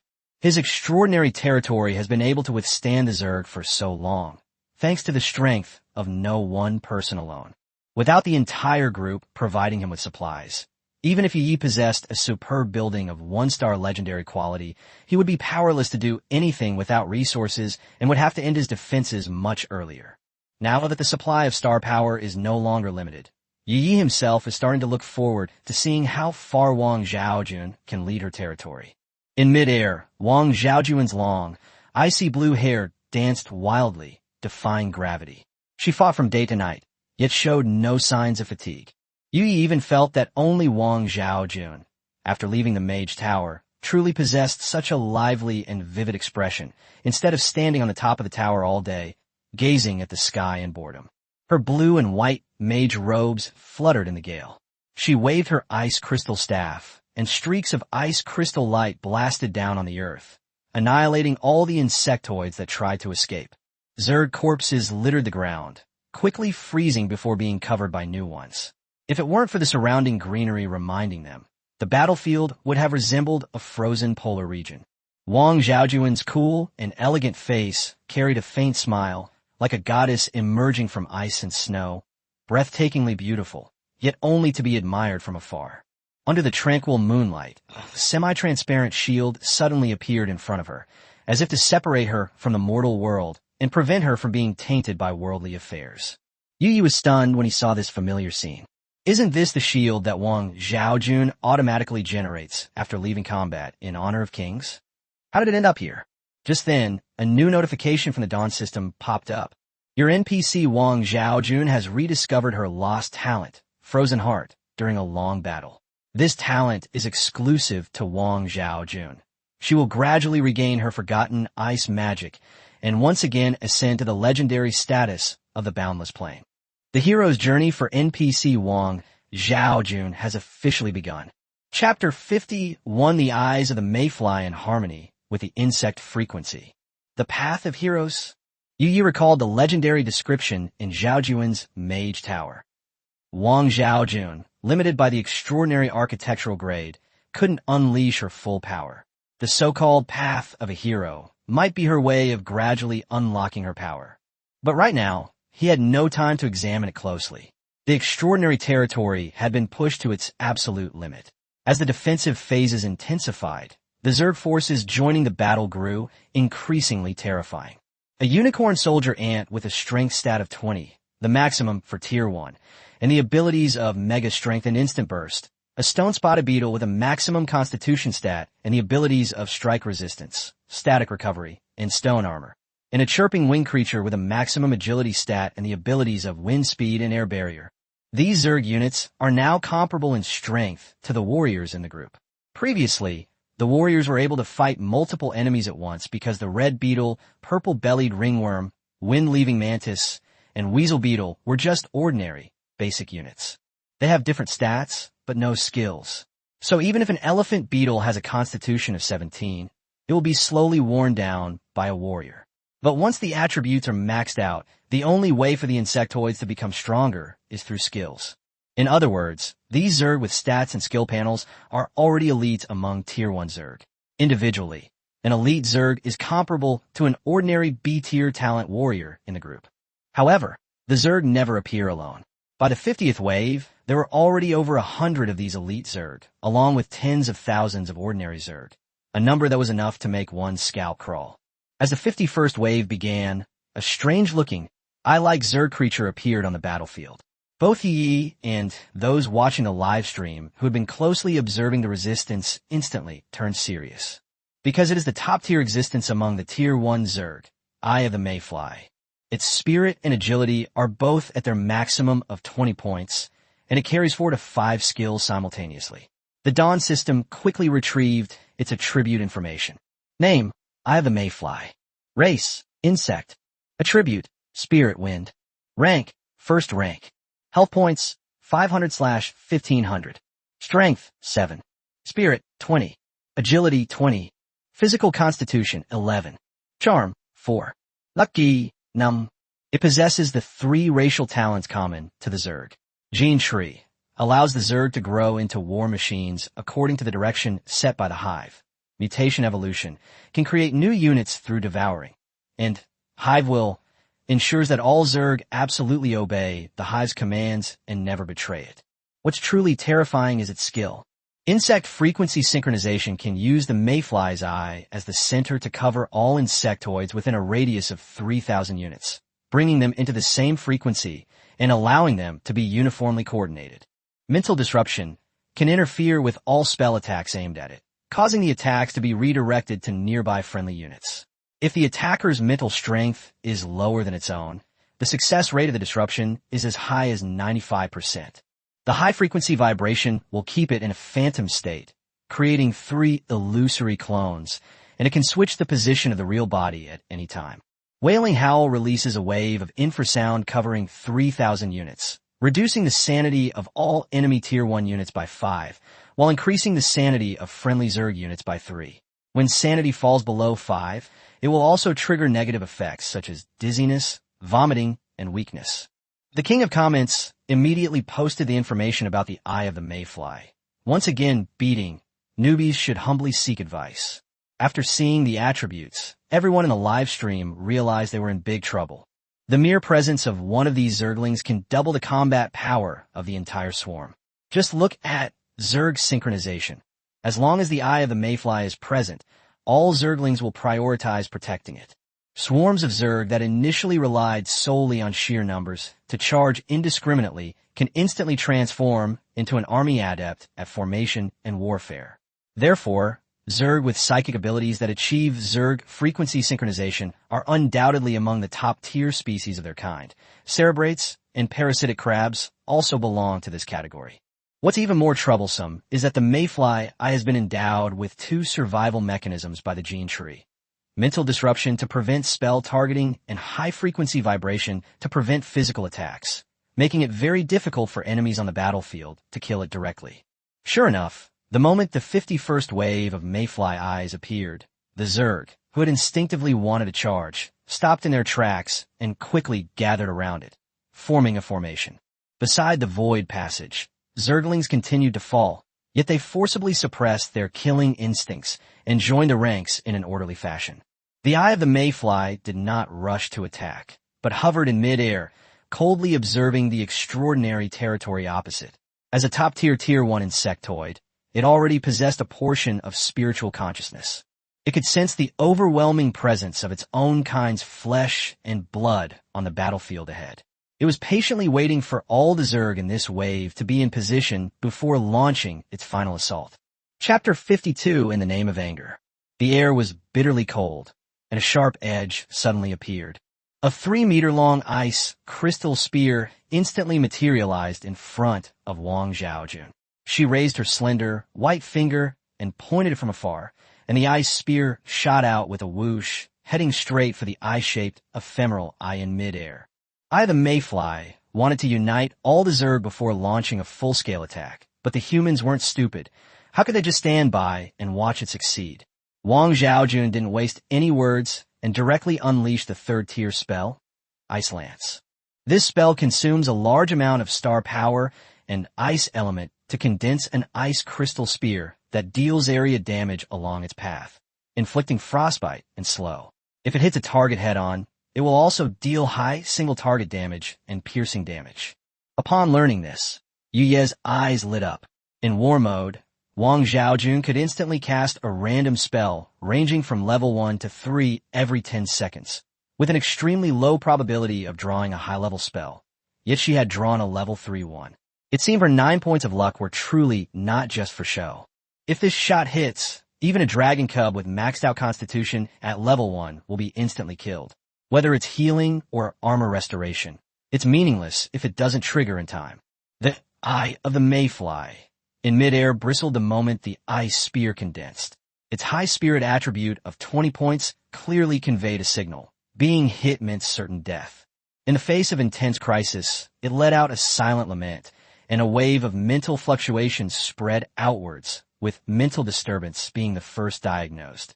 However, the result was predictable: failure. It couldn't understand why, despite having maxed out 1st-tier attributes, it failed even in its interference detection when invading a 1st-tier transcendent territory. Unfortunately, it had never seen higher-tier spells and had no idea that the shot before it came from a 3rd-tier spell. With death looming, it had no time to think and immediately activated insect frequency synchronization. A glint of light flashed in the eyes of each insectoid, and the red beetles quickly piled up, forming the first giant insect wall. The elephant beetles followed closely behind, their white carapaces unfolding layer by layer, building a second line of defense like an umbrella shield. Finally, there's the stonefly, with maxed out constitution and the abilities striking resistance, static recovery, and stone armor. The other Zerg weren't idle either. The whirlwind wing released air barrier in the air, and the rockspike moth whipped up a whirlwind, attempting to disrupt the Ice Lance's lock-on. In the blink of an eye, thousands upon thousands of Zerg were, as if controlled by the same will, and quickly completed their defense.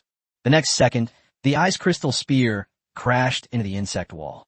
A large number of red beetles were instantly shattered, turning into ice crystal fragments that fell without even a splatter of blood. The ice spear's momentum paused slightly, but it still easily penetrated the first line of defense. Immediately afterwards, a second layer of beetle shells unfolded. Their 17-point defense should have made them extremely sturdy, but under the sharp edge of the ice spear, the shells shattered as easily as eggshells. Yi originally thought that this shot would continue to penetrate and blast off the last layer of stoneworms. But at this moment, thin layers of petrified armor plates quickly covered the stoneworms. Stone armor is activated. This skill not only possesses extremely high magic resistance, but can also absorb a significant amount of physical impact. The ice spear's penetrating power was fully unleashed upon the stone armor's surface, finally encountering resistance. Having broken through 2 lines of defense, it had already depleted a considerable amount of kinetic energy and failed to penetrate the final barrier. Intense cold spread across the surface of the stone-spotted insects, and large patches of frost quickly covered them. Even though they were elite insectoids known for their defense, they died one after another within just 2 seconds. But the dead stone worm was like a hard rock, blocking the ice spear and preventing it from advancing any further. A flicker of human-like relief flashed in ephemeral eyes, thinking it had escaped death. But the next moment, the star power and ice element that constituted the ice spear suddenly trembled violently. The next 10 seconds have passed, and Wang Zhaojuan's next random spell is about to descend. Ice Blast. Another third-tier spell. In this round, Yuye's luck had clearly reached its peak, triggering 2 third-tier spells in a row. Ephemeral, I sensed something was wrong and immediately began frantically flapping its wings, trying to retreat. But it was too late. A powerful burst of icy energy erupted from within the thick insect wall. The towering insect wall, already riddled with holes from the ice spears, collapsed with a deafening roar. The corpses of red beetles and weevils rained down, mixed with the remains of several stone beetles. The bodies all bore horrific wounds from being pierced by ice crystals. This Ice Blast spell almost killed all the Zerg that had constructed the insect wall. Only a dozen or so stone-spotted insects survived, severely wounded and struggling on the verge of death. They lay on the ground, frantically absorbing stellar energy from the air and casting static recovery in an attempt to stabilize themselves. Upon seeing this, ephemeral eyes, his entire eyeball instantly turned blood red. Possessing high intelligence, it clearly already possessed the advanced emotion of anger. However, it was precisely this emotion that set it apart that brought about its fatal flaw. The moment its kin were slaughtered, it could no longer suppress its rage and unleashed a wailing howl. This skill increases the spirit of all friendly Zerg units within a 3,000-unit radius by 3, while decreasing the spirit of enemy units by 5. An invisible infrasound wave rippled out again. Yu Yi, who was watching the battle from the tower, suddenly felt his head sink and his vision begin to blur. He quickly shook his head, forcing himself to clear his mind, but his body still felt as if he had just recovered from a serious illness, extremely drowsy. In the entire extraordinary territory, apart from Yu Yi and the 5 second-tier commanders, almost all the slave citizens were affected. According to the Dawn system standards, most of them are just P-class citizens, with an average attribute of only 5 points, and even the few with excellent mental abilities only have 6 or 7 points. With a mental reduction of 5 points, there is no difference between 5 points and 7 points. As the invisible ripples spread out, all the slaves within range coughed up blood from their mouths and noses. Their bodies went limp, and they collapsed one after another, their fate unknown. Yu Yi witnessed this scene, and his eyes instantly turned red. He originally just wanted everyone to try to participate in the fight and stop being hothouse flowers, but he never expected that this would be achieved in such a tragic way. He recalled the cautiousness of these slaves when they first entered the territory, the way they struggled to learn the Chinese language, the heartfelt smiles when they gained their freedom and ate the spirit rice, and the scene of them obeying orders and silently collecting the seeds of the swordthorn. Perhaps it was emotion that overwhelmed reason, or perhaps it was the chaotic shock brought on by mental exhaustion. In any case, a surge of anger rushed to Yu Ye's head. He pulled out the great sword he'd swiped from the Trials of Love, and without a word, jumped off the tower. Amidst the panicked gazes of Mu Chong and the others, he charged straight towards the heavily damaged insectoid race. Behind him, the Earth Dragon Cub, which was only up to his calf, also opened its big eyes, trying to look fierce, and strode after Yu Yi. Seeing this, Mu Zhong, Wu Lu, and the other 4 exchanged a glance, gritted their teeth, and jumped off the tower. Looking at the insectoids that, despite suffering heavy casualties, continued to pour out of the spatial passage, they resolutely stood behind Yu Yi. They had made up their minds days ago. Now it was simply time to fulfill their promise. Chapter 53, breaking into the top 100, the only way. In fact, starting from the 51st wave, Yu Ye's livestream popularity had already reached its peak. Among the 5 spacetime nodes near the climb plane, there were very few blue star streamers who could maintain this level without losing. Even if we include some newly developed local Tier 1 pioneers, there are only about 100 of them. And most of these local pioneers who have persisted until now have capital support behind them, and are jokingly referred to as Internet Princesses and Internet Princes by citizens like P. Their live streams were equally lively, with many viewers drawn by the Barbie-themed Dream Castle or the Gundam-style Lord's Hut. Essentially, These 100 people had already secured their spots in the top 100 of this round of defense against the first-tier extraordinary territory. As long as you make it onto this leaderboard, you could get the rewards from the Dawn system. Yuye's Yuyi Benyi livestream room is at best in the lower middle range. After all, those princes and princesses have local capital backing them, and the extraordinary city can easily withstand hundreds of rounds of attacks. To avoid attracting stronger enemies by having too high a territory score, they would even have high-ranking bodyguards temporarily leave through the teleportation hall, leaving only powerful but not significantly boosting the score with extraordinary buildings. This kind of ranking is unfair to ordinary players. Therefore, among the many leaderboards in the Dawn system, the most valuable one is the Beyond Rounds leaderboard. It ranks players based on the number of rounds in which the enemy score is higher than the territory score, yet the player is still defeated by the Lord. This leaderboard also offers the highest rewards. It is precisely because Yuyi comes from humble beginnings and has reached this point without any extra support, coupled with the fact that he is from another world and has only been developing for less than 10 days, that many viewers are curious about how he has managed to survive until now. Furthermore, Bai Xiao used various sensational headlines to attract viewers in the background, and many ordinary citizens were tricked into entering the live stream room and immediately didn't want to leave. Especially when they saw the beautiful Wang Xiaojun displaying her divine power and defeating the Zerg. Almost all the male and female viewers were impressed. New viewer, if you don't understand, do people from other worlds get wives when they travel to another world? How dare you upstairs? That's clearly the wife of all the viewers. Similar comments flooded the screen. Wang Xiaojun unleashed 2 consecutive third-tier spells, instantly annihilating thousands of insectoid creatures. A feat that ignited the live stream. Who wouldn't want a wife with both stunning looks and incredible combat power? However, before the audience could continue to cheer, the Eye of the Mayfly's counterattack demonstrated to all P-class citizens the overwhelming power of the elite race. With just one high-level skill, Wailing Howl, they wiped out the ordinary citizens in Yuye's territory. Keep in mind that even the weakest P-class citizens are still considered Tier 1 beings.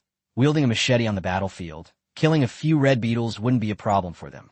At that moment, the slaves in the territory fell in unison like felled wheat, their faces covered in blood. The viewers in the live stream instantly imagined themselves in their shoes, feeling a chill. If they were on the field, they probably wouldn't last a second. Yuyi has a bug-level existence like Wang Xiaojun, who can crush low-level Zerg. But the Zerg also have a Tier 1 clearing skill, which not only knocks all Tier 1 citizens unconscious, but also Tier 1 plants like pea-shooters are affected. In the early stages, Yuye was able to hold its ground entirely thanks to the sheer number of pea-shooters spraying bullets at it. While individual pea-shooters aren't particularly strong, their high firing rate and ease of cultivation made them an advantage. This plant-based tactic allowed them to withstand the swarms of insects, forming the most solid defense line. However, under the terrifying aura of Spirit -5, even a pea-shooter, whose average spirit is only 7, suffered heavy damage. One by one, they withered and fell to the ground, completely losing their ability to resist, and could only watch as the Zerg continued to approach. Before the viewers in the live stream could even process what was happening, Yi had already jumped off the tower. Gripping his imposing-looking greatsword, and fueled by rage, he charged directly at the swarm of insects.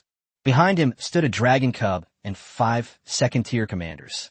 Ahead of him, even with thousands dead, the swarm of insects continued its relentless advance. The intense visual impact caused the entire live stream to explode. The live chat was flooded with comments. Some questioned why Yuyi, a summoner and magic-based class, would rush into his death. Why not just have Wang Xiaojun cast a few more area of effect spells like Frost Nova to clear the field? Some argue that with the tide turning against them, they should abandon the territory and flee with Wang Xiaojun. Even if they can't get past round 51, at least they should save their lives. After all, the Dawn system spacetime power has a time limit, and the Zerg will eventually be teleported back. Territory can be rebuilt, but life is gone forever. Some female audience members were too afraid to watch and could only cover their eyes to listen to the sounds. Even Bai Xiao, who had been watching from backstage, was so nervous that her heart was in her throat. Yuyi was completely unaware of these reactions in the live stream. Driven by rage, he had only one thought in his mind: to kill that disgusting, I like Mayfly eye. He was indeed negatively affected by mental -5, but he didn't actually lose his mind. The Dawn System's prompt was clear. Wailing Howl is a Tier 1 aura skill. This skill has no duration limit. It remains effective as long as the casting unit is alive on the battlefield until the end of the battle. Its cooldown may be long, but a single cast is enough to sustain the entire offensive and defensive battle. What's more troublesome is that, under the Zerg synchronization effect of the Eye of the Mayfly, the remaining Zerg units will cooperate with each other and unleash combat power far exceeding normal levels. Given the current situation in Yuya territory, it seems there is only one way left to win this offensive. That means killing this eyesore of a Mayfly. Chapter 54 Cubs lead the way. Mages provide protection. A faint yellowish-brown astral energy covered its surface. The Jumbo wrinkled its nose fiercely, glaring at the 800-unit Zerg army that was approaching the territory's warning line. Based on past experience, at this distance, the pea-shooter should have already unleashed its first barrage. But now the shooters are all listless, clearly unable to reproduce their previous firepower. In other words, this large-scale Zerg invasion will cross the warning line unscathed. The little dragon cub stared intently ahead. At the forefront were countless, seemingly endless swarms of red beetle cannon fodder, followed by the remaining weevils, all unfurling their white shields. Powerful insectoids like the wind mantis, goldenback spider, and sharp scythe were coldly concealed behind these shields. In midair, the main species are purple-bellied ringworms, rock-splitting moths, six-winged locusts, and songwing insects. The songwing insects are particularly conspicuous, always surrounded by an air barrier to protect themselves and a small patch of flying insects. Yi looked at the enemy army, which seemed to stretch as far as the eye could see. Under the command of the advanced Zerg, Eye of the Mayfly, these Zerg move in an orderly fashion, forming an array that is no longer as easy to deal with as before. Yi stared at the arrogant Eye of the Mayfly in midair, his eyes shifting between light and shadow, plotting how to shoot this damned bug down. This battle may seem like a huge mismatch, but it's not without a chance. Although our side doesn't have many soldiers, they're not weak in reality. Leaving aside the bug-like Wang Zhaojun, who casts a random spell every 10 seconds, even a first-tier spell can cause casualties. Not to mention that with Yu Ye's 9 points of luck, she can occasionally unleash a third-tier area of effect spell. The 5 Tier 2 commanders also possess overwhelming numerical superiority, enough to take on multiple opponents single-handedly. If coupled with powerful skills, slaying the Zerg will become even easier. The first-tier Peak Dragon Cub possesses talents like Source of Earth and Earthwalker that grant near-infinite endurance. Coupled with max-level strength and physique, it is enough to easily defeat a group of Zerg on its own. Not to mention, there's also Yu Yi, a superlord with no attributes or skills but an absurdly pale face, sitting next to him to cheer him on. When the Zerg approached, Yu Yi immediately called everyone to form a circle and gave them a brief tactical briefing. Regarding this operation, I have the following 3 points to make. The little dragon listened with great interest, especially when he heard that Yu Yi had arranged it in the most conspicuous position. He nodded in agreement with the triangular dragon head, a glint of shrewdness flashing in his eyes. Go, Humbolga. Yu Yi patted its head, called it by its nickname, and then pointed to the swarm of insects.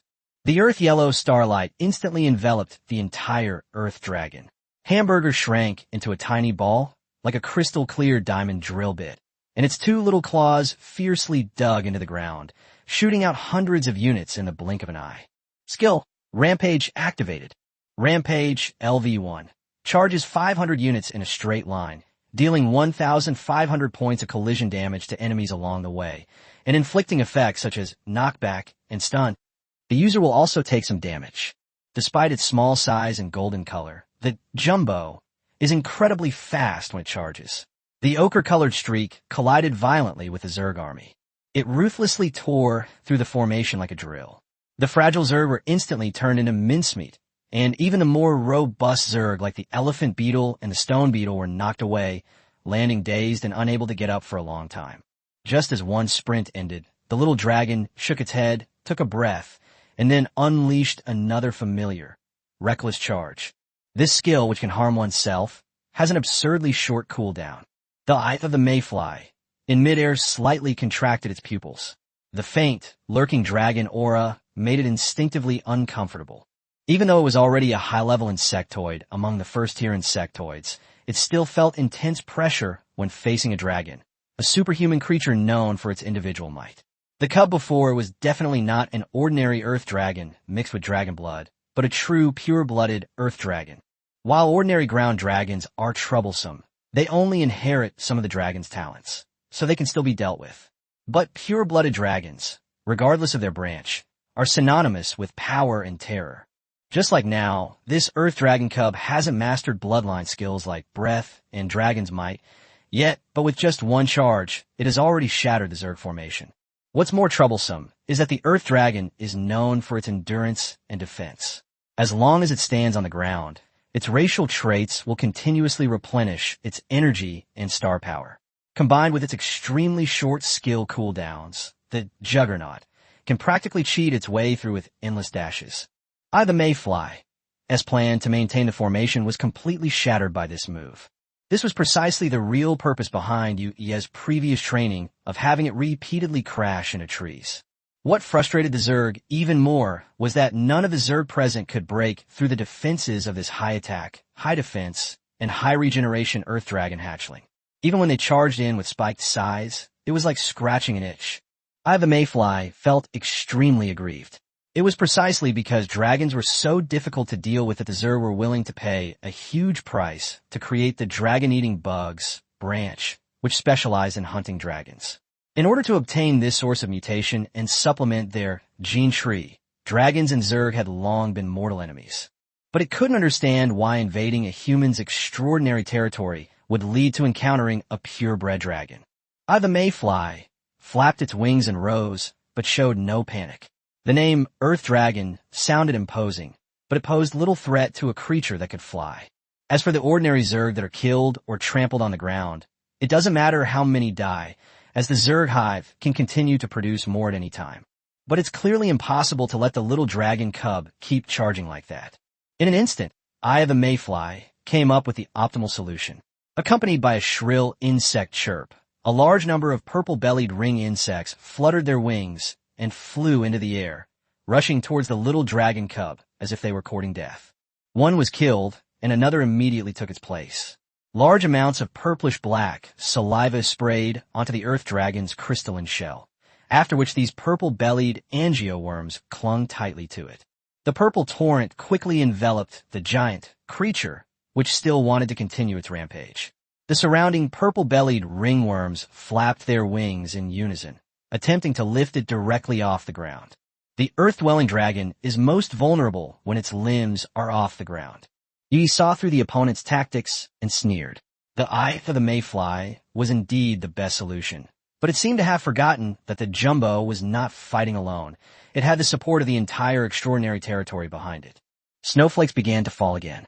Wang Zhaojun, in the background, unleashed a new spell, this time randomly selecting a 2-star Frostfall spell. A large amount of water vapor overflowed from the air and quickly adhered to the wings of all the flying insectoids in midair. The once light and transparent wings suddenly became heavy.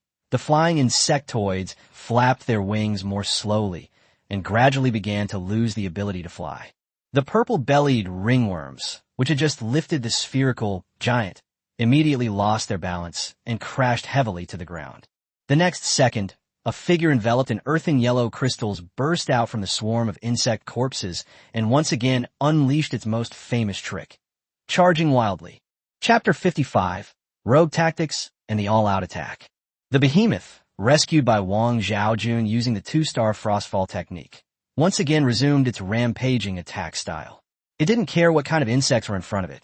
It would charge headfirst into them, killing them instantly or sending them flying with severe injuries. Despite being only the size of a puppy, it can unleash its power to knock over even Zerglings several times its size. This charge and ramming ability isn't exactly a rare skill. Humans, demons, orcs, undead, and even small Zerglings can all learn it. However, the strength of a skill ultimately depends on who uses it.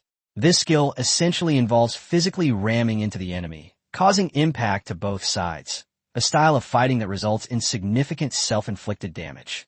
Ordinary races simply couldn't withstand the kind of dizziness and recoil, but the Colossus was an earth-dwelling dragon, possessing two top-tier talents, the Source of Earth and the Earthwalker. As long as it remained on the ground, it was virtually impossible to exhaust its stamina. Unless someone can instantly reduce its health by 5,500 points, this combination is virtually unbeatable within the first tier. Not to mention that pure-blood dragons are already ridiculously strong within their tier, and the mighty giant is just the most common earth elemental dragon. If it were only the Colossus, the Eye of the Mayfly wouldn't be too troublesome. It had already figured out a solution. At most, it would just have to kill more of its flying insectoid minions. The problem is there's also Wang Zhaojun on the battlefield, a ranged spellcaster who can unleash a third-tier spell at any moment. Paired with the behemoth as a melee tank, is practically two first-tier bugs combined. One has ranged burst damage, the other has melee disruption. Their coordination is extremely underhanded. Mayfly's eye simply cannot handle both of these problems simultaneously. It began to hesitate. As a higher insectoid species, although its brain was only the size of soybean, it still possessed a certain level of intelligence. This extraordinary territory before it had already exceeded its understanding of first-tier territories. Humanity is not without powerful Tier 1 territories. In those places, there is a mage tower every 3 steps, an arrow tower every 5 steps, as well as various buildings such as recruit camps, crystal caves, and clinics, with war facilities densely packed together.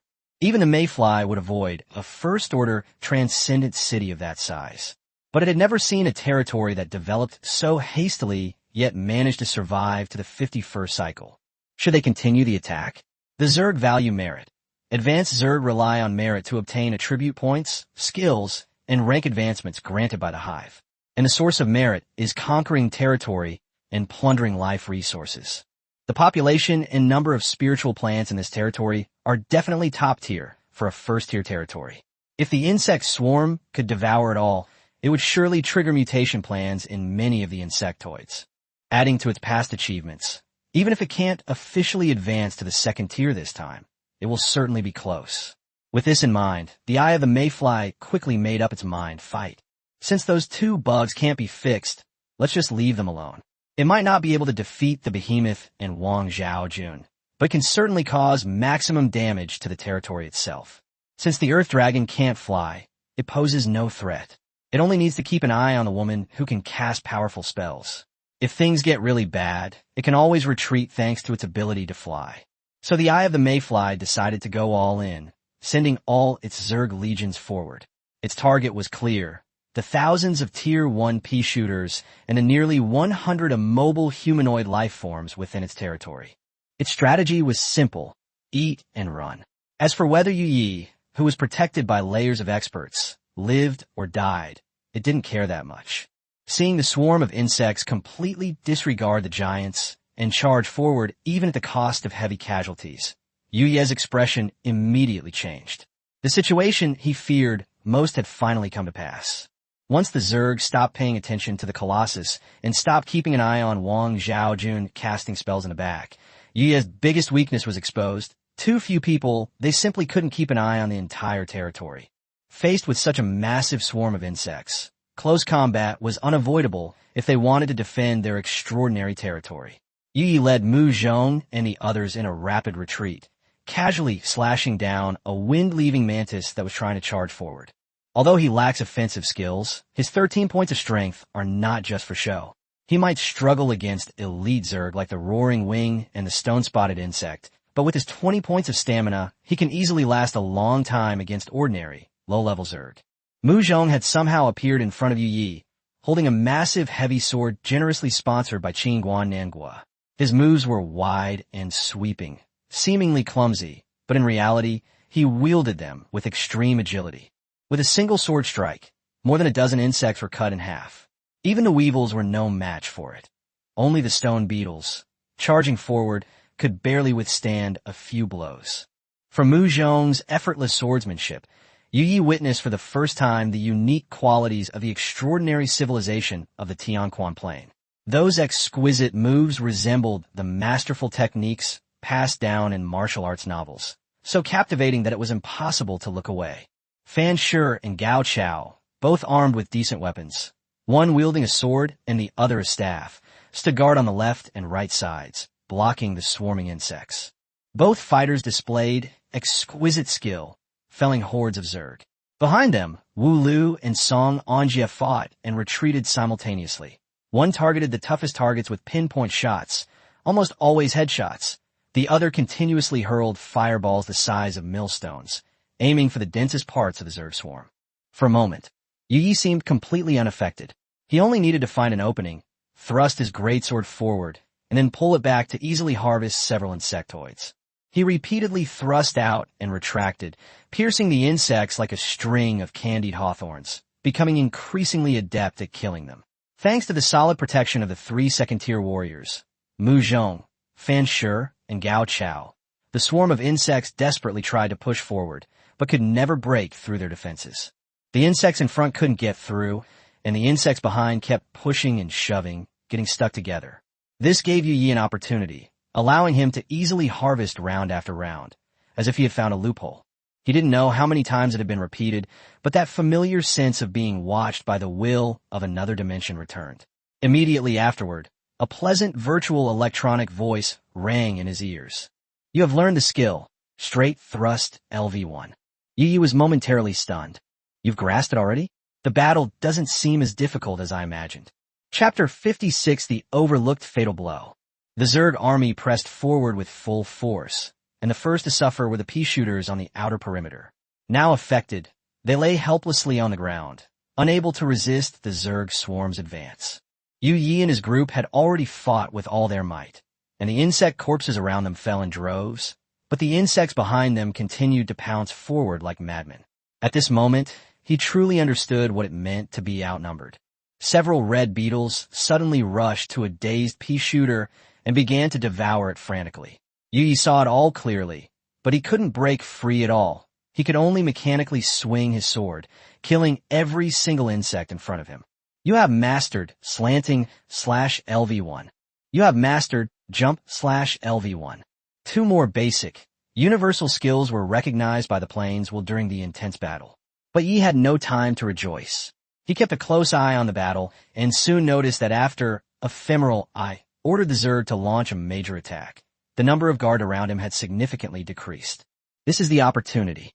Yu Ye's eyes lit up. This was the opening he had been waiting for. As long as Eye of the Mayfly was killed, Zerg synchronization would fail and the Zerg would immediately fall apart. Without the mental -5 weakening aura, Pea Shooter could regain its fighting power. Charge straight there. Yu Yi roared, and Mu Chong and the other 2 immediately stopped retreating. Instead, they became like a sharp knife, cutting through the swarm of insects and heading straight for the location of Eye of the Mayfly. At the same time, the little dragon cubs mixed in with the Zerg army also changed direction and continued their reckless charge towards Eye of the Mayfly. Behind them, Wang Zhaojun also began to condense new frost spells, her aura firmly locked onto the target. 3 directions, 3 forces, all aimed at the same enemy at the same time. The Mayfly panicked immediately. According to its judgment, the Zerg were attacking Yu Ye's territory, and the Zerg should be returning to defend it. But Yu Yi ignored his territory and instead kept a close eye on it. It thought it could eat and run, but it didn't expect that humans had a tactic called Besieging Wei to rescue Zhao. Since it couldn't defend its territory for the time being, Yu Yi simply abandoned defense and eliminated the command corps first. If these were the ordinary, mindless Zerg from before the 50th round, they would simply continue charging towards their territory, without regard for anything else. For them, the life or death of their own kind was unimportant. Devouring energy and undergoing mutation and evolution were their instincts. These Cold War machines, operating solely on genetic codes, are actually extremely terrifying. If they truly disregard the fate of the Eye of the Mayfly and continue their attack, Yu Ye's extraordinary territory will inevitably suffer a devastating blow. But things are different now. The Zerg are under Zerg synchronization, commanded by Tier 1 advanced Zerg with limited intelligence. And precisely because of this limited intelligence has become their biggest weakness. Eye of the Mayfly sensed Yu Ye's determination to kill him, and after looking at the disrupted Zerg formation and the few stone bugs and singing wings elites around him, he suddenly felt completely insecure. Neither the Earth Dragon cubs, nor several second-tier combatants, nor even the terrifying mage who had been hiding in the rear, were things it could easily deal with. So it cried out again, forcibly recalling the Zerg guards that had already been deployed. Many Zerg that were eating the pea shooter were forced to suppress their instinct to devour and evolve, and began to turn back to defend. However, their formation had long since fallen into disarray, and the swarm was no longer able to retract as neatly as it had initially. The faster Zerglings simply rolled over the slower ones, making the battlefield even more chaotic. This time, Lady Luck seemed to be against Yu Yi. Wang Zhaojuan's randomly selected spell was only a first-tier Frost Arrow. While its single-target power was strong, it was clearly not enough to kill Eye of the Mayfly in one hit. Faced with the incoming Ice Arrow, Eye of the Mayfly immediately activated high-frequency wings, swapping its true form with an illusion. The Ice Arrow struck the illusion, and the fake body shattered instantly like a bubble. But the next second, a giant wind blade appeared silently and suddenly landed on its other phantom clone. The wind blade exploded, and countless blade fragments flew everywhere, instantly pulverizing the phantom. A sudden crisis of death descended. The fine hairs on Ephemeral stood on end. In a flash, it could only switch its true form to the position of the last phantom. In its single eye, disbelief filled the void. Who cast the second-tier wind spell, Dance of the Wind? The question only flashed through its mind for a moment, because it no longer had the chance to find the answer. The next instant, a crimson ray shot out from the 3-story Crimson Mage Tower in Yuya territory, piercing the eye of the only remaining phantom on the battlefield at an astonishing speed. That one was the only true form among the 3 illusions created by high-frequency wing flapping. The small Eye of the Mayfly was rapidly melted and shrank by the high temperature, its charred corpse emitting wisps of black smoke.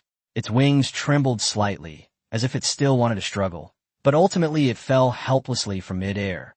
These 2 sudden spells came from the Swift Arrow Tower and Crimson Flame Mage Tower, which had been silent for a long time. The people who controlled them to unleash Dance of the Wind and Crimson Ray were, without a doubt, the long-lost song Anjia and Wulu. From the moment Yu Yi formulated the battle plan, the 2 had already retreated into the extraordinary building, preparing to activate the 2 trump cards in their territory.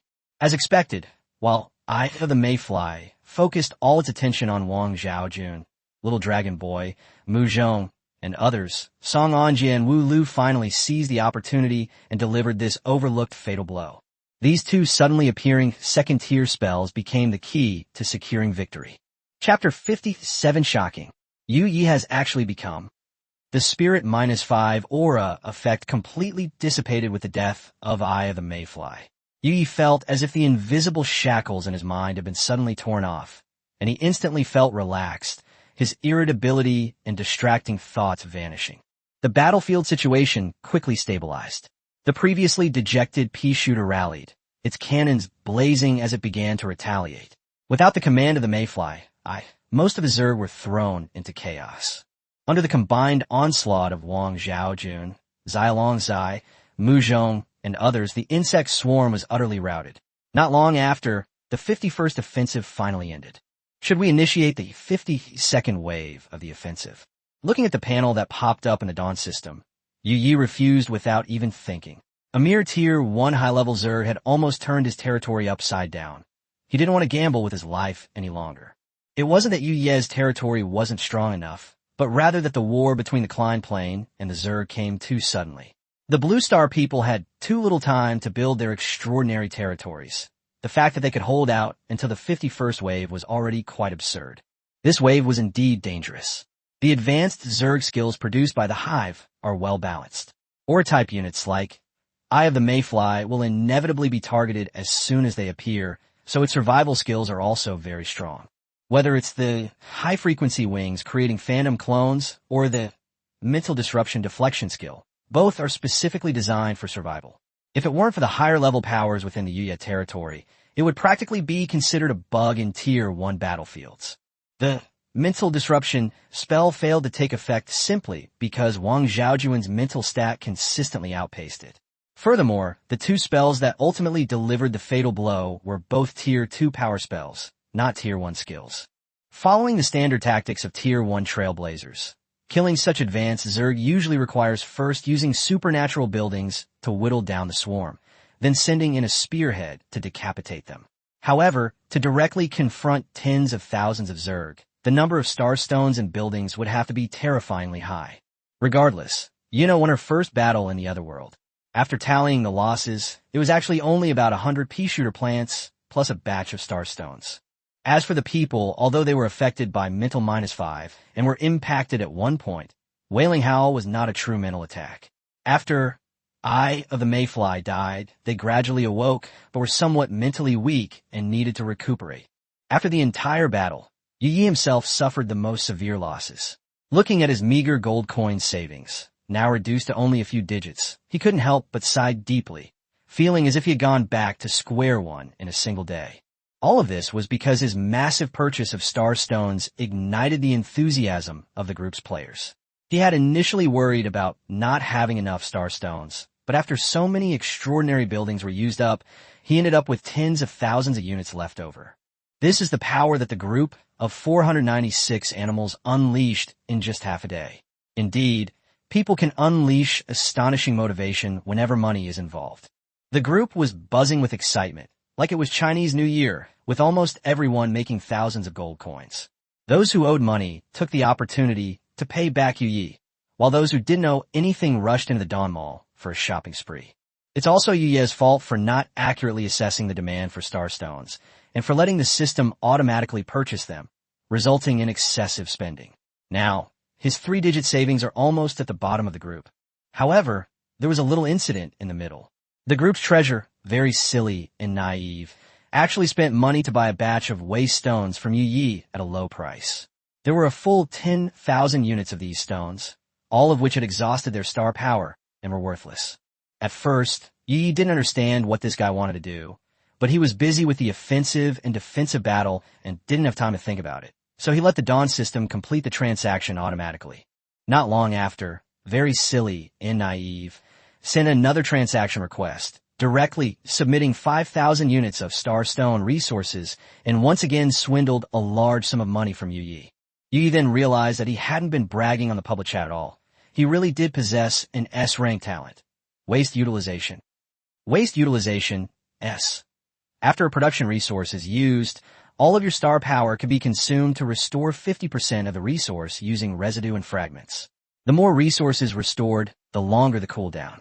Currently only effective for production resources below Tier 3. Upon seeing this introduction, Yi was immediately shocked. No wonder, very silly and naive, wanted to collect waste stones. It turned out that those waste materials were the raw materials for him to activate his talent. This talent, rated S by the Dawn system, is indeed powerful. There are so many people on Earth. His group alone contains individuals like this, let alone across the entire boundless plane. Yi secretly sighed, realizing that his talent wasn't bad at all, just inconsistent, with both his potential and his skill ceiling being ridiculously high. Fortunately, he was born with 9 points of luck, and so far his Tier 1 mutated buildings hadn't produced anything too bad. But once you reach a higher rank, 9 points of luck might not be enough. Imagine if a notice board actually appeared that attracts sows that can climb trees every day. The thought is terrifying. Yi shuddered and quickly banished the thought from his mind. Putting everything else aside, the fact that a Tier 1 weakling could restore 5,000 units of star stones with just a meager amount of star power was already quite outrageous. It's worth noting that Wang Zhaojun only needs a few hundred star stones to cast a Tier 3 spell. At this moment, very silly and naive, was proudly showing off in the group, saying that he could actually recover more, but that would make the cooldown time too long. The cute thief couldn't help but ask, after you restore 5,000 units of starstone, how long is the cooldown period? Very silly and naive immediately replied, not much, only about a month and a half. No wonder he's so arrogant. Based on this calculation, he alone has taken at least 100,000 gold coins from Yi. If nothing unexpected happens, he's currently the person with the most gold coins in the group. Why wait to show off now? Once the first wave of attack and defense around the Klein plane ends, the Dawn system distributes rewards, and you receive a large amount of resources, this temporary title of the group's #1 will change hands again. Sure enough, the smug and naive, very silly and naive habit of being so quick to speak out resurfaced, and he started writing long posts in the group chat. Very naive, shocking. A once powerful figure has been reduced to a nobody in a group chat in just a few days. Is this a distortion of human nature or a decline in morality? Let me explain in detail. Chapter 58, would you like to say it again? Looking at this hidden dragon in the group, Yi couldn't help but rub his forehead. After several previous interactions, he had gained some understanding of very silly and naive. Before transmigrating, this guy was a rich second-generation heir who was socially awkward, had few friends, and was lonely but extremely wealthy. When no one was around to play with him, he liked to spend money online, especially in games and making friends. Unfortunately, those friends he made with money also secretly called him a fool. After being scammed so many times, he simply changed his ID to very silly and naive, and his personality became increasingly twisted. In real life, he was timid and submissive, but online, he was a ruthless fighter. This became his survival principle. Although Yuye's opinion of him didn't completely change because of this, she wasn't as resistant to him as she had been at the beginning.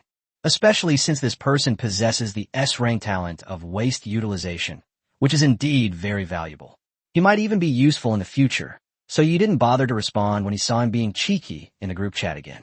Just as Yi was about to leave the group chat, the familiar virtual electronic voice of the Dawn system suddenly rang out. Bob's special drink of the day, Amber Tears, Tearjerker version, is now available. Bite! Amber Tears, Tearjerker edition, is now available in all dimensions across 5 nearby time-space nodes, and has already garnered 2,989 bids. Based on the highest bidder's offer, the transaction was successful. You have earned 3,358,000 gold coins. Yu was taken aback, only then realizing that he had been so busy with the offensive and defensive battles that he had completely forgotten about the daily special drink being released. Moreover, this time, there was an additional tear-jerking version of Amber Tears. He couldn't help but wonder if Bob had been overcome with grief after seeing hundreds of pea shooters die from insect bites, and that's why he made such an emotionally charged drink. After all, Bob is a great bartender, and perhaps this tear-jerker version is the beginning of a new type of drink. But these are not what Yi is most concerned about right now. What really caught his attention was that familiar number, 3,358,000 gold coins. Without a doubt, it was that wealthy tycoon who had repeatedly won bids for Tears of Amber again. Clearly, this big spender was unhappy after the Angel race snatched the blueprints for the Wonder Building in the last auction. So this time he directly added 2 million more gold coins. That was an incredibly extravagant move. Yi, who had just spent 2 million and was preparing to hold onto his wallet tightly, suddenly straightened his back again. As soon as the money arrived, his aura naturally followed, and he couldn't suppress the urge to put on an act. At this moment, very silly and naive, was still showing off in the group chat, and Yi immediately sent out another screenshot. Having just spent 2 million gold coins, he then revealed another 3 million in savings. Unsurprisingly, the group immediately fell silent. Yi Banyi at very silly and naive. What did you just say? I didn't quite hear you. Could you repeat it? Very silly and naive. Big brother, I was wrong. Please forgive me. The comment below, your wife is leaking air in the middle of the night, was met with undisguised laughter from his nemesis. Clearly, this group darling was once again the source of today's group fun. In Yuye's group, most members had finished their rounds of defense. However, in the Klein Plain, some extraordinary territories were still engaged in battle. The latter half of the game is where the online princesses and online princes truly shine. Of course, there are also a few players among the Earthlings who haven't finished yet. These individuals may not have reached very high levels, but they're definitely the type who can wear down their opponents little by little, relying on territory or talent. The Dawn system will not conduct a final settlement until they are finished. Yi thought this long day was finally over, but then another headache came up. Dave, an NPC who had always stayed in the farm, surprisingly stepped out of his farmhouse. He walked through the thorny fence with his hands behind his back, his face dark and his whole demeanor oppressive. The planters and patrol members nearby all huddled to the side, trembling with fear. No one dared to stop him. After a few days of adjustment, the slaves had figured out the unspoken rules of the territory. Besides the Supreme Lord, there is another type of person they absolutely could not mess with. That is the person who occupies an entire extraordinary building by himself. According to a reliable insider tip from a certain commander, even the Lord cannot force these mysterious beings known as NPCs to do anything. This is precisely why NPCs naturally hold a prestigious position within the territory. Moreover, their abilities are truly impressive. In today's battle, both Dave's pea shooter and the lady living in the tower made great contributions to the territory.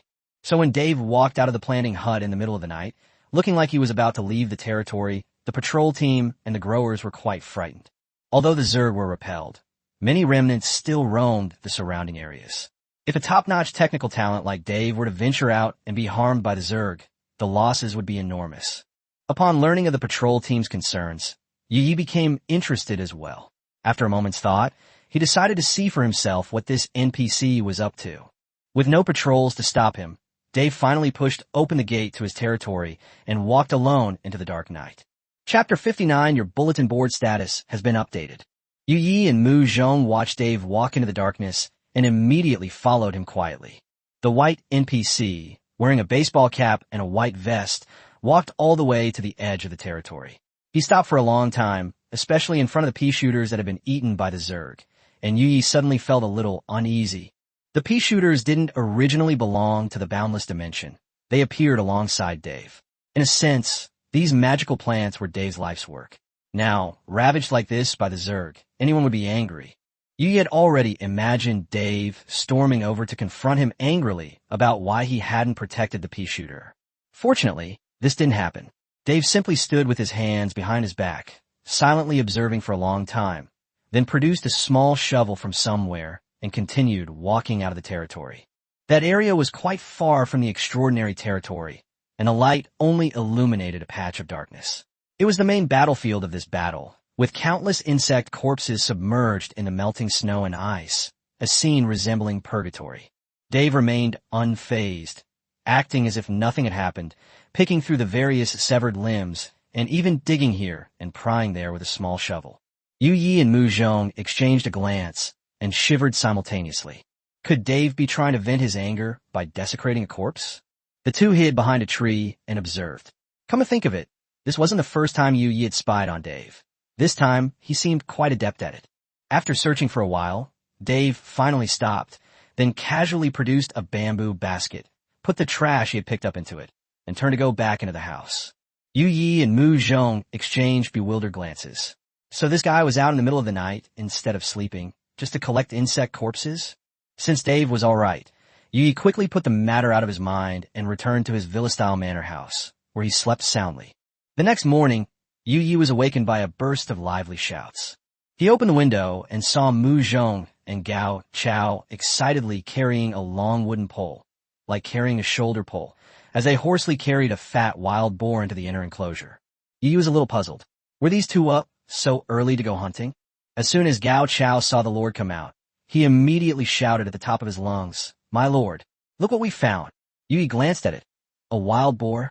Gao Chao grinned smugly, explaining that the wild boar, for some unknown reason, had been charging at the thorny fence early in the morning, seemingly determined to break through, until it was finally knocked unconscious by the thorns. Several clever slaves quickly captured it and presented it to the Lord. In the end, Gao Chao didn't forget to flatter, saying that it was Yu Yi who brought good luck, and that such a windfall was happening in the territory. Yu Yi understood after hearing this. This wasn't good luck at all. It was clearly the effect of the extraordinary architecture taking effect. Time flies, and today marks the 7th day since the waiting for a rabbit bulletin board underwent its transformation. However, Gao Chao was right about one thing. If he hadn't caused the ordinary bulletin board to mutate, he wouldn't have had the good fortune of receiving a rabbit every day and a pig every 7 days. Just then, a system notification popped up. Your waiting for a rabbit in the pig's announcement board status has been updated. Do you want to view it? Yu Yi raised an eyebrow. Besides this wild boar, what other surprises could the bulletin board possibly offer? He opened the virtual panel, clicked on the waiting for the pig to catch the rabbit announcement status, and found that 2 new messages had appeared on the previously empty announcement board. Territory news. Farmer Dave has released a large number of resource quest chains for collecting Zerg corpses. Round 1. Please collect 100 remains of red beetles, 100 remains of purple-bellied ring beetles, 100 remains of weevil beetles, and 100 remains of wind-borne mantises. Current progress, 0%. For each corpse collected by the slaves, the farm owner will automatically award a certain amount of territory contribution points. These points will help the slaves truly become citizens of the extraordinary territory. Note, collecting enough remains will unlock a new reward of mysterious seeds. All slaves in the territory are encouraged to sign up and participate. Yu was a little confused when he saw this. Territory contribution points? When did he ever announce such a system? He did mention before that if slaves mastered enough skills, they could officially become subjects of the extraordinary territories and live in the same houses as the rulers. Did he casually mention something similar back then? Yi didn't remember clearly, but he was still quite surprised that Dave would take the initiative to issue tasks and distribute contribution points. These NPCs seemed to share a common brain with him, even managing his territory autonomously. What intrigued you even more was what Dave was trying to do by collecting the Zer corpses. According to the building's description, Dave possesses the authority to manage the extraordinary building Dave's plantation. Some decisions are beyond the control of even Lord Yino. Otherwise, wouldn't Yi be able to force Bob to concoct a ton of amber tears every day? That's obviously unrealistic. In other words, as long as Dave's behavior is consistent with the established narrative, his purpose in collecting the insect corpses is most likely related to the farm. Is it intended for developing fertilizer to accelerate the growth of spirit plants? Or for researching the evolutionary abilities of the Zerg to enhance the attributes of the pea shooter? Or perhaps for directly cultivating new insect-resistant spirit plants? Thinking about how Dave, like a cold-blooded killer, expressionlessly picked through the insect corpses on the battlefield last night, Yui suddenly felt that all three possibilities existed. According to the rules of the Dawn system, after the attack and defense battle ends, if the human territory is defeated, the remaining Zerg will be teleported back to the battlefield. If the Zerg are wiped out, their corpses will be disposed of by the system, which reduces the cleanup work for the territory. But since Dave deemed these corpses useful, the territory must collect as many as possible before the Dawn system transmits the junk. That's probably why Dave issued the task. Then, Yi turned his attention to the second message. Territory news. Wang Zhaojun has awakened her lost talent, Frozen Heart, and embarked on the path of a hero once more. Please help her regain her strength as quickly as possible. Everyone in the territory. Path of Heroes. Plant a large number of spiritual plants in the extraordinary territory to attract the little elf race to settle there. Reward. Elf Princess Wang Zhaoyun. Chapter 60, version 14.0.1 update. Elf Princess Wang Zhaoyun. Yi was stunned for a moment when he saw the reward. Wasn't this the default skin for Wang Zhaojun in the Blue Star game, Honor of Kings? If Wang Zhaojun's path to heroism is gradually opened up by these skins, will there be skins like Idol Singer, Afternoon Time, Fantasy Night, Phoenix Soaring, and Voice of the Stars in the future? Thinking further, could the quality of these skins also be categorized like in the Blue Star game, with levels such as Common, Brave, Epic, Legendary, and Glory Collection? This is somewhat similar to the quality of extraordinary buildings in the Boundless Dimension. Buildings in the Boundless Plane are generally divided into 8 grades. Common, Excellent, Heroic, Mystic, Sacred, Epic, Radiant, and Legendary. Within the same grade, buildings of different qualities have vastly different abilities. The Holy Song Heavenly Pool, a wonder of the angel race that Yui had previously obtained, does not fall into the category of ordinary buildings. World wonders possess uniqueness, and if one were to force a classification, they could even be considered the 9th rank above legends. However, wonders themselves are rated by stars. The weaker ones may not be as legendary as the strongest ones, but the strongest ones are 1 in a million, and are something that countless races yearn to possess. The problem is, Wang Zhaojun herself is an NPC created from a legendary building. Now, that NPCs have skins, how should we classify Wang Zhaojun in her legendary form? Is she a double legend? Before actually meeting Elf Princess Wang Zhaojun, Yi couldn't determine what this reward truly meant. There was another thing that bothered him. Before his time travel to Earth, Wang Zhaojun didn't have a legendary skin. If other NPC heroes appeared in the future, and those heroes possessed legendary skins, wouldn't Wang Zhaojun's power ceiling be naturally lower? For example, Wu Zetian's Nyx Oracle might trigger a celestial phenomenon, like a planet descending to Earth. But if Wang Zhaojun's potential is only legendary, would Zhaojun players accept that? Not to mention they wouldn't agree. Yu Yi himself wouldn't agree either. Of course, it's too early to think about all that now. After all, even Dave is preparing to research insect-killing plants, so Wang Zhaojun might very well continue to upgrade in the future. Right now, the most important thing is to earn a new outfit for the young lady. Who could resist the green-clad Wang Zhaojun? Getting this new outfit wasn't easy. According to publicly available information from the Dawn system, the elves of the Boundless Dimension are roughly divided into two categories. The first category consists of great elves who are similar in size to humans. It is said that they are protected by the World Tree, and the first Elf King was born from the World Tree. The second category is the Little Elf race.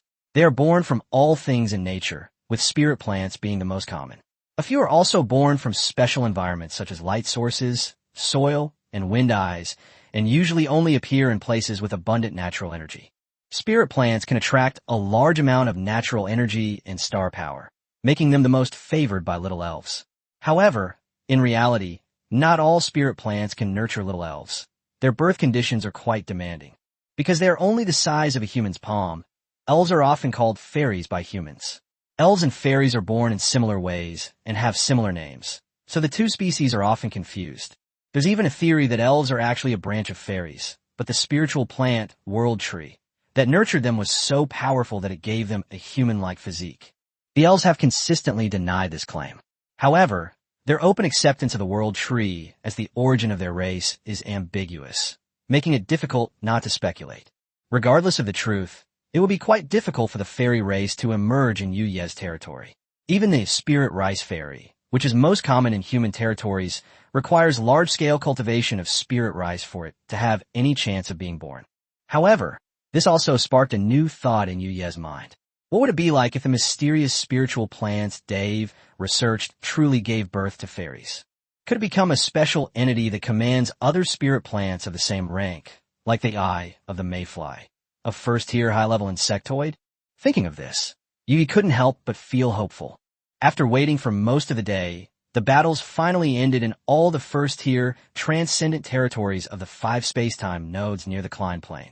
Along with this came not only the long-awaited leaderboard, but also the first patch update for Dawn System version 14.0, New Human Observation Records. Dawning System 1.4.0.1 Partial Patch Update Announcement. Given that some groups have too few members in this mission, groups will be merged until each group has reached 500 members again. Patch Update 1, Skill Tree System. The Extraordinary Profession Skill Tree System is now open to all humans on Earth, encompassing all extraordinary professions that have appeared in the Human Alliance to date. List of 12 basic classes: Warrior, Mage, Paladin, Priest, Hunter, Warlock, Rogue, Shaman, Druid, Mechanic, Summoner, Demon Hunter. Patch Update 2, Shop Access Enabled.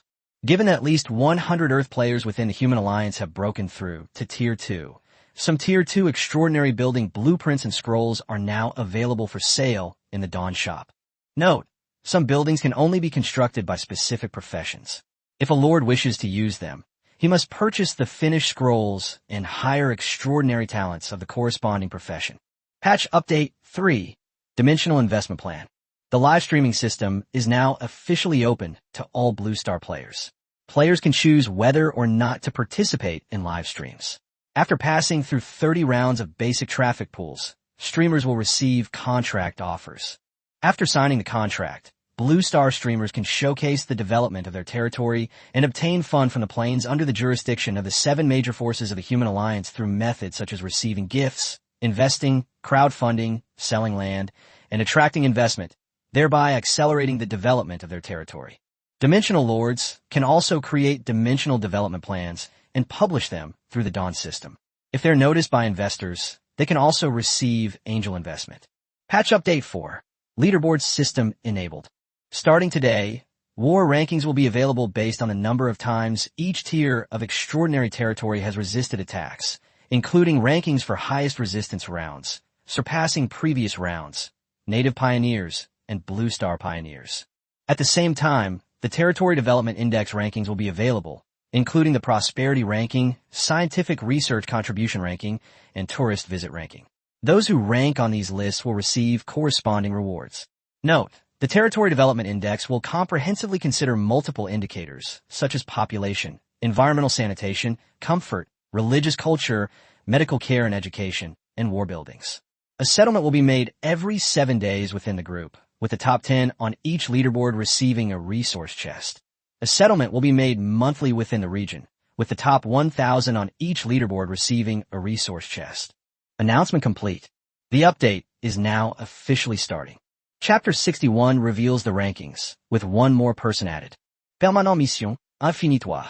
You successfully defended against a total of 51 rounds of Tier 1 Zerg invasions.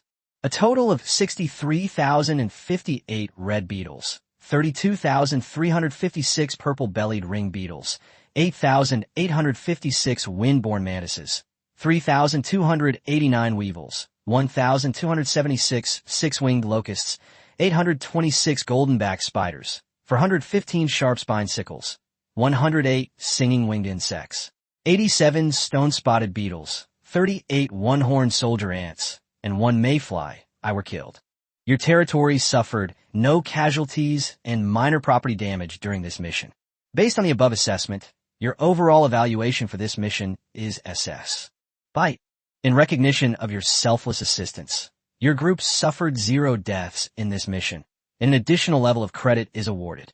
Your final rating is SSS. You have received a diamond chest *1. The reward has been sent to your in-game mailbox. You looked at the virtual screen, somewhat surprised. He had only helped others in the group, but he hadn't expected to receive an additional rating, raising the reward to SSS level. This also made him vaguely realize that the Dawn system seemed to encourage cooperation among humans. Perhaps from the very beginning, mutual assistance and win-win outcomes were one of the principles of a human alliance, and his performance just happened to trigger a judgment in this regard. Soon, a new notification popped up on the screen.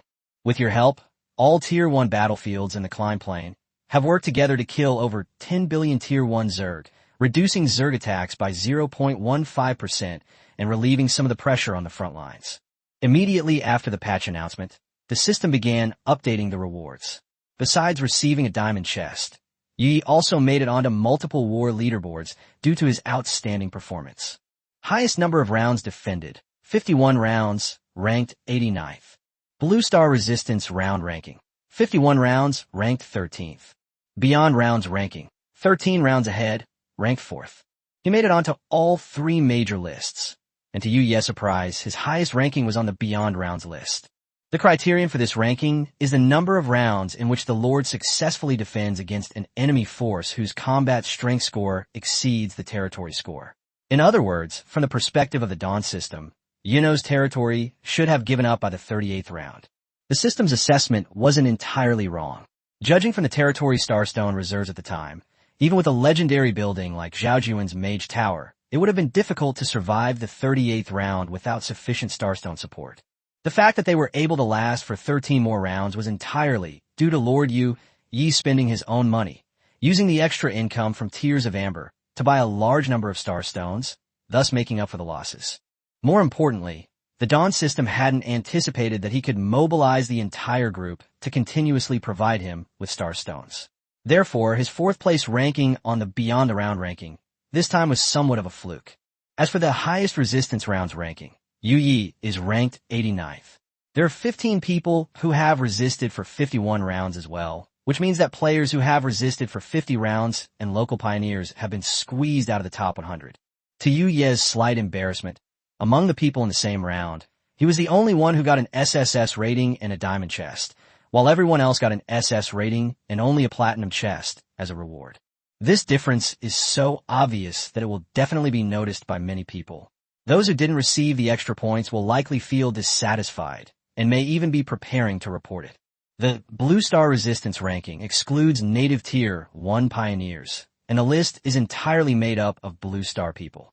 Yi resisted 51 rounds, but only ranked 13th, indicating that there are quite a few Blue Star prodigies in the spacetime nodes near the Climb Plane. The top 3 on the list are: first place in home defense, 71 rounds. Ruthless people talk a lot, 69 rounds.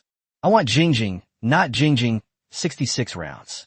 Without exception, All three of them have reached Tier 2 in individual strength, but their territories remain at Tier 1.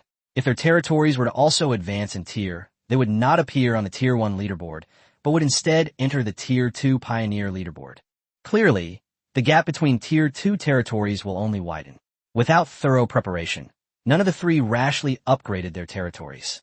Even more astonishingly, they not only made it onto the Lord-level resistance ranking, but also all entered the kill ranking exclusive to combat class players.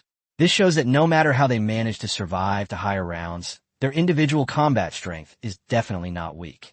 In particular, the number 1 in home defense is not only number 1 in the Blue Star resistance ranking, but also number 1 in the kill ranking, which means he topped both the life skills and combat skills rankings. In an instant, this name became the most dazzling presence in the Klein-related groups. Yi stared at the screen and whispered, could it be that his attribute values are already close to the peak of Tier 2? He certainly wasn't naive enough to think that among the nearly 10 billion people on Earth, he was the only one with such an opportunity.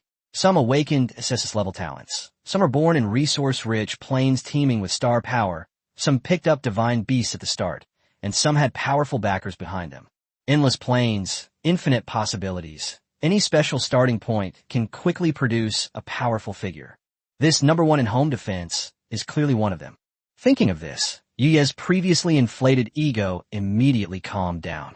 His current achievements in his territory were not even comparable to the top geniuses among the transmigrators of Blue Star, let alone those powerful beings backed by local resources. He specifically looked at the top of the highest number of rounds resisted list, and the opponent had resisted for a whopping 189 rounds, a full 44 rounds ahead of the second place. The number of Zerg that appeared in round 189 alone might be more than the total number of Zerg killed by players ranked second to 100th. And who knows how many Tier 1 high-level Zerg like Eye of the Mayfly, Cerebrate, and Human Face Scorpion would appear. You simply couldn't imagine how a Tier 1 transcendent territory could withstand a swarm of insects of that scale. How many people and how many transcendent buildings would that require? However, perhaps because the losses from resisting 189 round were too great, the person who topped the highest round ranking failed to squeeze into the top 10,000 of the beyond round ranking. On the contrary, some minor lords who only lasted for a dozen or so rounds ranked at the top of the round exceedance ranking because of their high potential rating. Overall, the Dawn System's rankings are very detailed, analyzing territory strength and potential from different dimensions, which even made Yi a little dizzy. Regardless, the more lists a territory can appear on, the stronger and more promising it is, and the more worthy of investment. Many angel investors in the Human Alliance may be using this data to select targets. Just then, a new window popped up on the virtual screen. Merging groups now. The group you are in currently has 498 500th active members and needs to add 2 more people. Group merging in progress. Yi didn't pay attention at first, but the next second, he suddenly remembered something, rubbed his eyes, and made sure he hadn't misread the number. What's the meaning? When their group participated in the Zerg invasion, wasn't there only 497 people? How come, in the process of resisting, there's actually 1 more person appearing? Also, who exactly is this extra person? Chapter 62, Your Beloved Handsome Guy, is back. The group, which had 497 surviving members, inexplicably grew to 498. This change immediately caused an uproar in Yuye's group. Apart from the 2 newly merged group newbies, the remaining 497 people almost simultaneously felt a chill run down their spines. Many, including Yi, immediately flipped through the member list, trying to find the extra person. Soon, everyone was stunned. The extra person wasn't a stranger, but the unlucky guy who was the first to die in the group. Abstract Handsome Guy. He initially claimed to have become a knight and possessed S-rank talent, but after being questioned by others in the group, he insisted on going out to kill monsters to prove himself. He never returned, and his avatar and ID turned completely gray. But now, this name, long since forgotten, has suddenly lit up again. Someone everyone thought was dead has reappeared. If this were on Earth, people would probably just consider it a system bug. But now, in this other world where supernatural powers truly exist, things like gods and ghosts don't seem entirely impossible. People kept tagging Abstract Handsome Guy in the group, but the lit-up name remained unresponsive. The longer the silence lasted, the more eerie the atmosphere became, and all sorts of outrageous speculations began to emerge. Heartbreak suspected that his body had been possessed by an evil spirit, so he used the identity of Abstract Handsome Guy to deceive the Dawn system and re-enter the group. The Cute Thief immediately complained that this was an otherworldly lord style, not a supernatural suspense style, and that they shouldn't have wandered into the wrong movie. Your wife is leaking air in the middle of the night. Another guess is that after he died, his Dawn system account was picked up by the natives of his plane. Mountain Farmer thinks this explanation is the most reasonable because the natives don't know how to use the Dawn system, which is why they have remained silent. A system of Dawn's caliber shouldn't have such poor basic identity verification. In comparison, the evil spirit intrusion seemed much more plausible. Of course, this speculation is equally outrageous.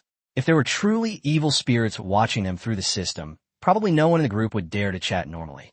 Even more outrageous, the country bumpkin theory about finding accounts actually gained a lot of support. The group chat became incredibly lively, with hundreds of messages flooding the screen. Yi stopped watching the spectacle and turned his attention back to his rewards from this resistance battle. He claimed the SSS-level Brilliant Treasure Chest from his system mailbox. You have received the Diamond Chest *1. You can receive one of the following 3 rewards. Subsequently, because he appeared on 3 different war leaderboards, the system expanded the treasure chest prize pool based on his ranking.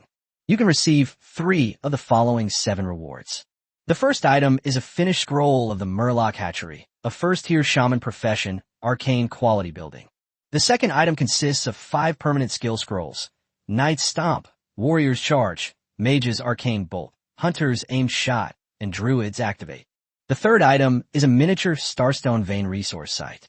The fourth item is the Starsea Federation's Tier 1 Extraordinary Territory Subsidy Certificate. The fifth item is the Crimson Blood Empire's Order to Build City. The sixth item is 1,000 units of the first-tier spirit plant, Glimmergrass, seeds, and the corresponding cultivation method. The seventh item is 1.5 million gold coins. The choice of 3 out of 7 is very tempting. The first option, the Murloc Hatchery, is an excellent Tier 1 building for the Shaman class. Although its quality isn't the highest, it excels in versatility and has received extremely high praise. This building can only be activated by a shaman, and its core function is to spawn a type of extraordinary unit that is very suitable for the shaman system, the Murloc. The Merfolk race once appeared on the historical stage during the age of horizontal exploration. Wild Merfolk are ferocious and savage, and at one point even dared to contend with the insectoid race. However, the Zerg were one of the most powerful races, and the Murlocs quickly ran out of manpower with their home, the Tidal Sea, almost being destroyed by the Zerg's mother hive. At the critical moment, the Grand Rank Shaman, one of the 12 basic human classes, stepped in, calling on a human faction to seek allies, halting the Zerg attack, and preserving the remaining Murloc population. Since then, the Shaman class and the Murloc race have begun a deep collaboration. The Tier 1 Arcane level Murloc Hatchery is one of the results of this collaboration. It provides Shaman Lords with a source of units, with a Zerg-like mutation and evolution system, and allows Murlocs to reproduce again with the help of humans. It's a satisfactory deal for both sides. For Yuya, who possesses the building mutation ability, this reward is almost a must-have. The second item, the permanent skill scroll, is equally coveted by any lord. A permanent scroll is a special item that can be used repeatedly to continuously grant skills to a character. Although it requires a recovery time after each use, it steadily enhances the strength of the territory's members. Any extraordinary territory aiming for long-term development will never have too many of these items. The third item, the miniature Starstone Vein, is also very valuable. If the Yuya territory had already had such a resource point, its extraordinary territory rating would definitely have increased significantly. The fourth and fifth items are similar in nature, both providing the young lord with a channel to contact the 7 major human powers. Both the Starsea Federation and the Crimson Blood Empire can bring resources and support. With this kind of proof, it will be much easier to participate in the Dimensional Investment Program and obtain angel investment. However, the problem is also obvious. Once accepted, the territory may become deeply bound to these behemoths, and the future ownership may not be entirely in one's own hands. In particular, the Crimson Blood Empire's city building order, once used, will send the Crimson Dragon Guards to assist in the construction of the city, and may even directly relocate the entire population of the city, with all necessary support, such as officials, guards, and the City Lord's mansion prepared. Such a reward would be extremely tempting to many people, but Yi would not be easily swayed. The sixth item, Glimmergrass, is a stable source of income. It is the main ingredient for Tier 1 Glimmer Herbal Elixir, which can improve the physique and spirit of Tier 1 transcendent beings. Although this drug can induce resistance, it's not a one-time use for everyone. Theoretically, with sufficient investment, it can be continuously improved, although the cost increases with each upgrade, and it also affects the effectiveness of second-tier drugs of the same type. Even so, similar potions have long been in short supply within the Human Alliance. For the territories, this translates to an additional sustainable source of production. The seventh option is simple and straightforward. Give 1.5 million gold coins and let them choose what they want to buy from the shop. After a brief deliberation, Yi chose the first, second, and sixth options. The Murloc hatching pool can make up for the lack of troops in his territory. As for the shaman extraordinary beings required to activate it, he can hire them later or train them himself. 5 permanent skill scrolls are even rarer. They are not easily sold in the Dawn System shop, and purchasing them requires a certain level of privilege. The glimmering grass not only generates income, but also perfectly suits Yu Ye's current needs. He urgently requires a large quantity of spiritual plants to attract fairies to his extraordinary territory, and the glimmering grass comes in handy. As for the Starstone mine, Yi was tempted, but he already had a considerable reserve of Starstones, so it wasn't an immediate need. And 1.5 million gold coins were even less than his own cash reserves. He chose to temporarily avoid the rewards from the Star Sea Federation and the Crimson Blood Empire. It would be unwise to make contact with these behemoths before understanding them. It would be truly laughable if, in the end, one's territory no longer belonged to them. While Yu was reviewing and selecting the reward, the abstract handsome guy that had been the subject of discussion in the group finally made a move. As soon as he logged on, he sent out several messages in a row. Abstract handsome guy. Ahem. How are you guys in the same group? It's been a few days. Have you missed me? Abstract handsome guy. Your beloved handsome guy, I'm back. Applause. Cheers. Everyone stands.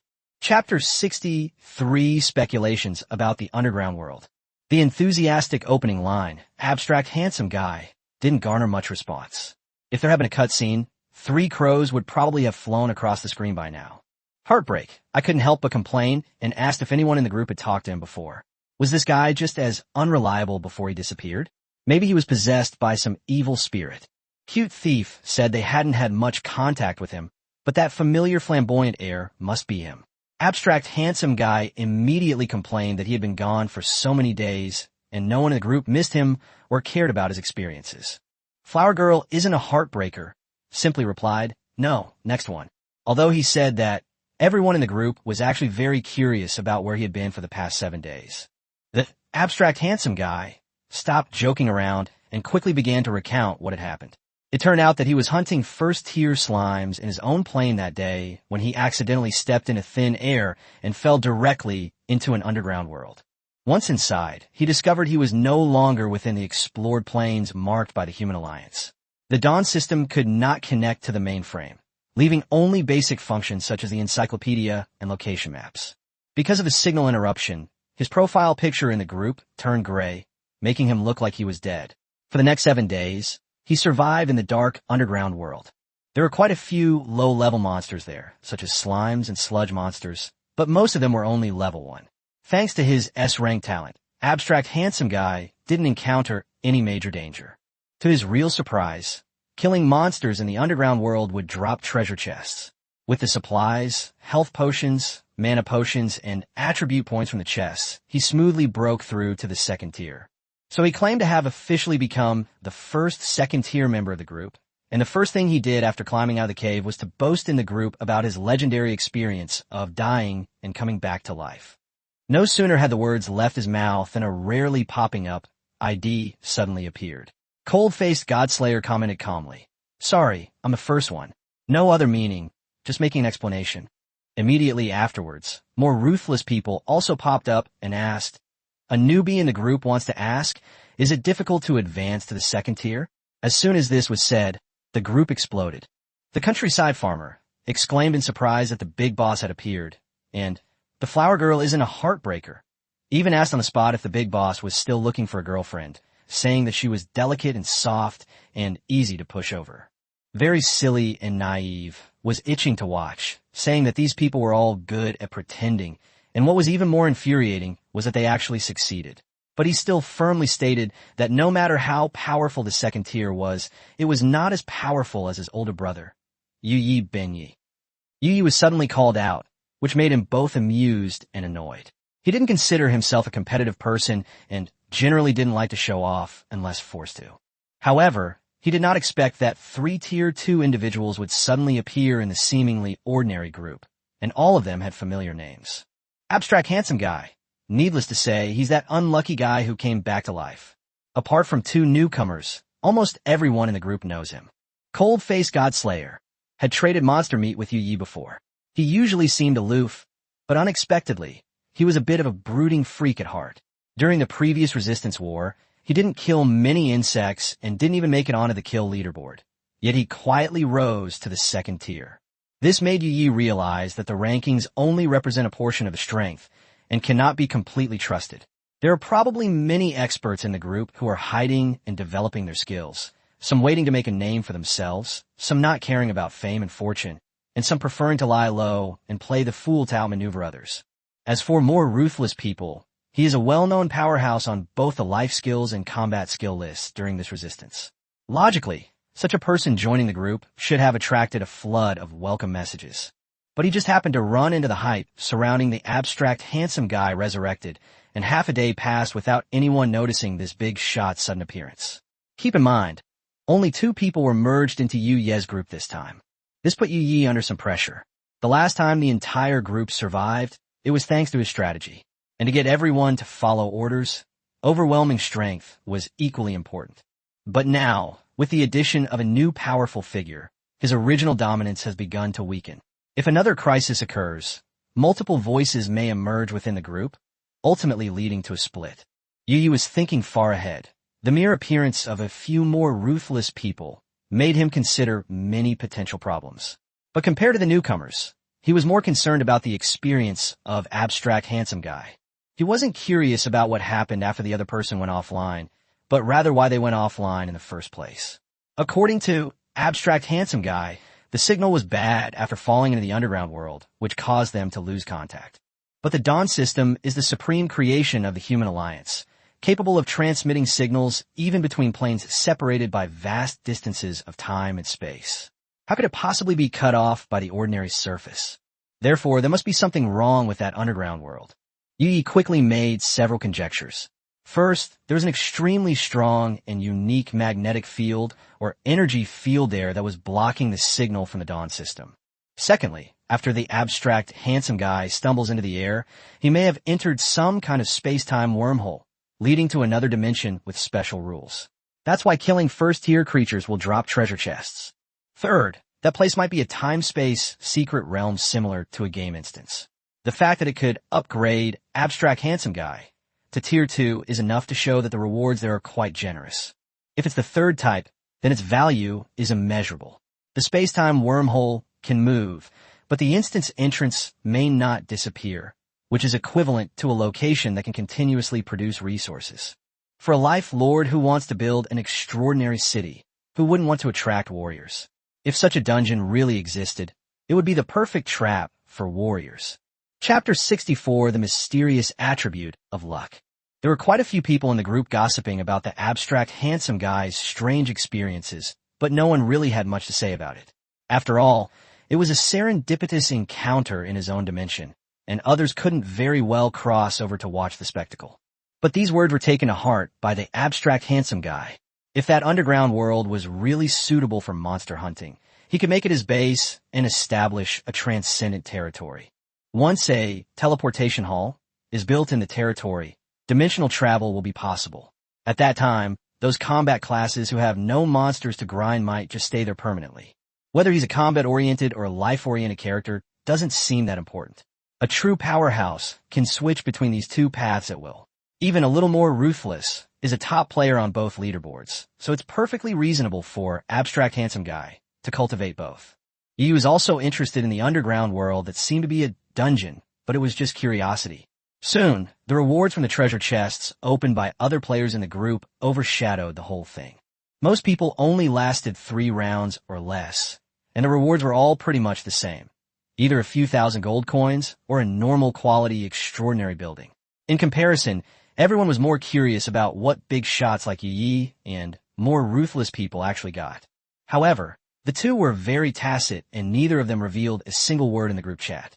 Yi immediately placed the Fishman hatchery in the outer circle and also set aside a piece of land to grow the Tier 1 spirit plant, Glimmergrass. He entrusted this task to the Tier 2 commander Fanshur, who happened to have quite a few growers under his command. After arranging these things, Yi rubbed his hands together and went to the newly installed Fishman hatchery. But this time, he didn't rush to use building mutation. Instead, he took the large amount of gold coins he had just acquired and started browsing the Dawn System shop. This time, he specifically targeted the newly opened finished building scrolls. He scanned almost all the general-purpose supernatural buildings, such as public toilets, bluestone roads, grocery stores, solar streetlights, and warehouses. While these aren't wartime structures, they are genuinely extraordinary buildings, and they aren't cheap. The public toilet can automatically remove filth and extract nutrients, producing bags of fertilizer. The bluestone road comes with dust removal and cleansing spells, keeping it clean at all times. The general store will deduct money from the territory's reserve funds and automatically replenish small items such as pots, pans, axes, and saws from the Dawn Mall. It only requires someone to manage it. Solar-powered streetlights can absorb free light elements and stellar energy to provide illumination at night and maintain a constant temperature. Warehouses have intelligent functions such as automatic inbound and outbound operations and categorized storage. They're clearly buildings modified by mechanics. These extraordinary buildings, to put it bluntly, are neither useful nor worth discarding. What's even more interesting is that, despite being only Tier 1 common quality, they can only be purchased with the updated LV2 Dawnlight access. If you ask whether they're useful or not, then of course they are, and they can significantly improve the standard of living in the territory. But for a Tier 1 pioneer who's just starting out, spending money on these things is basically a joke.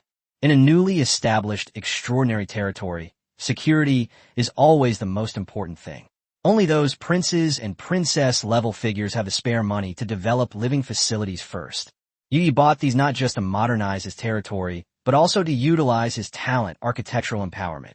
The effect of building empowerment is that for each different 1-star extraordinary building a territory possesses, the user gains 1 free attribute point, which is added to the current rank's attribute cap. Currently, this talent only applies to ranks below 1. Yuye's goal was clear. He wanted to max out his luck attribute to Tier 1 before triggering building mutation. Max luck, combined with a 100% success rate for Tier 1 buildings to mutate, would maximize the value of this talent. In other words, he has the opportunity to stably mutate into high-quality Tier 1 extraordinary buildings. Speaking of the luck attribute, Yi had always had a question. He had looked at the stats of many people around him and found that his luck value of 9 points was actually the highest. Even Mu Zhong and Wu Lu, who are at Tier 2, have luck values below 9. Theoretically, at Tier 2, the maximum luck attribute should reach 60 points. Less than 9 points at level 2? Isn't this attribute absurd? To this end, Yi specifically checked the system permissions of the Dawn system. To his surprise, the problem wasn't unanswerable. Rather, the answer required level 10 system permissions to view. Clearly, there are some important secrets hidden behind the special attribute of luck. After Yi had installed all the general-purpose extraordinary buildings, the entire territory had been completely transformed. His inner circle of residence hasn't changed much. It's still a large grassland with a villa-style house, where he lives very comfortably by himself. The real transformation is in the second-level outer ring. Bluestone paving is everywhere, looking clean and tidy. Every so often, there is a solar street lamp, illuminating the territory brightly at night. Several public toilets solve the sanitation problems of hundreds of people, and all sorts of odds and ends could be bought from general stores. With this development, although Yuno's territory had a small population and a small area, it finally began to take shape as a small town. Yi calculated that after the infrastructure construction was completed, he received 20 free attribute points at once thanks to architecture empowerment. Without the slightest hesitation, he first maxed out his luck attribute. Then, Yi walked directly to the fishman hatching pool that had been set up and activated his talent, architectural mutation. As expected, with his luck at level 1 maxed out, he saw that dazzling orange color again. Legend. Chapter 65. Fishman Baby's Playground. Building name, Fishman Baby Playground, mutation +1. Building level, Tier 1. Building quality, Legend. Building footprint, 150 tiles. Building lifespan, 10,000/10,000 plus 6,000. Building materials required, unknown resources. Building function. The hatchery comes with 1,000 plus 200 murloc babies' eggs, which can mature quickly by consuming bait. The murloc babies have an initial stat total of 4. After they mature and leave, 1,000 new murloc eggs will be added to wait for hatching. Each hatching consumes 1,000 star stones. The cabin contains hundreds of thousands of fishman eggs, which need to be replenished when they are depleted. The amusement park currently has 3 types of facilities: a carousel, a pirate ship, and a haunted house. Each newborn fishman baby has 1 chance to ride these rides.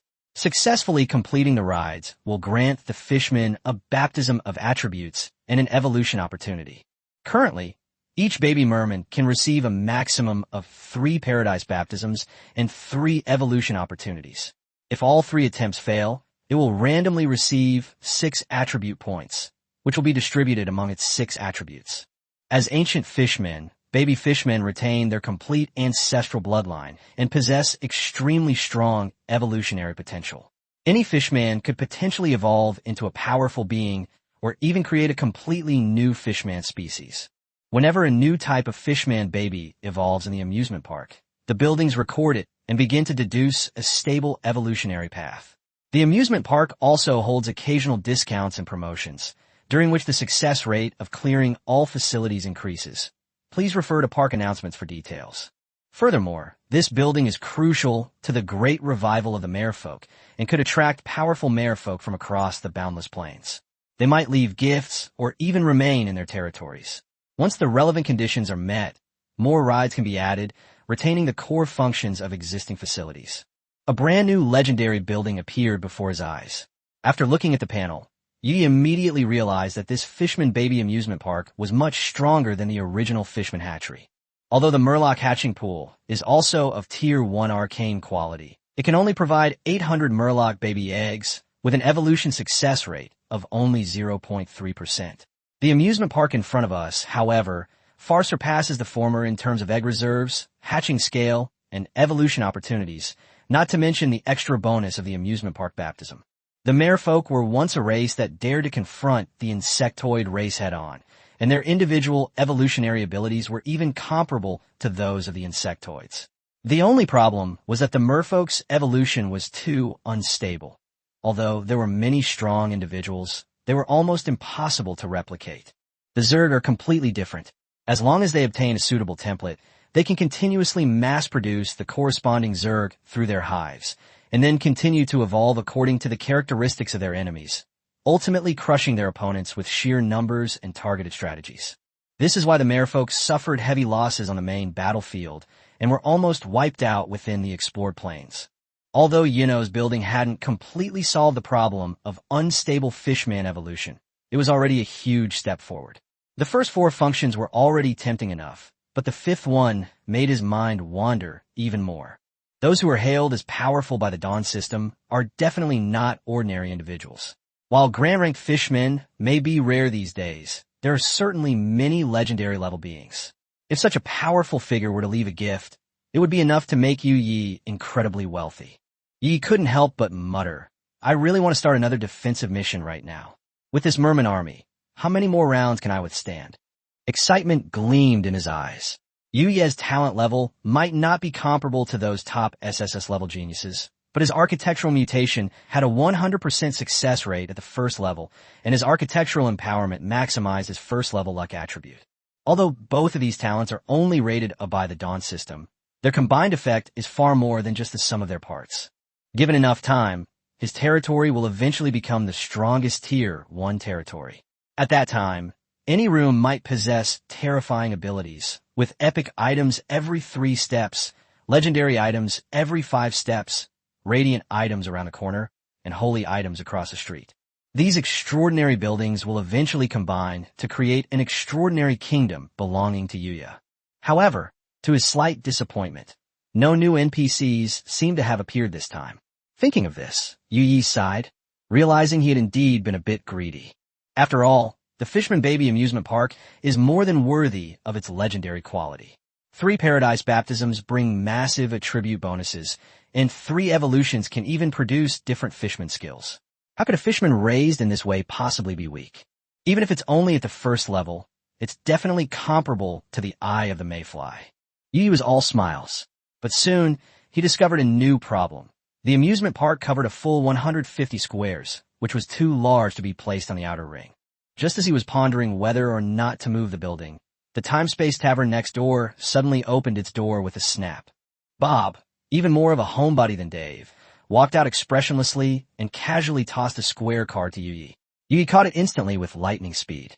He recognized the image on the card all too well, Old Blind Eyes. That's a 4-star legendary minion card from Hearthstone. If you convert it to the Order of the Dimensional Rift, that's a rank 4 minion. Yuya's heart skipped a beat, and a bold guess suddenly popped into his mind. Could it be that the Fishman Baby Amusement Park actually gave birth to an NPC, but it was recruited by the Time-Space Tavern as soon as it appeared and turned into a card in slumber? To verify his hypothesis, he immediately opened Bob's time-traveling tavern. Sure enough, the status of this extraordinary building had changed, and a brand new description had appeared in the building's function panel. New feature. When a superior building is mutated, if a legendary minion is mutated, it will be summoned by the Tavern of Time and Space and become a card in slumber. During its slumber, you can briefly borrow some of its talents and abilities. When the Tavern of Time and Space accumulates a certain number of legendary minions, there is a chance that it will transform into a wonder. A spectacle? Yuyi stared at the Old Blind Eye card in his hand, a sudden realization striking him. Could it be that the first wonder of his extraordinary territory was about to be born in the Time-Space Tavern? This sleep card currently provides 3 abilities. Mass Charge, Aura Effect, granting all Murlocs on the battlefield the ability to ignore shields below Tier 4, and increasing Strength, Constitution, and Agility by 5 points each. Murloc Invasion. When Yino locks onto an enemy, all Murlocs on the battlefield with ranged targeted skills will simultaneously launch an attack on the target without consuming star power. The cooldown time depends on the number of Murlocs participating in the attack. Murloc Assignment. For every 10 Murlocs on the battlefield, Old Blind Eye's Strength, Constitution, and Agility will temporarily increase by 1 point, up to the maximum value for Tier 4 attributes. If the number of Murlocs decreases, the temporary attributes will also disappear. Although 3 abilities may not seem like much for a Tier 4 follower, you could tell at a glance that these skills were ridiculously powerful. Chapter 66. The Evolutionary Lineage of the Fishmen. After putting away the Old Blind Eye card, Yuno looked at the Fishman Baby Amusement Park in front of him again. This anomaly not only drastically changed the Murloc hatchery, but most importantly, it removed the previous restriction that only shamans could activate it. In other words, Yuya can now use this building directly. This extraordinary building occupies a full 150 blocks, making it a behemoth among similar structures. According to the description, it is a complex building currently consisting of 3 parts. The hatching pool nurtures the fishman eggs, the freezing room stores the fishman eggs, and the amusement park provides a playground for the fishman babies. The amusement park is the highlight, and it is divided into 3 smaller facilities: a carousel, a pirate ship, and a haunted house. These facilities are exquisitely crafted and miniature, like a fairy tale come to life. To Earthlings, they're just a scaled-down amusement park, but for the merman baby, the size is perfect. After Yuyi added 1,000 star stones from his own star stone reserve, the freezing chamber suddenly lit up. One by one, perfectly preserved merman eggs fell through the chamber's pipes into the milky white pool of water below. That's the hatching pool. Yuyi walked to the edge of the pool and watched the fist-sized, black-spotted fishman eggs floating in the water. In just 24 hours, all 1,000 fishman eggs would hatch into extraordinary soldiers, fishman babies. Below the hatching pool is an operation panel called Evolutionary Lineage. Yuyi casually clicked on it and found that there were quite a lot of fishman branches, with nearly 100 first-tier branches alone. For example, Poison-Fin Murloc, Red-Gill Murloc, Darkscale Prophet, Deadscale Knight, Darkscale Raider, Murloc Tidecaller, Murloc Raider, Fish Swarm Surfer, Hatching Pool Forager, Sludge Devourer, etc. These are all evolutionary paths that have appeared in the history of the Murlocs.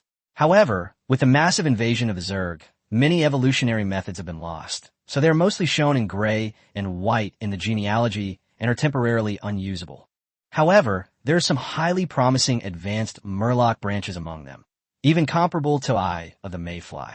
For example, the Tier 1 Poison-Fin Murloc, although it only has one skill, possesses the ability Poison Infection, which has a war cry effect. Upon its appearance, it inflicts the poison trait on the attacks of 300 nearby Murloc allies. Once a target is infected with the poison, it will continuously lose a large amount of health. If the poison accumulates to a certain level, even a dragon may fall. There are many similar powerful branches, which is the foundation that the merfolk have accumulated over the years. However, in the current evolutionary lineage, only 3 first-order branches are lit up: Murloc Tidecaller, Murloc Raider, and Hatching Pool Forager. In other words, there's a certain probability that these 1,000 baby Murlocs will hatch into one of these 3 relatively rare Tier 1 Murlocs. Murloc Tidecaller comes with the Tidecaller skill. Murloc Raider has enhanced agility and strength. Hatching Pool Forager has a Diff Rattle effect, which summons a Murloc baby when it dies. These 3 branches are clearly inferior to the Stone-Spotted Bug, Singing Wing, and Horned Soldier Ant in the Tier 1 Elite Zerg. But what Yuno was more concerned about was what would happen if these fishmen were born from the hatching pool and then went to the amusement park to try their luck. Sure enough, that's the fun of opening blind boxes. While Yu was busy cultivating extraordinary soldiers, Bai Xiao, far away in the climb plane, was anxiously staring at his back-end panel. "Why aren't you answering yet?" She checked the back-end assistant repeatedly, but the ID named Yu Benyi remained silent. In fact, after Yu Benyi successfully killed Eye of the Mayfly in his live stream yesterday, his popularity surged into the 30th round of traffic, achieving 2 major leaps. According to the 1.4.0.1 version update rules, he should now be in the signing process. Before officially signing the contract, his live stream will suspend the previous face-swapping live streams. And today is the first day of the suspension. As Yuye's prospective manager, Bai Xiao extended a signing invitation immediately after the defense ended. Unfortunately, Yi first encountered the abstract handsome guy who came back to life and then unlocked the legendary building, completely unaware of the small message that appeared in the Dawn System mailbox. And so, his live stream went into a hiatus. This is also why Bai Xiao is so anxious. As a top-ranked newcomer and one of the few Blue Star people to enter the 30th round of Traffic Pool in the shortest time, Yi Yebenai has always been the focus of attention. Having just passed 30 rounds of traffic acquisition, his fan base is already approaching 1 million. Many big spenders in the live stream are complaining that they want to tip, but can't find a way to do so. Version 14.0 of the new Human Observation Record added a live streaming function for building extraordinary territories, which brought new fun to many P-level citizens who like to watch live streams, and even gradually developed the concept of investment. Viewers can purchase extraordinary buildings in the live stream and operate them remotely. They can also invest in local real estate and buy residency slots. The new version has only just begun, and some players are already exploring its innovative features. With his name on all 3 lists, Yi naturally became a focus of attention. Taking advantage of this wave of popularity, whether he was selling products or preparing local specialties from other planes and even getting a few big spenders from the Klein plane to be the top sellers, he could quickly make a fortune. After all, being on a list this time doesn't guarantee a spot next time. Many people are looking to make a quick buck, so lords who meet the signing criteria are basically approved and signed instantly. Time is money, and that's absolutely true. The next Zerg invasion is in 14 days, and those 14 days after making the list are all about traffic and money. Not to mention that Yu Yi is not just a single-rank streamer, but a genuine streamer who is famous on all 3 rankings, and his traffic is far beyond what ordinary single-rank streamers can compare to. With the day almost over, how could Bai Xiao not have red eyes? How much money she can earn depends entirely on how much money Yu Yi can earn. Chapter 67, The Unconventional Streamer. Beep beep beep. Beep beep beep. A series of notification sounds rang out in the Dawn system private message panel, pulling Yi back from her wandering thoughts. He opened the private message out of curiosity, and after reading the long message sent by the ID named Bai Xiao, he finally understood what had happened. It turns out that his traffic pool had reached 30 rounds, and the other party came to him to sign a contract. A hint of surprise flashed in Yuye's eyes. He only learned about the live streaming system for extraordinary lords from the 1.4.0.1 update announcement. What's even more outrageous is that from the very beginning, there have been face-swapped live streams recording his territory building process. However, he hadn't paid much attention to it before. After all, he considered himself just an ordinary lord, with no special features in his territory, so no one would likely pay attention. More importantly, Xu Guang's face-swapping live stream also erased his greatest advantage, his stunningly handsome face. So when Bai Xiao told him that she was his backer agent, and that he had passed 30 rounds of screening in the traffic pool and was ready to sign a contract at any time, Yuye's first reaction was surprise. But after his initial surprise, he realized it made sense. Truly exceptional people can't hide their talent. Even without good looks, he could attract audiences with his charm. However, the two quickly disagreed when it came to the terms of the contract. Yi looked at the terms and shook his head immediately. Do I have to stream every day after signing the contract? And there's a fixed amount of time each month. He did not accept this request. He was a low-key person at heart, and he would not have even considered it if the live streaming could bring real benefits to the extraordinary territory. Moreover, his territory holds too many secrets. Yi suddenly thought of the Fishman Baby amusement park that had just mutated today. If this scene were broadcast and happened to be seen by a powerful fishman, the opponent would probably go crazy on the spot. Although the Dawn system is very intelligent, it will choose the right time to broadcast and will automatically block when it involves major secrets to protect the Lord's privacy. Yi still patted his chest with lingering fear. Thankfully, the show was canceled today. If a contract is to be signed, the frequency of live streaming must be reduced, and the time, location, and content of the live streams must all be decided by him. This is his bottom line. Otherwise, he would rather be a freelance streamer than be tied to the Boundless Dimension administration. However, these conditions are indeed quite high profile for a new live streamer who is about to sign a contract. The contract ownership rests with the Boundless Dimension Administration Bureau, and many decisions cannot be made by Xiao alone. There is competition between dimensions, performance indicators, and complex interdimension relationships. If everyone were like Yi, how can we manage? After careful consideration, Bai Xiao decided to try to persuade him again. But you can make money every day by live streaming sales. Doesn't developing the extraordinary territory require a lot of capital? She told Yi that by following the Dimensional Management Bureau's orders, accepting advertising and Twitter posts would yield substantial profits. Buying high-quality supernatural buildings wouldn't be difficult then. In Bai Xiao's view, what Yi lacks most right now is high-quality, extraordinary architecture. And these things often require a very high level of Dawn authority to purchase. Once he signs a contract, the economic benefits from his live streaming sales will increase, and his access rights will also rise, naturally allowing him to access more resources that he couldn't access before. This should perfectly meet his current needs. Bai Xiao didn't expect that Yi would seriously refuse this good opportunity to give it to Guangzi. He said he's an honest person, and if he were to promote products online, he would only sell local specialties from his own region. He feels safe using products made in his own area. As for other products, what if they were of poor quality or counterfeit? Wouldn't that ruin his reputation? At this point, Yi pulled out that tried-and-true $1 million screenshot again. Besides, we're not in a hurry to use the money. When he posted the picture, he glanced at the gold coins that had just been credited to his account that day. 3,358,000. To be honest, with his current number of fans, even if he started live streaming e-commerce, he might not be able to earn this much. His past life on Earth taught him that netizens weren't stupid. Besides, all the extraordinary territories, including the native pioneers, were now live streaming. If you don't create something special, if you don't offer something unique, why should anyone spend money on you?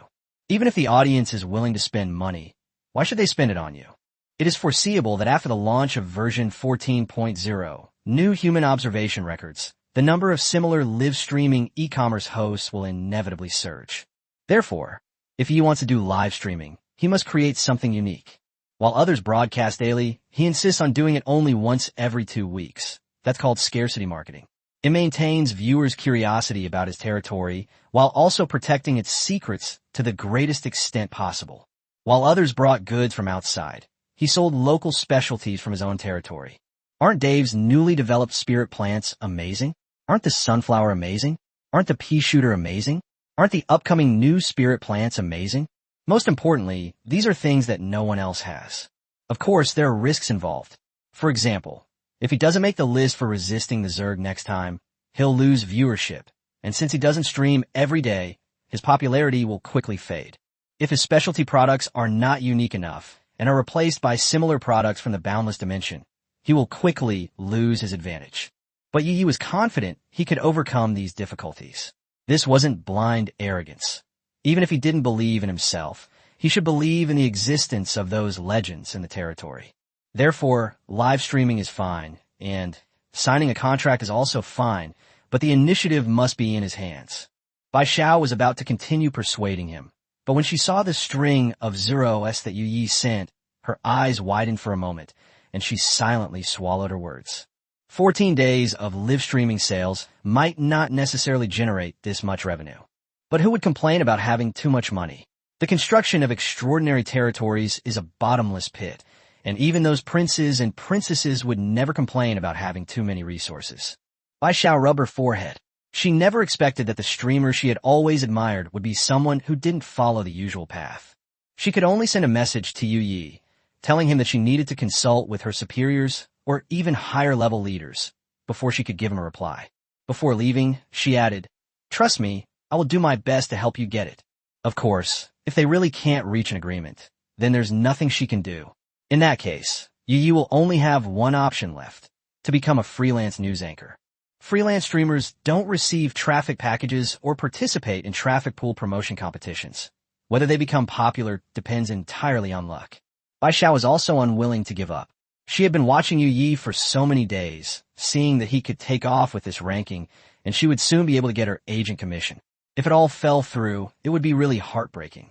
Yu Yi nodded as he looked at Bai Xiao's confident reply.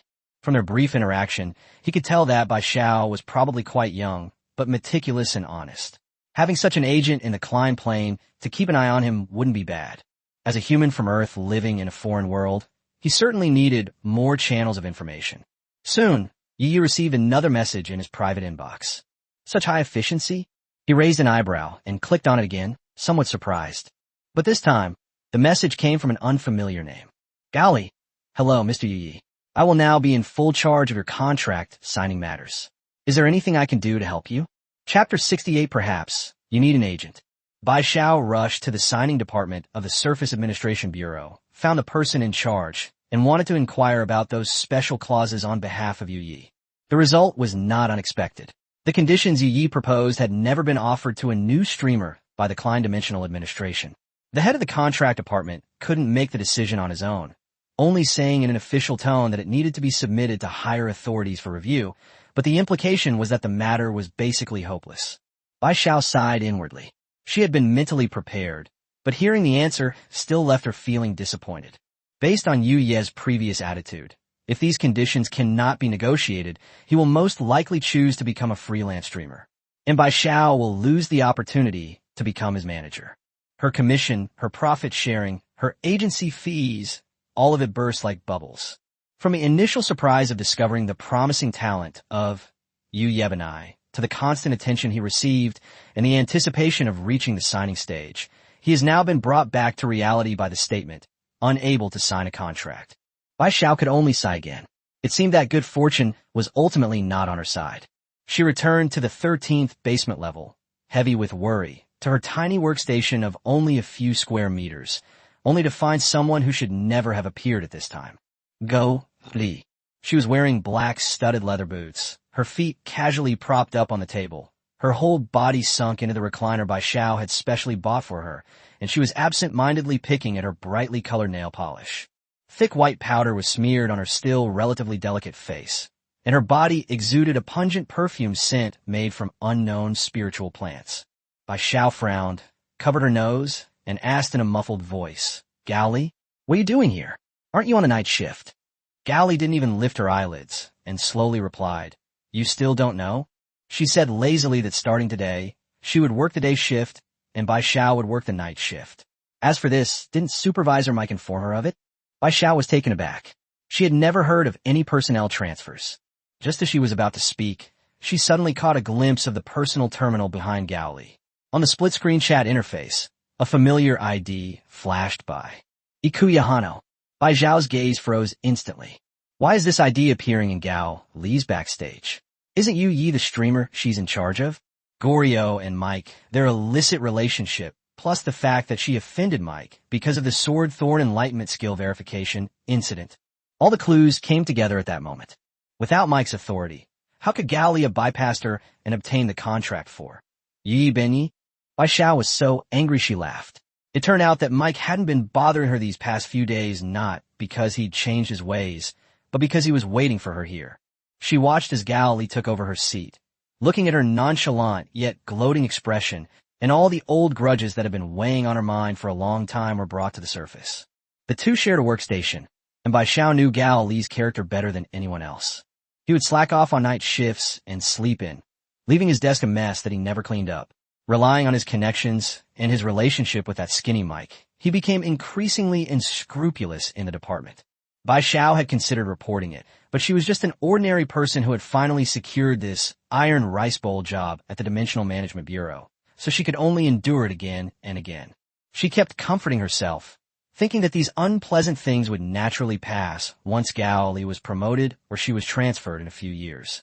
She knew Mike would make things difficult for her, but she never expected him to so blatantly steal her anchor. With both old and new grudges piled up, Bai Xiao's usually amiable face finally turned gloomy. In that instant, she really wished she could have a sudden epiphany like the characters in novels, become a superhuman, master a bunch of skills, and then rush up and slap Gally twice while also taking care of that disgusting white pig Mike. But reality is never that straightforward. She is not a superhuman, nor will she suddenly awaken. She is just an ordinary citizen, a P-class citizen who needs this job to support herself. Her anger gradually cooled in the face of reason. Thinking of the harsh terms Yu Yi had proposed, Bai Xiao suddenly smiled. Perhaps this isn't such a bad thing after all. At least compared to her frustration at not being able to negotiate the contract terms, the fact that Gao Li had taken the opportunity didn't seem so bad. Things that are destined not to belong to you cannot be kept even if you force them. If Gao Li can negotiate a deal for Yu Yi based on her background, if she can't get it, it wouldn't be a bad choice for Yu Yi. After all, being a freelance streamer is not as easy as having someone backed by the Dimensional Management Bureau. Just then, Gao Li let out a contemptuous sneer. She said that Bai Xiao had that expression again, clearly hating her to death inside, yet pretending to be nonchalant. It was precisely because of this that she wanted to bully and disgust her even more, to see if that fake face could show any other expression. After speaking, Gao Li withdrew her legs, her leather boots making a crisp sound as they touched the ground. She swayed as she stood up, her strong perfume lingering in her ear, and whispered, "You don't know, but I've been watching Yu Yi Benyi's live streams these past few days." She added that she had sent Yu Yi a private message just moments after Bai Xiao left. From now on, Bai Xiao wouldn't need to worry about Yu Yi's contract matters. After saying that, Gao Li didn't even bother to look at Bai Xiao's expression, humming a little tune and swaying her hips as she walked out. Judging from the direction they're heading, they're probably going to tell Mike the good news. Looking at her haughty back, as if she were a victorious old hen, Bai Xiao's anger strangely dissipated. Getting angry at someone like that is really beneath you. As long as I'm doing better than them, they'll naturally feel bad. Moreover, Gao Li seemed unaware of the kind of high-profile terms that unconventional anchor would offer. However, she didn't need to know any of this. After this ordeal, Bai Xiao returned to her workstation. In just over half an hour, her state of mind seemed to have changed considerably. She took a deep breath, a hint of determination in her eyes, and then sent another message to Yu Yi using the back-end administrator's ID, Bai Xiao. Bai Xiao. Bro, I couldn't negotiate the terms you wanted for you. But I wonder if you'd be interested in becoming a freelance streamer? If you're interested, Bai Xiao, then perhaps you'll need a good agent. Chapter 69. A small goal in 14 days. Although Yi didn't know the details of the undercurrents within the Klein Dimensional Administration, he could guess a bit about them. Sure enough, the dreaded workplace power struggles were no different whether on Earth or in another world. Later, a woman named Gao Li sent a contract invitation. She appeared professional and courteous on the surface, but the green tea smell between the lines was so obvious that Yi couldn't hide it after only asking a few questions. In contrast, Yi had always had a good impression of Bai Xiao. Back on Blue Star, he had always agreed with the saying that sincerity is always the ultimate weapon, and Bai Xiao happened to possess that sincerity. Therefore, Yi, who didn't want to be bound by contract terms, and Bai Xiao, who was already planning to leave the Dimensional Management Bureau, hit it off immediately. Bai Xiao naturally became his agent in the Klein Dimension and began to help him prepare for the various matters related to applying for a freelance broadcaster. Her first task was to handle Professor Drake's verification report on Swordthorn.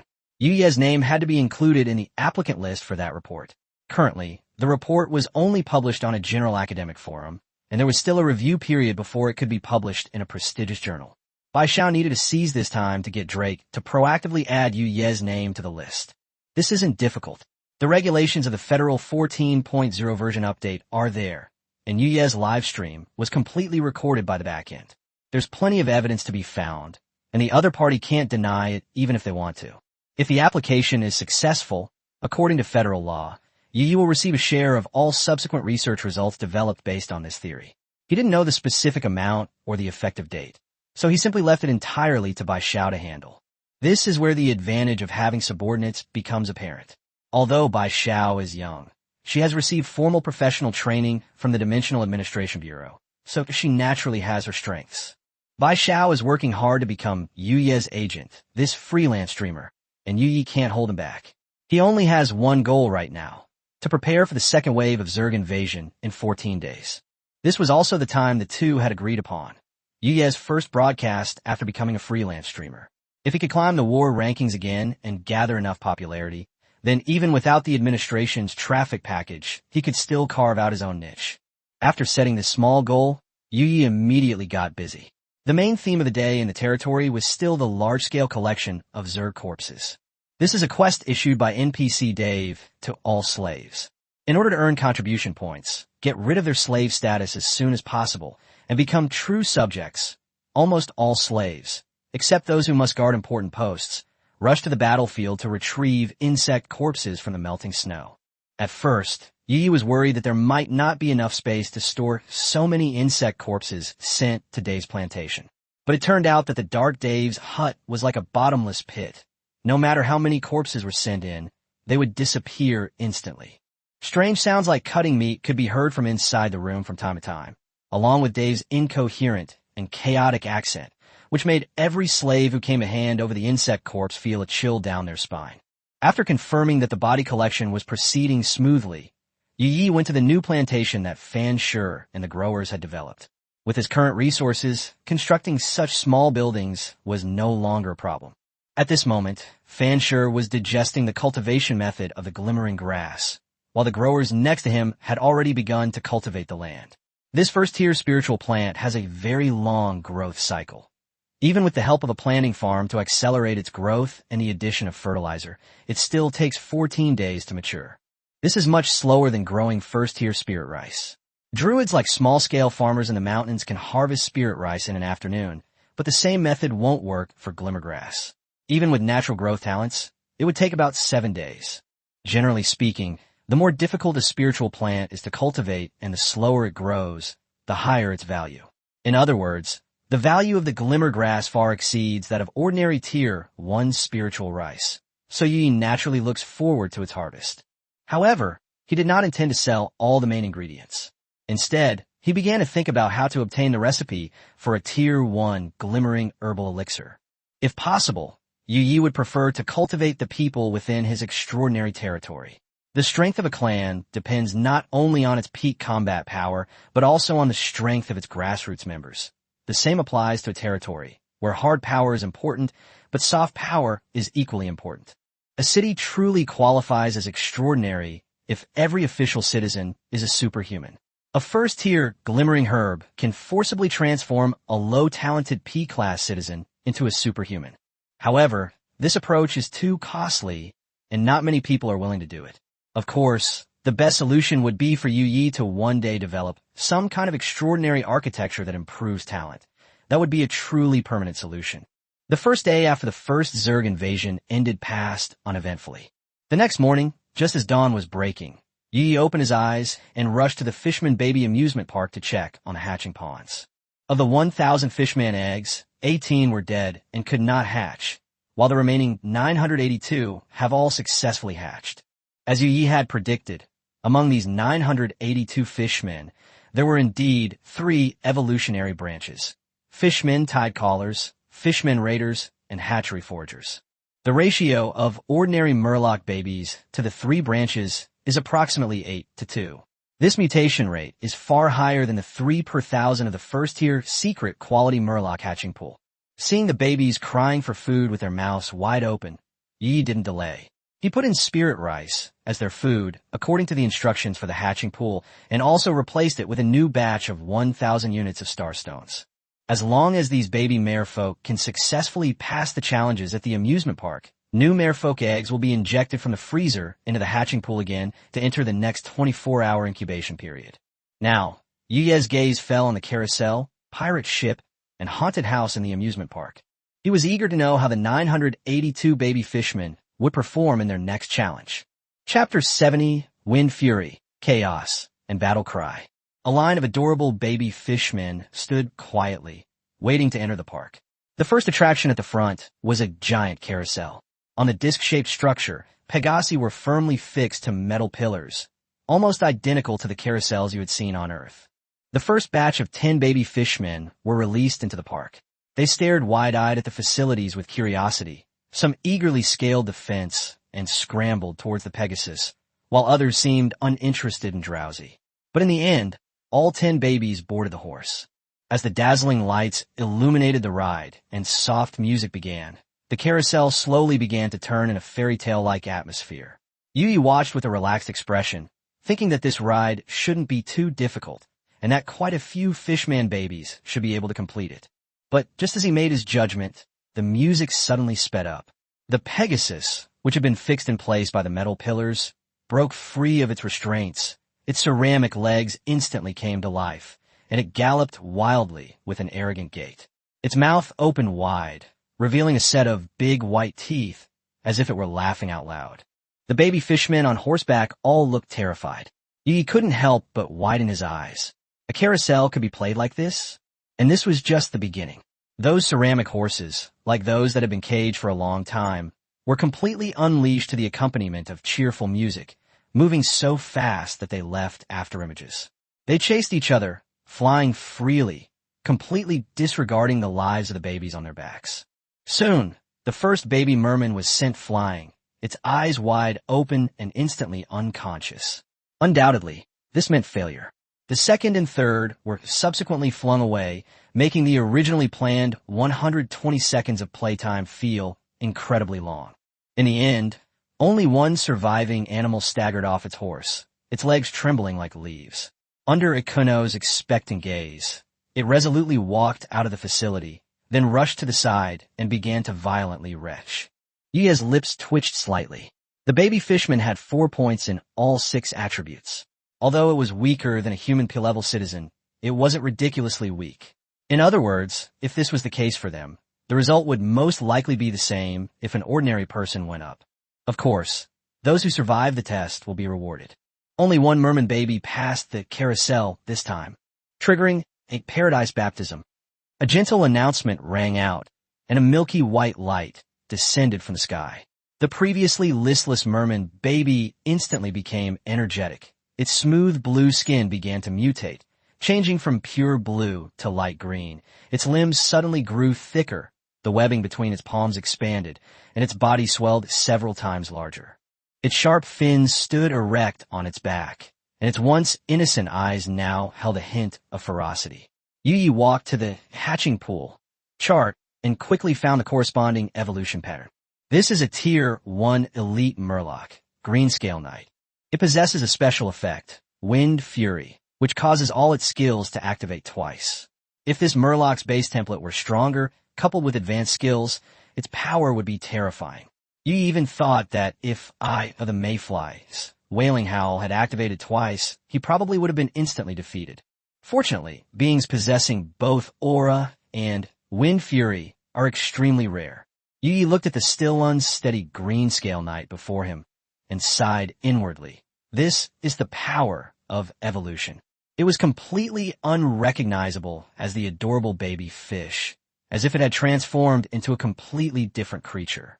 Next, the 982 baby merfolk entered the facility in batches. Most batches were wiped out, but occasionally more than one would manage to pass. After several rounds of experimentation, Yi gradually figured out the pattern. The core effect of Paradise Baptism, after clearing Carousel, is Wind Fury. Regardless of whether it evolves into Greenscale Knight, Windcatcher, or any other branch, they all possess this effect. In other words, whenever they unleash their skills, the actual effect will trigger twice. The pirate ship and haunted house that followed seemed like ordinary amusement rides, but they were just as grueling. The pirate ship had the lowest success rate. A pirate ship spinning 360 degrees isn't unusual, but spinning 360 degrees at the insane speed of a carousel is pure torture. Even more outrageous is that the Fishman babies are not considered to have passed the level after they finish the race. After disembarking, they must walk straight forward for 30 meters to receive the Paradise Baptism of this facility. The Murloc baby that clears the pirate ship stage will have all its evolution branches possessing the confusion effect. This effect can disable enemy-targeted skills, causing them to be cast randomly. For example, Frost Arrow, which was originally locked onto a target, may accidentally hit friendly units under the influence of confusion. Without a doubt, this is also an extremely powerful ability. As for the Haunted House challenge, it left Yi somewhat amused and exasperated. The rules were simple. No matter what you encountered inside, you couldn't scream, and you had to stay inside for a full 10 minutes. All the Murlocs that have passed through the Haunted House Baptism possess the battle cry effect. Among them, one lucky one even evolved into a Tier 1 high-level Murloc, Poison Fin Murloc. This surprised Yi quite a bit. It was comparable to Eye of the Mayfly, and its only skill, Poison Infection, was the same as the battle cry effect, which could inflict violent poison on all Murlocs within 300 units around it, causing extremely terrifying poison damage. The three entertainment facilities correspond to three evolutionary directions, and Yi has also made a judgment. The Carousel selects those with high-speed adaptability. Only the Fishman babies that are not thrown off can withstand the Wind Fury. Pirate Ship tests a baby's ability to resist confusion. Only babies who can maintain their sense of direction, even when severely dizzy, can gain confusion. Haunted House tests a baby's ability to suppress roars. Battle Cry, which can only be unleashed once per battle, cannot be easily depleted by a little fright. This should be the pattern of amusement park facilities. However, to Yuya's surprise, none of the 982 baby fishmen could clear both facilities at the same time, let alone clear all three. As for how to settle these fishmen who successfully passed the test, Yi already had a plan. When he chose the extraordinary territory, he deliberately chose a place next to a large river, originally just for the convenience of getting water, but now it has become a good place for the fishmen troops to settle down. He could easily establish a fisherman living and training camp by the river, and then build special extraordinary buildings suitable for fishermen. They could also hunt for food in the river on their own, reducing food consumption in their territory, which would be a win-win situation. As this batch of Murlocs leaves the park, new Murloc eggs are injected into the hatching pool, and a new 1,000 units of Murlocs begin to hatch. At this rate, by the time the second resistance arrives in 14 days, Yuno will be able to organize an army of tens of thousands of Murlocs. The imagination is beautiful, but the reality is harsh. Like Zhaojuan's Mage Tower, the legendary structures of Fishman Baby Playground are so powerful that they never consider the realities of the extraordinary territory. The daily influx of nearly 1,000 fishmen brings a food crisis, once again putting immense pressure on Yuya. He's short of food. He can't afford to support them. Chapter 71, the olive branch of the three major powers. When the quartermaster from the Crimson Blood Empire suddenly came to his door, Yu Yi was indeed a little confused. After all, when he opened the diamond treasure chest, he hadn't chosen reward, Crimson Blood Empire City Construction Order. Quartermaster Hao Ran quickly explained. The so-called dimensional investment policy was not the same as the city building order. The city building order was equivalent to directly transferring the extraordinary territory to the Crimson Blood Empire. automatically granting the Lord Imperial Noble status and the right to develop that dimension, with the territory and rights protected by Imperial laws. Yi understood this perfectly well. To put it bluntly, it's all about having a powerful backer. Having the title of a noble from the Crimson Blood Empire brings many advantages, but as the most warlike of the 7 major human powers, the Crimson Blood Empire also presents many troubles. Providing wartime supplies, dispatching extraordinary troops, and even directly accepting conscription orders to participate in the war are not uncommon in the Crimson Blood Empire. They can happen every now and then. The dimensional investment plan that Hao Ran mentioned is part of the Dawn System version 14.0.1 update. It seems unrelated to most extraordinary territories, but in reality, it only invests in those territories deemed to have development potential. Investors will only choose to continue investing if they see returns and profits. If they find it unprofitable, they will withdraw their investment in time to cut their losses. As for how to judge potential, it naturally relies on the big data rankings of the Dawning System. Among them, the Transcendence ranking is widely recognized as the ranking that best reflects the potential of extraordinary lords. Yi ranked 4th, and being on all 3 rankings is rare, naturally making him a potential stock in the eyes of many forces. Not only did Hao Ran of the Crimson Blood Empire contact him privately, but the Star Sea Federation and the Void Emperor Palace also extended olive branches. However, the latter two were not as direct as Hao Ran, but rather expressed their willingness to cooperate in a more subtle way. It must be said that Hao Ran's style is very much in line with the Crimson Blood Empire's consistent decisiveness.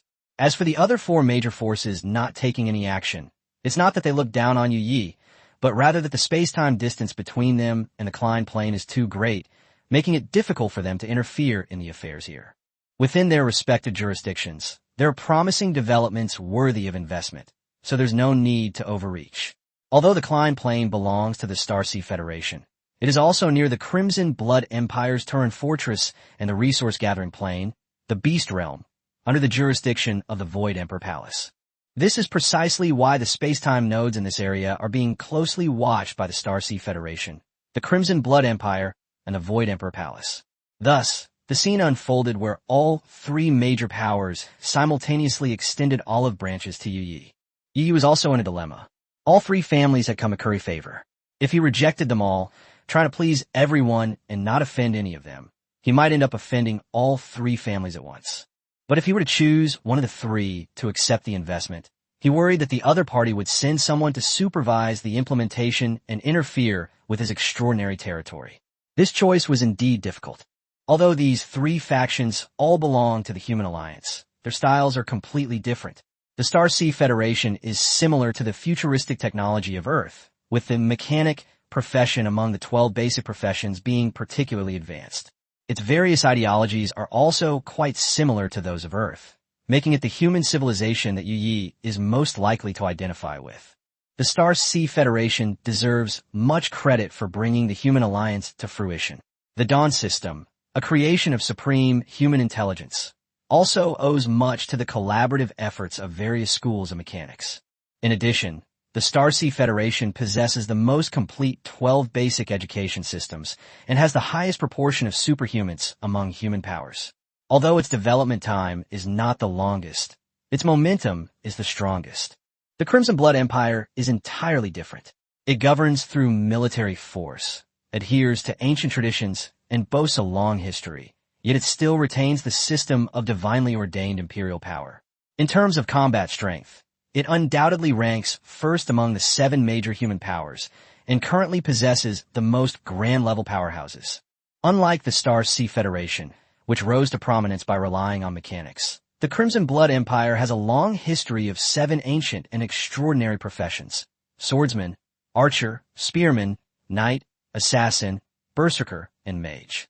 These 7 professions also provided a general framework for the 12 basic professions of the Human Alliance. As for the Void Emperor Palace, originally named the Void God Palace, it is the only one of the 7 major powers that is based on divine authority. To date, its followers have spread throughout the major planes of human existence. Initially, these believers worshipped the supreme deity widely known throughout the boundless planes, the god of nothingness. However, after the war to slay the gods, God became a taboo word, and a Void God Temple was renamed the Void Emperor Temple.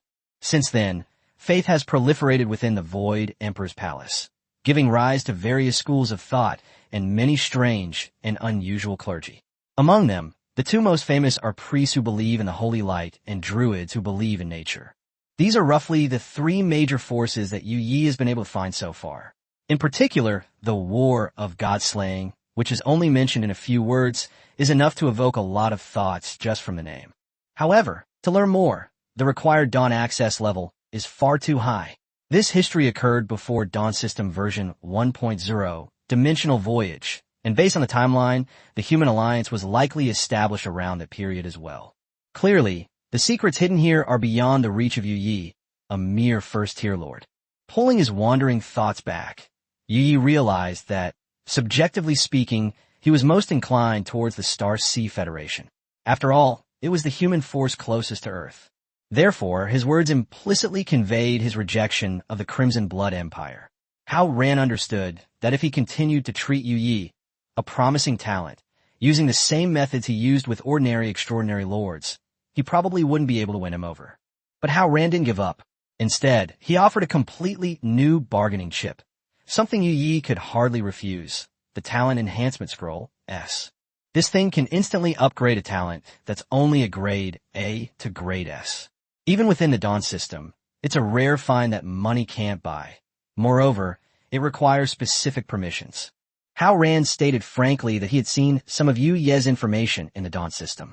Although he couldn't see the specific details of his talents due to privacy settings, he could see that the system rated his talents as A. This scroll was specially chosen by Hao Ran for Yu Yi. Even in the Crimson Blood Empire's inventory, such items are not plentiful. Hao Ran then cut to the chase and stated his conditions directly. As long as Yu Yi was willing, he would report to his superiors and secure the supplies, which would be considered the Crimson Blood Empire's first investment in Yu Yi. What Yu Yi needs to do is actually not much. He just needs to respond once when the Turin Fortress issues the Crimson Blood recruitment order again. Chapter 72. After hearing Hao Ran's proposed investment conditions, Yu Yi sighed inwardly. Just as I expected. The Crimson Blood Empire's investments never involve rates of return or profit margins. That's a rule the Star Sea Federation prefers to play. The Crimson Blood Empire's desired return is simple. When they need to wage war, you must unconditionally join them. This is in response to the Crimson Blood recruitment order. On the surface, this kind of investment seems very crude, not even bothering to sign a performance-based agreement, leaving the response entirely to the Lord. But from another perspective, it might not be an investment that maximizes value. As for reneging on a promise, in the Star Sea Federation, one might be able to take legal action and use so-called civilized means to stall.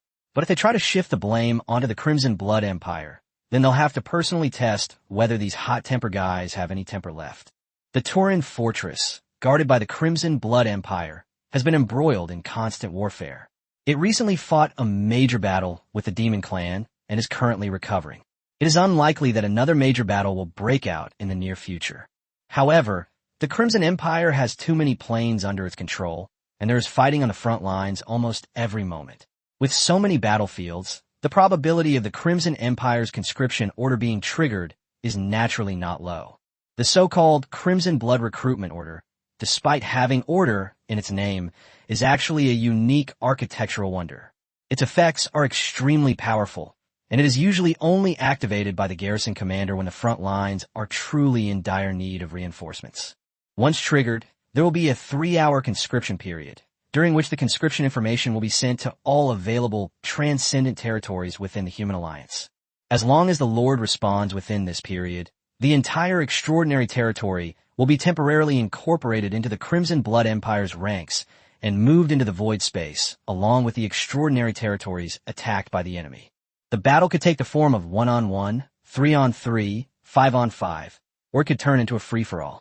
To end the battle, either one side must be wiped out, or the battle must last until the conscription order's time limit expires. Judging by its effects alone, it seems somewhat similar to the Dawn system's method of teleporting enemy troops and dividing them into shifts for defense. However, within the context of the entire Crimson Blood Empire, the significance of this spectacle is entirely different.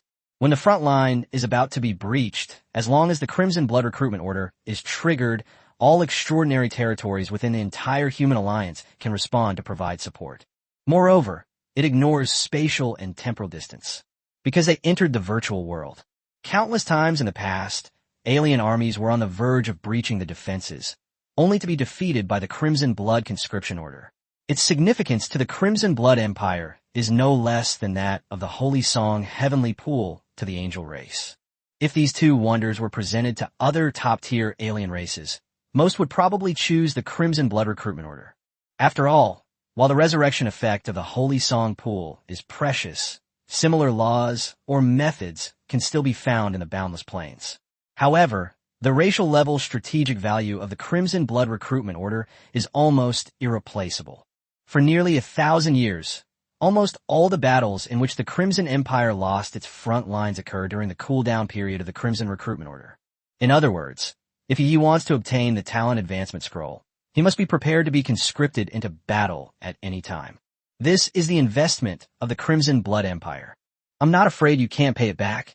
I'm afraid you'll risk your life. Yuya's eyes flickered as he weighed the options in his mind. But after thinking it over, the answer was actually quite clear. He wanted to upgrade his talent. I really want to. You could even say that he had to take this risk.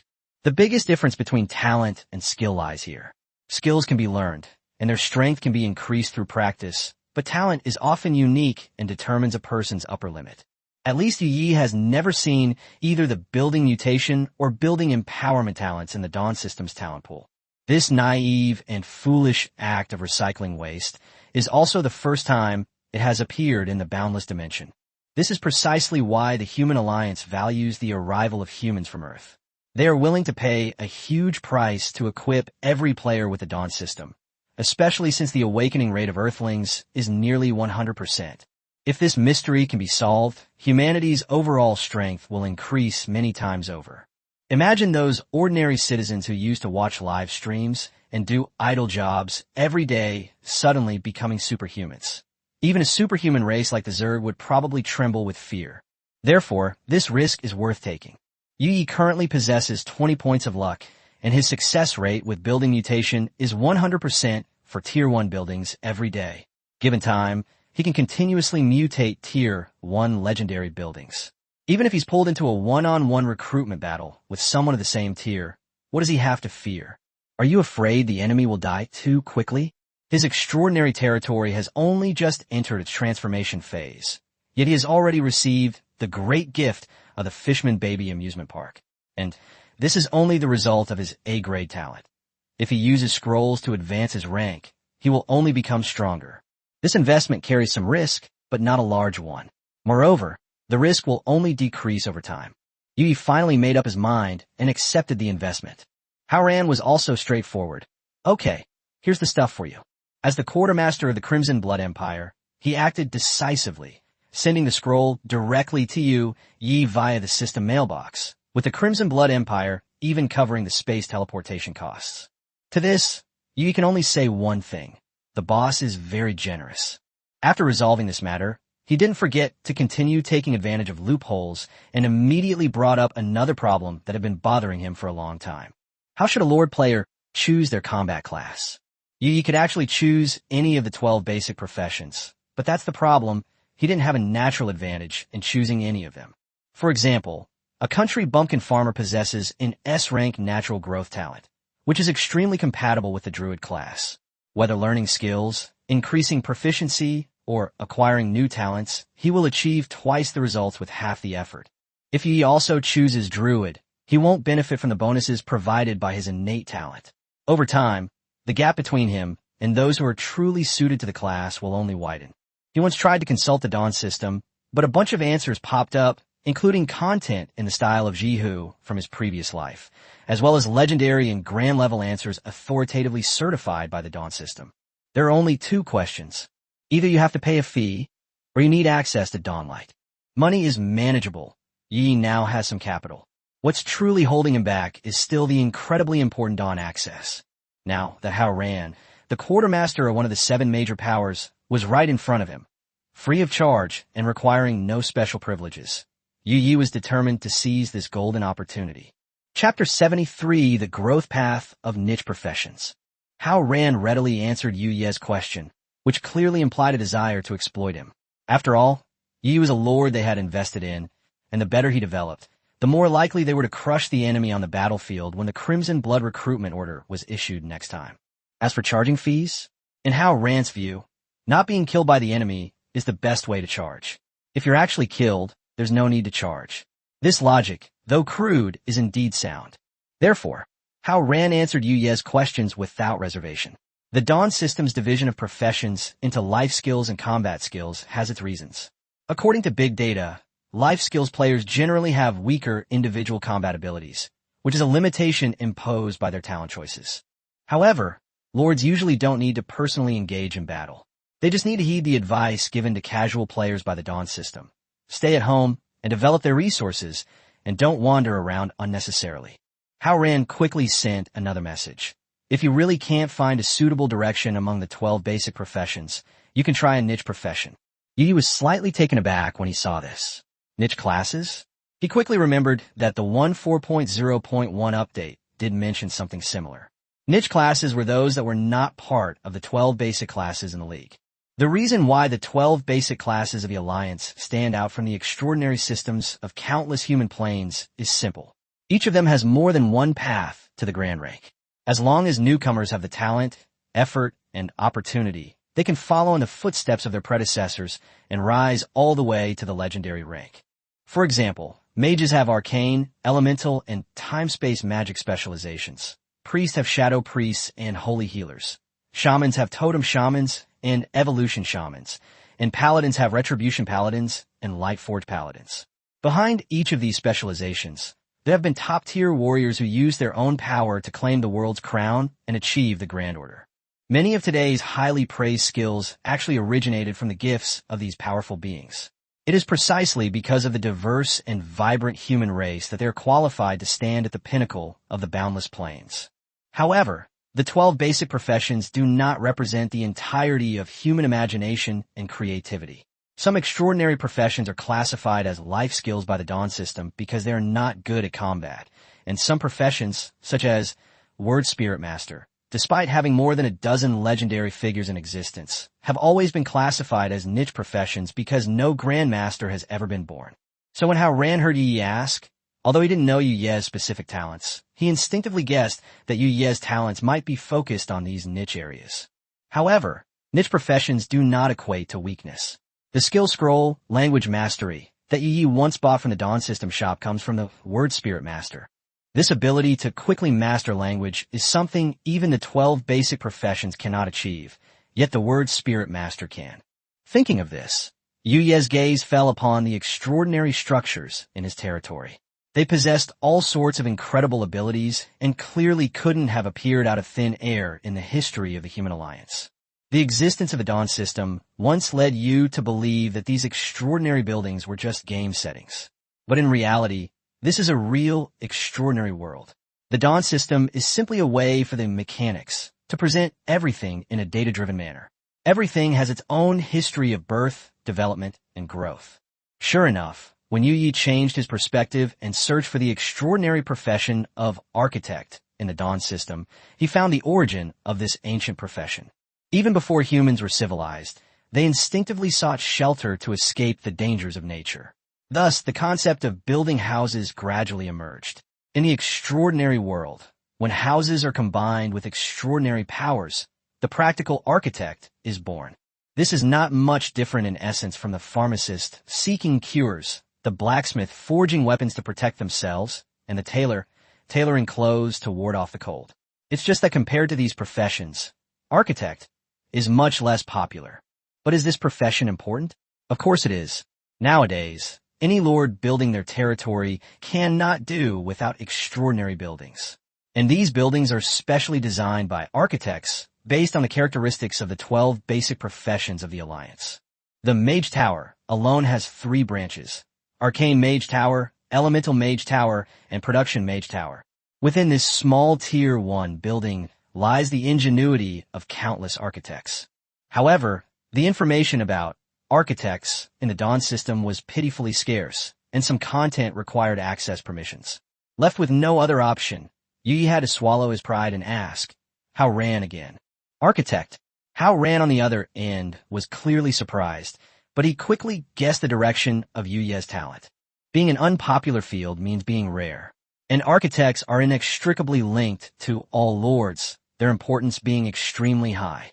Even in the Crimson Blood Empire, architects are considered highly skilled professionals. If he truly possesses this talent, then he is definitely someone the Turin Fortress should try to recruit. So How Ran patiently explained. He spoke simply and clearly, making many of Yuye's vague concepts clear at once.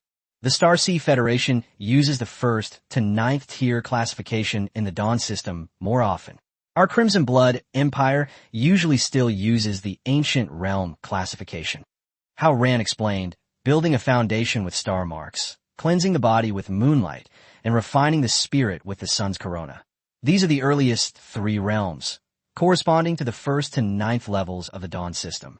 In How Ran's view, the Dawn system's breakdown of the first 3 stages into too many details was actually more troublesome. The ancient methods of the Crimson Blood Empire had already explained things very clearly. The Starmark Foundation building stage, also known as Starmark, in ancient times refer to skills. In other words, this stage requires learning a large number of skills and continuously improving proficiency. The Moonlit Steps cleansing, in modern terms, is about using attribute points to enhance strength and physique, creating a sufficiently powerful body. In the Corona stage of spirit refinement, spirit can be understood as mental attributes. Mental strength is crucial at this stage, as it determines whether the next stage of transformation can be completed. Later on, the 7 major forces adopted a unified name, Arcane Rank. This means that they have integrated and mastered a large number of skills they have learned in the past, condensing them into mysteries like stars. When a person possesses a vast array of star-like mysteries, they need a night sky capable of containing them. And this night sky is the sanctuary. How Ran's own cultivation level was not high enough, and he couldn't offer much useful information when talking about the Saint Realm. He only briefly touched upon the 4 higher realms of Epic, Radiant, Legendary, and Crown. But astutely noticed that these realm names corresponded almost perfectly to the qualities of extraordinary architecture. This was clearly no coincidence. How Ran continued. The so-called building grade represents the building's growth potential and upper limit. For example, a Fishman hatchery of profound skill quality can only grow to the profound skill level at most, and it can't go any higher. The higher the potential of a building, the stronger it will be among buildings of the same grade. Upon hearing this explanation, Yuye's eyes lit up. If that were true, then the miraculous city he had once fantasized about might not be just a pipe dream. An epic every 3 steps, a legend every 5, radiant lights across the street, and sacred buildings on the other side.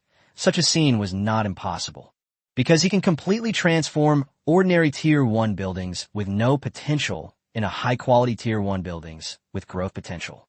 But before Yi could be happy for long, How Ran poured cold water on him. How Ran sighed. Potential is just potential. How many people can actually elevate architecture to a higher level? The extraordinary path of becoming an architect is too difficult. Currently, the highest level of systematic extraordinary architecture in the entire Federation is only the 12th rank, equivalent to the peak of the Profound Realm. As for the 13th rank, it involves the saintly domain, acting like an insurmountable chasm, blocking all those who wish to tread this path. It's not that the human alliance lacks saint-level transcendent structures, but rather that the creation of these structures is extremely unstable and full of accidental factors. This instability means they cannot be replicated or continue to evolve. If an extraordinary profession cannot continue to advance, it is tantamount to having no future. Before reaching Tier 12, architects can collaborate with other professions to mass-produce standardized, extraordinary buildings.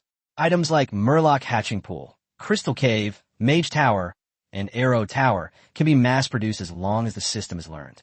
However, by Tier 13, the variety of buildings available to each class will decrease significantly. This is because even the Alliance hasn't fully grasped the principles behind these buildings. How can knowledge be passed down if it's not systematically structured? Throughout the history of the Human Alliance, There have indeed been many wonderful structures built by architects by accident. However, this only demonstrates that the profession has its limits, not that it has a complete path. Yuya's own talent is a case in point.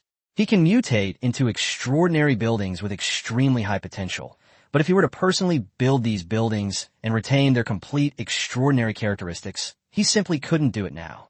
To become a true architect, one must trace back to the source, understand the underlying principles, and make this type of architecture more widespread, rather than creating just one isolated case. Yu fell silent. If he decided to pursue the path of architect in the future and wanted to use it to condense profound knowledge, achieve a sacred realm, forge an epic, ignite brilliance, spread legends, and finally win the world's crown, then every step he took afterward would be a solitary journey in uncharted territory. This level of difficulty is like being transported to a cultivation world where the ceiling is only the golden core realm. Yet you have to forcefully break through the path to becoming a true immortal. Yi was a little scared. If he were really the protagonist of an online novel with such overpowered abilities, even the readers would probably find it outrageous. However, Hao Ran, on the other end, didn't seem to care much when he learned of his hesitation. Instead, he comforted him, saying, "You don't need to worry too much. In thousands of planes, how many grand legends are there? They're beings that are unattainable. It's already quite remarkable to have reached the profound realm." In Hao Ran's opinion, Yu Yi was worrying unnecessarily. The path to success in niche professions has always been difficult, even for those with more than a dozen legendary word spirit masters, let alone architects. After all, throughout the millennia, humanity, as the pinnacle of humankind, has only had 12 basic professions and has produced more than one grandmaster. Chapter 74, In-Depth Study and the Sanctuary Problem.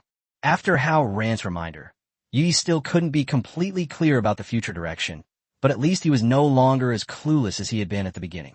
He didn't rush to use the scroll Hao Ran sent. As a superhuman with 2 talents, Yi spent several days searching for information on the niche profession of architect in the Dawn system, and even paid to buy some basic superhuman architectural knowledge from an arcane-level architect. In the past few days, the development of the territory has not stopped. The daily income is 3,358,000 gold coins, and the remaining Tier 1 war buildings have been gradually transformed by him. When one first becomes a millionaire, one may be overjoyed, but when large sums of gold coins arrive in the account every day, money gradually becomes just a string of numbers for Yu Yi. In order to quickly transform the funds into the territory's foundation, he allocated a large sum of money to Mu Zhong, who was in charge of expanding the extraordinary territory. At the same time, population expansion of the territory was also officially put on the agenda. Yu Yi instructed Mu Zhong to periodically purchase human slaves from the Kuta Borman Lord in his old home in the Tianquan Plain, and then use his language proficiency ability to teach them Chinese characters. Afterward, these people began to build dormitories, expand farms, and cultivate spirit rice fields.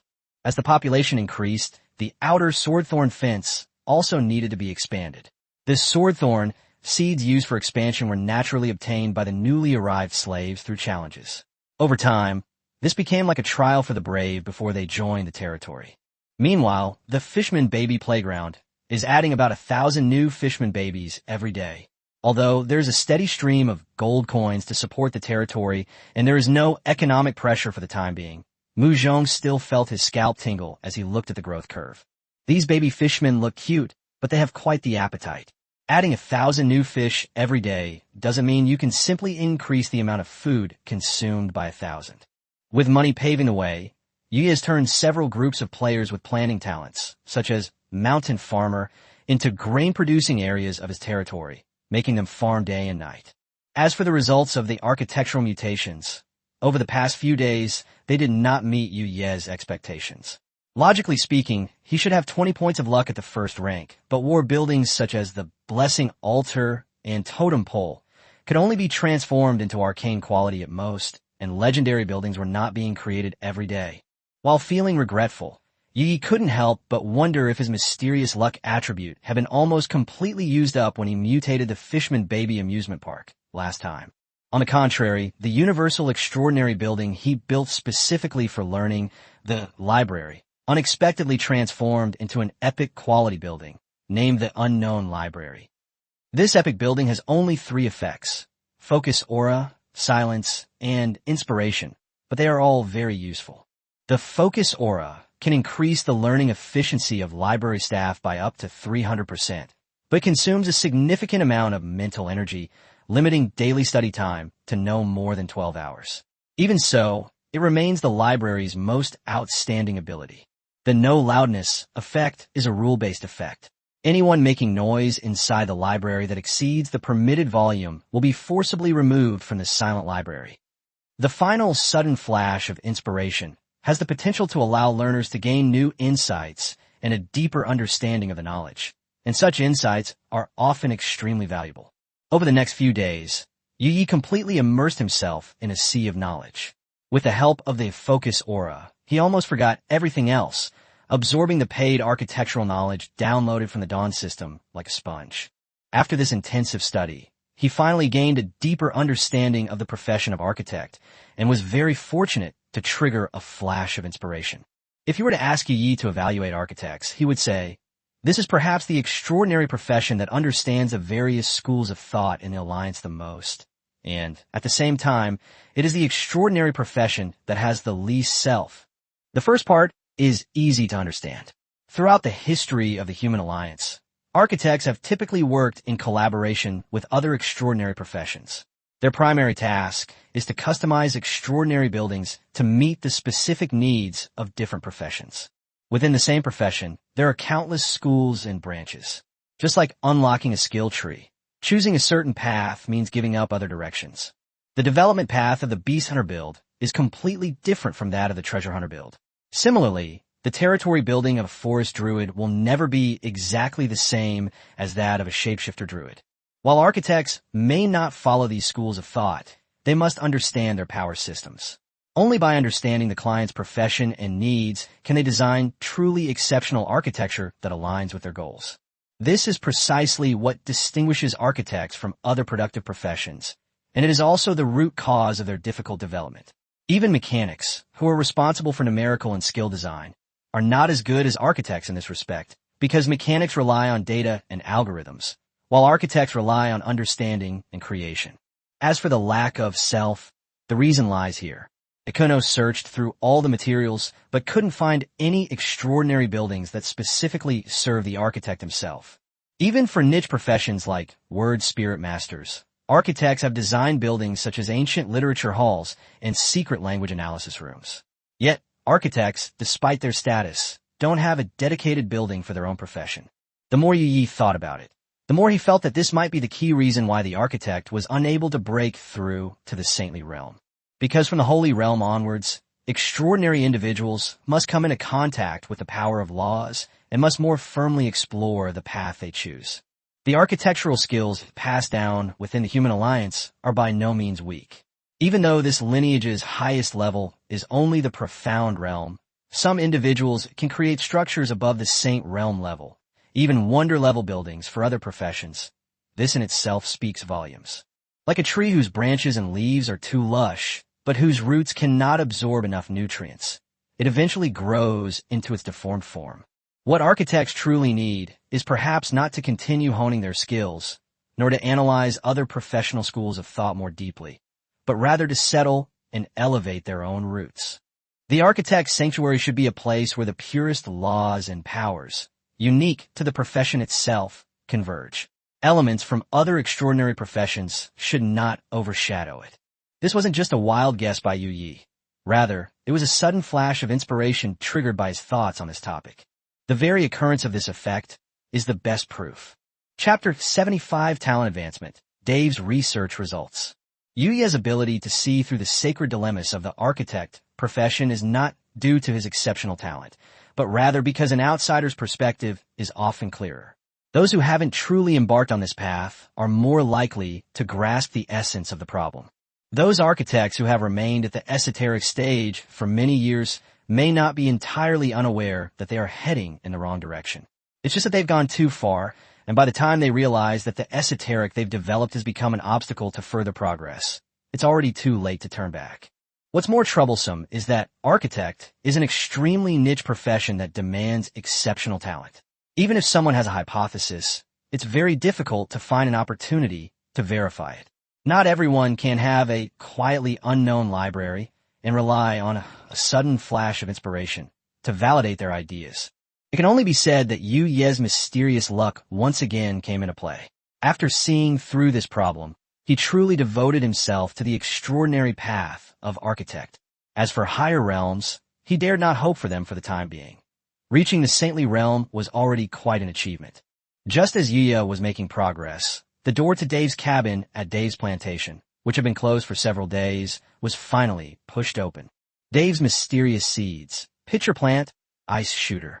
Upon seeing the notification pop up by the Dawn system, Yi was slightly taken aback.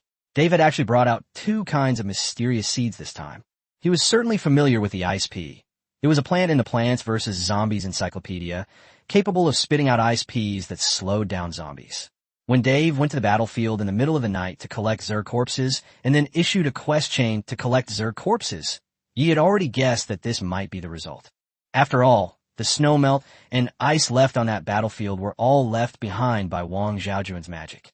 Dave drew inspiration from this and deduced that ice plus pea shooter equals ice shooter, which makes sense. What truly surprised Yi was another tier 1 spirit plant, greedy pitcher plant. This wasn't a plant from the game he remembered, but a completely new variety that Dave had developed after arriving in this other world. He had naturally heard of pitcher plants. These plants have pitcher-like leaves.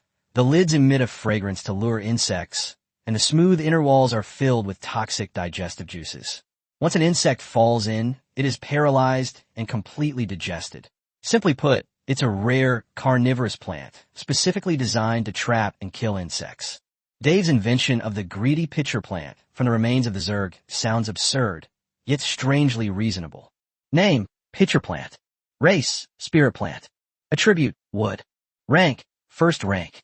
Status, suitable for planting. Health points, 3,500/3,500. Strength, 3. Spirit, 13. Agility, 3. Physical constitution, 18. Charm, 3. Olaki, ba. Racial talents. Sweet temptation. When the bottle-shaped leaves open, they emit a sweet scent, luring flying insectoids to approach. There is a 90% chance of successfully tempting insectoids with a lower spirit attribute. Gluttony empowerment. A tier 1 gluttonous pitcher plant can have up to 6 pitcher-shaped leaves, each of which can simultaneously contain 10 tier 1 flying insects for feeding. After consuming enough insects, there's a chance to gain spirit, constitution, and strength attribute points, and permanently improve its own attributes. Skill. Rapid Digestion LV1. When in the full state, you can actively trigger a rapid digestion, secreting a large amount of digestive juice to decompose the Zerg corpses in the bottle. Gift of Life LV1. When a Zerg corpse is decomposed, the overflowing life, energy, and star power will be given to all plants within a 50-unit radius to help them recover. This is definitely a good thing. If you cultivate a greedy pitcher plant to tier 1 with a maximum of 20 sanity, it might even have a chance to lure out a tier 1 high-level Zerg like Eye of the Mayfly. Of course, it also has limitations. It only works against flying insectoids.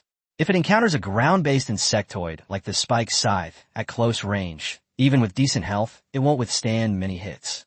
Without needing much explanation, the new seeds were quickly planted along with the sunflower. Like the Pisher, the ice shooter is a fast-growing species, and with the planting farm, speeding it up, it quickly covered the area around the territory. The growth cycle of the Nepenthes gluttonous is slower, taking about 3 days to mature. Seeing that Fanshur was leading the growers to manage the farm in an orderly manner, Yi relinquished all responsibility, letting them follow Dave's instructions while he waited for the results. He then turned his attention back to the S-rank upgrade scroll that Hao Ran had given him. Yuya's 2 talents, architectural mutation and architectural empowerment, could both be upgraded using this scroll. Before truly understanding architects, he might have prioritized architectural transformation. But now he's decided to use the scroll for architectural empowerment. Ultimately, cultivation is the foundation of the Boundless Plains. The ease with which Yi acquired tier 1 attribute points from architecture empowerment gave him a taste of success. Having chosen the arduous path of architect, his early cultivation must be both steady and rapid. Otherwise, you'll waste your whole life, And when you finally reach the Holy Realm, you'll be on the verge of death. What's the point of continuing forward then? Having made up his mind, Yu Yi tore the scroll in his hand to shreds. Milky white light surged into his body, beginning to propel him to a deeper level of awakening and advancement. About 15 minutes later, he slowly opened his eyes, surprised to find that this advancement had actually increased his own attributes. No wonder some Earthlings advance so quickly. The higher the talent level, the stronger the initial 6 dimensions. Judging from the fact that even S-level talents have this kind of improvement, those with SSS-level talents can probably easily exceed 20 points in attributes upon awakening. Yu Yi is now approaching the level of a true Tier 1 hexagonal warrior with all 6 dimensions at 20. After admiring his attribute panel for a moment, he shifted his gaze to the description of his new talent after this advancement. Architectural empowerment. For each different type of extraordinary building your extraordinary territory possesses, you'll gain 1 to 2 free attribute points to allocate based on the rank of the extraordinary building, until you reach the attribute cap for that rank. This talent is currently at rank S, and only applies to rank 2 and below. Chapter 76 The Architect. How could one word describe his miserable state? The impact of his talent advancement on Yu Yi himself and the extraordinary territory wasn't as dramatic as one might imagine. After all, he hadn't truly reached the 2nd tier yet. In the past 2 days, he has purchased some more extraordinary buildings, allowing the building empowerments to take effect, and also maxed out all 6 attributes to the 1st tier at 20 points. Compared to when he defended against the first wave of Zerg, he is indeed much stronger. The problem is his skill tree is still empty. He can only learn basic general skills. In Blue Star's words, his stats look good, but they're actually useless, all show and no substance. The skill tree for the architect is even worse than other niche professions, resembling a sickly sapling, short, sparse, and with pitifully few branches. The Dawn system shows that he currently only has 5 Tier 1 architect skills he can learn. These 5 skills are Worker Strength, AoE Hand, Building Material Shaping, Module Assembly, and Extraordinary Resonance.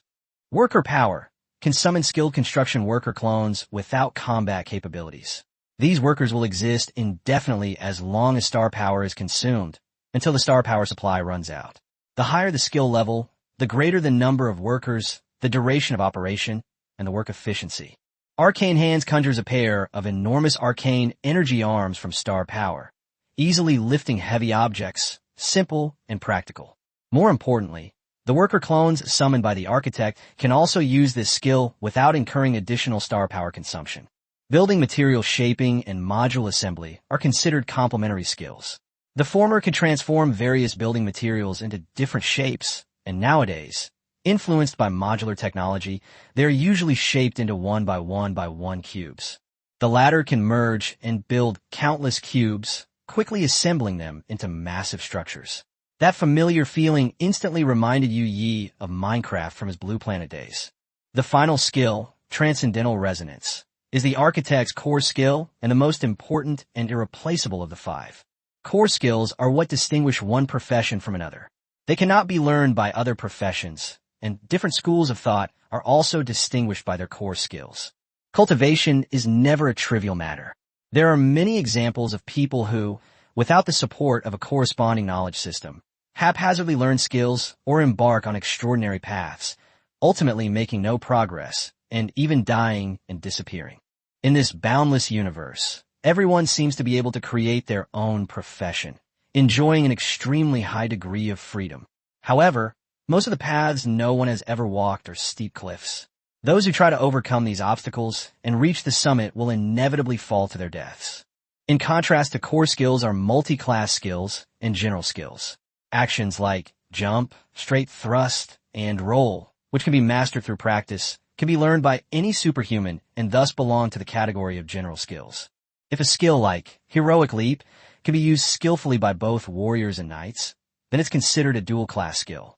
This is because both are melee classes and the skill synergizes very well with them. Other combat-related professions can theoretically learn these skills, but the cost is that it's much less efficient and they'll never master them. Ultimately, there must be sufficient compatibility between the skills and the profession. Similarly, there's the mage and priest small area evasion skill, Take Off, and the Shaman and Druid's Overload spell, Thunderbloom, both of which are multi-class skills. The Architect's first-tier core skill, Transcendent Resonance, is the foundation for their ability to create exclusive buildings for numerous extraordinary professions. It allows architects to briefly perceive the power systems of other professions and resonate with them. Architects can use this to experience the power of their profession, even temporarily cast some spells, or use the power system generated by resonance to simulate cultivation, and then use it to create extraordinary buildings of that profession. However, this resonance does not equate to true mastery of power. Once the resonance ends, all borrowed power will dissipate like a mirage. The higher the skill level, the greater the duration and other effects will be. Other professions often have dozens of pages of skills available for the first tier, with descriptions alone taking up most of the time. The sheer number of choices can be overwhelming for those with decision-making difficulties. Niche professions, on the other hand, are simple and straightforward. They only have a limited number of skills, and you can choose to learn them or not. Architects are among the best. Forget a single page for introductions. 5 skills barely make up a line. But do you really think these are 5 complete skills? The truth is even more disheartening. Arcane Hand, originally from the Arcane Mage class, its creator, the legendary figure Arcane model Corrin, is still alive. However, this skill was too useful for lifting heavy objects and had a very high compatibility with architects. It wasn't even a core skill of arcane magic, so the architects shamelessly went to that white-bearded old man and, after much persuasion, managed to mold it into a dual-class skill. The origin of module assembly is similar. On the surface, it is a dual professional skill for architects and mechanics, but frankly speaking, architects are considered to be in a higher position. Originally, it was used by mechanics to quickly assemble mechanical warriors and other creations. Later, the development of modular technology influenced the shaping of building materials, causing almost all building materials to be shaped into standard cubes. The skills of building material shaping and module assembly complemented each other so perfectly that many pioneering architects unanimously set their sights on this skill of the mechanic. Finally, another member was added to the architect's first-tier skill tree. After learning about these stories of their ancestors, Yu Yi was both amused and exasperated. They weren't creators of skills. They were clearly just importers. They saw something good in someone else's work and tried to take it over. It seems that the road to truly promoting the extraordinary profession of architect is no easy feat. Yu Yi sighed deeply and bought all 5 skill scrolls that a first-tier architect could learn in one go from the Dawn Mall. It's clear that these skill scrolls aren't in high demand. The Arcane Hand and Module Assembly scrolls are slightly better, with several thousand still available in the shop. But the situation with Transcendent Resonance was outrageous. After Yi bought it, it immediately showed as sold out. What made him even more speechless was that the next volume of Transcendent Resonance was scheduled to be restocked 2 weeks later. This is a core skill of an extraordinary profession, the source of its power. Logically, it should be the best-selling skill in this profession. However, whether looking at monthly sales or restocking speed, Super Resonance is completely outclassed by multi-class skills like Arcane Hand and Module Assembly. Architects, their situation is simply tragic. Chapter 77, Becoming an Architect, starting as a druid. In the entire human alliance, is it true that there are only 5 skills available for the first tier of the architect profession? Of course not.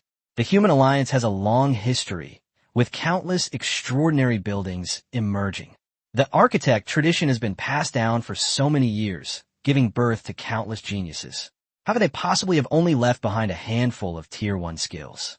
The more niche and less populated a profession is, the more likely it is to cherish its secrets, with many schools still relying on ancient master-apprentice traditions. How could those unique skills possibly be handed over to the Dawn system for outsiders to freely view? Yu Yi knew very well that if he really wanted to go far on the path of architect, he had to obtain skill scrolls from different schools of thought from other architects, and then slowly learn from their strengths and integrate them. In particular, he has mastered the secrets of architects breaking through the sacred realm, which may become the key to attracting architectural talents to his extraordinary territory in the future. While the profession of architect is niche, it is at least closely related to the extraordinary territory. Some niche professions are so rare that even the Dawn system has very little information about them. While researching, Yu Yi discovered an extremely rare profession, Celestial Master. The data indicated that the total number of this profession across all generations of the Human Alliance would not exceed 100. This isn't some blue planet where lifespans are limited to 100 years. Extraordinary individuals, empowered by stellar energy, have significantly extended lifespans. While legends of those living for thousands of years are rare, they are real. A single profession has fewer than 100 members across generations, suggesting that each generation likely only passes it on to one or two individuals. Even more outrageous is that the skill tree diagram for Celestial Masters is completely blank, with only the introduction mentioning their cultivation system of power called Laws of Destiny. This is also a power that Yuno has always been very curious about. Among the 6 basic attributes divided by the Dawn system, the luck attribute is merely a branch of the law of fate. Yu Yi had no intention of hiding anything. As soon as he got his hands on the 5 scrolls, he immediately chose to study them. Streams of information and knowledge flowed through his cerebral cortex, a sensation that left a deep impression on him. He was currently in the quiet library, enjoying the focus aura bonus, his learning efficiency and comprehension reaching 3 times their normal level. Therefore, learning 5 scrolls at once did not place too much burden on Yu Yi. On the contrary, he mastered their intricacies at an astonishing speed. Yu Yi raised an eyebrow and gestured towards the bookshelf not far away. Pale blue star power condensed into a giant hand, easily lifting the bookshelf, which was twice his height. He manipulated the blue hand to toss the bookshelf into the air, and another light blue hand immediately appeared at the landing point, catching the bookshelf steadily. Like a juggler in a circus, Yu Yi tossed and caught the bookshelf back and forth with his 2 AoE hands without making a sound. Every time the bookshelf is about to hit the ground and trigger the library's no noise effect, an arcane hand always appears just in time to catch it precisely. This level of operational precision can only be achieved with 20 points of first-order mental attribute. After getting tired of throwing bookshelves, you tried worker power. 5 illusory, robust men appeared out of thin air, their faces blurry, but their physiques were strong and they looked very powerful. They stood still after they appeared, like puppets. Yu Yi stroked his chin and tried to give an order. Build another dormitory, based on the template of the slave dormitory. As soon as the words were spoken, the eyes of the 5 figures lit up, as if they had instantly come to life. They each pulled out saws, axes, measuring tapes, and other woodworking tools, though it was unclear where they usually hid these items. The 5 then left the library with clearly defined tasks. Some felled trees, some drew blueprints based on a dormitory, and some planned the land. They were quite efficient. Yu Yi checked the star power within his body. It was still abundant. Worker power was currently only at level 1, capable of summoning only 5 workers, but the consumption was minimal. He even felt he could keep it active around the clock. Unfortunately, these summoned workers have no combat capabilities. Yu Yi sighed, then thought, if the summoned person can actually fight, wouldn't this skill be competing with the summoner class among the 12 basic classes? In that case, it would probably have to be classified as a dual class skill. Thinking about it that way, it's more appropriate to summon workers who can't fight. We have to leave something for the architect himself. As for building material shaping and module assembly, the gameplay is very similar to Minecraft, giving Yu Yi the feeling of playing with Lego in another world. However, he had already tried many similar experiences, so the surprise wasn't too great. Finally, Yu Yi chose to try the core skill of the first level of Architect, Extraordinary Resonance. A phantom sound rang in his ears, like the babbling of spring, the joyful sound of grass sprouting from the earth, or the soaring of an eagle. The sound connected with his associations with all things, mysteriously stimulating the circulation of stellar energy within his body. Yu Yi felt as if he had entered a world that was both strange and familiar. There, the fragrance of flowers wafted to his nose, and the coolness of raindrops falling on his cheeks. Pale green lights slowly rose before him, and he gradually came to understand. This is the power of nature. This extraordinary resonance directly transformed Yu Yi's star power into natural star power. The feeling of being in harmony with everything around him, with every move he made, was completely different from his original attribute-less star power. As expected of the druid, one of the 12 basic classes in the Alliance. This star power quality and ability characteristic are unique in the entire Alliance and cannot be replaced by any other class. Yi stepped outside and basked in the bright sunshine, feeling exceptionally cheerful.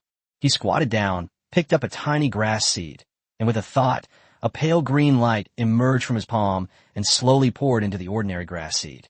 The grass seeds revive at a visible speed, breaking through their shells, sprouting tender leaves, and gradually growing in his palm, lush and green, looking very pleasing. This is the druid's first-tier spell, Activate. Despite never having learned this skill before, Yi used it naturally, as if he had practiced it hundreds of times and it had become an instinct etched into his body. Just as he was shocked and about to try a few more druid spells, the pale green light spots around him quickly dissipated, and the world's music slowly returned to calm. That vibrant, peaceful, and balanced power shed its outer layer and transformed back into Yu's own attribute-less star power.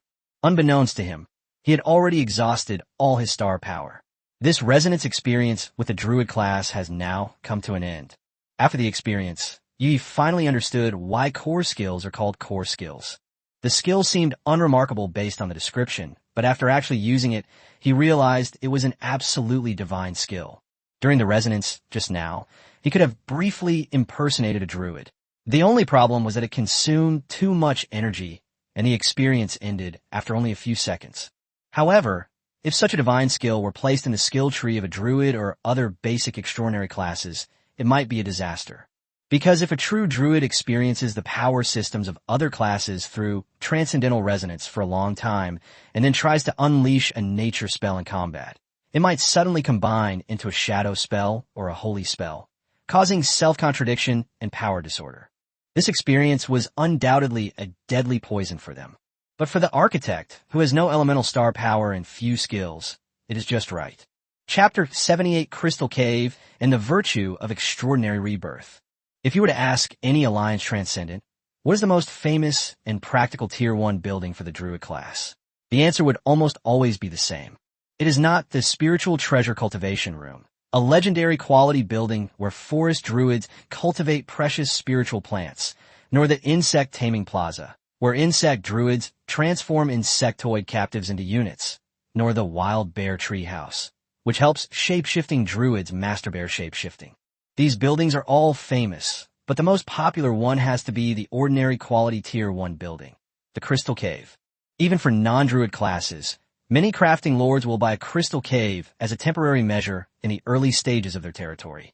This is because it can continuously produce starstones, filling the gap before a starstone mine is found. Cheap, practical, and resource-producing, the Crystal Cavern has become one of the most sought-after buildings by extraordinary lords, and can be considered a classic achievement of the architect profession. Unfortunately, its potential is very low. A normal quality Crystal Cave can only be upgraded to the 3rd-tier star mark level at most, unless you encounter a special adventure. While researching information on the Dawn system, Yi discovered an interesting phenomenon. Nearly a third of the cutting-edge papers on the architect profession focused on how to improve the Crystal Cave. The reason is simple. If the quality of the Crystal Cave can be upgraded from ordinary to excellent, and its potential can be broken through to the 4th to 6th tier, then the Starstone reserves that the Alliance can obtain each year will increase by at least an order of magnitude. Once this technology, which can enhance the strength of the entire human alliance, is developed, it will inevitably be rated as Omega level by the Alliance Patent Administration. The innovator may also receive a Golden Shield badge and a large number of benefits, such as enhanced access to the Dawn system. However, Ikuno has only just entered the field of architecture and is not arrogant enough to think that he can solve such a problem. Of course, he could use his talent to improve the quality of the architecture, but such a transformation is essentially a stroke of luck. Results obtained through mutation cannot be guaranteed to be universally applicable, let alone widely applicable. Even Ikuno himself is unsure whether 2 consecutive mutations will yield the same result. Therefore, his interest in Crystal Cave was not for research on quality improvement, but because he saw a very interesting article in the forum papers Hypotheses on the Serial Application Model of Crystal Cave. Although Yi wasn't an expert, he had been cramming on architectural knowledge during this time. He could tell that the author's writing was rather rough, but the underlying ideas were quite insightful. The focus of this article is not on upgrading the crystal cave, but rather on addressing its weaknesses from a different perspective. As is well known, the crystal cave can convert free-floating stellar energy in the air into starstone minerals. However, once the stellar energy is drawn away, it takes time to slowly recover.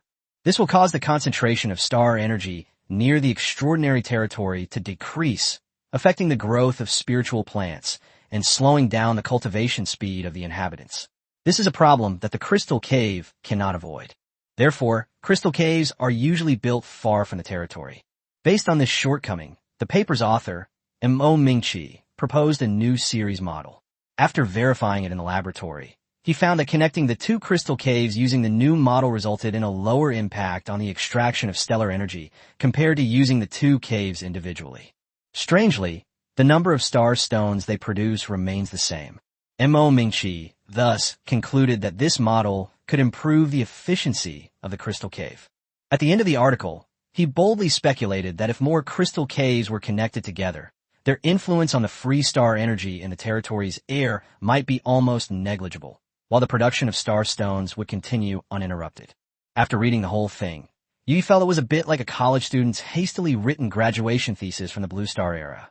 The content seemed somewhat useful, but when applied to real-world situations, it seemed to have little value.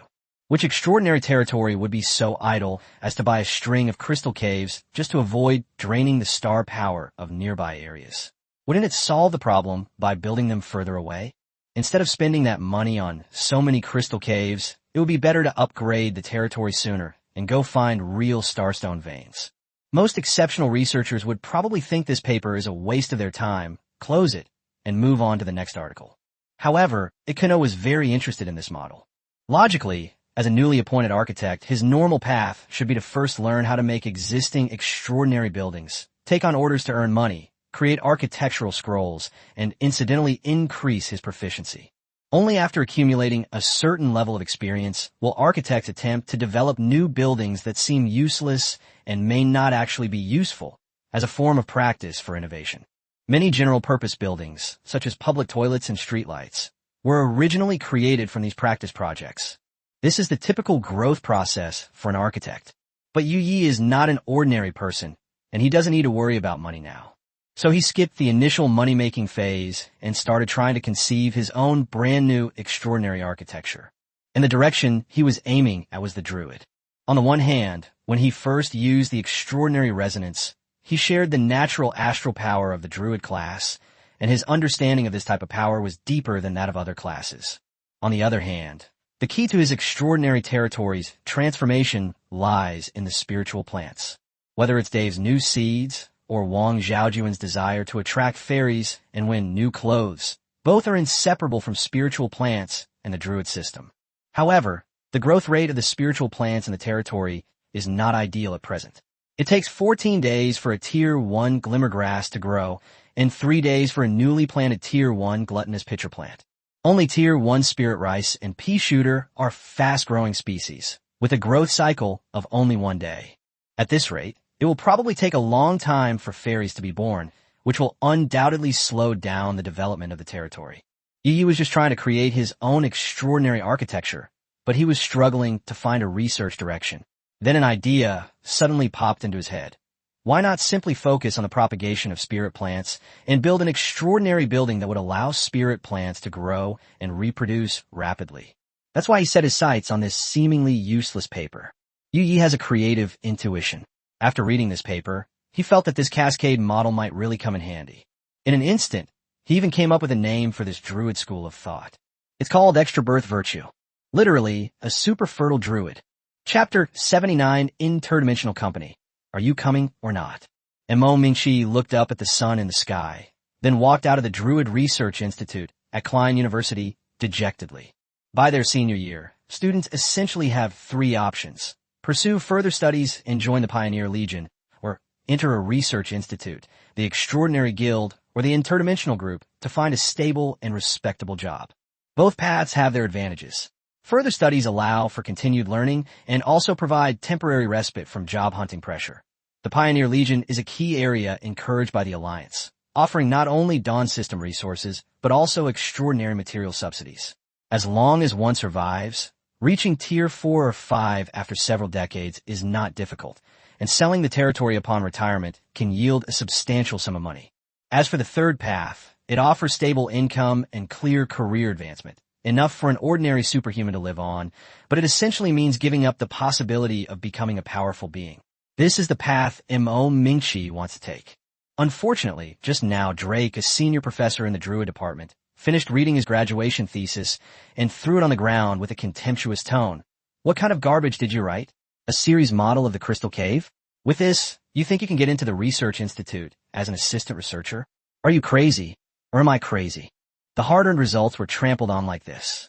Mo Mingchi sat on a school bench, took off his heavy black-rimmed glasses, and looked somewhat vacant.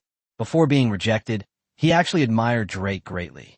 A few days ago, the Human Alliance's top scientific journals, Laws and Discovery, simultaneously published a new discovery.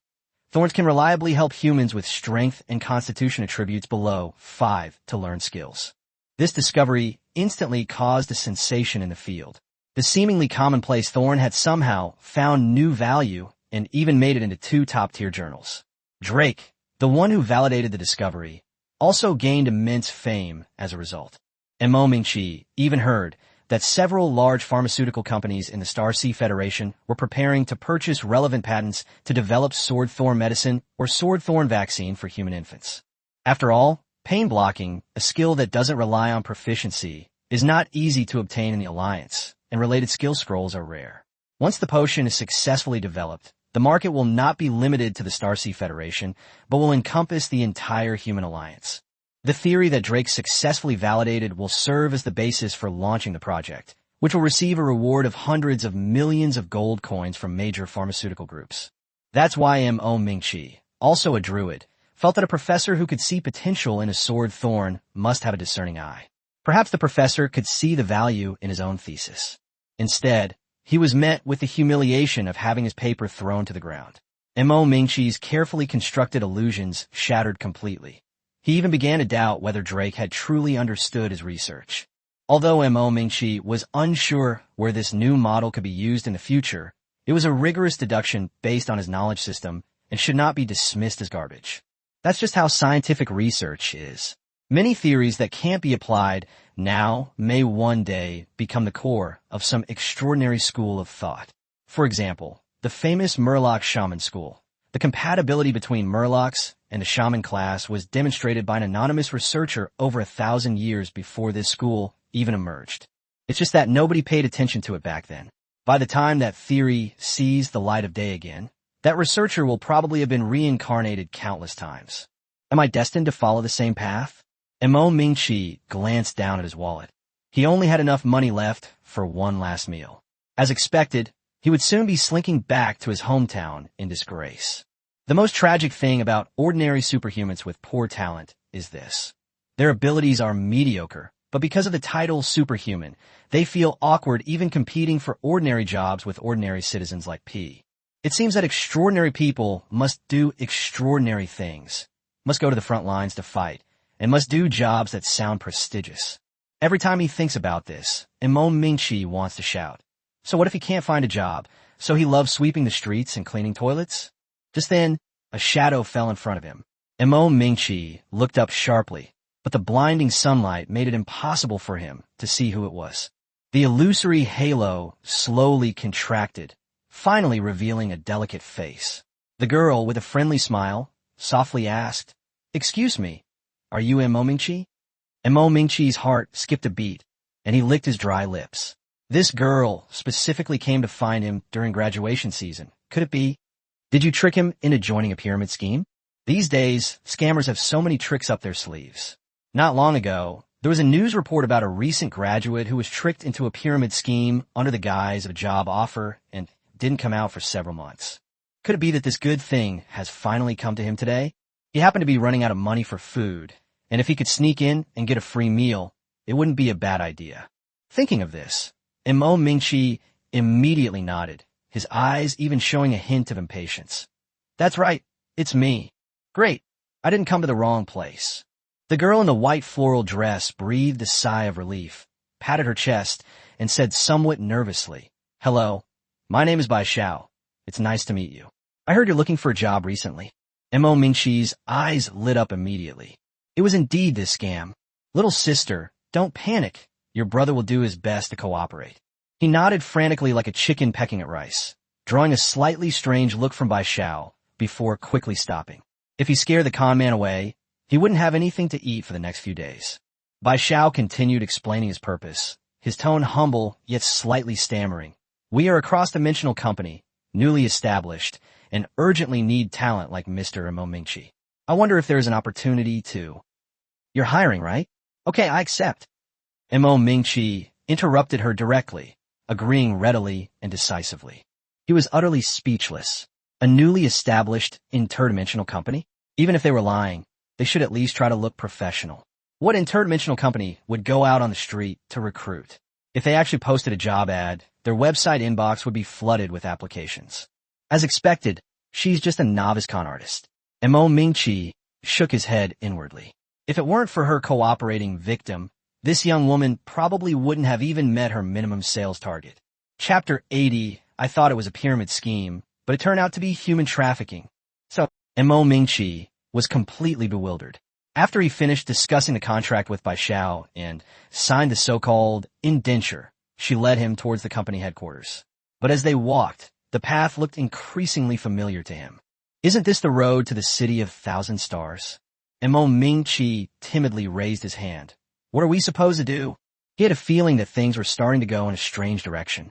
Bai Xiao, on the other hand, was a little puzzled. This person had agreed so readily just now, and he had signed a contract she had carefully prepared almost without even flipping through it. She had thought he knew everything. Turns out, he was a complete novice. However, out of professional ethics, Bai Xiao patiently explained, go to our company headquarters. Mo Mingqi was even more confused. Go to the company headquarters? Why to 1,000 Star City? Bai Xiao replied matter-of-factly, of course it's for teleportation. Mo Mingqi almost lost his composure. Of course he knew that going to 1,000 Star City was for teleportation. But in his understanding, shouldn't Bai Xiao take him to some pyramid schemed in, start brainwashing him, and provide him with meals along the way? Could it be that what she said before was all true? Mo Mingqi was completely dumbfounded. The city of 1,000 stars was the first wonder created by the combined power of humanity after the establishment of the Human Alliance. It was because of its existence that the human faction was able to tightly connect its vast territory, and it also made the later infinitely divided battlefield tactics possible. It is called a city, but in reality, it is a vast world composed of countless portals. Its core material originates from a very special spatial elemental plane. The teleportation halls of all the Dawn Alliance's extraordinary territories are also closely connected to the city of 1,000 stars. It can be said that the teleportation hall itself is a simplified version of the space-based extraordinary architecture created by architects and time-space, mages using the city of 1,000 stars as a template. As a wonder, the city of 1,000 stars has only one effect, teleportation. The simpler the description, the more complex it is. Even without precise coordinates. As long as a teleportation hall exists in the target plane, it can send people there through the connection between the two. Of course, such teleportation requires authorization from the local Transcendental Lord to prevent enemy spies from using it to infiltrate important secret locations. Even so, its strategic value is extremely terrifying. Once someone infiltrates behind enemy lines and uses finished scrolls to build a high-quality teleportation hall, the humans can precisely deploy troops and launch a surprise attack. Many alliance battles have been won using this tactic. However, it also has a fatal flaw. While teleporting from the city of 1,000 stars is easy, teleporting back is extremely difficult. The city of 1,000 stars' ability to ignore distance is a power granted by its wonders, allowing for reverse teleportation, something a single teleportation hall simply cannot accomplish. Therefore, if an infiltration and ambush is discovered by the enemy beforehand, it is basically a one-way trip. This was exactly what Mo Mingqi was worried about. This so-called company actually wanted to cross dimensions. Once they were transported there, they'd most likely never come back. This wasn't a pyramid scheme. It was clearly human trafficking. He's only concerned about a few meals.